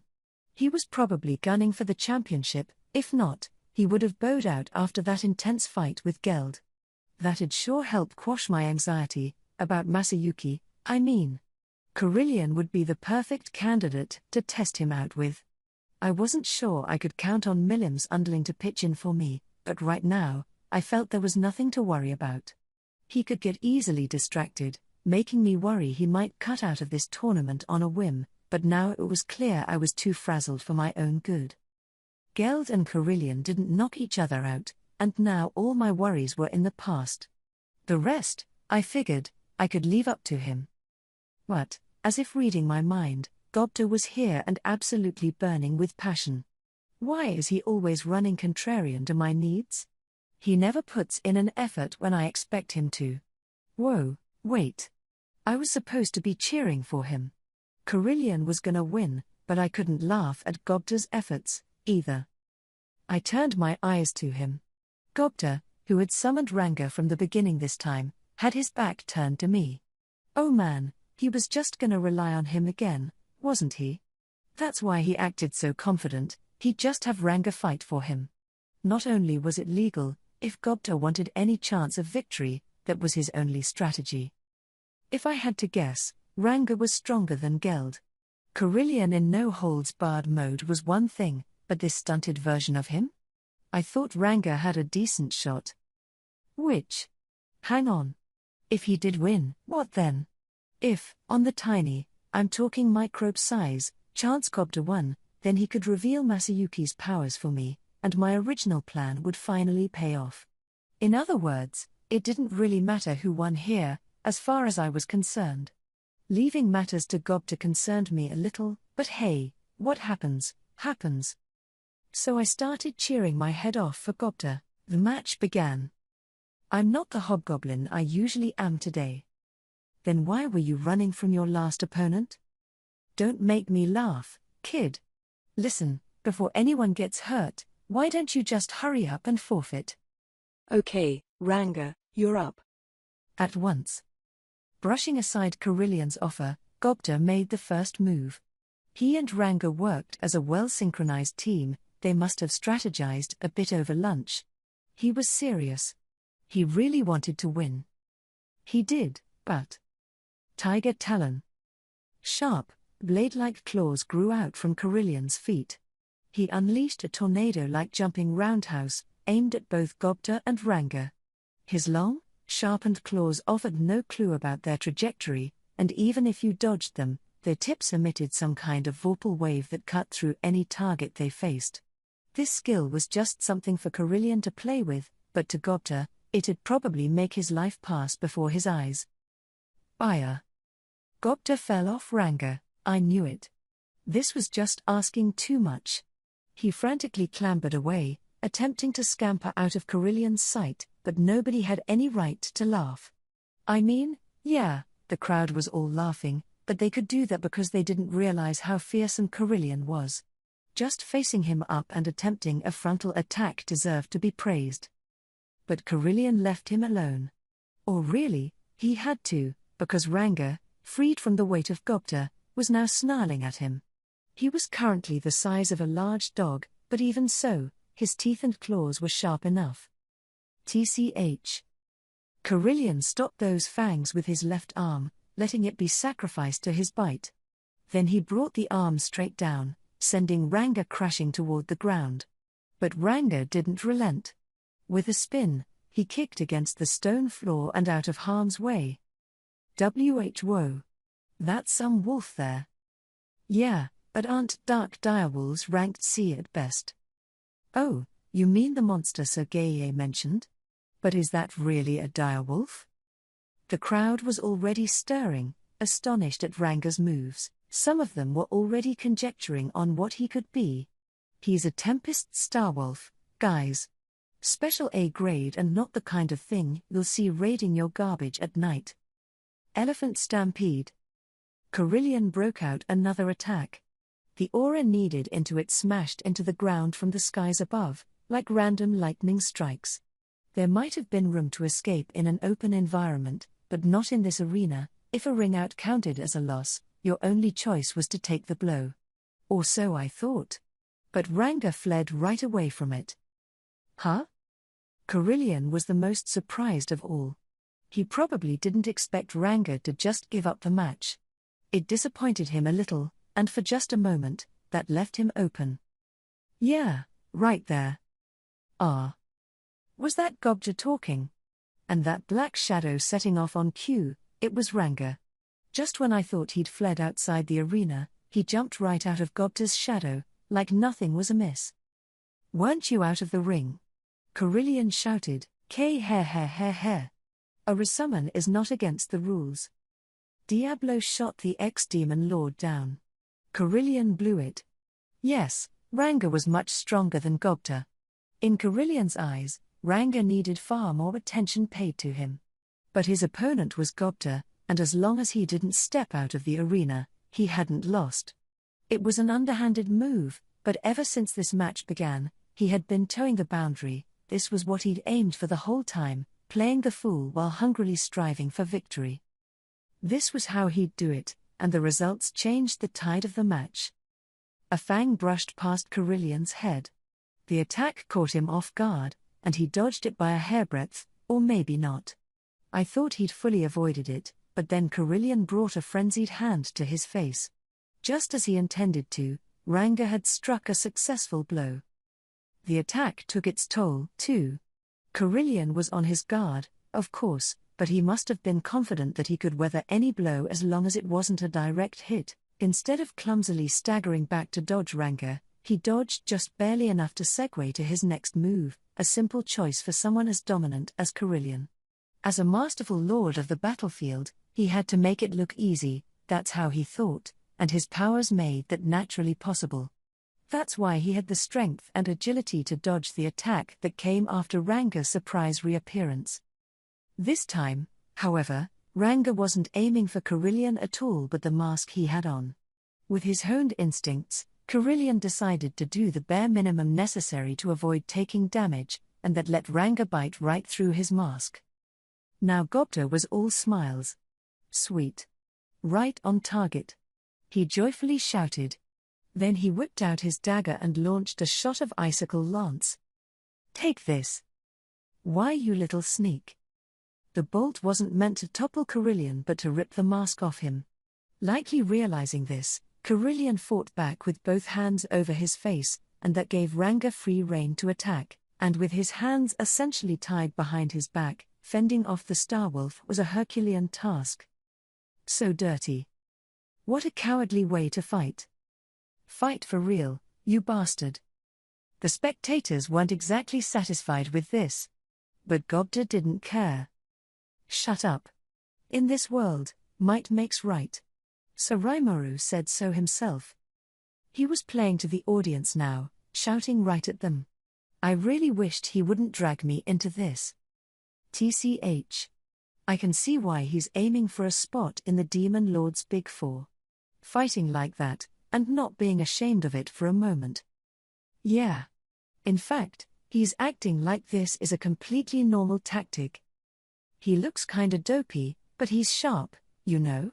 He was aiming for that from the get-go. Ah, I bet the Demon Lord suggested it to him. I mean, check out that stupid-looking face of his. You think he could have come up with that? Scary, isn't it? A Demon Lord capable of bossing around the Big Four. Great, now the crowd was making me out to be some transdimensional mastermind. It's all Gobta, okay? All his fault. And I really didn't need a Big Four who required my constant input in order to function, but the crowd would never get that. It was just sad. Now Gobta and Ranga had the initiative, and when Carillion finally took a step outside the ring, it was over. Curse him. All right. You've outwitted me this time. I could tell he was furious, but he still had his reason with him. Better to bow out, he thought, than to continue this farce any longer. And he was probably right. If it became known that a former Demon Lord lost in a tournament like this, it'd spark an international furor. Of course, he did lose only thanks to a publicly announced message from a certain anonymous benefactor. Without that, I doubted this strategy ever would have occurred to Gobta. Stunning. Absolutely stunning. Soka's shouting revved up the crowd once more. I heard cheering, shouting, even laughter. Everyone had their own takes, but either way, they truly enjoyed this fight. Did that man really need to conceal his face so badly? That seemed rather exaggerated to me. Sounded like some of them were even advocating for Gobta. He was definitely the heel of the day, but between his lovable face, his nimble moves, and everything else, nobody could find it in their hearts to hate him too much. The crowd was happy, for sure. Geld and Carillion's battle was praised for the high quality of its combat. With this one, people would be talking about Gobta's antics for a while to come. This world starved for entertainment. Instead of the rule-bound tournament at Inglesia, the anything-goes atmosphere of this one seemed to grab people's hearts a lot more. It was objectively a terrible bout, but in the end, I guess it kinda worked. Later. As punishment for joining a match without permission, I forbid you from lurking in my shadow until further notice. Ranga, trotting up to me with his tail wagging, must have assumed I would praise him for a job well done. This was a shock to him, but I honestly wondered why he thought I'd like it. But, well, those pathetic, sad eyes he gave me. They tugged at my heart, I guess. Ranga, I know I gave you that punishment, but my final decision depends on tomorrow's contest. Exclamation mark. You're theoretically being summoned by Gobta, so listen to what he says and try not to do anything reckless, all right? Yes, Master. Ranga and Xion were good friends, and I think Xion's influence made him go overboard at times. I had to put my foot down here, or I couldn't guess what kind of terrifying things he'd try next. If he remembered his role as Gobta's summoned beast, everything should be fine. At least, he wouldn't overdo it against Masayuki, I thought. Gobta, I want you to work with Ranga and give me 100% in the final tomorrow. You got it. Perfect. I was sure Gobta would have no problem gauging Masayuki's true might. The worst-case scenario I pictured involved Ranga going into full beast mode in front of the crowd and then having Masayuki beat his ass. That meant I'd have to step into the ring, and I doubted we could talk things out then. I really wished we knew more about Masayuki's skills in battle. That worried me. Still, I hoped we could settle this without conflict. If Gobta could win, we were good, but that all depended on tomorrow. Thus, despite a few unexpected twists and turns, Day 2 wrapped up in an orderly fashion. Today's 6 matches were over, which left only the finals tomorrow, shall we say, quite unexpected matchup between Masayuki and Gobta. Once the arena emptied out, the night stalls reportedly saw massive profits. The fanboys were crazy for Masayuki, so-called hardcores were devoted to Geld or Carillion, and a few dyed-in-the-wool arena battle nerds tossed their hats in with Gobta. They were all smiles with one another on the streets, talking excitedly about the day's bouts. The same was true at our own dinner, spent enjoying a multi-course meal at our tables with the other VIPs. All anyone wanted to talk about was today's tournament. Apparently, that gay A dude was pretty famous. Gobta's beating him very suddenly made him the focus of attention. A lot of people had high expectations for the final tomorrow, and my own table was no exception. That was so great. Just seeing Sir Masayuki stand there looked so crazily cool. You think so? I like Mr. Tempest more. And Geld was so awesome. Talk about letting your fists do the talking. Yeah. When Lion Mask did that all-out assault on him, his face didn't even move an inch. Exactly. And Lion Mask was fierce. That barrage was something, huh? I was amazed. Just one cool move after another. I wanna learn some of them. You too, Gale? So do I. Yeah, me too. Alice was all Masayuki. Chloe didn't particularly care. Kenya and the other boys thought Geld was cool under pressure, but Carillion was the more popular choice. He was kind of like an action hero, actually, what with the Lion Mask bit. Watching them carry on, I eyed the food on the table with anticipation. Instead of multiple courses, we were all being treated to a fried shrimp special, along with meatloaf steak and cream-filled croquettes. A very kid-friendly menu, in other words, although I was definitely a fan, too. If we were nobility, we'd have servants carting all of this over, but tonight we cut that out. Each table was separated by noise-dampening partitions. Having to worry about manners every single meal was exhausting, so I had us go with this setup on day 2. That let us chat all we wanted as we enjoyed dinner. The kids were abuzz about the battle tournament, and if they were that excited about it, I'm sure ticket sales were through the roof. I had my concerns about tomorrow, but no point worrying too much about that. I could see Carillion grinning at me from the next table over, no doubt hearing the kids carry on. Milliam was there, too, looking a bit more peeved. Guess that noise dampening didn't work too well after all. They heard every word from us, although the opposite was also true. Heh. Glad everybody saw how cool I was. Your kids there have good taste. Don't be silly. How can you be cool if you couldn't even win the tournament? Oh, don't be that way, Milliam. I wanted to keep things nice and easy, all right? Nice and easy. Pathetic. Have you forgotten your pride as a former demon lord? Ha.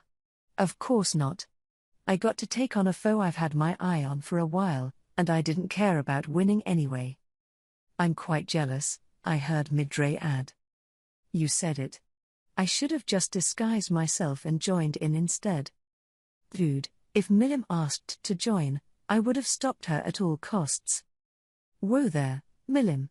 That's way too reckless. He's right, Lady Milliam. A demon lord as brimming with grace as you would never be able to hide her identity. Carillion and Midray agreed with me, at least, immediately trying to dissuade Milliam of the idea. I didn't think she was brimming with grace, but oh well, whatever. Let's all watch the final match together. Oh, are you done with your labyrinth work? It's all perfect. So I'm gonna go around with Rimuru and his gang tomorrow. Would I be able to join you? I heard Frey ask. I'll pass, said Carillion. My staff invited me out. It's too bad I didn't make the final, but I want to take my time and look around town tomorrow. So Milim would be watching, too. Carillion planned to go out with his lycanthropeers, and I suppose Frey would be keeping an eye on Milim. Good thing there was only one round of the tournament left. Milim was excited for the labyrinth opening as well, so I figured we didn't have to worry about her. But if it was that engaging of a tournament, perhaps I should have joined in. Ha ha. Actually, what were you doing all day? Hee hee. Midray was in the concert hall the whole time. So was Frey, it seemed, if she knew he was there. If they liked the music that much, I was sure the orchestra would be delighted to hear that. Huh? You mean that stuff that put me to sleep yesterday? Carillion. A barbarian like you wouldn't understand high art, I suppose. Whoa, Frey, don't talk to me like that. Hey, which stuff was this? Music, Milim. Remember that large band of musicians Clayman was so proud of, who played such beautiful music? Well, there's a band just like that here. I think this band's better than Clayman's, but... Oh? So you know that much about music after all, Carillion. That doesn't sound like much of a compliment to me, Frey. Well, no, it's not. I didn't mean it as one. You people just treat me like crap. I'll have you know, Luminous herself spent the day at the concert hall as well, in the best seat available. I doubt someone like you could fully understand that music, is all I'm saying. Really? Luminous? Wait, she's here? Hey! I like music, too, you guys. Certainly a lively conversation. I was glad they were having fun. As I listened in on the other guests, Hinata leaned closer to me. So? If you do wind up fighting that kid Masayuki, what are you going to do? Way to drive to the core of the issue, huh? Huh? You're fighting Sir Masayuki, Mr. Tempest. I know you're strong, but I don't think you're that strong. Sure he is. I think he's way stronger. The kids promptly began to argue over who'd win in our theoretical fight. Alice and Kenya sided with Masayuki, the others with me. That gave me a one-vote advantage, which I thought I could gloat about, but... Oh, whatever. To be honest, not even I have a good gauge of Masayuki's strength. You should be wary of him, though, of that much I'm certain. That sounded like a warning. She didn't go into great detail, since doing so would reveal several of her own skills, but apparently she had done some investigation into Masayuki. The results told her that even she would find him a difficult challenge. Of course, she said with a laugh, I still think I'd beat him, 9 times out of 10. Then things got worse. Oh yeah, I don't think you could lose to anyone, Hinata. Uh-huh. I hate to say it, but you're amazing. I don't think anyone in the world could beat Hinata. Me neither. No doubt about it. Not even Lion Mask could put up a fight against her. It was unanimous. Hinata was stronger than Masayuki. Me against him was a split decision, but Hinata against him? 5-0. I was honestly hurt for a moment. Well, I grumbled to Hinata, I do think Masayuki's interested in hearing me out, unlike some people. I don't think I'd have that much to worry about. In what way?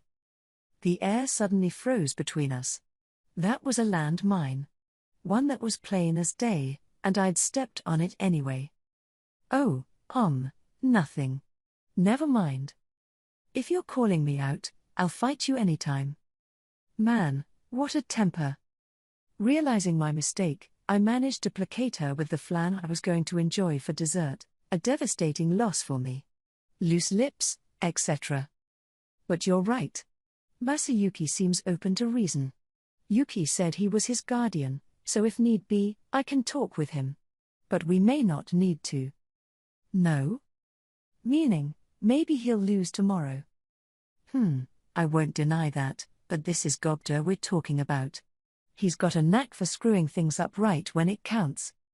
He was pretty strong, if he'd only take a normal approach to things. But he kept getting these crazy ideas in his mind midway, and that put everything off kilter. That's just who he was. And what if he tried something crazy in the final? For a moment, it seemed like Raphael was about to say something. Did I imagine that? Well. I'm sure it was nothing important. But we were talking about Gobta versus Masayuki. Gobta, with Ranga, seemed to have a clear advantage. If Masayuki could beat Ranga, that definitely made him a serious threat, but somehow, I just couldn't see the kid like that. If you ask me, though, I think Gobta has a lot of potential. Oh, sure, I said. I'll grant you, he has a lot of good sense. But, he's Gobta. Gobta, with a bad habit of doing something stupid and losing a fight he could have won. All right. Well, I'll be looking forward to tomorrow. With that, she ended the conversation and took the kids out to the night market. Please, I begged her in my heart, please don't spoil them too much.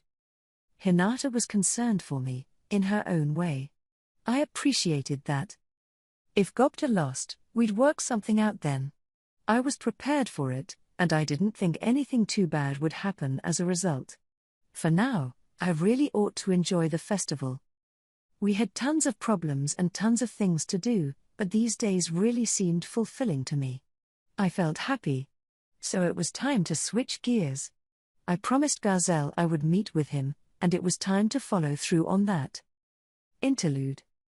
The Midnight Conference. I entered the reception room with Benimaru, Shion, and Diablo. Mjolmal was already there, tension writ upon his face.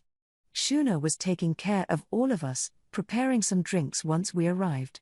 His Majesty should be arriving soon, she said, and just as she did, the door opened and Gazelle himself appeared.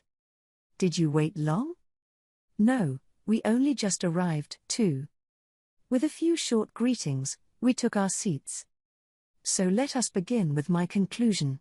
I placed a contact early this morning asking my men to assemble all our current surplus coinage.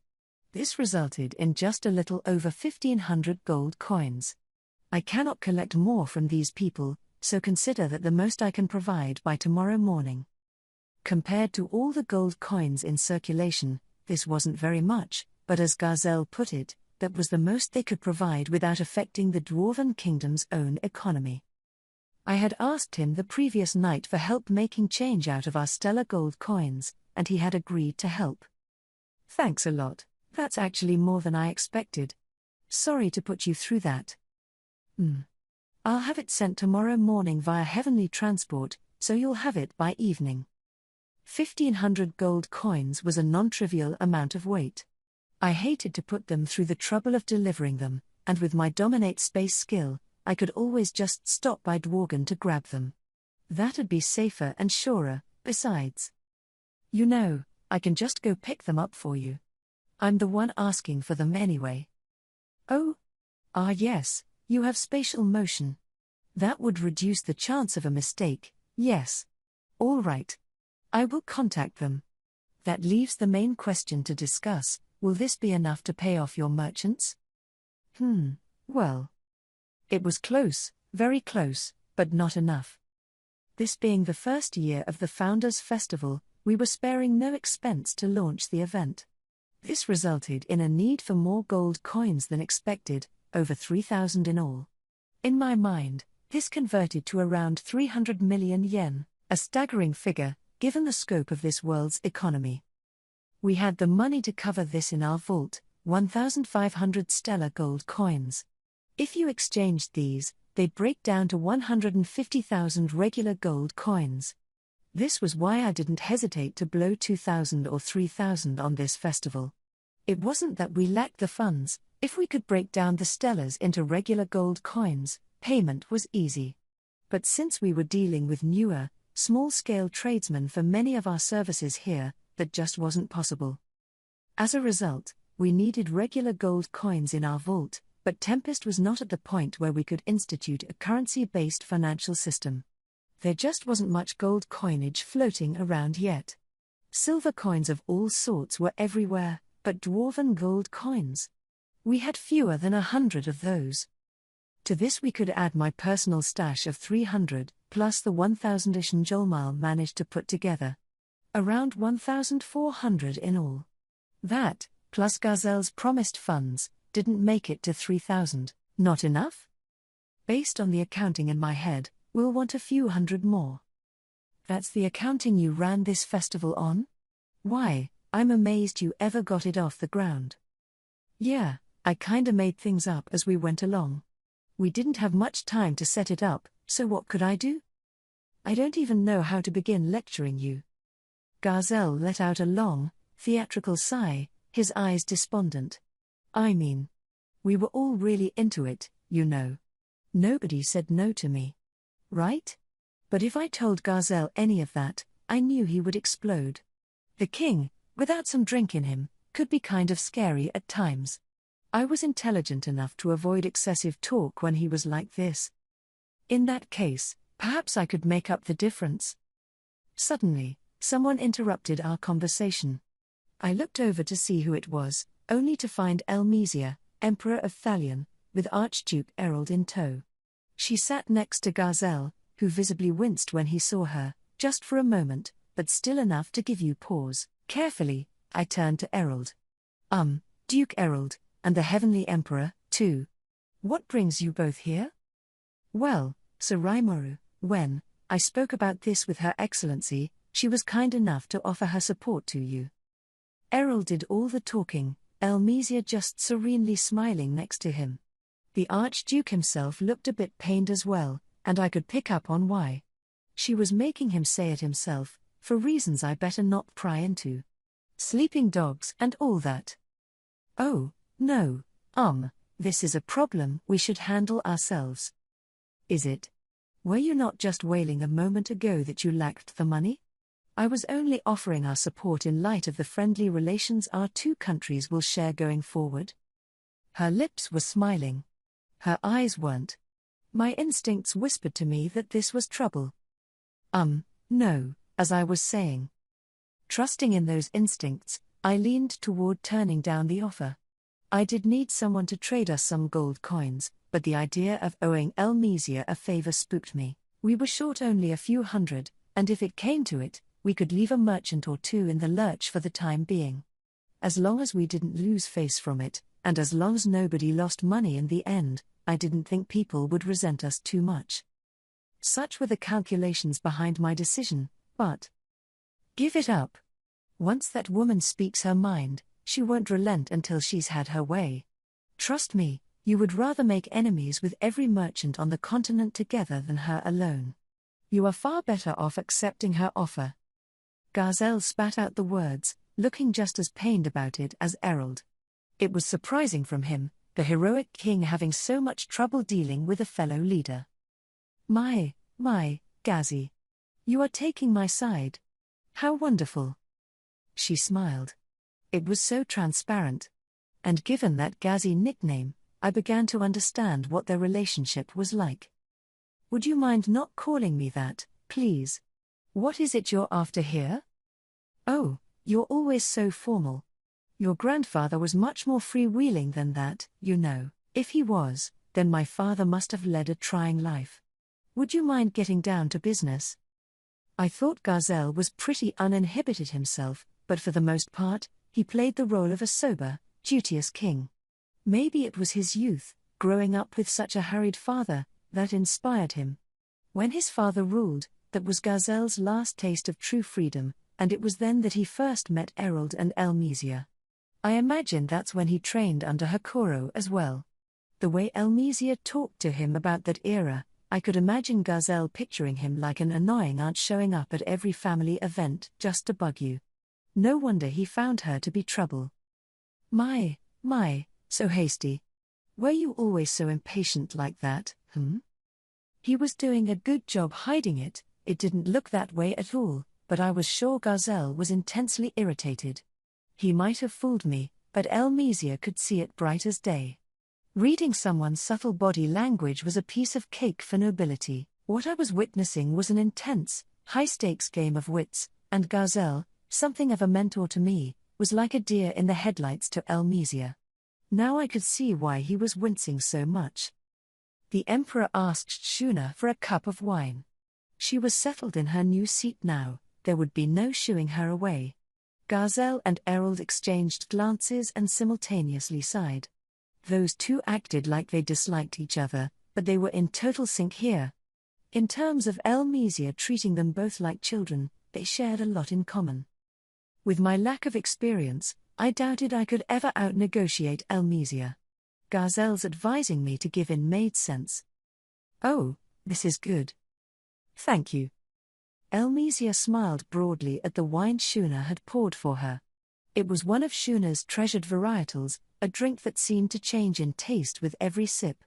If the Emperor didn't like this, it'd be hard to find anything better for her. That was a relief. Right, then, Garzel said, trying to shift the conversation. Our time is valuable. We can't afford to consume it with your caprices. All right? Yes, Elmesia said, finally yielding to Garzel's demands. In exchange for providing my support, I have one condition to ask. Whenever you organize a festival as grand as this, I want you to invite me. If you promise me an invitation for your events going forward, I would be happy to help with your monetary exchange. Because, goodness me, why would you ever stage such a wondrous event and not let me know about it?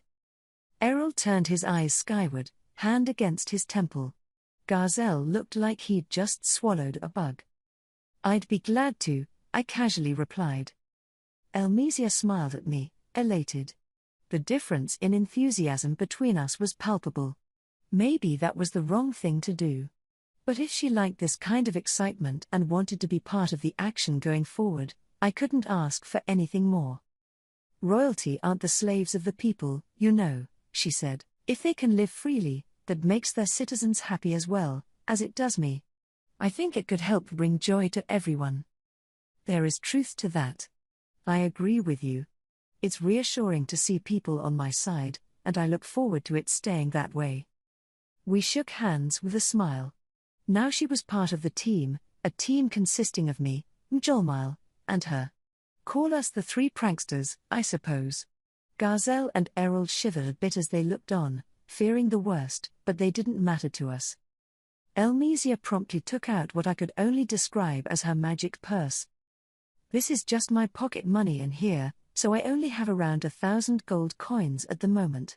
If you need more, I can arrange for that, but? No, that alone will be more than enough, I replied, not skipping a beat. Could we exchange those for 10 stellar golds, then? What was this emperor thinking? Just carrying around 1,000 gold like it was spare change under her sofa?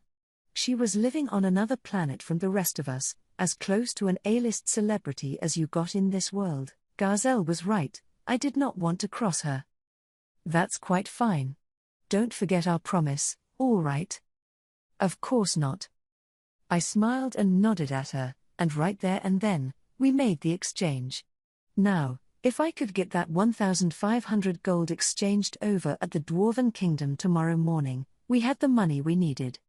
I sighed, relieved. The problem was behind us. How nice, Sir Rimuru, Diablo said as he refilled my cup of tea.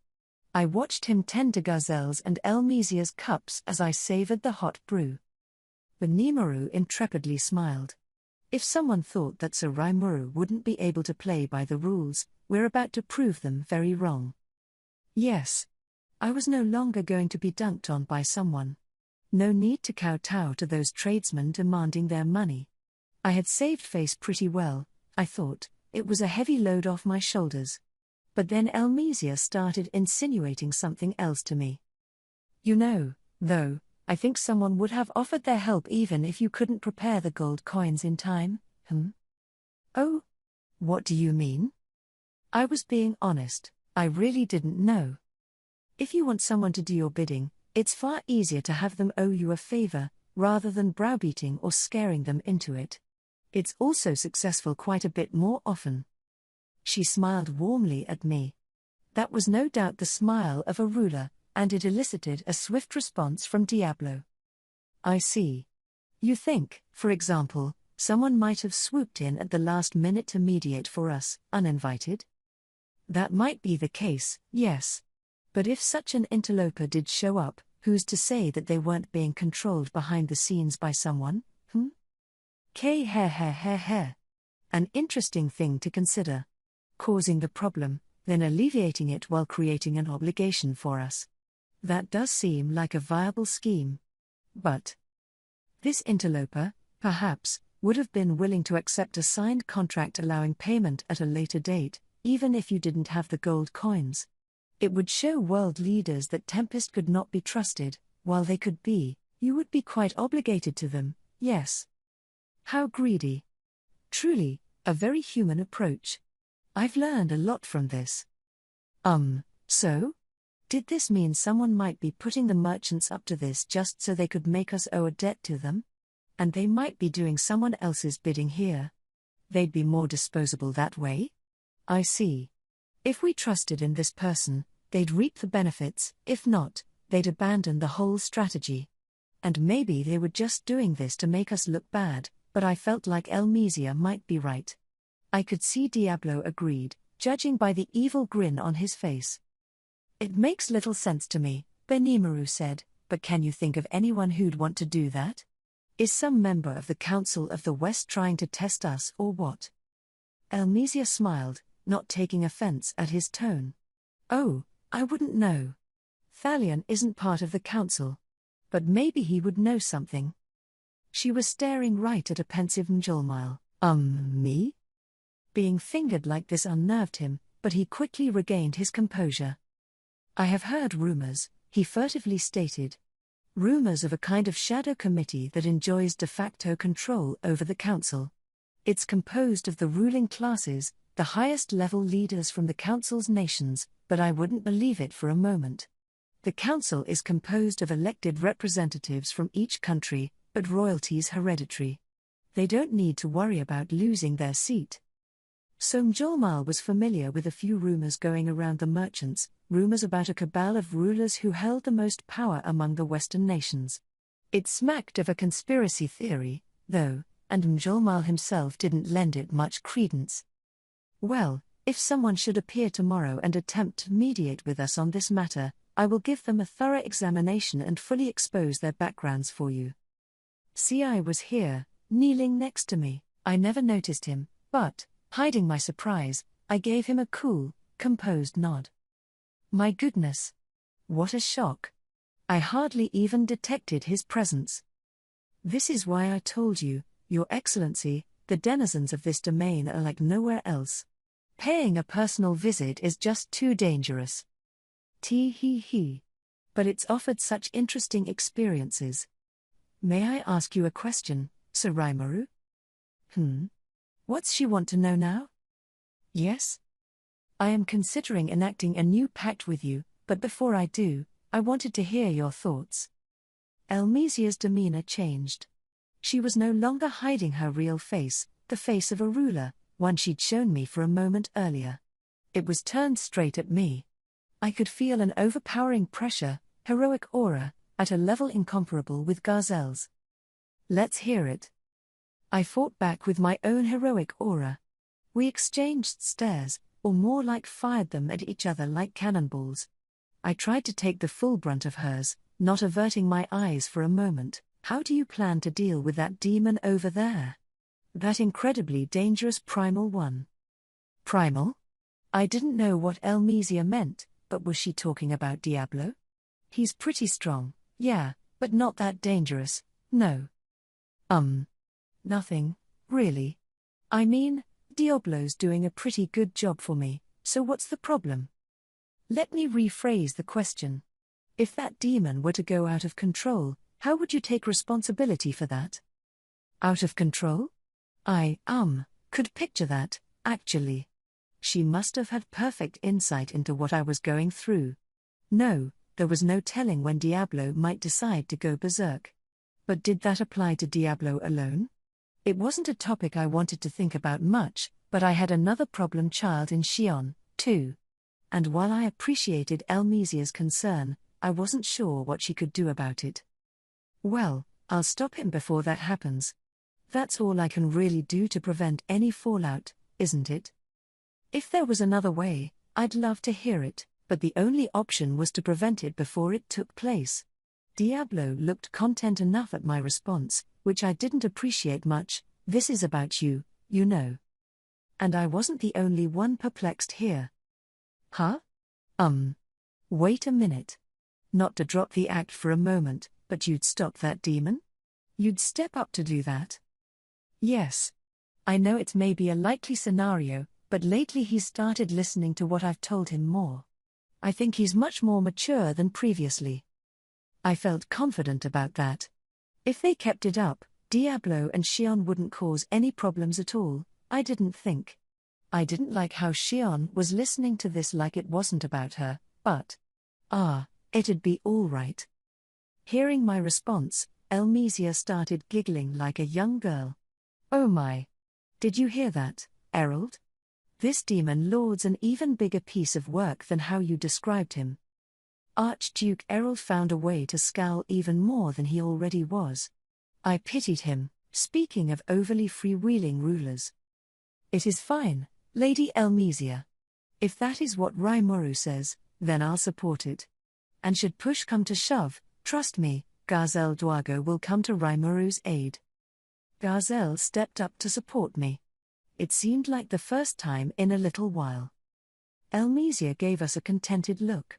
All right. I understand your position. If you should ever become an enemy to mankind, I will exercise all my force to stop you. So instead, let us continue to deepen our bonds and maintain our current friendly relations. Errol? Why, yes. I, as representative of the Sorceress Dynasty of Thalion, hereby officially acknowledge the Jura Tempest Federation as close friends with our nation. Please handle the paperwork for me. Why, yes, Your Excellency. That's an emperor for you. All that dignity, all that authority, as she ordered Errol around like an errand boy. I could stand to learn from that. Elmesia turned to me. Right. Should anything come up, feel free to confer with me or Gazi, and please don't let yourself go out of control, am I clear? This wasn't making sense. We were talking about Diablo or Xion, I thought, and now she was referring to me? Since when? And me, going out of control?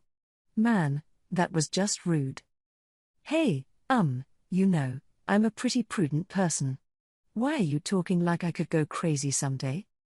Rimuru, who was the leader who decided to hold a Founders' Festival on a passing whim?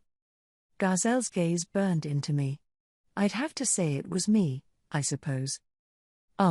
Molly, right? No, it wasn't, so Rimuru. Mjolmal didn't want to play along. All right. Yes. I promise I'll talk things over with you guys in advance next time, okay? Very good. I hope you will.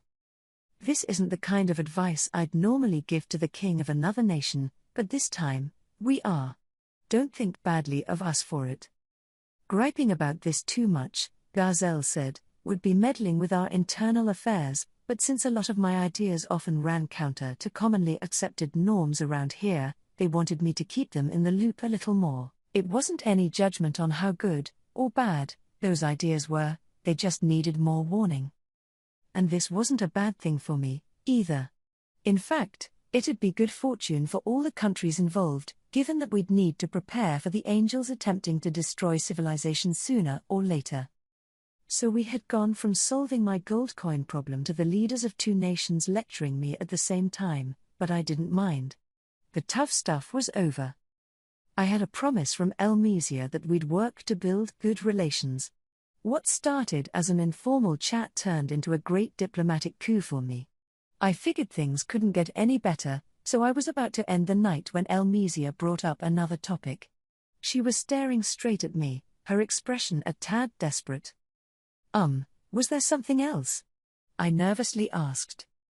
No, nothing major. It's just, I have a request. I want you to introduce me to Mr. Yoshida. Why, Your Excellency, what nonsense is this? How shameless. Sneaking that into these high-level talks. I was expecting some other weighty political issue, But this? Errol was freaking out, but no, this was nothing major. Yoshida was cooking for us all through this festival on the invite of Shuna, but I hadn't heard anything about his future plans. I'd certainly like him to stick around, but that would be up to him. Connecting him to Elmesia, in itself, wasn't a big deal.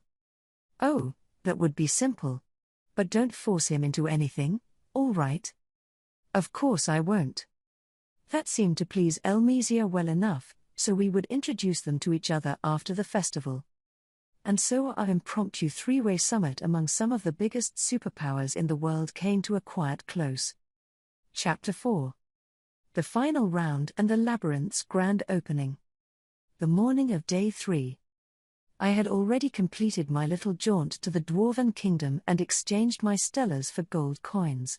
That takes care of that.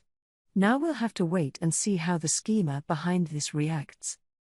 So, all anxieties for the future quelled, let's go back to enjoying this festival. Kicking off, we had today's first main draw, the tournament final between Masayuki and Gobta. The Colosseum was already whipped up for this, people arguing and betting with each other over who would win. Mjolmal was taking those bets, of course, and I looked forward to seeing how much we'd make off that. The most surefire way to win at gambling, after all, is to run the game. No matter who looked like the favorite, you were always going to profit that way. I had made a bet on Gobta, in hopes of maybe earning some pocket money out of it. No, it wasn't because he was a long shot. Definitely not. I certainly didn't place a large sum on Gobta just because the odds were so crazily skewed against him. But that didn't matter anyway, all right. I had a hobgoblin to cheer on. All right, ladies and gentlemen. The final match of the tournament is here at last. Which of our two competitors will seize the championship for himself today? Will it be Lightspeed Masayuki or Gobta, the fighter rising up and making a splash as he vies for a spot in the illustrious Big Four? Soka's commentating was as fresh as ever. She was talking up Gobta in such a breezily casual manner. It was, in a way, insurance to keep Gobta from ditching the tournament and hiding out somewhere, a cruel way of doing it but damn effective. Diablo lifted up his hand. The arena fell silent. Was it me, or were some of the female audience members falling for him? I banished the thought from my mind. If Gobta beat Masayuki today, all my problems were in the past. If, on the other hand, Masayuki really was a fighter on the level of Hinata, Gobta was toast, but we could still learn a lot from this battle. If Masayuki had, well, pretty much any trouble dispatching Gobta today, for example, we'd know that he was no threat at all to us. Gobta had both Ranga and astonishing good luck on his side. It wasn't a bad way to test Masayuki out, I thought. Soka was now busy introducing the competitors in detail. Once that was done, the fight would begin. I patiently awaited the moment. How much of Masayuki's real skill could Gobta pull out of him? Masayuki was panicking when he saw Bovix and Equix's battle yesterday. Realizing he'd be fighting whoever won, he turned pale as a ghost. I'm dead. If I fight either of those monster freaks, they'll rip me in half. Somehow, he'd found the right words to turn Bovix against himself and forfeit the match. He really wanted to pat himself on the back for that one. But the match after that threw Masayuki right back into despair. How the hell can I beat them? Did they only open this country's tournament to insane monsters or what? Both the competitors at yesterday's closing match were more terrifying than even Bovix. It made him want to curse at the world. He didn't eat one bit last night, feeling all the world like a condemned prisoner waiting for the call to the gallows. Looking back, things really have been going too well. Leaning too much on the strength of his friends, letting people bandy him around as a hero and champion, he'd let it go to his head, figuring it'll all work out somehow, and it had, so far, enough so that Masayuki never really doubted it much, or maybe he deliberately strove not to think about it. He believed, without evidence, that his group was invincible and could defeat all comers. That was how Masayuki managed to maintain some sense of sanity about all this. But how did I kid myself into trusting any of those stupid delusions? I gotta go. I gotta get out of here. The urge had seized his mind again and again. Hare. Once you win your fight tomorrow, Masayuki, how about you move right on and challenge the Demon Lord on the spot? The question from Jinrei was so innocent. Masayuki wanted to shout "You're crazy" at him. This was all that Demon Lord Raimuru's fault. He looked so kind, so vulnerable, that Masayuki wasn't as wary as he should have been. Otherwise, he would have taken more careful steps to protect himself. Either way, said Jiwoo, it's only a matter of time, Sir Masayuki. Soon, you will slap the Demon Lord silly, and this nation will finally be free. But shouldn't we talk with Yuki before he fights him? You're calling this an easy fight, but what if he somehow loses tomorrow? Jinrei looked up. Whoa, Bernie, are you kidding me? Yes, I'd be more worried if Lion Mask made it to the finals, but Gobta, this hobgoblin. It has to be in the bag. The battle will be over before he can even summon that beast. No, it wasn't in the bag. Masayuki had no idea how he'd defend himself. All he could picture was a future full of teeth, claws, and daggers. But his companions had so much faith in him, he couldn't reveal his feelings to them. So he just nonchalantly said, well, I'll try my best. And bluffed his way through the evening. And now, time had beaten its merciless path all the way to this moment. Masayuki visited the bathroom several times in the lead up to the final, just to make sure he didn't pee himself in the arena. Gah, what am I gonna do? How can I escape this coliseum alive? Facing him was a fighter who exuded coolness. His name was Gobta, according to the lady announcer next to them. Jiwoo thought beating a hobgoblin was a cinch, but Masayuki just couldn't see it. A hobgoblin? You liar. Goblins are the weakest monsters in the world. So what did this guy do to evolve into such a heroic-looking dude? Ladies and gentlemen, the final round of the first Tempest Battle Tournament is about to begin. On one side, we have Gobta, young captain of the Goblin Riders and a member of the Demon Lord Raimuru's personal staff. On the other, Lightspeed Masayuki, hero and champion of the Western nations. What kind of battle will these two giants show us today? You can see them staring each other down, here in the center of the arena. In just a few moments. When she stopped talking, the battle would begin. Oh crap! I'm seriously running out of time. He'd thought his bladder was empty. His nerves were telling him otherwise. They pounded against his mind, urging him to release himself. If he wasn't so worked up, he might have been interested in things like the cute butt lurking underneath the base of the announcer's tail, but now was no time for that. Masayuki recalled his skill, Chosen One, his soul unique. He still didn't know much about it. The name had been reported to him by this cold, businesslike voice in his mind. Only recently had he come to know that this skill provided him assorted effects. He knew it made people react in ways that always benefited him, making him worshipped as a modern-day champion. But he couldn't find a way to turn it off, and now, it had brought him into this arena. Yeah. And that power did its stuff against Bovix yesterday, too. And if it can just get me safely through this one. As far as Masayuki knew, Chosen One simply made everyone assume the wrong thing about him. He resolved to bet on it one more time. This inner decision helped calm him a little. He looked at his foe. Then, was it a coincidence? Their eyes met. And he saw that he was looking a bit agitated, too. Fidgety. Huh? Wait, is this gonna work? Opponents reacted this way to him at the tournaments in Inglesia, too, assuming Masayuki was all-powerful and throwing in the towel. It happened more often than he could count. Now, maybe, just maybe, he could win this. And the moment he thought that, his legs stopped shaking. Maybe, if all goes well, I can win without doing anything again. His wits were returning to him as he thought it over. But in all too short of a time, he'd have to reconsider his wisdom. Ready? And, begin. At Soka's signal, the battle kicked off. Woo! Let's do it. Gobta acted first, plunging straight ahead. I feared this was some kamikaze move to get himself hurt, but not too hurt, so he could quit. I was wrong.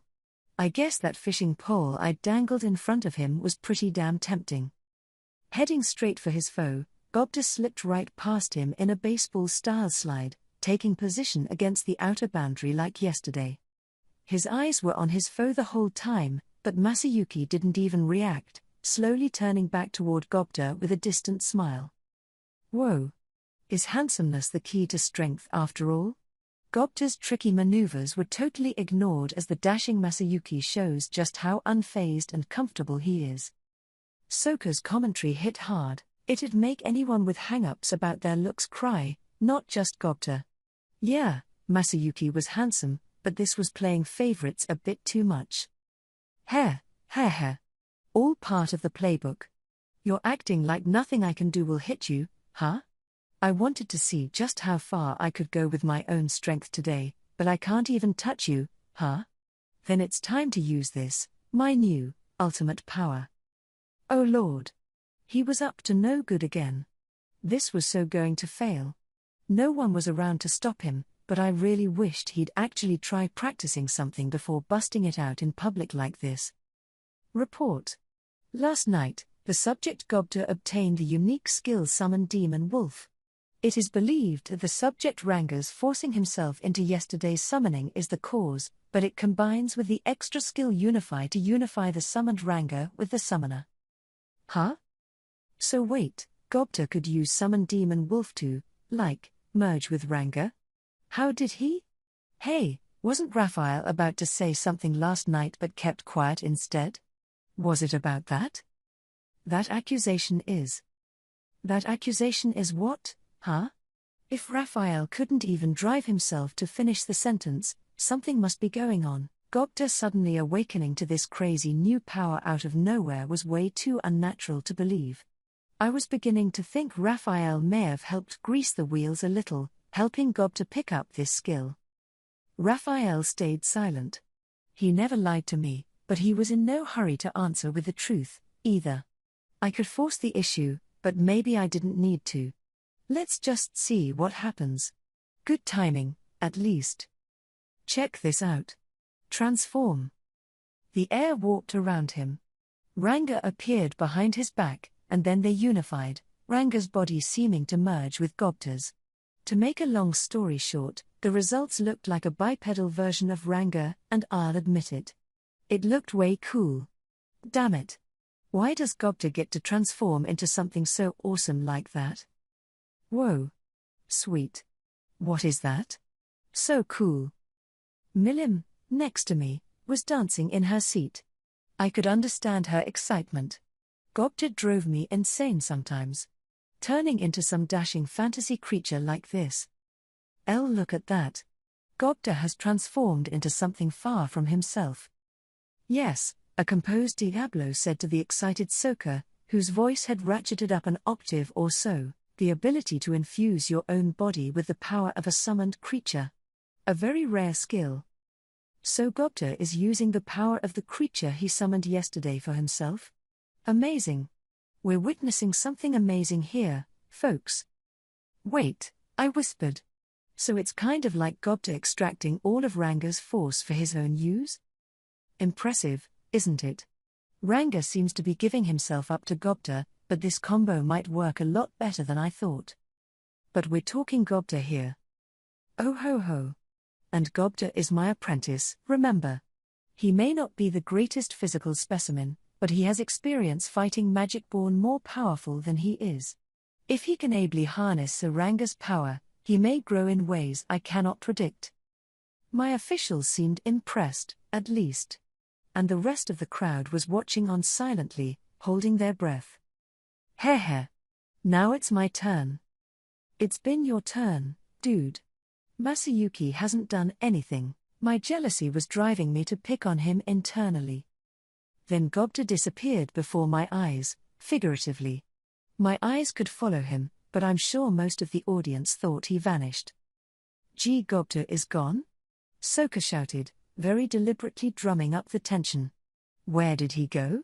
I knew she could see him as well, nice performance on her part.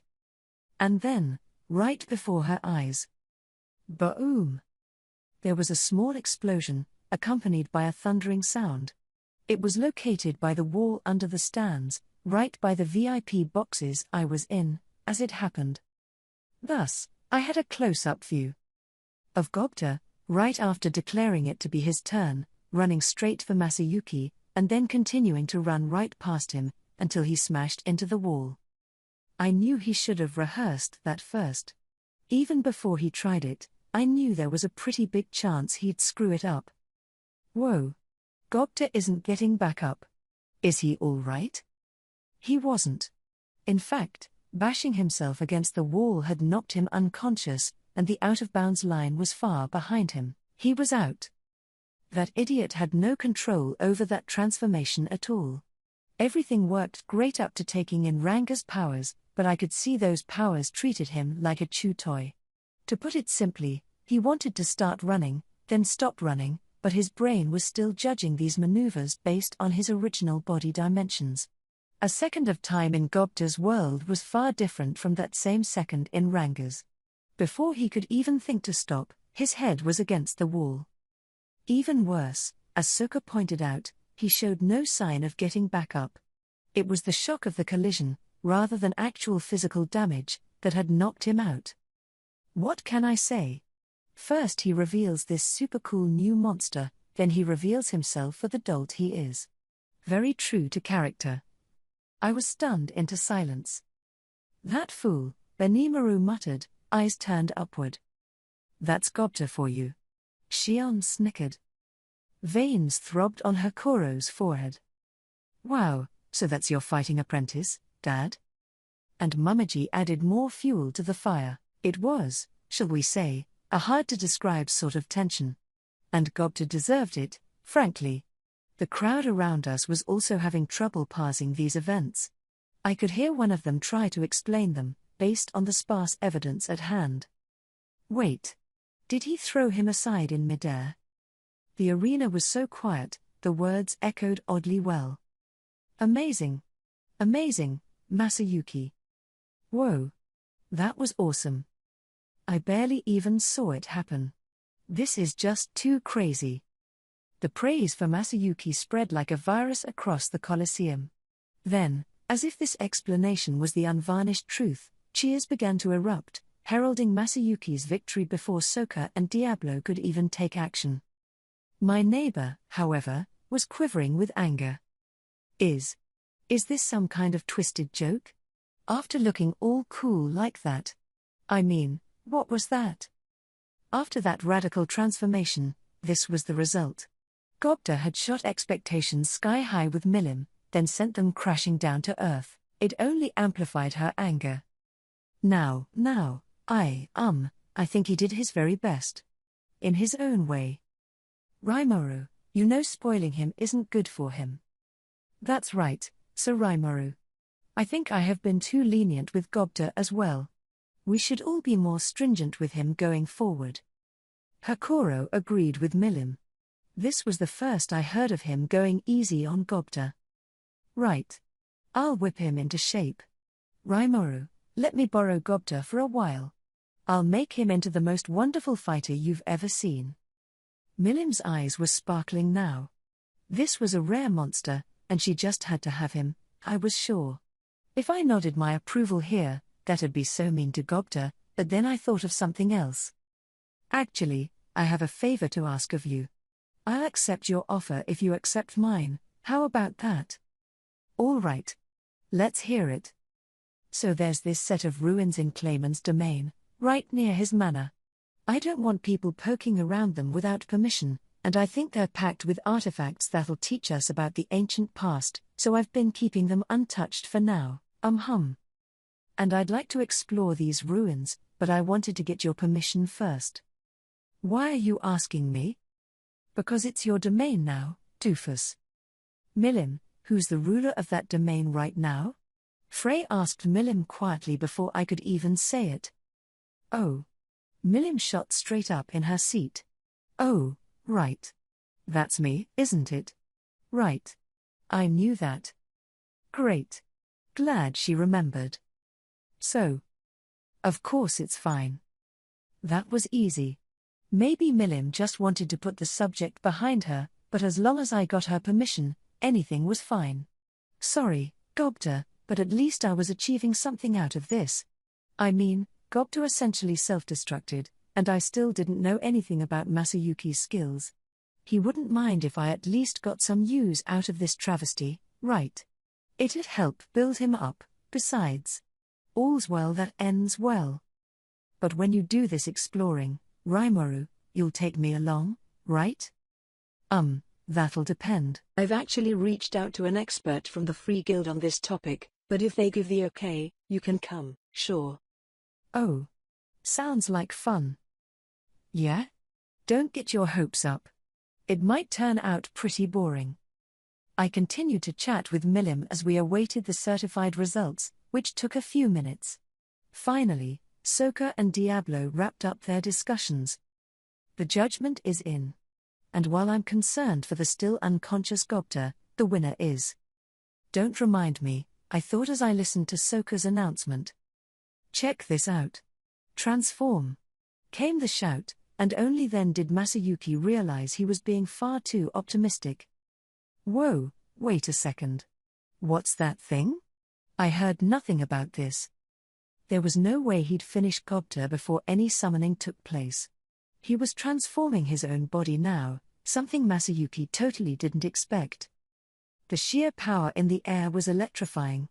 To the amateur-level Masayuki, this looked like a towering monolith of strength. He knew there was healing potion on hand, but no way it could help him. It couldn't raise the dead. Dude. If one of those claws tears through me, this armor's about as good as cardboard. If I knew this was gonna happen, I never would have turned down full plate for being too heavy. For that matter, he realized in the midst of his reverie, not even a full suit of magisteel armor could help much. Heh, Gobta shouted. Now it's my turn. Then, not waiting for a reply, he burst into action. Masayuki was this close to saying, wait a minute. I give. His life, he concluded, meant far more to him than his pride. Faced with this transformed monster, victory no longer mattered to him at all. But regardless of what he thought, events moved on without him. Before he could say, I forfeit, a rumbling boom echoed across the arena as Gobta self-destructed. Masayuki, unable to react, just stood there dumbfounded.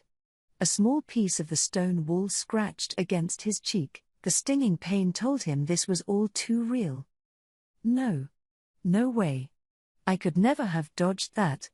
I know people misconstrue my words to my benefit, but if I wasn't able to get away with murder like this, it'd be hopeless for me. It was clear what would happen. Gobta would be disqualified, and he'd be crowned champion. But Masayuki began to wonder if that was really good for him. Would winning this provide him with anything he wanted? The right to battle a demon lord? You gotta be kidding. That's totally suicide. Masayuki wasn't a fool. If he was named champion, it'd be him against the demon lord Rimuru. He understood what that meant for him. That black wolf who just whipped by him, as well as Lion Mask from yesterday, were both opponents he had no chance of beating, and they both worked under Rimuru. Pick a fight against that guy, and he'd just get pummeled. Pummeled? More like killed. It wasn't about whether his skill would work or not. The Demon Lord was in a whole other universe, it was hopeless. Thus, Masayuki decided he needed to get out of here, pronto. Seriously, the crowd thought he threw that freak into the wall? That was just depressing. He had to do something fast, or else Gobta would lose. Masayuki's mind raced faster than it ever had before in his life. How could he arrange things so he could lose and remain in one piece? The judgment is in. And while I'm concerned for the still unconscious Gobta, the winner is. Oh crap. Wait. Masayuki went on the move, panicking internally but playing it cool on the outside as he brought his hand up towards Sokka. Sokka figured Masayuki had something to say, so she handed him a spare mic. I think I lost, actually, he said, trying his hardest to keep his voice from shaking. But, Masayuki, sir, Soka replied, bewildered, it looks very much like Gobta took himself out of the match. Perhaps. But I couldn't keep up with that attack at all. I don't think I have the experience needed to challenge a demon lord quite yet, I just thought. He spoke slowly, trying not to get tongue-tied as the sweat poured down his entire body. It was a real stretch of an excuse, but he tried to make it sound as reasonable as he could. Then, without saying anything else, he walked out of the arena and never looked back. If someone asked him a question right now, he'd have no answer for it, so he decided to just leave without another word. With my skill active, I'm sure the crowd will imagine some way to make that sound convincing for me. Right now, getting out of here's my best option. Masayuki had never focused so much on moving his legs before now. But it worked. He was out of his potentially lethal pinch. Gobta was just lying there, sprawled on the ground, but then Masayuki declared out of nowhere that he lost. What is he thinking? I don't know. He couldn't have been scared of Gobta. What's motivating him to do that? Benimaru and Shion had no clue what had happened, either, as they watched Masayuki walk off. So was he just a big fake after all? Or was there something else going on in his mind? Well, if Masayuki was giving up on fighting me, then I'd call it a good way to settle matters. The crowd, too, was confused at first. Is it because he can't drum up the will to face the demon lord? No. You saw that throw. It was masterful. He said he couldn't keep up with his attack. Is he hurt? There is a small cut on his cheek. What? He managed to land a blow on Sir Masayuki? The murmuring continued anon. Wait. I've got it. One man screamed. Sir Masayuki just gave the demon lord a reprieve. What do you mean? The demon lord declared he wants to be friendly with humans. You all know that, right? Of course. Yeah. So that's why, the man smugly said, what Masayuki did just now was give a warning to Rimuru. It did sound oddly convincing, as much as it irritated me. That's likely why the people around the man started nodding at him. I see. And that reminds me, Sir Masayuki didn't unsheath his sword this time, either, did he? Well spotted, you're right. That's his way of telling us he could win this tournament anytime he wanted to. Right. And if the demon lord pulls any false moves, he's not gonna take that sitting down. That's what he's saying. Probably. Of course, if they ever did fight, I bet he'd stop before landing a killing blow. So he's willing to lose some face just to bring the message across. What a wonderful young man he is. That's the Sir Masayuki I know. He's so cool. They were starting to interpret this in very surprising ways. But soon, all of them were in agreement, singing Masayuki's praises like a church choir. Ma. Sa. You. Ki. Masayuki ai. What the hell? Was this a religion or what? I felt like I was getting a glimpse into something terrifying. Masayuki answered the chanting with a raised hand as he exited. His motion was a bit awkward looking, which struck me as curious. What a strange kid. Why does he get all this praise heaped upon him?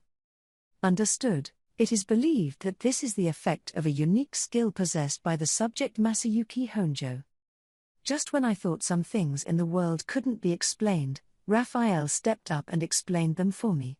I guess the professor was doing a little analytical work on him. Apparently, Masayuki's skill, when it takes effect, could manipulate the thoughts and feelings of people under its spell. He'd just forfeited the championship because he saw how powerful Gobta had become, I suppose, and given how he'd won over Bovix yesterday, I imagined Masayuki hadn't thought he could beat him, either. I thought back to his performance so far, based on this new assumption. As far as I could recall, it was like he couldn't even react to what his foes were doing, could he? No wonder he never took out his sword. I suppose the conclusion to make was that Masayuki himself couldn't fight very well. Hinata said she couldn't read his strength at all, and I could see why. There was no strength to read, still, it wasn't safe to look down on him. If he could influence the people around him that much, making him your enemy could be seriously dangerous. Definitely not someone to trifle with. If anything, I think I need to stay on his good side. Maybe I could threaten him, like heh, I know your secret, nah. Just joking. I bet he was racking his brain figuring out how to deal with Bovix later. No way his friends would let him weasel out of that rematch. Maybe I'd offer him some sympathy. I could help prop him up as a hero, even. It'd certainly be helpful advertising the labyrinth challenge to people. CI. Make contact with Masayuki and tell him I want to meet with him. At once. Keep it courteous, okay? If you could invite him to lunch after this, then perfect. As a fellow native of Japan, I'd like to talk to him anyway. I'll ask Hakuro to whip up some sushi. Hopefully this hunch of mine turns out to be true. While I was thinking about Masayuki, Gobta was finally coming to, as he did. Soka and Diablo, after some deliberation, apparently decided to accept Masayuki's request. Today's been a cavalcade of unexpected events, but with Masayuki's withdrawal, Gobta is our champion. I could hear jeering from pockets of the crowd. Yeah, I'd be disappointed, too. Here we were, the big final, and we'd gotten a champion who gave up and a half-wolf who almost killed himself. If I paid good money to see this, I'd find it totally valid to demand a refund. Luckily for me, they were in the minority. Masayuki made that decision himself, and nobody was blaming me for it. I imagine Gobta proved his strength well enough that nobody was too dissatisfied with this result. Of course, Gobta was still the heel in everyone's mind, and with his antics today, that rep would be set in stone. So, Gobta, how are you feeling right now? Huh? Really? I won? You sure did. And you really put in an excellent performance today. Yeah, right. All Gobta did was trip over himself and get knocked out, and Soka was trying her hardest to rev him up. Regardless, though, the fight was over. Afterward, I stepped back into the arena and gave out awards to each of the competitors, offering all 8 of them my thanks and praising their performances. I also gave Masayuki's friend Jinrei the set of equipment I'd promised him. Gaye said, "Give that to me, too." When he saw it for some reason, but we had no such agreement, so I ignored him. Masayuki also agreed to my offer of a meeting. He looked more resolute to me now, but he didn't have the wrong idea about this, did he? If there was any misunderstanding, I'd take the time to unravel it for him. That left Gobta. You did well, Gobta. I hereby name you a member of the Big Four as of today. He had taken a pretty rocky road on his way to it, but a championship was a championship. As promised, I appointed him to the Big Four, a title Gobta would no doubt find quite alluring. From now on, if he ever lost to anyone, I could just say, heh. He's the weakest of the Big Four. A disgrace to his team. And people would accept it. It was the perfect role for him, one that'd no doubt make Gobta seem pretty cute and charming. In fact, it was almost too perfect for him. Scarily so. Thank you. I'll keep doing my best. And with that, the first Tempest Battle tournament came to a close. If only it really was over for Gobta. But his personal hell was just beginning. Okay, are we ready now? 'Cause I'm gonna start training him hard. Milim was beaming at me when we returned to the VIP boxes. Oh, sure. Don't overdo it, okay? Nothing to worry about. He'll undergo my special training inside the labyrinth, so he can die all he wants to. Yes, she could use it like that, huh? I wasn't sure Gobta would see that as much of a consolation. All I can say is, it's gonna be tough for him. Not even death would offer sweet release for him. Just thinking about it made me shiver. Gobta, can we talk over there for a moment? Milim marched right over to Gobta, and picked him up with one hand. Pia? There was so much strength focused on her arm, I was surprised I didn't hear any bones crunch. Milim was smiling, but her eyes sure weren't. Congrats on the win. But that last match was pitiful. I'm not going to let that one slide. It's time to start training you.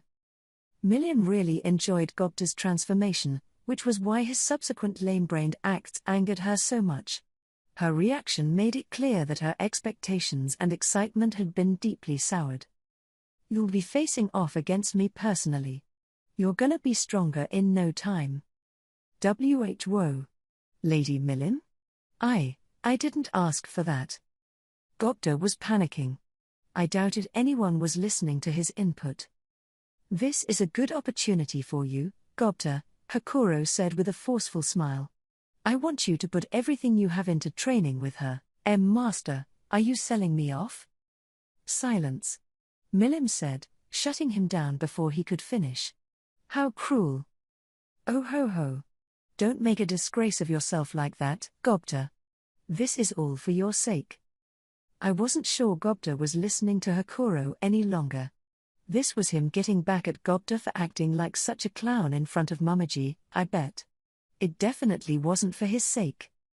Thus, Gobta was now Milliam's property. I turned my attention to the other party involved in this stunt. My master, my teamwork with Sir Gobta brought us the championship. Ranga ran up to me, abandoning Gobta without a second thought. Smart of him. He didn't want to get caught in the crossfire at all. Unfortunately, there was no fleeing from Milliam. Hold it. Ranga was your name, right? Gobta can't complete his training without you. Question mark. Ranga looked at me, his eyes pleading. Sorry, man. Once Milliam gets an idea in her head, she tunes out everybody else. Besides, he was the one who went into battle without my permission, so he had this coming. I didn't see any need to help him. Wah ha ha ha ha. Don't worry. I won't do you no harm. And with that, Milliam strode off, dragging Gobta and Ranga behind her. Really, I thought Gobta relied too much on his own good luck. That, and Ranga had a tendency to fight on instinct. If they could polish their skills a bit and work with each other more, that transformation could really be something formidable, you know? Milliam must have thought to train them because she spotted that. Here's hoping they worked on that, bit by bit, and gained something concrete from it. I'd be expecting big things from Gobta, and Milliam's the girl who'd bring him there. Farewell, Gobta. Farewell, Ranga. I'll never forget your courage. I vowed to say a prayer for them as I saw them leave with Milliam. It was time for lunch, a lunch I'd now be spending with Masayuki. This was nothing that fancy, really. I told him I wanted to speak with him alone, the rest of his group could stand by in a separate room. We had a little trouble earlier, but I was sure Masayuki could smooth things over with them later. Well, good to make your acquaintance, I guess. My name's Masayuki Honjo, and people call me Lightspeed and the hero and stuff. He was blushing a bit. Yeah, calling yourself the hero in our old world would be about the most embarrassing thing ever. People would think you're a thoughtless moron if you tried it. I'm sure it made him feel creepy. That, and it looked like he was worried how I'd react to him. He remembered how he promised to defeat me, although that was mostly just his friends egging him on. This must have been awkward for him. I'm a demon lord, after all. He had to be scared out of his wits, fearing he'd picked a fight with a foe way out of his league. He was no doubt conflicted, but he didn't need to worry about me. I was ready to leave the past where it belonged, in the past. A nice meal together should help us work out our issues. Yeah, I know we spoke before, but it's nice to meet you, too. I am Rimuru, a demon lord, but my real name's Satoru Mikami. I used to work for a building contractor. Masayuki wasn't too keen on touching his food, so I decided to just blurt it out. I hadn't used that name in a long while, but it still felt like it fit me, a lot more than I anticipated. It wasn't like I was hiding it, I just never had the chance to use it much. Huh? Are you Japanese? Masayuki didn't quite seem to believe me. And yeah, I did look kind of like a cute little girl at the moment. I couldn't blame him. Yeah, more or less. But let's talk about that over lunch, all right? That finally inspired him to pick up his chopsticks. This is okay for me to eat? Of course. I had them whip up something Japanese for you. Sushi and tempura were on the menu today. They had wowed Hinata earlier, and I thought Masayuki would be just as grateful. He hadn't been part of our pre-festival banquet, so I was sure it'd be the first time he'd seen sushi in years. This isn't, like, my last meal before my execution, is it? No. You seem sensible, we're from the same place. I just wanna be friends with you. Seeing this spread must have given him the completely wrong idea. Maybe he thought this was the last meal he'd eat in his whole life. I told him I was from Japan, but he still doubted me. Well, all right. He finally took a bite, and the moment he did, he fell silent. His eyes looked different now, and his chopsticks, and his mouth, sprang into motion. He was so focused on his meal that it didn't seem like the right time to start talking, so I waited until he was done. And the moment he was. All right. Satoru, Rimuru, I'll gladly become your servant. I had no idea where this came from. I could tell he was starving for good Japanese food, but I hadn't even said anything yet. Besides, he must have had his own thoughts about me. Servant?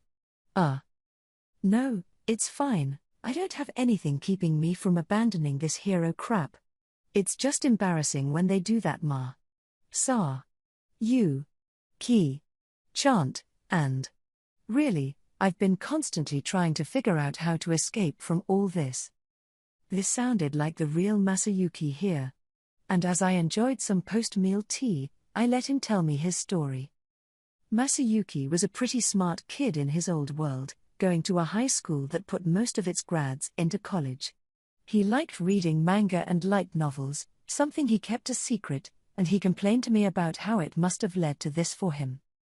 My skill's called Chosen One, you know? It's just so stupid. He'd wanted to be a hero, and as he saw it, that's why he wound up here. And his skill, Chosen One, was about what I figured it was.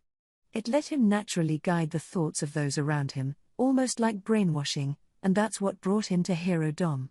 This ability was beyond his control, he couldn't turn it off even if he wanted to. That's not too user-friendly, or maybe it's a little too much so. Maybe it is, but that doesn't mean it's not incredible. You would have won the championship if you didn't bow out. The tournament was ample proof that this skill worked. Victory was his if he wanted it. Yeah, but it's only caused me trouble. I do nothing, and people just make all these assumptions about me. That was the whole way I won over in Inglesia, too. As he put it, he let that get to his head. Even with his efforts crushing the Orthrus crime ring, he didn't actually do anything, people just treated him like a king. He could completely give up and things still worked out his way, so life was generally pretty easy for him. The experience at this tournament, though, made him realize that if this ever failed, even once, it'd end his life. That was why he'd decided it was time for a reality check, and I thought he was right. But would Chosen One affect me? Understood. Against ultimate skills, nearly all lower-level skills are cancelled. So it doesn't affect me. Good. Because I intended to go easy on him anyway, but I didn't realize he was a complete amateur in battle. I bet even a quick jab from me would be disastrous. Well, you made the right choice, and probably at the last moment possible. I think you should be proud of that. You think? But Gobta transformed into that terrifying thing and... I didn't need brains to realize I could never beat him. I wasn't so sure about that, actually. A pretty decent chunk of people were taking Gobta on regularly. But yeah, Masayuki did the right thing. So we chatted some more, giving each other our stories and backgrounds. For the most part, though, I just gave a quick rundown of my life, spending more time listening to Masayuki talk. His friends worshipped him like a god, so he couldn't really speak frankly with them. He had nobody to vent to except Yuki, and his busy schedule made it difficult to meet up. It made the stress and irritation accumulate.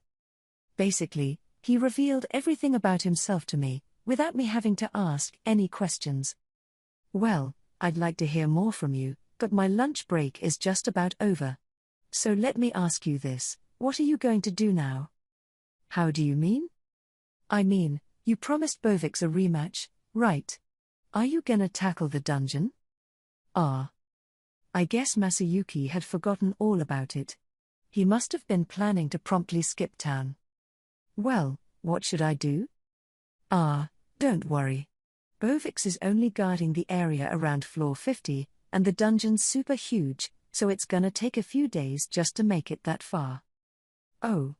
So if I pretend to tackle it, I'll make it through today, at least? Exactly. And all the dignitaries here right now are gonna leave town tomorrow. The festival ran for 3 days. The highways were going to be packed with people tomorrow, so we'd mainly be working to keep traffic smooth. The real cleanup work wouldn't start for 2 days, once all the visitors were gone. The big dungeon opening today was mainly a demonstration for the royalty and nobility in town, a pre-unveiling, really, or a temporary opening until it began normal operation. Thus, I didn't think anyone would go more than a few floors down in the several hours it was open today. Besides, I also had an idea about that battle between Masayuki and Bovix. Not to disappoint him, but I didn't want Masayuki to get defeated. Since I had him here and all, I wanted him to function like a living, breathing billboard for me, leading the dungeon-conquering adventurers down and getting them enthused about tackling the challenge. So I'd like you to grab people's attention for me, but do you think you can do that? Wow. That's pretty reassuring to hear. That's why you gave Jinrei all that great equipment, huh? And personally, if screwing up in there won't kill me, I can tackle the labyrinth worry-free. It sounds perfect. He gladly pledged his support. I'd meant nothing of the sort with Jinrei's gift, but that certainly worked out well, too. Going into the dungeon de facto topless was just asking to be killed. And I'll be glad to leak some hints about conquering the dungeon, too. If you can use them to get down pretty far for me, that'd be great. Also, if you see anything you think we could improve, don't be shy about telling me. I wouldn't offer any help going beyond floor 50, we wanted to keep things on the up and up here, so I advised him to keep that in mind. But even there, he'd never die as long as he held onto his resurrection bracelet, so it was all good. Sounds great. I feel like I'm beta testing a game or something. Now that you mention it, it is kinda like that. But no need to knock yourself out today. Try to reach, floor 5 or thereabouts. A game, huh? That's an interesting observation to make. All right, Masayuki said with a refreshing smile. I'm glad we got to talk to each other, Rimuru. It's really put my mind at ease. Now I'm starting to think this world isn't so bad after all. His skill had made things pretty easy for him before now, but he was still anxious a lot of the time. Having someone pledge their support for him must have eased his worries. That, and our nation was at the cutting edge of technology in this world. Our baths and toilets made our accommodations far better than anywhere else, and the variety and quality of the food here must have surprised him, too. We have that orchestra, and we're teaching painting to people. Pretty soon, I plan to get some theater productions going. I want to have fun here, and I'm not gonna skimp on investing in that stuff. I really respect you, Rimuru. What about manga? He. Of course we'll have manga, Masayuki.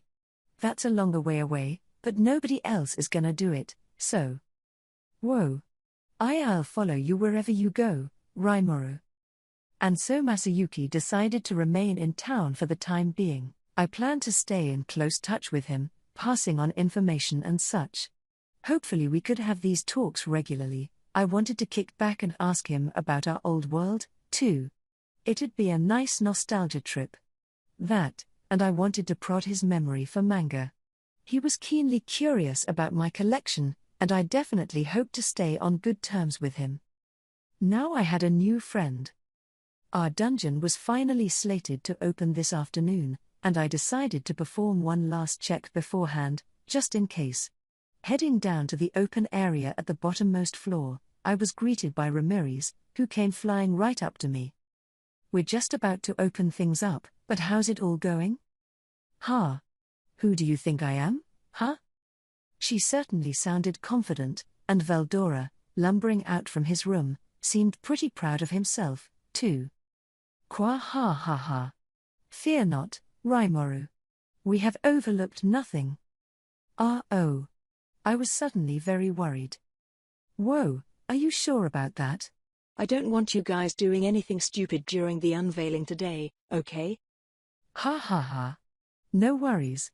Just leave it all to us. I activated every safety feature, heh. But starting tomorrow, the labyrinth will bear its fangs." Ramirez and Veldora looked at each other and sneered. Were they really gonna be okay? Because they weren't assuaging my fears at all. I'm gonna say this just in case you forgot, but we're closing the labyrinth right after this, okay? WH what? Why was Veldora saying WH what? To me? I'd told him as much several times before, but I suppose he wasn't listening. After seeing how today turned out, I wanted to fine-tune the labyrinth's difficulty levels. Thus, my plan was to close things up for 2 or 3 days, then reopen after that. We also hadn't worked out admission prices yet, and we needed trained personnel in place to sell the labyrinth cards, i.e. the tickets, and other items. We didn't have the free time or people for that so far, but I wanted to talk it over with Mjolmile after we finished the post-festival cleanup. Looking back, maybe it was a mistake to leave the final details to this pair. I mean, Ramirez and Veldora looked like they were having fun, and I was busy anyway, but, man, they were paying no attention at our meetings. But I didn't want to yell at them, either. Everyone was a little flustered right now. Calm down, okay? I'll do my best to get us officially open as soon as possible, so just sit tight until then. Okay. I will trust in you, Rimuru. Great. That ought to get us through today. Oh, but I almost forgot. I had something extremely important to ask. By the way, is Milim in here? She is. Yep. She took 2 unlimited use resurrection bracelets from us and ran off. And I gave her control over floors 96 to 99, right? The dragon chambers with the elemental effect floors and everything? That's right. She has been putting a great deal of work into them. She sure has. And she even gave me the rights to the dragons she caught for those floors. She said that if we raise them right and they evolve into dragon lords, they'll be intelligent enough to understand my commands. Ramirez was all smiles, I guess. In her mind, even Milim had some good facets to her. The sight of Milim flying through the air, carrying captured dragons in her arms, must have given anyone who saw her quite a shock. Apparently, we'd received complaints about it the first 2 times, but people got used to it from the 3rd time onward. I guess our town's residents just accepted it as normal. Milim had found for us 4 dragons in all, a fire dragon, frost dragon, wind dragon, and earth dragon. These were elemental arch-dragons, just as Milim had promised us, and even now they were about as intelligent as your typical farm animal. Give them care like you would any pet, and it'd be possible to connect with them. Did you put collars on them or anything? For now, yes. These are my beloved servants, so I want to be darn sure we set up a clear master and servant relationship. I see. Ramirez was certainly thinking deeply about this, and what I heard sounded good enough to me. But back to the main topic, so is Milim in the dragon chambers right now? Yep. She said she found some playmates to help my servants stay in shape. Indeed. I believe I went fishing with one of them once. But how is someone like him going to play with a dragon? You're better off not knowing, I think. But all I needed was Milim's current location. If she was toiling away near the bottom of the labyrinth, I doubt she'd meddle with our opening at all. Right. She probably won't get in the way, then, so I'm fine with that. We're about to open the labyrinth right now, so can you come up top for me? Yep. I'd be happy to, chirped Ramirez. I will pass. It is the role of the labyrinth master to await his challenges. Look, I told you, nobody's gonna make it to the bottom in one day. In fact, you'd probably have to wait many days before anyone shows up. I refrained from telling him this, however. That's so kind of me. Great. Well, good luck, then. Leaving Veldora with some encouragement, I took Ramirez along as we teleported to the chamber up top. With lunch over, a large number of people had arrived at their seats. Ramirez and I were there to greet them. Welcome back, Sir Rimuru, Diablo said, smiling. He was done with his refereeing work, and I heard he was looking for me. I gave him a quick nod and hello of my own, then switched gears and took a look at our program. I had a lot of expectations for the dungeon we were opening. It was one of the centerpieces of our nation's future development, so I wanted as many of our visitors to explore it as possible. Fortunately, it seemed like few to none of our invitees decided to take an early leave after lunch. The hall was nearly full, so I thought this would function as pretty decent advertising. Turning toward the event space, I could see Soka and Mjolmal, the latter of whom would take Diablo's place as guide and announcer during this event. It was time to go, so I gave them both my signal. All right. The time has come. The final event of Day 3 of the Founders' Festival is about to begin. Ladies and gentlemen, thank you for your patience. We are about to show you a small portion of our impregnable dungeon, one of Tempest's greatest achievements. It is the ultimate challenge for adventurers, presented by our leader, the Demon Lord Rimuru. Will anybody out there be able to conquer it? Mjolmal was giving this spiel from center stage, mic in hand. He wasn't quite as much of a natural at this as Soka, but he looked well enough in his element. What he had to say was this: running a demonstration of the labyrinth was well and good, but taking all the visitors here inside the dungeon was too dangerous. There were several hundred members of the ruling class in here, add our more nearby residents, and the number became several thousand. A crowd that size crammed into the labyrinth would be far too unruly to guide around. Instead, we'd come up with the idea of sending several parties down there and showing their progress on a large screen. That presented a few technological challenges, but we had already succeeded at providing a clear picture on a huge screen at the battle tournament, and we could use the same tech for this. The projector that Gable and Vesta built was proving useful for a variety of purposes. It's what we'd used to display the battles on screen earlier, via a video recording crystal ball stored inside the machine. This crystal was inscribed with magical communication spells that let it receive images recorded far away and project them here, allowing the audience to watch the challengers from a safe distance and enjoy the entertainment. Getting a king or prince injured would be a huge problem. As a result, only a few selected parties would actually be experiencing the labyrinth today. And so, a smiling Soka shouted, "We'd now like to open the labyrinth up to adventurers. Are there any members of the audience courageous enough to delve into the dungeon we're proud to offer you?" That was our cue. Ramirez, perched on my shoulder, summoned a temporary doorway to the labyrinth in the center of the stage. We could have just brought any challengers down to the basement here, but it was important to put on a show for things like this. Ooh. See? The crowd was amazed, just as I hoped they'd be. A quiet sort of excitement was taking root among them, the adventurers in the audience sizing up one another. We were strictly accepting volunteers today, and if possible, I wanted to see a lot of participants, and even if nobody raised their hand, we still had Masayuki's group. That was part of why I wanted to negotiate with him earlier. He had already explained matters to his friends, and they were on standby right now. I had given them a map of the first 5 floors to ensure against any mistakes. Hopefully they'd serve as the advertising pitchmen I wanted. So would we see any volunteers? As it turned out, my concerns were for nothing. Heh. I dunno what a Demon Lord's labyrinth is all about, but I'm ready to rip the facade from it. You might think you've cowed us all, what with that phony battle tournament and everything, but you won't get us this time. Yeah. Bassan's right. If the highway wasn't so jammed, Bassan would have won the whole tournament. Heh.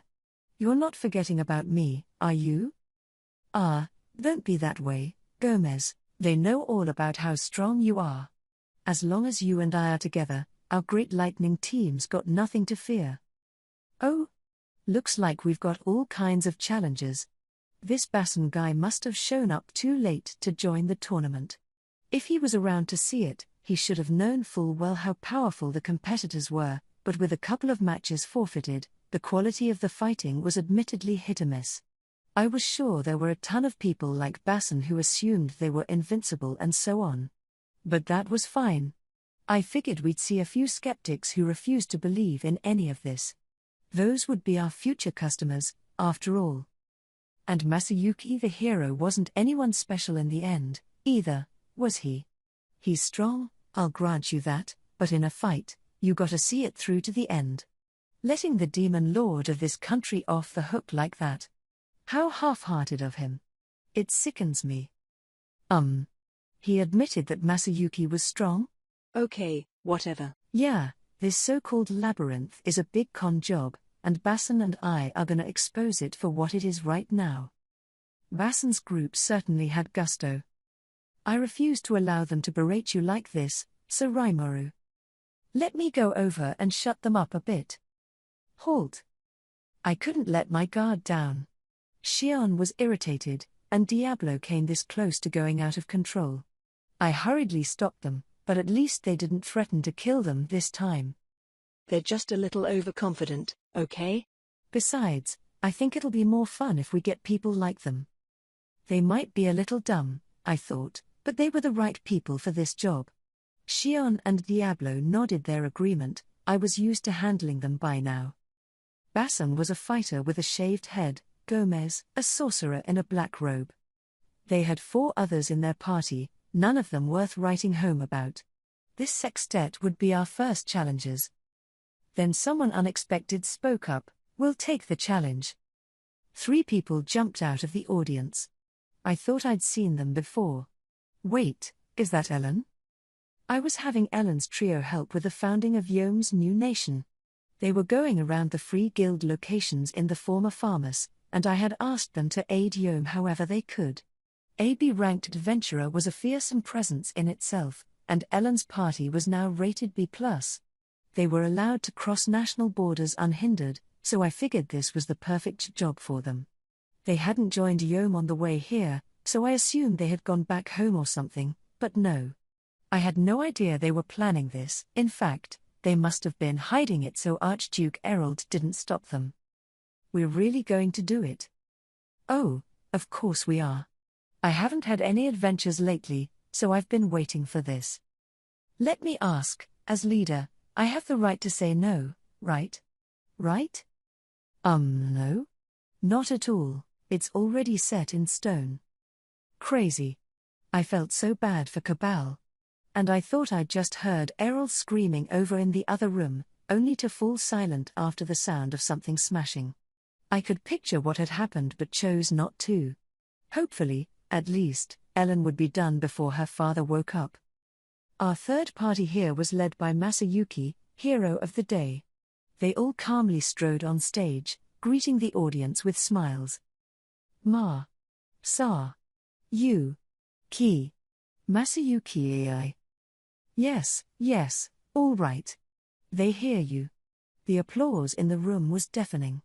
What a stud he is. Counting Masayuki, there were 4 people in the party, including the formerly topless Jinrei clad in the armor I'd given him, a suit of mithril armor, crafted by Garm and rated as a rare on the scale. It was heavier than Yome's exo armor and not quite as effective but just as durable. It even gave the wearer anti-poison effects. I had also given Masayuki a rapier as a present. I'd asked him over lunch why he never drew his sword, and he flatly replied, well, it's heavy, so. Honestly, I was shocked by how much of a bluffer he was. He had some kendo experience but none with actual swords, and besides, in this world, slicing Japanese katanas weren't as popular as heavy, skull-crushing blades, so they were all gonna have a little heft to them. As he told me, even striking a pose with a sword for a long time was difficult for him. So I gave him this rapier, advising him to try working out a little more as well. This blade was a discarded version of the one I gave to Hinata. It had the same light weight and strength, but not her sword's unique trait of always killing your opponent on the 7th landed attack. Just swinging this thing around was enough work for Masayuki. He didn't need that sort of advanced feature anyway. Plus, the rapier also remedied exhaustion for its user to some extent. If all Masayuki would do was strike a pose and keep it steady, this sword was more than enough. So the party of 4 was soaking in the cheers from the audience, none of whom questioned their change in equipment. We planned to set a time limit of 3 hours, calculated back from my intended goal of keeping anyone from going past floor 5. Masayuki's party had a map, giving them an advantage over the others, and I was counting on them to advertise the labyrinth for me. So 3 parties, then? That didn't seem like too many, but of course, a lot of people would think twice about challenging a shady, demon lord-run labyrinth. We needed to address, and quell, that hesitation with this demo today. But just as I was about to move the show along. Wait. I'll join in, too. A man clad entirely in black appeared on stage, Gei the Flowing Swordsman. You've done a fine job trapping me in your bluffs and trickery, haven't you? Heh. The Demon Lord's Big Four, or whatever they're called, certainly play dirty, do they not? I can understand if they're afraid of my talents, but they picked a fight with the wrong foe. You can scheme all you want, but I'm about to crush your ambitions for good. Quite an introduction. I was wondering what he was doing here, and now I knew, I guess. Basically, he couldn't understand how Ranga had beaten him and decided it was all a trap. He assumed I was up to something no good with this labyrinth, and now he was standing up to stop me in my tracks, I guess. And yes, I was up to something, but probably not the things Gei was picturing. Right. This time, I'm going to chop his little. Yeah. Get him, Diablo. No. Don't get him. And stop imitating my voice, Shion. These people. I swear, why were they always like this? Whenever someone said something about me, they just give them no mercy. And Shion was getting so sensitive to every affront, too, imagined or not.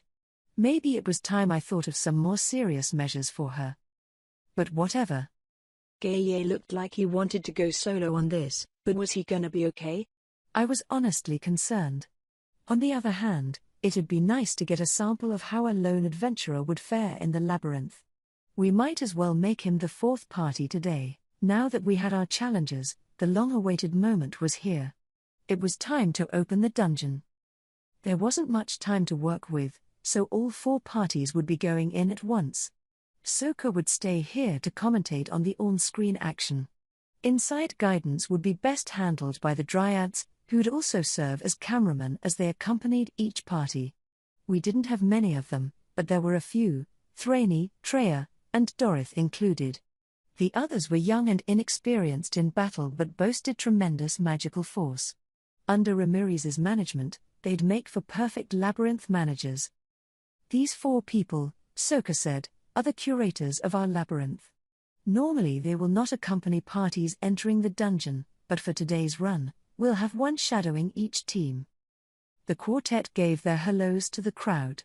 These were named Alpha, Beta, Gamma, and Delta. Not having names would be inconvenient, so I just pulled those out of my head. It didn't cost me any magicules, since Dryads are high-level monsters, I could have them consume their own magic force for the job. Ramiriz was their boss, so all I did was help come up with their names.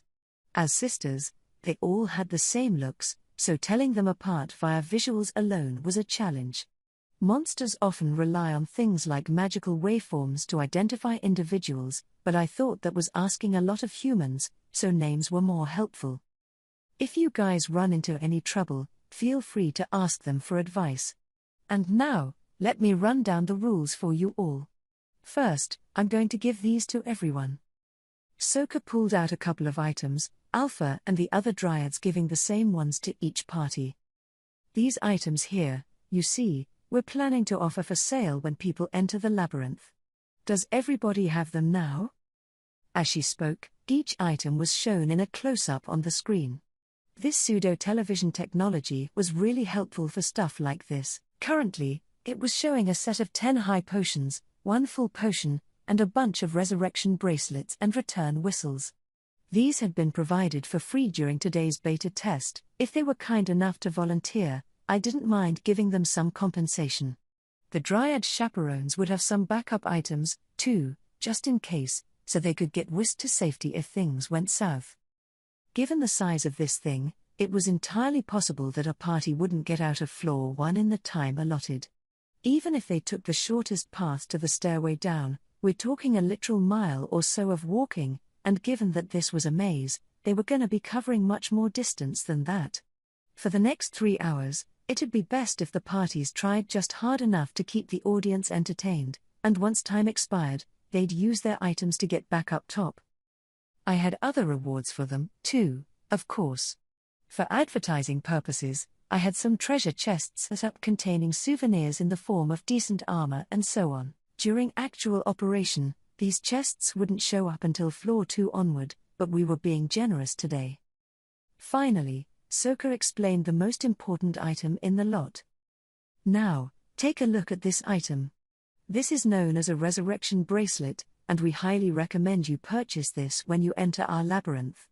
What does it do? Believe it or not, it resurrects you from the dead. The crowd immediately began chattering about this.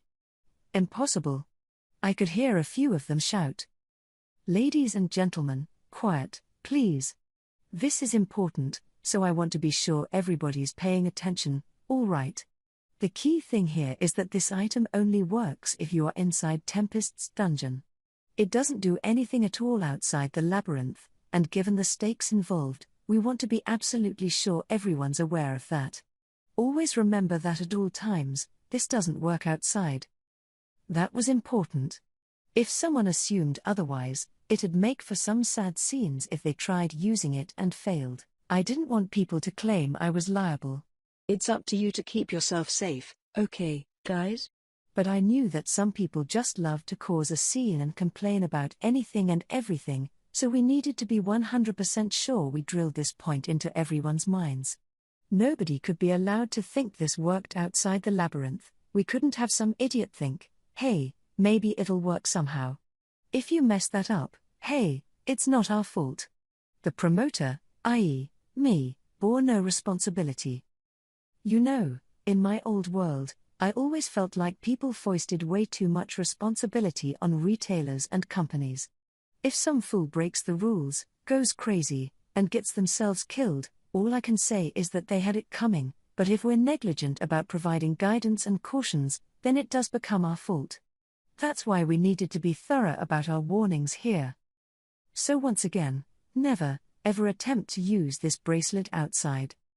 Soka was being exactly as clear and thorough as I hoped. Good.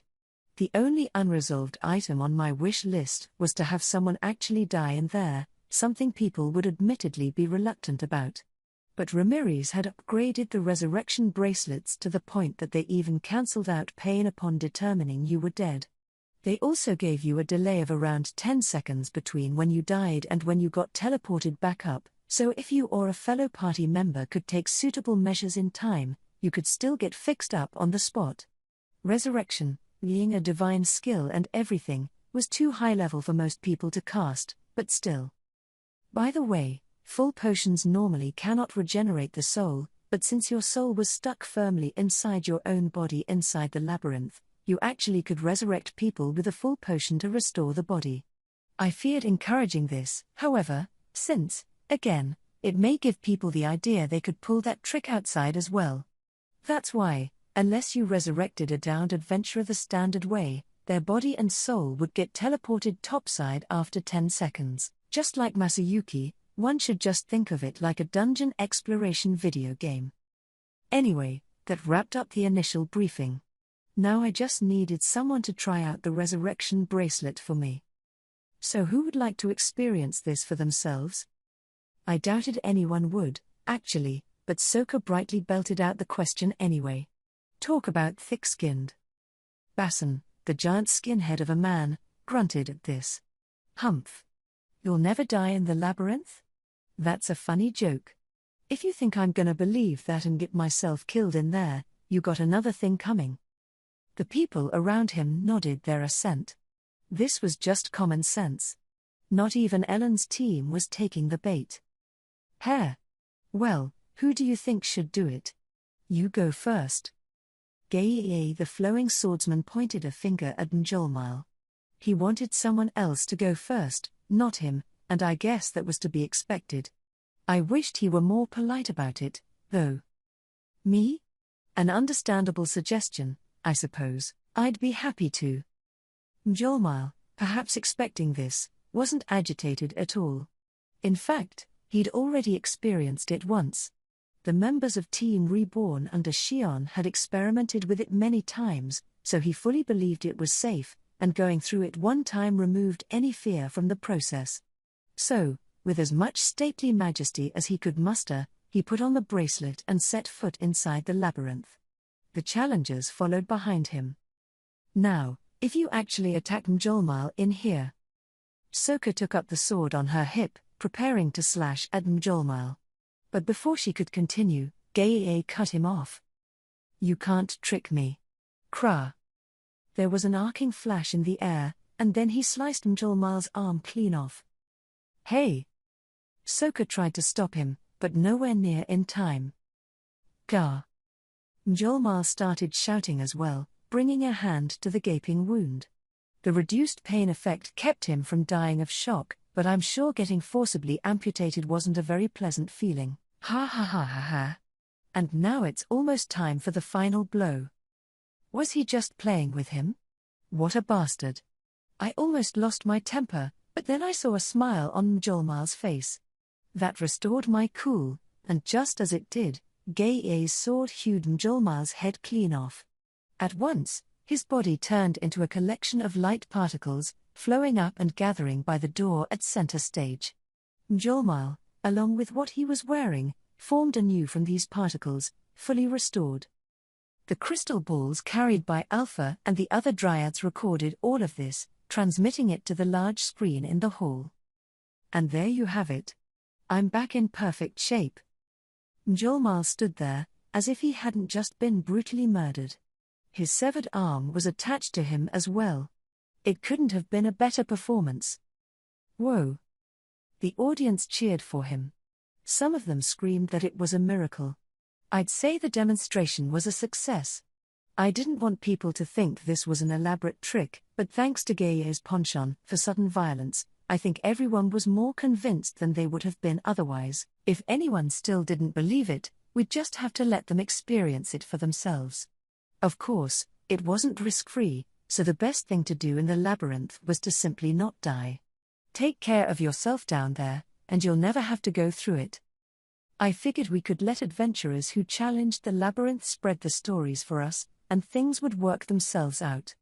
I thought some curious daredevils would want to get killed just to see what the experience was like, and that was no problem to me, either. The important thing was that adventurers had nothing to fear if they took on the dungeon, and I thought Njolmile had just ensured that for me. I gotta say, he's got courage. He put up with Gaye's morbid antics because this is exactly how he wanted this to turn out. Definitely need to thank him later for taking that role, I thought as I looked at the screen. The dungeon is now open for exploration. A brand new world is waiting for you inside. What could be awaiting those intrepid enough to battle their way through to the bottom? Soka was on stage, kicking off her commentary, as the screen showed the viewpoints of all four parties. The live connections worked without a hitch, bringing the audience inside the labyrinth. She was taking a documentary-style approach to her announcing, and I really appreciated her attention to detail as I watched the parties set off. The first one that caught my eye was Basson's, as they plunged past the orderly, well-built stone-type walls that defined Floor 1. I figured at least one party member would be drawing a map on the way, but nobody was. They weren't even leaving marks on the walls to keep their bearings, instead just pleasantly chatting as they strode down the corridors. Were they gonna be okay?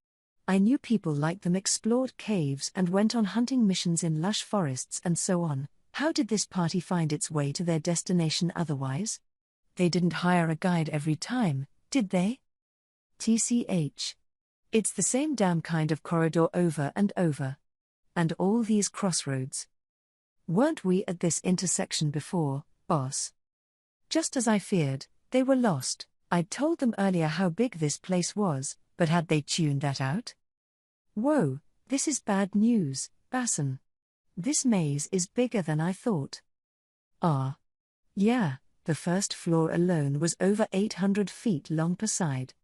They had been told this was a pretty big place, but I suppose they were picturing something cozier. I guess that, if you heard it described as a man-made structure beneath the Colosseum, you'd likely think it wasn't that big, either. But oh well. It wasn't my problem, and again, it made for good advertising. However, I really didn't want these parties to face instant death at the start of floor 1. If we went that insanely hard on them from the get-go, nobody would want to take the challenge. They needed to get at least a little far in. They could always die to be transported back, and there was an SOS feature in their bracelets as well, which treated the wearer as dead and let them escape at any time.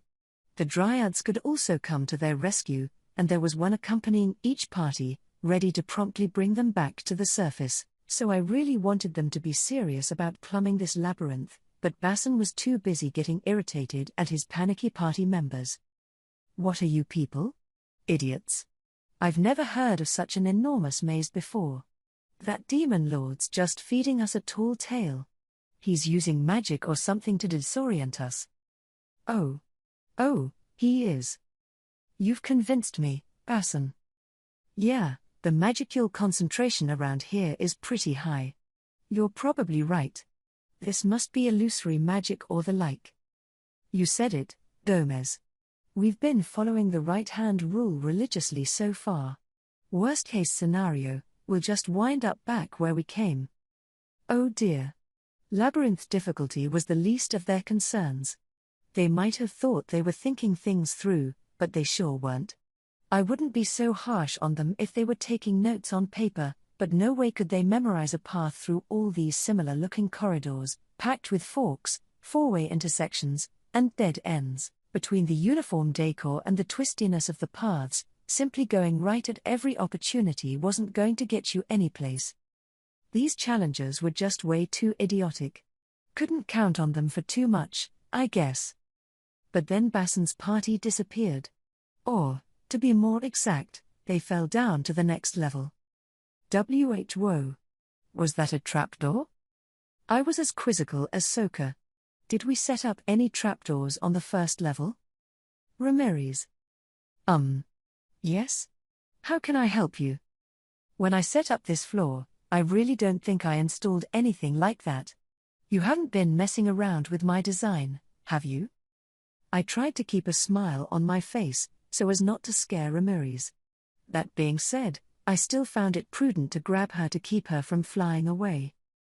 Well, actually, she replied with a forced smile, we wanted to make the labyrinth a more complete creation, so. Upon further interrogation, Ramirez admitted to placing a fairly decent number of trapdoors around. I had to chew her out for this. A floor this large doesn't need trapdoors, all right? The idea was to tire adventurers out and sap their endurance, but these kinds of traps had the opposite effect, essentially serving as time-saving shortcuts. Traps are only traps, after all, if their effect matches your intended purpose. But, I mean, you had a lot more fiendish trapdoors in the lower levels, didn't you? So I thought, perhaps you forgot to install some higher up. I just did it out of kindness, you see? I didn't need that type of kindness. Sure, if they wanted to make this into a punishing gauntlet, I could get that. If I left everything in the hands of Ramirez, Valdora, and Milim, they'd litter the whole labyrinth with insane traps like that. But I didn't want that at the very start. That was the whole reason I worked on the topmost floors myself. Quickly, I turned my attention to the other parties.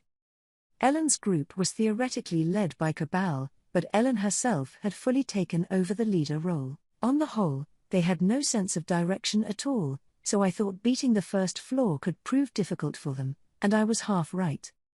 The group didn't run into any traps, at least, as they carefully advanced. Amazingly, they were even writing down notes as they went, following the textbook method of dungeon conquering. Oh, Ellen's party is sure taking this seriously. They didn't hit any trapdoors, and they're dodging the traps I set up as well. And they already looted 3 treasure chests. They're having a pretty smooth time so far. Heh. What's so funny? Why are they having such a smooth time of it? And something about Ramirez hiding her reaction with a laugh rubbed me the wrong way. Ramirez? Why yes. What is it? I trust in you, okay? I know you wouldn't hide anything from me. Of course not, Rimuru. So let me ask, did you do something to Ellen's group? Nothing looked amiss on screen, but they were performing a little too well, as one would expect in a dungeon. Many of the treasure chests throughout contained nothing of value, but Ellen's party picked 3 chests in a row with killer loot. It stank of cheating. Well, actually. Not that again. What did you do? Well, Ellen and her group gave me a nice little gift, so we really hit it off, you could say. So then. The more I heard, the worse my headache got. In the midst of labyrinth construction, Ellen had given Ramirez a large number of cakes. These were baked by Mr. Yoshida, so I'm sure they were all delicious. Ellen had made similar overtures to the Dryad as well, and bit by bit, she had gleaned information from them about the first floor. Ramirez realized this after a while, but as she put it, the magic of those pastries was simply irresistible. I mean, what could I do? I didn't see it as a problem. And Master Veldora and Millen didn't, either. Now she was firing back at me, trying to portray her actions as totally justifiable, but it was straight-up bribery. I was exasperated at how quickly corruption had become an issue down there. Still, no need to catastrophize about it. I had adjusted the labyrinth today to skew easier difficulty-wise. Plus, only the first floor had been exposed to her. The treasure chests with the real top-shelf prizes weren't on that level. Cabal's party is doing a good job landing treasure, isn't it? That it is, Mjolmal told Soka, joining her in the announcer's role. So Rimuru mentioned that chests can sometimes be found in small side rooms and the like, but they need to watch for traps as well. Good point. Do you think there are neat items in them? There's some really good stuff in the lower levels, I would imagine. And speaking of which, I understand there are 3 types of treasure chests in all: gold, silver, and bronze. It seems only the bronze chests run the chance of being booby-trapped.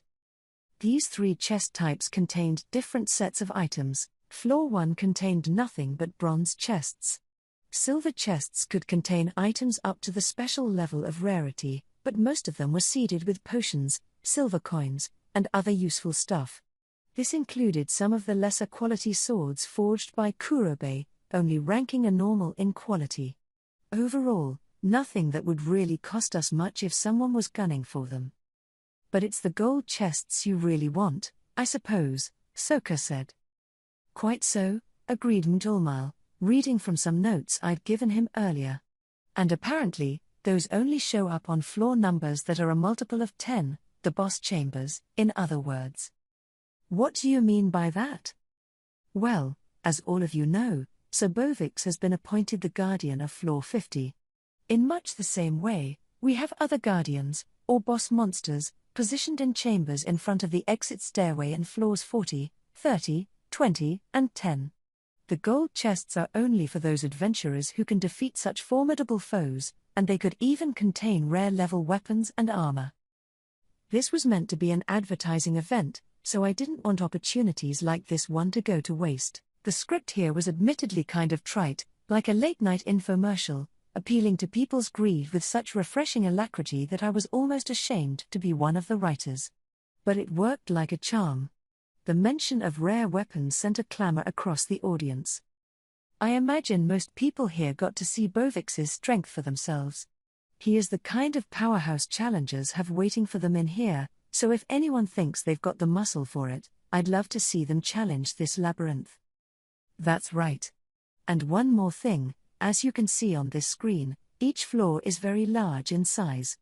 I imagine you'd need to clear out several days if you wanted to fully conquer the dungeon, huh? That was our basic setup, Soka asking leading questions, Mjolnir answering them. The classic play-by-play and color commentary setup, and they were doing pretty well as partners. Like I said before, Floor 1 had only bronze chests. You didn't mess around with the contents of the chests, did you? I asked Ramirez. All good there?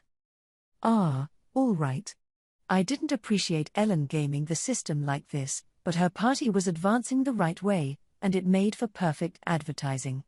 I suppose she earned whatever she picked up down there today. Giving her a map and list of trap locations was a blatant rule violation, but I'd overlook it this time. So I knew Ellen's party was safe. What about Masayuki, whom I'd given my own set of hints? And look at this. They've already made their way to floor 4. What speed? We're definitely seeing light speed at their quickest today, folks. PFFFTHHH. Why, man? It hasn't even been 30 minutes since we began. Why was he already down to the 4th level? Masayuki's party had hit virtually every trapdoor so far, as if aiming for them, which gave them a head start to the lower levels. And the crowd. Ma. Sa. Yu. Ki. Masayuki AI. I didn't even need to look at them, really. Even audience members who laughed at Basan blundering into a trapdoor sang Masayuki's praises whenever he found one. It was incredibly unfair, but that was just Masayuki's power doing its thing.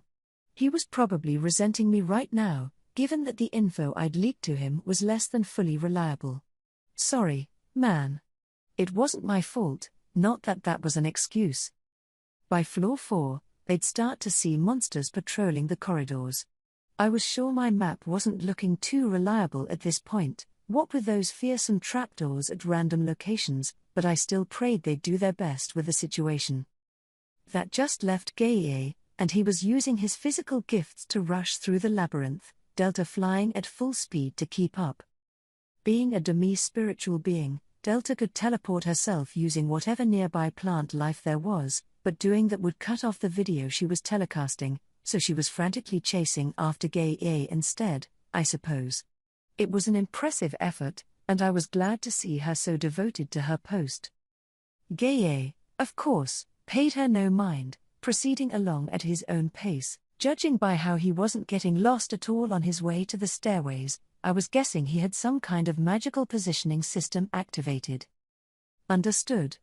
This is the elemental magic spell automap. Aha. You wouldn't need a map at all, then, huh? This magic flashed pinpoint positional data into your brain, sort of like what the Great Sage used to provide me. If Gaie was keeping it constantly activated, he must have been well versed in magic, too, not just swords. Pretty gifted in both as well, I'd say. Upon reaching out to Fuse, I learned that Gaie was indeed an A-ranked adventurer, a very rare breed. Based on his performance, I'd call that more than fair. He was on floor 2 right now but would be reaching the next stairway down shortly. If he kept up this pace, he should make it to floor 5 in the 2 hours or so remaining. This was much faster than I envisioned. I didn't see this speed coming at all. But something caught my attention. There was something sparkling within Gaie's eyes, something unusual. His lips were twisted downward, his eyes bloodshot, and even when he hit floor 3, he kept up his blazing speed. Unlike the first 2 floors, however, he started ducking into side rooms, checking them for treasure chests, or, really, just raiding the chests without hesitation, like he knew where they were all along. Strictly silver chests, too. How's he doing that? I grumbled. Raphael had no response, so not even he knew. I feel like that adventurer Gaie's got this intense greed pushing him forward, you know. Like his nose can smell out where the gold is. Ramirez's appraisal was a tad vague, but I think I might understand what she was getting at. It was clear there was nothing normal about Gaie, between this and the gruesome treatment he gave Mjolnir. Hopefully, I reasoned as I watched him sprint forward, I won't have to get involved with him much. We were now 2 hours in, and Basan's party had just found another hidden room. Basan. There's another chamber in here. A fellow party member happened upon the latch for the door. Not another trap, is it? A doubtful Basson asked. The adventurers had been stymied by a paralysis poison trap I'd laid for them, as well as a treasure chest loaded with sleeping gas. They even got accosted by one of the weaker mimics in the labyrinth, so now they were eyeing every chest with caution. Hey, Ramirez, which chest was in that chamber? I'd really like them to find something good soon. It makes for bad advertising otherwise, and I'm kinda starting to feel sorry for them. Seeing them bumble around reminded me of my days of buying 10 loot crates in a mobile game and getting nothing but crap from them. After all this failure, they just seemed pitiful to me. They'd never come back if they completely lost their drive to continue, so I wanted them to land something pretty soon. No worries there. It's just, that Challenger's party is really awful. Not that I'm one to talk, but I didn't expect anyone to be this reckless. But that chamber's got one monster and one silver chest. I don't remember what's inside, but it'll definitely be worth the trouble this time. Great. Today, at least, I wanted something good to come their way. Whoa, boss, it's a trap. There's a monster. Gay. Wanna fall back? We can't, Basson. He's already locked onto us. A giant bear? Yeah, no running from that. Both sides began to size each other up, gauging their first move. I was concerned. Why would the simple presence of a monster spook them so much? No, you didn't see creatures like this on floor 1, and floor 2 had nothing too powerful on it. But this hidden chamber had a silver chest with a fairly decent item inside, so we just placed a monster in there to protect it. Ramirez was right, this hidden room housed the best prize of the entire floor, and the giant bear guarding it was a C-ranked monster. Basson's team was rated B, this would be easy pickings for them, and yet, the sight of that beast scared the pants off Basson and Gomez. Basson, I see a treasure chest on the other side. And it's silver. It might be a trap, but we gotta do it. Brace yourselves, people. Let's go.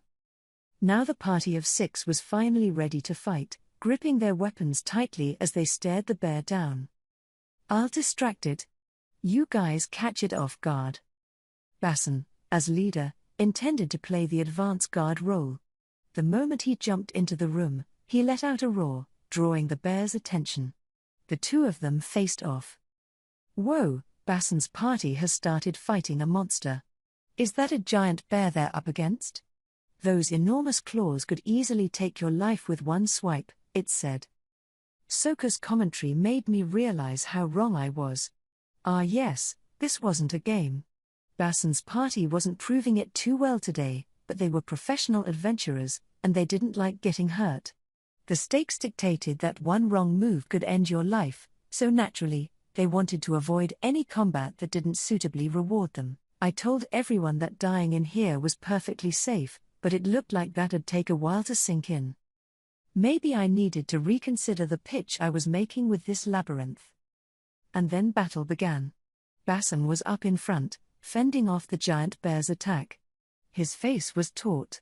He had gone with a set of hard leather armor today, which left his arms and sides undefended. No wonder even a lower-level foe was making him sweat. The swipes from his axe were heavy and punishing, no doubt, but they didn't offer good defense against a clawed foe. Instead, he was deftly using his circular shield to push the giant bear's arms away.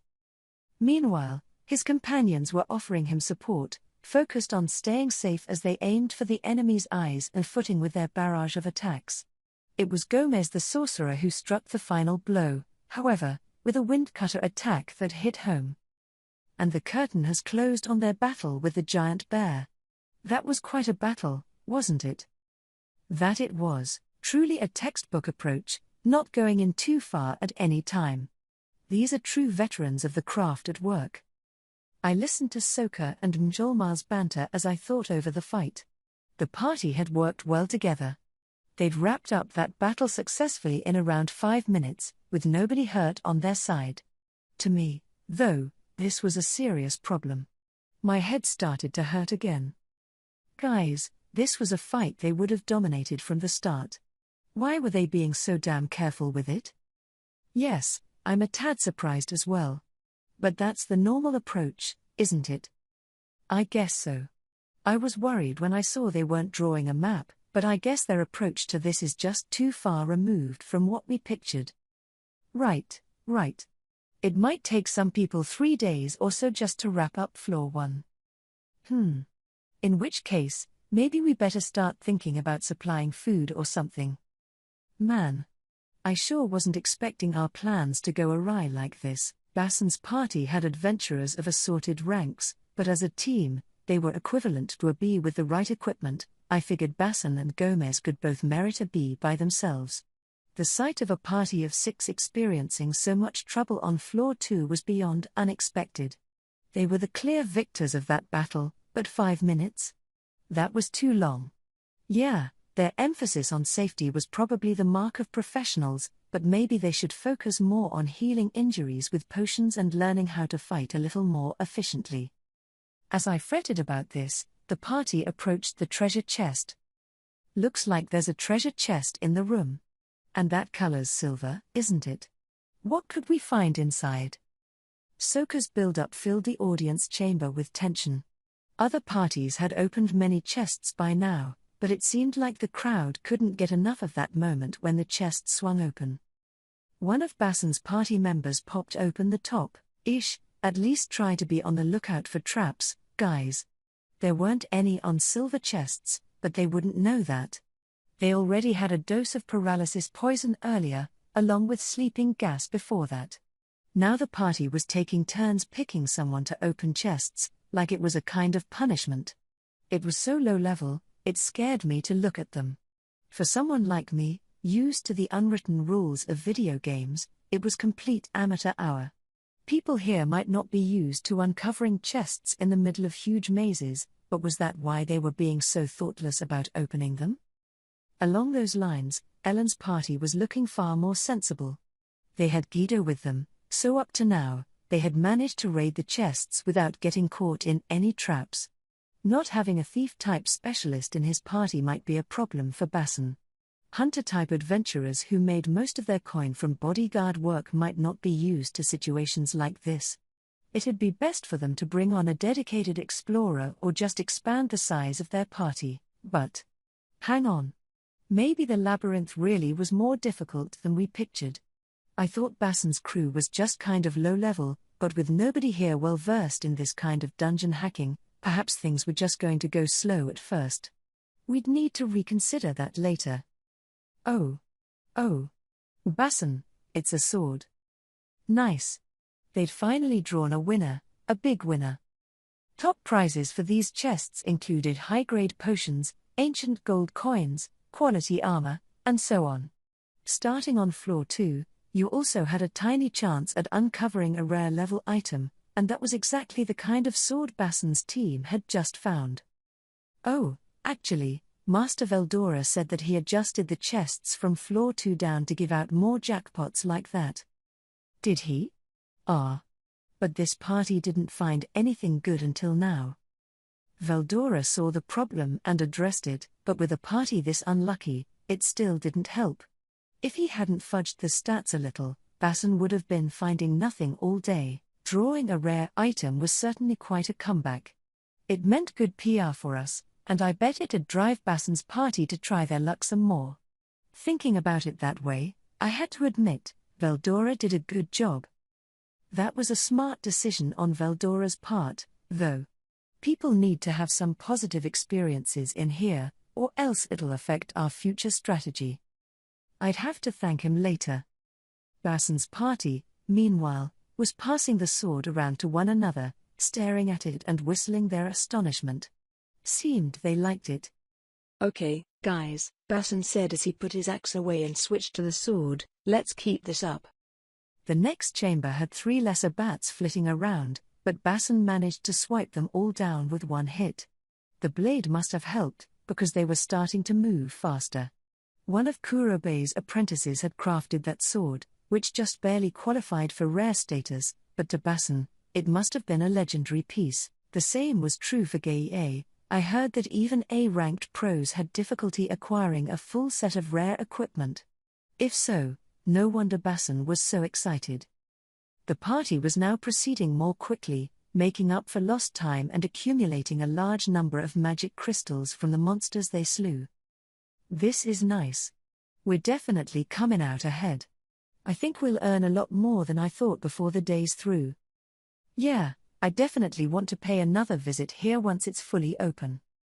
Now the party was all smiles as they ventured farther into the dungeon. I turned my attention to Ellen's group. Since they were on floor 1, they'd have trouble finding any rare items. They were being very cautious as they proceeded, too much so, really, but the approach paid off with all the chests they got to raid. Now, though, they were suddenly switching tactics. Are we about ready? You're really going to do this? Do I get a voice in this? Here we go. Time to hook some big fish. Completely ignoring Cabal, Ellen began to head for the lower levels. They had just under an hour to go, and I guess they chose this moment to go for broke. It looked like they'd focused on floor 1 so much up to now because they were trying to gather as many potions as they could. Now it was time to make use of Ramiriz's info and attempt to get all the way down to floor 10. It looks like Cabal's party is on the move. They've been thorough in their work so far, proceeding bit by bit, but now they're making a beeline for deeper floors. Are they looking for treasure chests with larger payoffs? But it'll be hard to discover chests out of sheer luck. But it looks like you can find rare items from silver chests, like Basson's party did earlier, right? Right, but it's not something you can aim for, really. Sergei has opened something like 20 silver chests so far, but he still hasn't scored any rares. So they'll need to look for gold chests to be guaranteed rare items?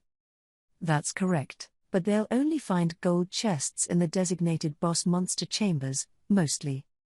Mostly? Are they anywhere else? Well, actually, there are other powerful creatures in the labyrinth that you may run into at random. These are called area bosses, and the rooms they guard could contain golden chests. Soka's and Mjolmal's guidance convinced me of what Ellen was after. Hey, Ramires. Yeah? Did you leak out the locations of the area bosses as well? Well. I think such a thing might have been included, yes. Oh Lord. But, hey, let's stay optimistic. These area bosses, something I included mainly for fun, could also be good PR for us, and I knew I laid one out in floor 4.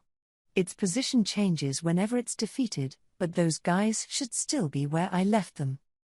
Essentially, this floor housed a small monster lair inhabited by several giant bats, each ranked C+. If you weren't aware of them, you'd have to face a torrent of monsters all at once, but if Ellen's party saw them coming, I suppose they could prepare for it well enough. I just didn't want it to look like they knew in advance there was something in that lair. That'd seem a little too contrived. But I had nothing to worry about. Ellen's party deliberately used trapdoors to go down to floor 5, pretended to be injured so they could advertise the effects of potions for me, and claimed loudly to be searching for somewhere to rest all the way to the monster lair.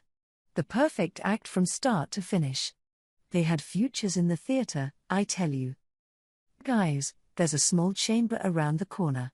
Let's rest in there. All righty. Are you okay, Cabal? Why yeah. Boy. That potion worked like a charm. I feel absolutely fine, but let's rest a little bit before we start farming some more. Cabal's delivery was a touch wooden, but nobody noticed. The eyes of everyone in the audience were on the big screen as Guido opened the door. Whoa ho ho.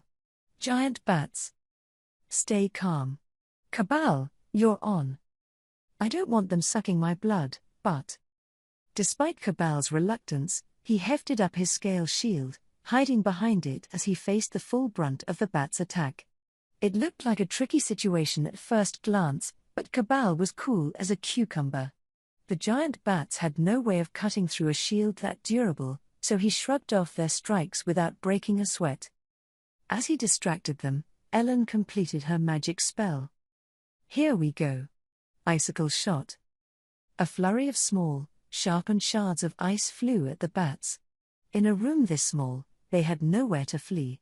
With her magic amplified by her dryad's staff, Ellen's blast of ice tore the entire flock of bats to shreds. Too easy, by the looks of things. You may be right. If this were Basson's party, I bet it'd be a life and death struggle. I feel like giving out a gold chest for this is costing us, maybe, but let's not use Ellen's party as our yardstick for this, Ramirez had a good point. Plus, if you think about it, this went easy for Ellen only because she cheated. She wouldn't get this advantage normally. If she had run herself ragged all around the labyrinth before finally discovering a gold box, I'd be happy to toast her good fortune then. That was a fine battle, wasn't it? Soka asked Njolmile on mic. Yes, this is definitely a well-seasoned team of adventurers. They certainly made it look easy. Ah, and here's Sir Guido opening a treasure chest. Oh, a gold chest. Are we really going to see a rare item come out? I focused in on Guido's hands. He was guaranteed a rare, but exactly what, I couldn't guess. Looks like a sword. Or, I wanted some sorcerer's armor. A sword? Sweet. Someone up high must be watching how hard I'm working. 3 people, 3 reactions. Guido couldn't care less, Ellen was pouting, and Cabal showed his first real enthusiasm of the day. The sheer across-the-board variety made me laugh. And it looks like a weapon, Njolmile. Ah, I'm sure it is. The Demon Lord Raimoru has given me word that every gold chest is guaranteed to house an excellent item inside. I didn't remember saying that, but I was glad Njolmile was kind enough to hype it up for me. This chest contained a Tempest sword. Everyone thought it was a rare, but it was actually a unique. Like the Tempest dagger I'd given Guido, it was a masterpiece of a weapon, forged by Kurobe from Charybdis scales. Veldora had made jackpot finds like this more common for today, and maybe that's why Ellen's party scored a killer item that usually showed up just 1% of the time. Then, their mission done for the day, the party promptly prepared to head back. Talk about a cold, calculated approach, huh? I dunno. We kind of lavished too much on them, I said as I laughed at their indomitable drive for riches, but how were Masayuki's team and Geiye doing? Both were drilling deeper and deeper down, as if in a foot race, but it was clear who had the advantage. Masayuki's party was overwhelmingly ahead, already at the 9th floor by the time 2 hours passed by. They're just way too fast. I'm sorry. I didn't think challengers would use trapdoors that way. I doubt Masayuki is deliberately aiming for them, but... Even as Ramirez and I spoke, the party tore their way across floor 9. With over 50 minutes left to go, they reached floor 10, and thanks to yet another conveniently placed trapdoor, they managed to get deep inside, right nearby the boss chamber. Masayuki's good luck again, no doubt. I never would have guessed they'd go this far in under 3 hours. Their speed just totally floored me. By this point in the labyrinth, you'd start to encounter monsters in the middle of corridors as well, not just in rooms. Sometimes they'd appear in small groups, too, but Masayuki's friends did an impressive job against them. Nearly all their foes fell with one hit, at no time were they ever endangered. And since my map was accurate except for the trapdoors, they were still checking it to figure out the way ahead. Finally, the party reached the last chamber in the floor. The stairs to floor 11 would appear only once they defeated the boss lurking inside, a black spider, ranked a B in difficulty. The party cowered against this fearsome sight. Yeah. And Jinrei then slashed it to death in one swipe. Damn. That was frustrating. Against Team Masayuki, a black spider didn't even begin to pose a challenge. If it weren't for all those damn trapdoors, at least they would have had to spend more time getting here. Thus the party picked up their gold treasure chest, grabbing a rare level dagger from it. That, and they even added their names to the floor's save point. I decided, right then and there, to just do away with all the trapdoors. Once the boss was slain, Masayuki's group used their return whistle to head back to the surface, making them the second group to emerge after Ellen's. Just when the party exited the boss chamber, the door leading to it opened again. Masayuki's party is back with us, but now Sir Geiei is going to challenge the boss. Geiei has traversed this far into the labyrinth all by himself. No traps or pitfalls have caught him yet, and he's been going at a breathtaking clip the whole time. Yes, at the speed he's going, he's racing past trapdoors before they can even open. That's an unexpected approach to take. I don't think most people could copy it. The adventurer types in the audience nodded in agreement with Mjolnir. Going solo was one thing, but a multi-member team could never pull a trick like that. Geiei didn't have the greatest of personalities, but he was every bit worthy of the A rank he was rewarded. He had run into no problems in these early floors, taking every measure available to score as many silver chests as possible. He was about the worst beta tester I could have picked, but I couldn't do much about that now. PFFFT. That piece of garbage swordsman beat me here, eh? Oh well. Bring back that boss for me. Geiei wasted no time copying an attitude. It was grating, but I was mature enough to put up with it. So what happens at a time like this, Mjolnir? Well, I'm told that the boss is resurrected in approximately 30 minutes. And the gold treasure chest with it. That's what I understand, yes. Otherwise, Surimaru was concerned people would start fighting each other for the right to tackle a boss. I see. In that case, I'm afraid Geiei may not have enough time. No, there's not much time left. I imagine that'll be the end of this run for him. 15 minutes remained out of the 3 hours allotted. Geiei, once the situation was explained to him, did not take it well. Are you kidding me? You think you can boss me around in here? I know how talentless all you people are, but I don't see why I need to stoop down to your level. Get this boss back here now. The greed was visible in his eyes as the self-centered vitriol continued. Delta took it all in stride, but the next thing Geiei said changed matters for her. Humph. The master of a talentless fool is a talentless fool. There's no need at all for me to abide by the rules of you buffoons. Oops. Shouldn't have said that. That's all but declaring to the master of the labyrinth that you aren't gonna play by her laws. Geiei's shouting wasn't going to change anything, but was the master going to ignore that insult? Doubtful. Your statement clearly violates the regulations set by us, Delta calmly stated. I will let this go if you apologize, but I will not allow any more abusive language. Geiei snorted at her. What? Why's a guide like you think you're so far above me? Don't make me laugh. Clear rule violation confirmed. Executing punishment. Huh? Punishment? What could you ever do to? At the next moment, Geiei's body was bound and lifted into the air by vines that sprang up from the floor around him. What? I have removed the pain suppressor feature on your resurrection bracelet.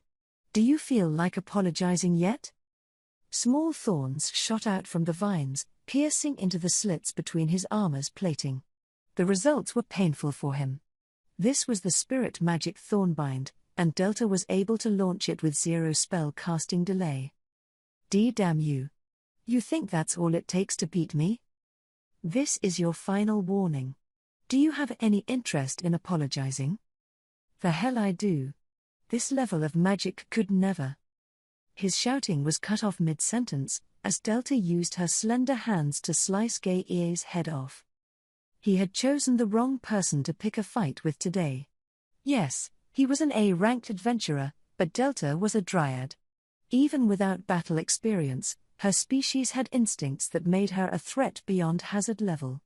Once she was a bit more well-versed, she'd be at the calamity tier with Thraney and the others.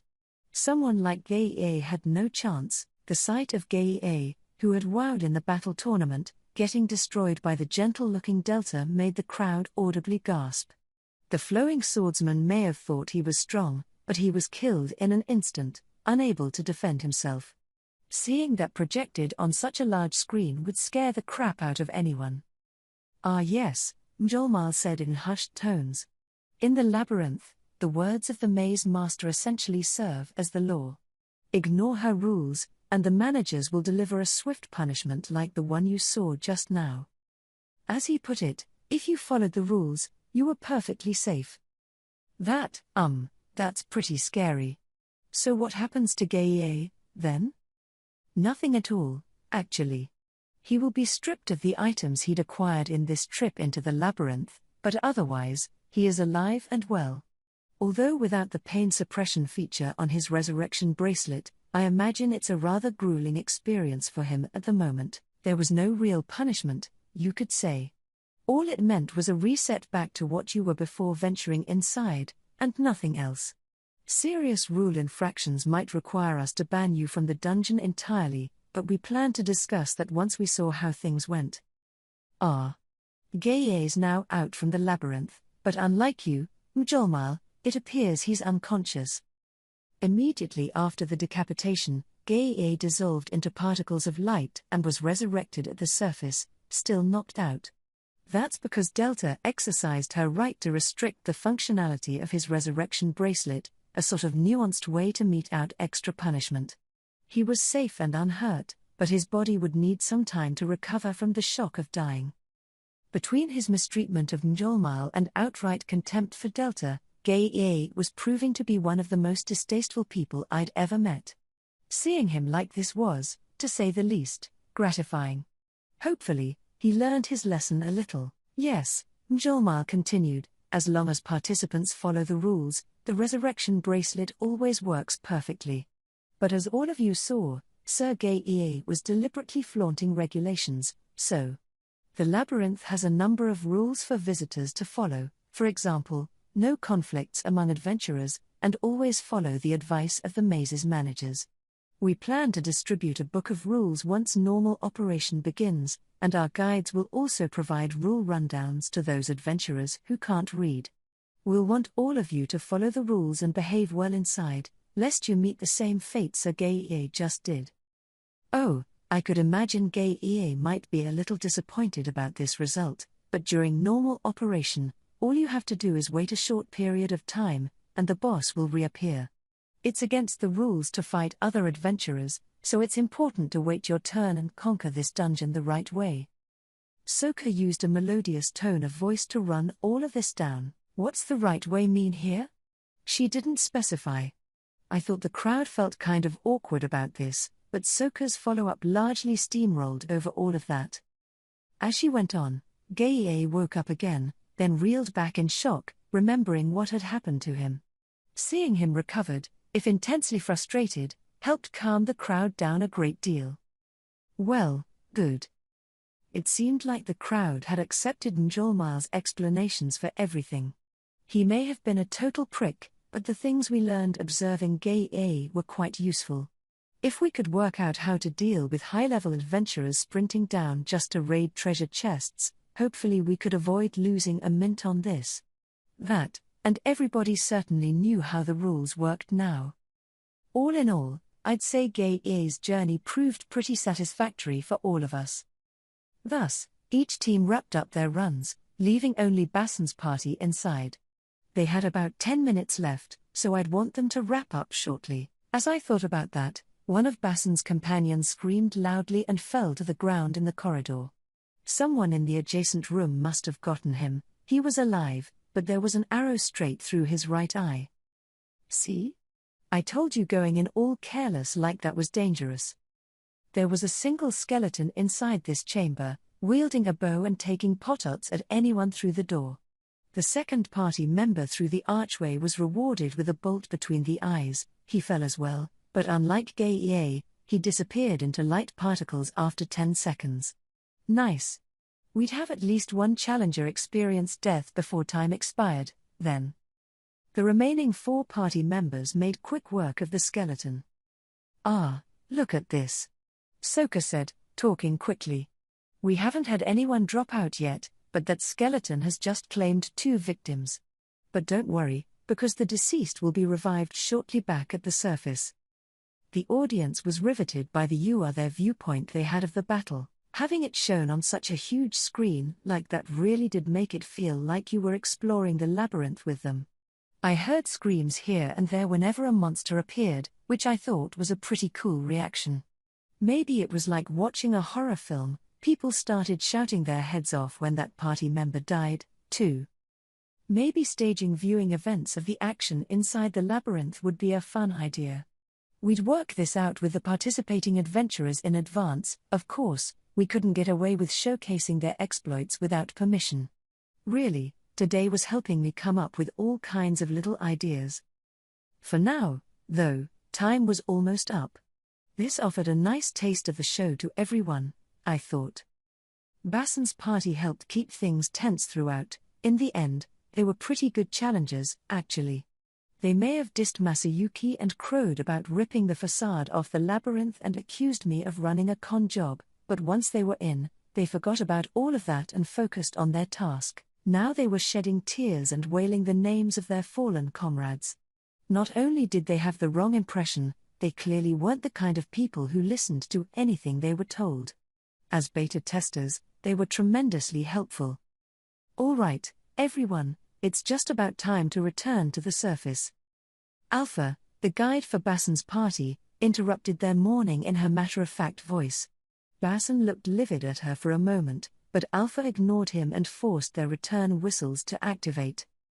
"God damn you!"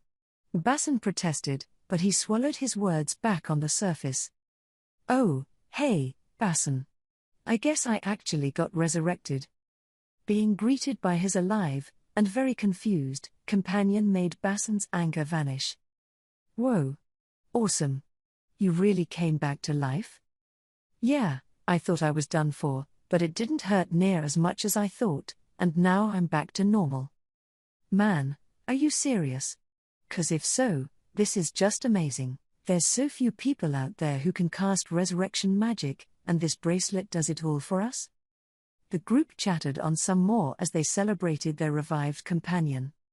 "Ugh, damn it, my eye. How about we use this?" The man with his eye shot out had it all fixed up with a dose of potion. "This is crazy.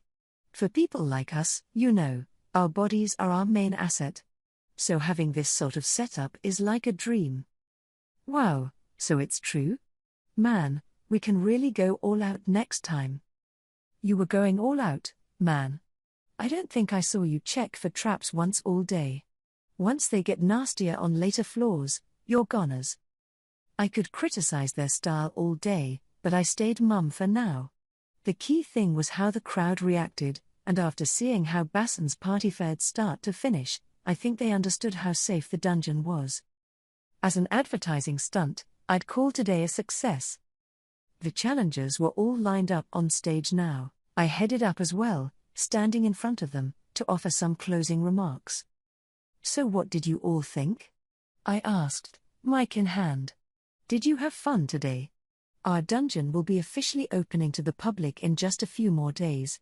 I guarantee to all of you that it's perfectly safe, so if you're interested, go ahead and give it a try for yourself. And if any of you can conquer the 100th floor on the bottom, I will grant you the right to challenge me to battle." With that, the event was over, and my instincts told me we kicked ass. The tournament final was exciting enough, but viewing these test runs into the labyrinth really did make it seem like you were there. It was a great way to round out the show. Of course, it would have been perfect if the show actually ended then. But Rimuru, what is the matter? I have yet to see any challengers. How long do I have to wait? Veldora, Lord of the Labyrinth, sent me a thought communication that clearly indicated he hadn't listened to a word I said. Way to ruin the moment, man. Shut up. How many times do I have to tell you? Listen to me, you're not gonna see anyone good enough to make it to the bottom for a while. What? That was not how I understood it. Then you understood it wrong, dumbass. Why don't you try actually listening to me? We argued about this for a little while afterward. You know how you sometimes see kids get yelled at during a fair or festival, because they get too worked up and all that? It's so regrettably common, so this time, I lectured Veldora until I was damn sure he was sorry. Chapter 5. After the festival. It was the final night of the festival, and to cap it all off, we held a massive banquet. Shuna and Mr. Yoshida worked on full overdrive, sparing no expense to provide the best dinner spread yet. We wanted to leave a good impression at all costs. Here, I started noticing more nobles chatting and laughing with one another. They must have made friends over the past 3 days, and the mood overall was much more convivial than the first night. Right now, I knew that Veldora, Ramirez, and Milim were enjoying a fun night in the labyrinth, alongside Carillion, Frey, and Midray, too. Thraney and the elves were working hard to keep them fed and entertained, and I was planning to join them later, dessert in tow. Over in town, there were visiting merchants, adventurers, nearby farmers, and residents all enjoying good food and drink together. The bars and restaurants were opened up for free, letting people drink, sing, and carry on all they wanted. Here, too, people were letting their guards down. Monsters, humans, it didn't seem to matter as the night wore on. There was music, along with singers following the beat and dancers moving to the rhythm. In a way, it was painful to think that this moment was going to end. It seemed like such a waste, sort of. Starting tomorrow, everyone would be back at their old jobs. The thought depressed me, but, at the same time, made all the effort feel worth it. It was strange, and I didn't think I was the only one experiencing it, but everyone still looked like they were having fun. That, I suppose, is what happiness is. And watching all the happy scenes, I hoped that this peace could last for a long time to come. And so the night wore on. All too cruelly, the festival came to an end. The highways had been full of people heading back home since morning. The security team, led by Riga in place of Gobda, had been busy since before sunrise. I bet you wanted to sleep past noon the day after this festival, huh? Ha ha ha. You can't work security if you let the drink consume you, not the other way around. Riga was serious about his job. No wonder he was Rigard's kid. If this was Gobda, I was sure he'd go right up to me and say, "Boy, don't you just want to sleep past noon the day after a festival?" I was in full agreement with that, so maybe I would have spoiled them a little along those lines, but silence is golden. Unlike Gobda, after all, Riga never complained about anything, briskly giving orders to his patrol. Thanks to that, our VIP visitors began their journeys home without major issues. The highways were wide enough, so as long as a wagon didn't block the road, the waves of people shouldn't stop. Some even planned to stay in town for a few more days, anticipating the rush back, so I didn't think we'd have too many complaints. Leaving the highways under Riga's management, I went back to my own work. Today, for starters, I had to pay out those gold coins. Over 100 merchants were now seated in our main meeting hall, waiting for us. Rigard and Njolmal were maintaining order and explaining matters for me, but it was about time I showed up as well. This was going to be a critical moment, and I knew I needed to nail it. Arriving at the meeting hall, I could already hear people arguing from the outside. "I told you, everybody is going to be paid today, so please stay calm and wait just a bit longer. You think you can trick us like that? I waited for you until the end of the festival. Hurry up and just pay me my due." Whoa. I certainly understand your concerns, but can you show some deference to us, please? Yes. Are you intending to drag our names through the mud for introducing you to our friend Middelmal? No, sir, we're not. All we want is for what's owed to us to be rightfully paid. And that's why I'm telling you to be patient. This nation isn't going anywhere, and they said they can pay everyone right now in anything besides dwarven gold coins. Can you help us out a little and hold on until things are cleared up? A likely story. Yeah. Come on, pay up. It sounded like some of Njolmal's merchant friends were trying to smooth things over with the tradesmen we owed money to. Maybe this was just how they operated as merchants, but I couldn't have been happier to see it. It proved that Njolmal really was a good judge of character. All right, everyone, can we please take a few deep breaths? I, Moose, representing the Kingdom of Garstone, I'm here to tell you that not even a nation of monsters will default on their debts to any of you. Isn't that right, Mjolnir? That sounded like a big shot. A noble from the kingdom of Garstone, one of the commercially active nations ringing Inglesia. Why yes, Duke Moose, you are exactly right. However. A prince from Garstone, not a superpower but still decently sized. Any noble with a title like that was no slouch. In that case, I do hope you will put to ease the minds of everyone here and provide payment, following the international regulations of the Council of the West. Duke Moose was a powerful noble, but he was still acting like a gentleman in these negotiations. Mjolnir was an important person in my government, but for now, he had no official title or noble name. He was still something of a guest, with some temporary power as my representative at times like this. Rigid, one of my ministers, was also there, but the fact that this prince remembered Mjolnir's name and dealt with him personally. It was literally the royal treatment. I mean, a noble remembering a commoner's name, oftentimes, even if they knew the name, which was frequently not the case, they'd pretend not to. That was how nobility worked, apparently, the way Mjolnir described it to me, so I bet he's the most surprised of all right now. Please, Duke Moose, just one moment. Our initial contract stipulated that payment via customary methods is acceptable. By customary, of course. Mjolnir, I am not here to concern myself with such trifling matters. When working with merchants, and with nations as well, trust is the most important thing.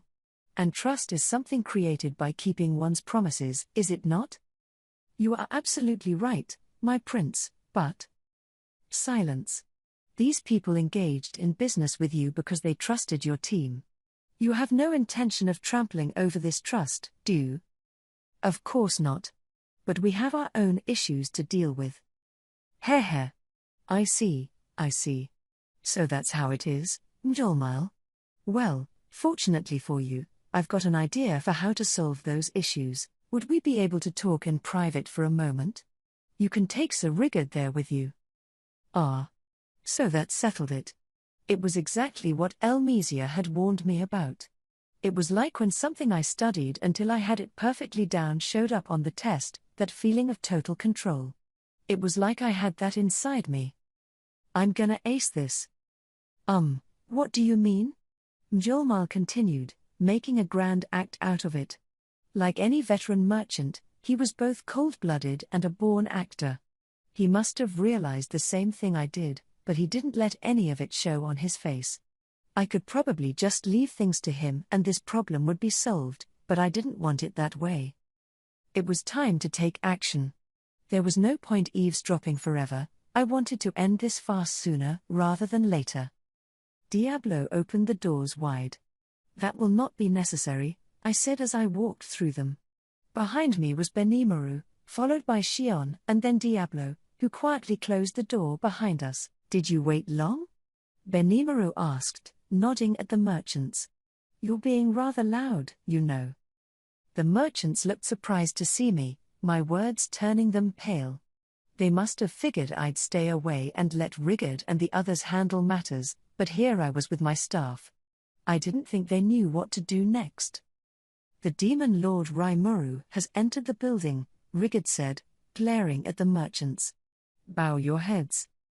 A few of them stood up and hurriedly bowed. The majority stayed in their seats, giving me funny looks. It figured. If you're a small-time tradesman, not educated in dealing with nobility, it's hard to react instantly. Duke Moose himself was about to rise, so I spoke up to save him the trouble. No need for such formality, Rigard, I said with a smile as I looked around the meeting hall. Rigard nodded and quietly stood aside. Among the crowd, I saw not only merchants but a few journalists in disguise. I suppose they were going to report this far and wide if we disgraced ourselves as a country. Maybe I'd fall to my knees and tearfully admit that we couldn't pay, maybe I'd violently force the merchants to clam up. Either way, they'd play up the details in scandalous fashion in their articles, no doubt. But we were on to them. A journalist more loyal to our side snitched about this to Diablo. Thus, he had praised the media assembled, How laudable of you all, but they looked dreadfully scared, their smiles frozen in place. I could tell they had a strong desire not to antagonize Diablo. Something bad must have happened to them before. It sounded a bit threatening of him, but that was an issue between Diablo and the press, not me.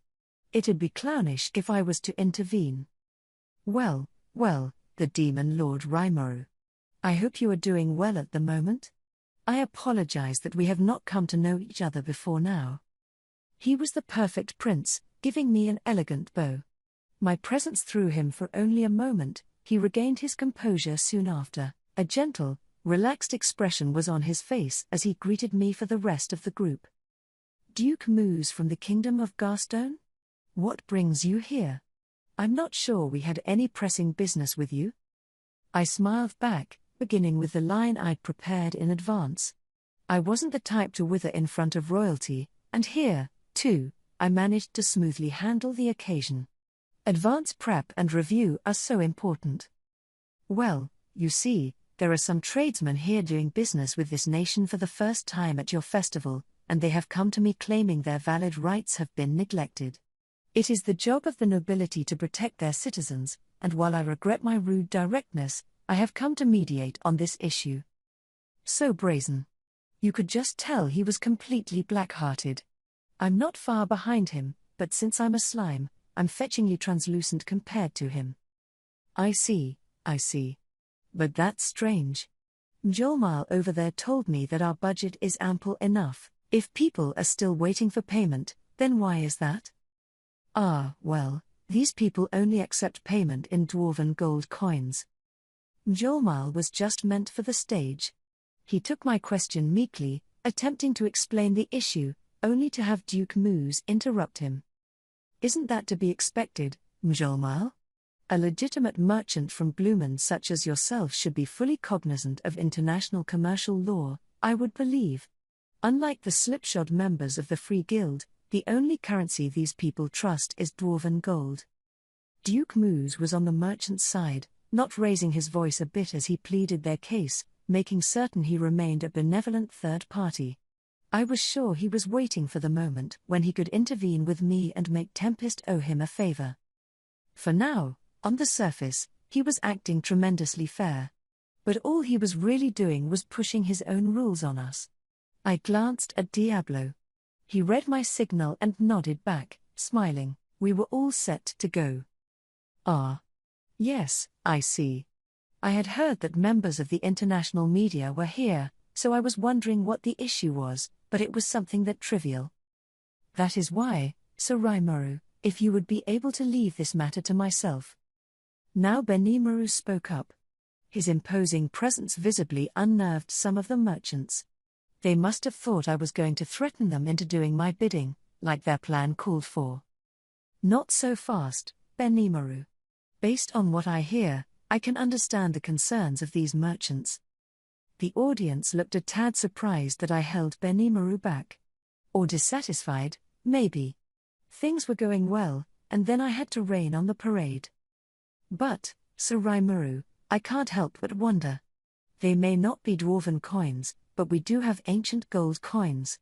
If they will not accept those, I think we could provide them with the equivalent value of our Tempest-made goods. Why are they not content with that?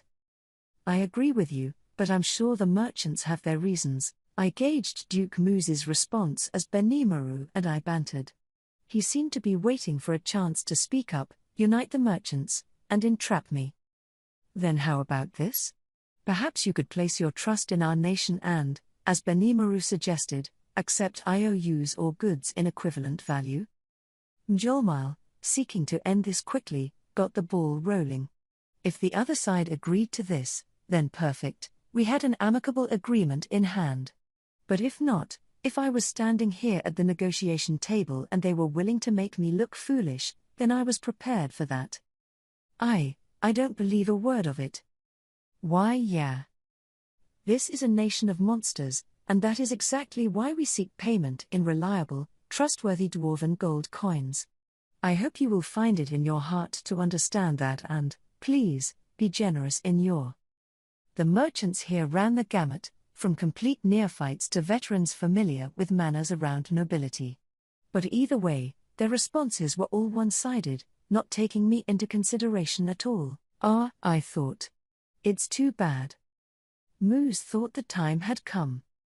He was worried the merchants might grow hesitant when faced with the demon lord's coercive ways, but so far they were following his instructions, just as he planned. And if you think about it, it made sense. Moose was a prince in Garstone. He was young, just 35 years of age, but he had ties to the powerful Rotso family. This made him one of the rulers of the Western nations, part of just a small handful of upper-class nobility. Practically speaking, only a very few people could afford to turn their backs on his orders. This plan came in the form of an order to him from the eldest member of the Rotso family. Moose was asked to make the demon lord Rimuru owe him a favor and gain his trust, and if he succeeded, he was promised a promotion to the 5 elders.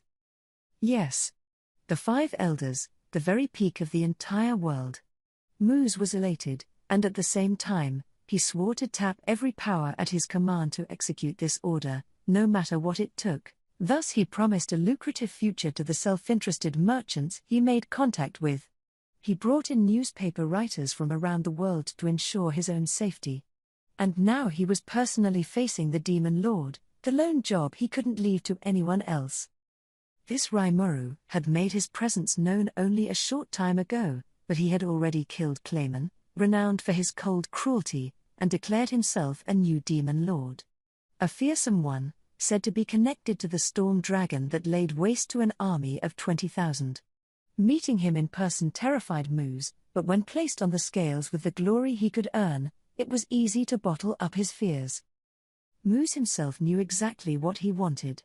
That's why he was being used like this, although he hadn't noticed. It was exactly the way Elmesia El Ruthalion pictured it. Seeing the Demon Lord and his personal staff in person honestly came as a surprise to Moose. He was planning to talk Mjolmal into a corner and ask him to bring the Demon Lord over, but while this wasn't quite in the script, it did save him some time.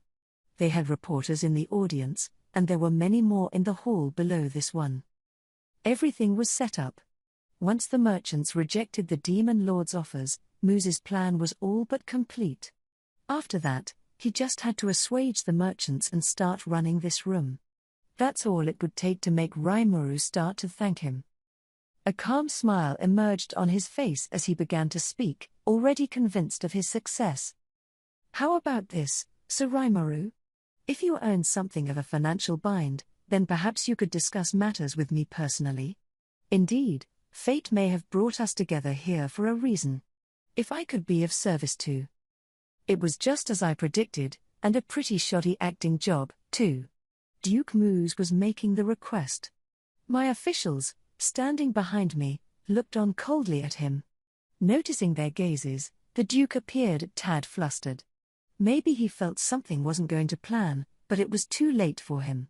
Time to serve things up. I appreciate the offer, but it will not be needed. Come in. Following my order, Geld lumbered into the hall, carrying a large tray loaded high into the air with gold coins. What? No. Is all of that? The crowd stirred. The moment he laid eyes on the coins, the color of Duke Moose's face visibly changed. He must have realized that his plan of action had failed. You were seeking payment, right? Rigard declared. Very well. Here it is, all in dwarven gold coins. You could hear a pin drop in the hall. Wah. Please wait. Wait just a moment, Sir Rimuru. Duke Moose looked pretty panicked. It's a bit too late for that, isn't it? Yes? I coldly asked. Are these all dwarven gold coins? He asked, face contorting. Counterfeit currency is a clear violation. Is that really something you should be accusing me of? Because that really sounds pathetic, Moose. Rather a rude thing to say to Sir Rimuru, Diablo said, stepping forward. Benimaru was looking angry as well, and I was starting to get bad vibes from Shion behind me. My pardons. But is this really? If you doubt them, I said with a smile to the withering prince, feel free to have them appraised. In that case, if you'll excuse me, I will use my trusty magic tools to examine them. It'd normally be unthinkable to interrupt a conversation between Duke Moose and me, but… well. No point quibbling over little details. This merchant who just spoke up must have been a protégé of the Duke, a colluder of sorts. No doubt these events disturbed him so much, he forgot his manners. He was a faker, not the real thing, not that I'm much of a real king myself yet, of course. But let's move on. Sir Rimuru, these reporters told me they wanted to write an article about these negotiations. What should we do? Shuna, after receiving my thought communication, spoke to me from behind the closed door, just as we had rehearsed. The journalists had gathered outside the room at Diablo's behest, and when I gave the signal, they'd burst inside to serve as witnesses. Well, they have impeccable timing, don't they? Benimaru replied. If we are going to appraise the coins, then let the press be in attendance as well. Then, as planned, the reporters entered the meeting hall. They're real. The shocked merchant/colluder bellowed. Of course they were. Indeed, one of the reporters said with a knowing look, and these are some impressive gold coins at that. Some of these date back to quite a long time ago. They may not have been circulated before now. Those were probably the ones Elmesia had traded to me. I was sure she must have tons of them squirreled away somewhere. And with the reporters attesting to their value, the merchant could do nothing else.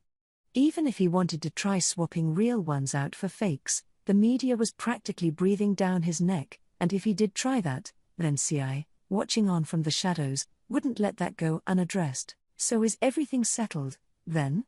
I believe our merchants were concerned about their payments, so go ahead and settle our accounts for me, if you could.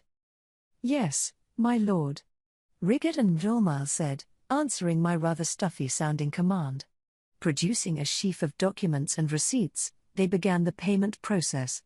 It all went smoothly, under the watchful eye of the reporters. And you're the last one, then? Now we were all done. Our last piece of business for the Founders' Festival was settled. Ha! Ha ha ha! Impressive, Sir Rimuru. I have no idea how you managed to assemble such a fortune in dwarven gold. Duke Moose looked dreadfully stiff now. In front of him were all those piles of coins, shining even after we paid them out. The merchants looked a tad confused themselves, unsure what to do now that things were off script. In the midst of this, the merchant I'd called the colluder spoke up. Well, as far as we're concerned, as long as you respect international law, we have nothing to complain about. We hope to continue doing business with you in the future. We'll pass on that, thanks, I replied. The merchant stared at me, eyes wide open. So, for that matter, did my staff. What do you?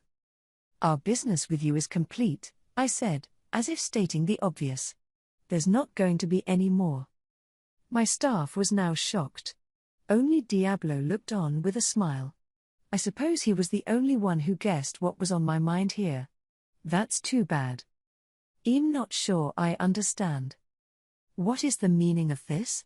If you pay us, we can trust in you any time? Are you looking down on us simple tradesmen? You know that nations can hardly trade with each other without traveling peddlers?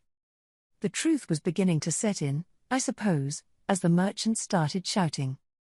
Don't you think you are being quite rude to Sir Rimuru, the king of our nation? Shion burned with a quiet anger as she spoke. The merchants fell silent, no doubt sensing the danger. I figured I'd take advantage of the silence to finish things off. You know, I'm not into this cat and mouse stuff, so I'm just gonna come out and say it. You guys were the ones going on about how you couldn't trust our nation, weren't you? Well, trust is a two-way street. It requires both sides to believe in each other. I don't think it involves one side meekly accepting everything the other says to it. Jolmal asked you all multiple times to trust in us, didn't he? That. But. I mean, I understand what you're thinking here. We're monsters, and you know we want to trade with the Western nations, but you're not sure if we can truly abide by human rules, that kind of thing. Why yes, exactly. And that is why. But, that's why we suggested a compromise with bartering goods or using ancient coins. And you kicked all of that to the curb.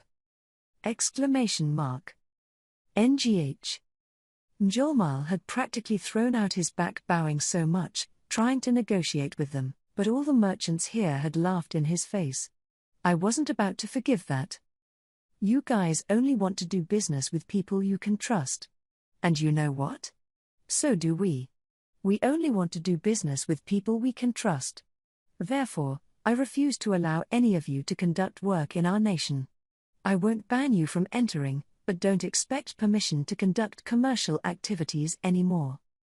It took this declaration for the merchants to realize just how serious this was. We had a new market here, one that lots of people expected would balloon in size, and there was no place for them in it. The statement made Duke Moose turn white. If he didn't know yet that he had failed, he did now. I refuse to allow such tyranny. He shouted, unable to hold it in. These people were only asking for their justified rights under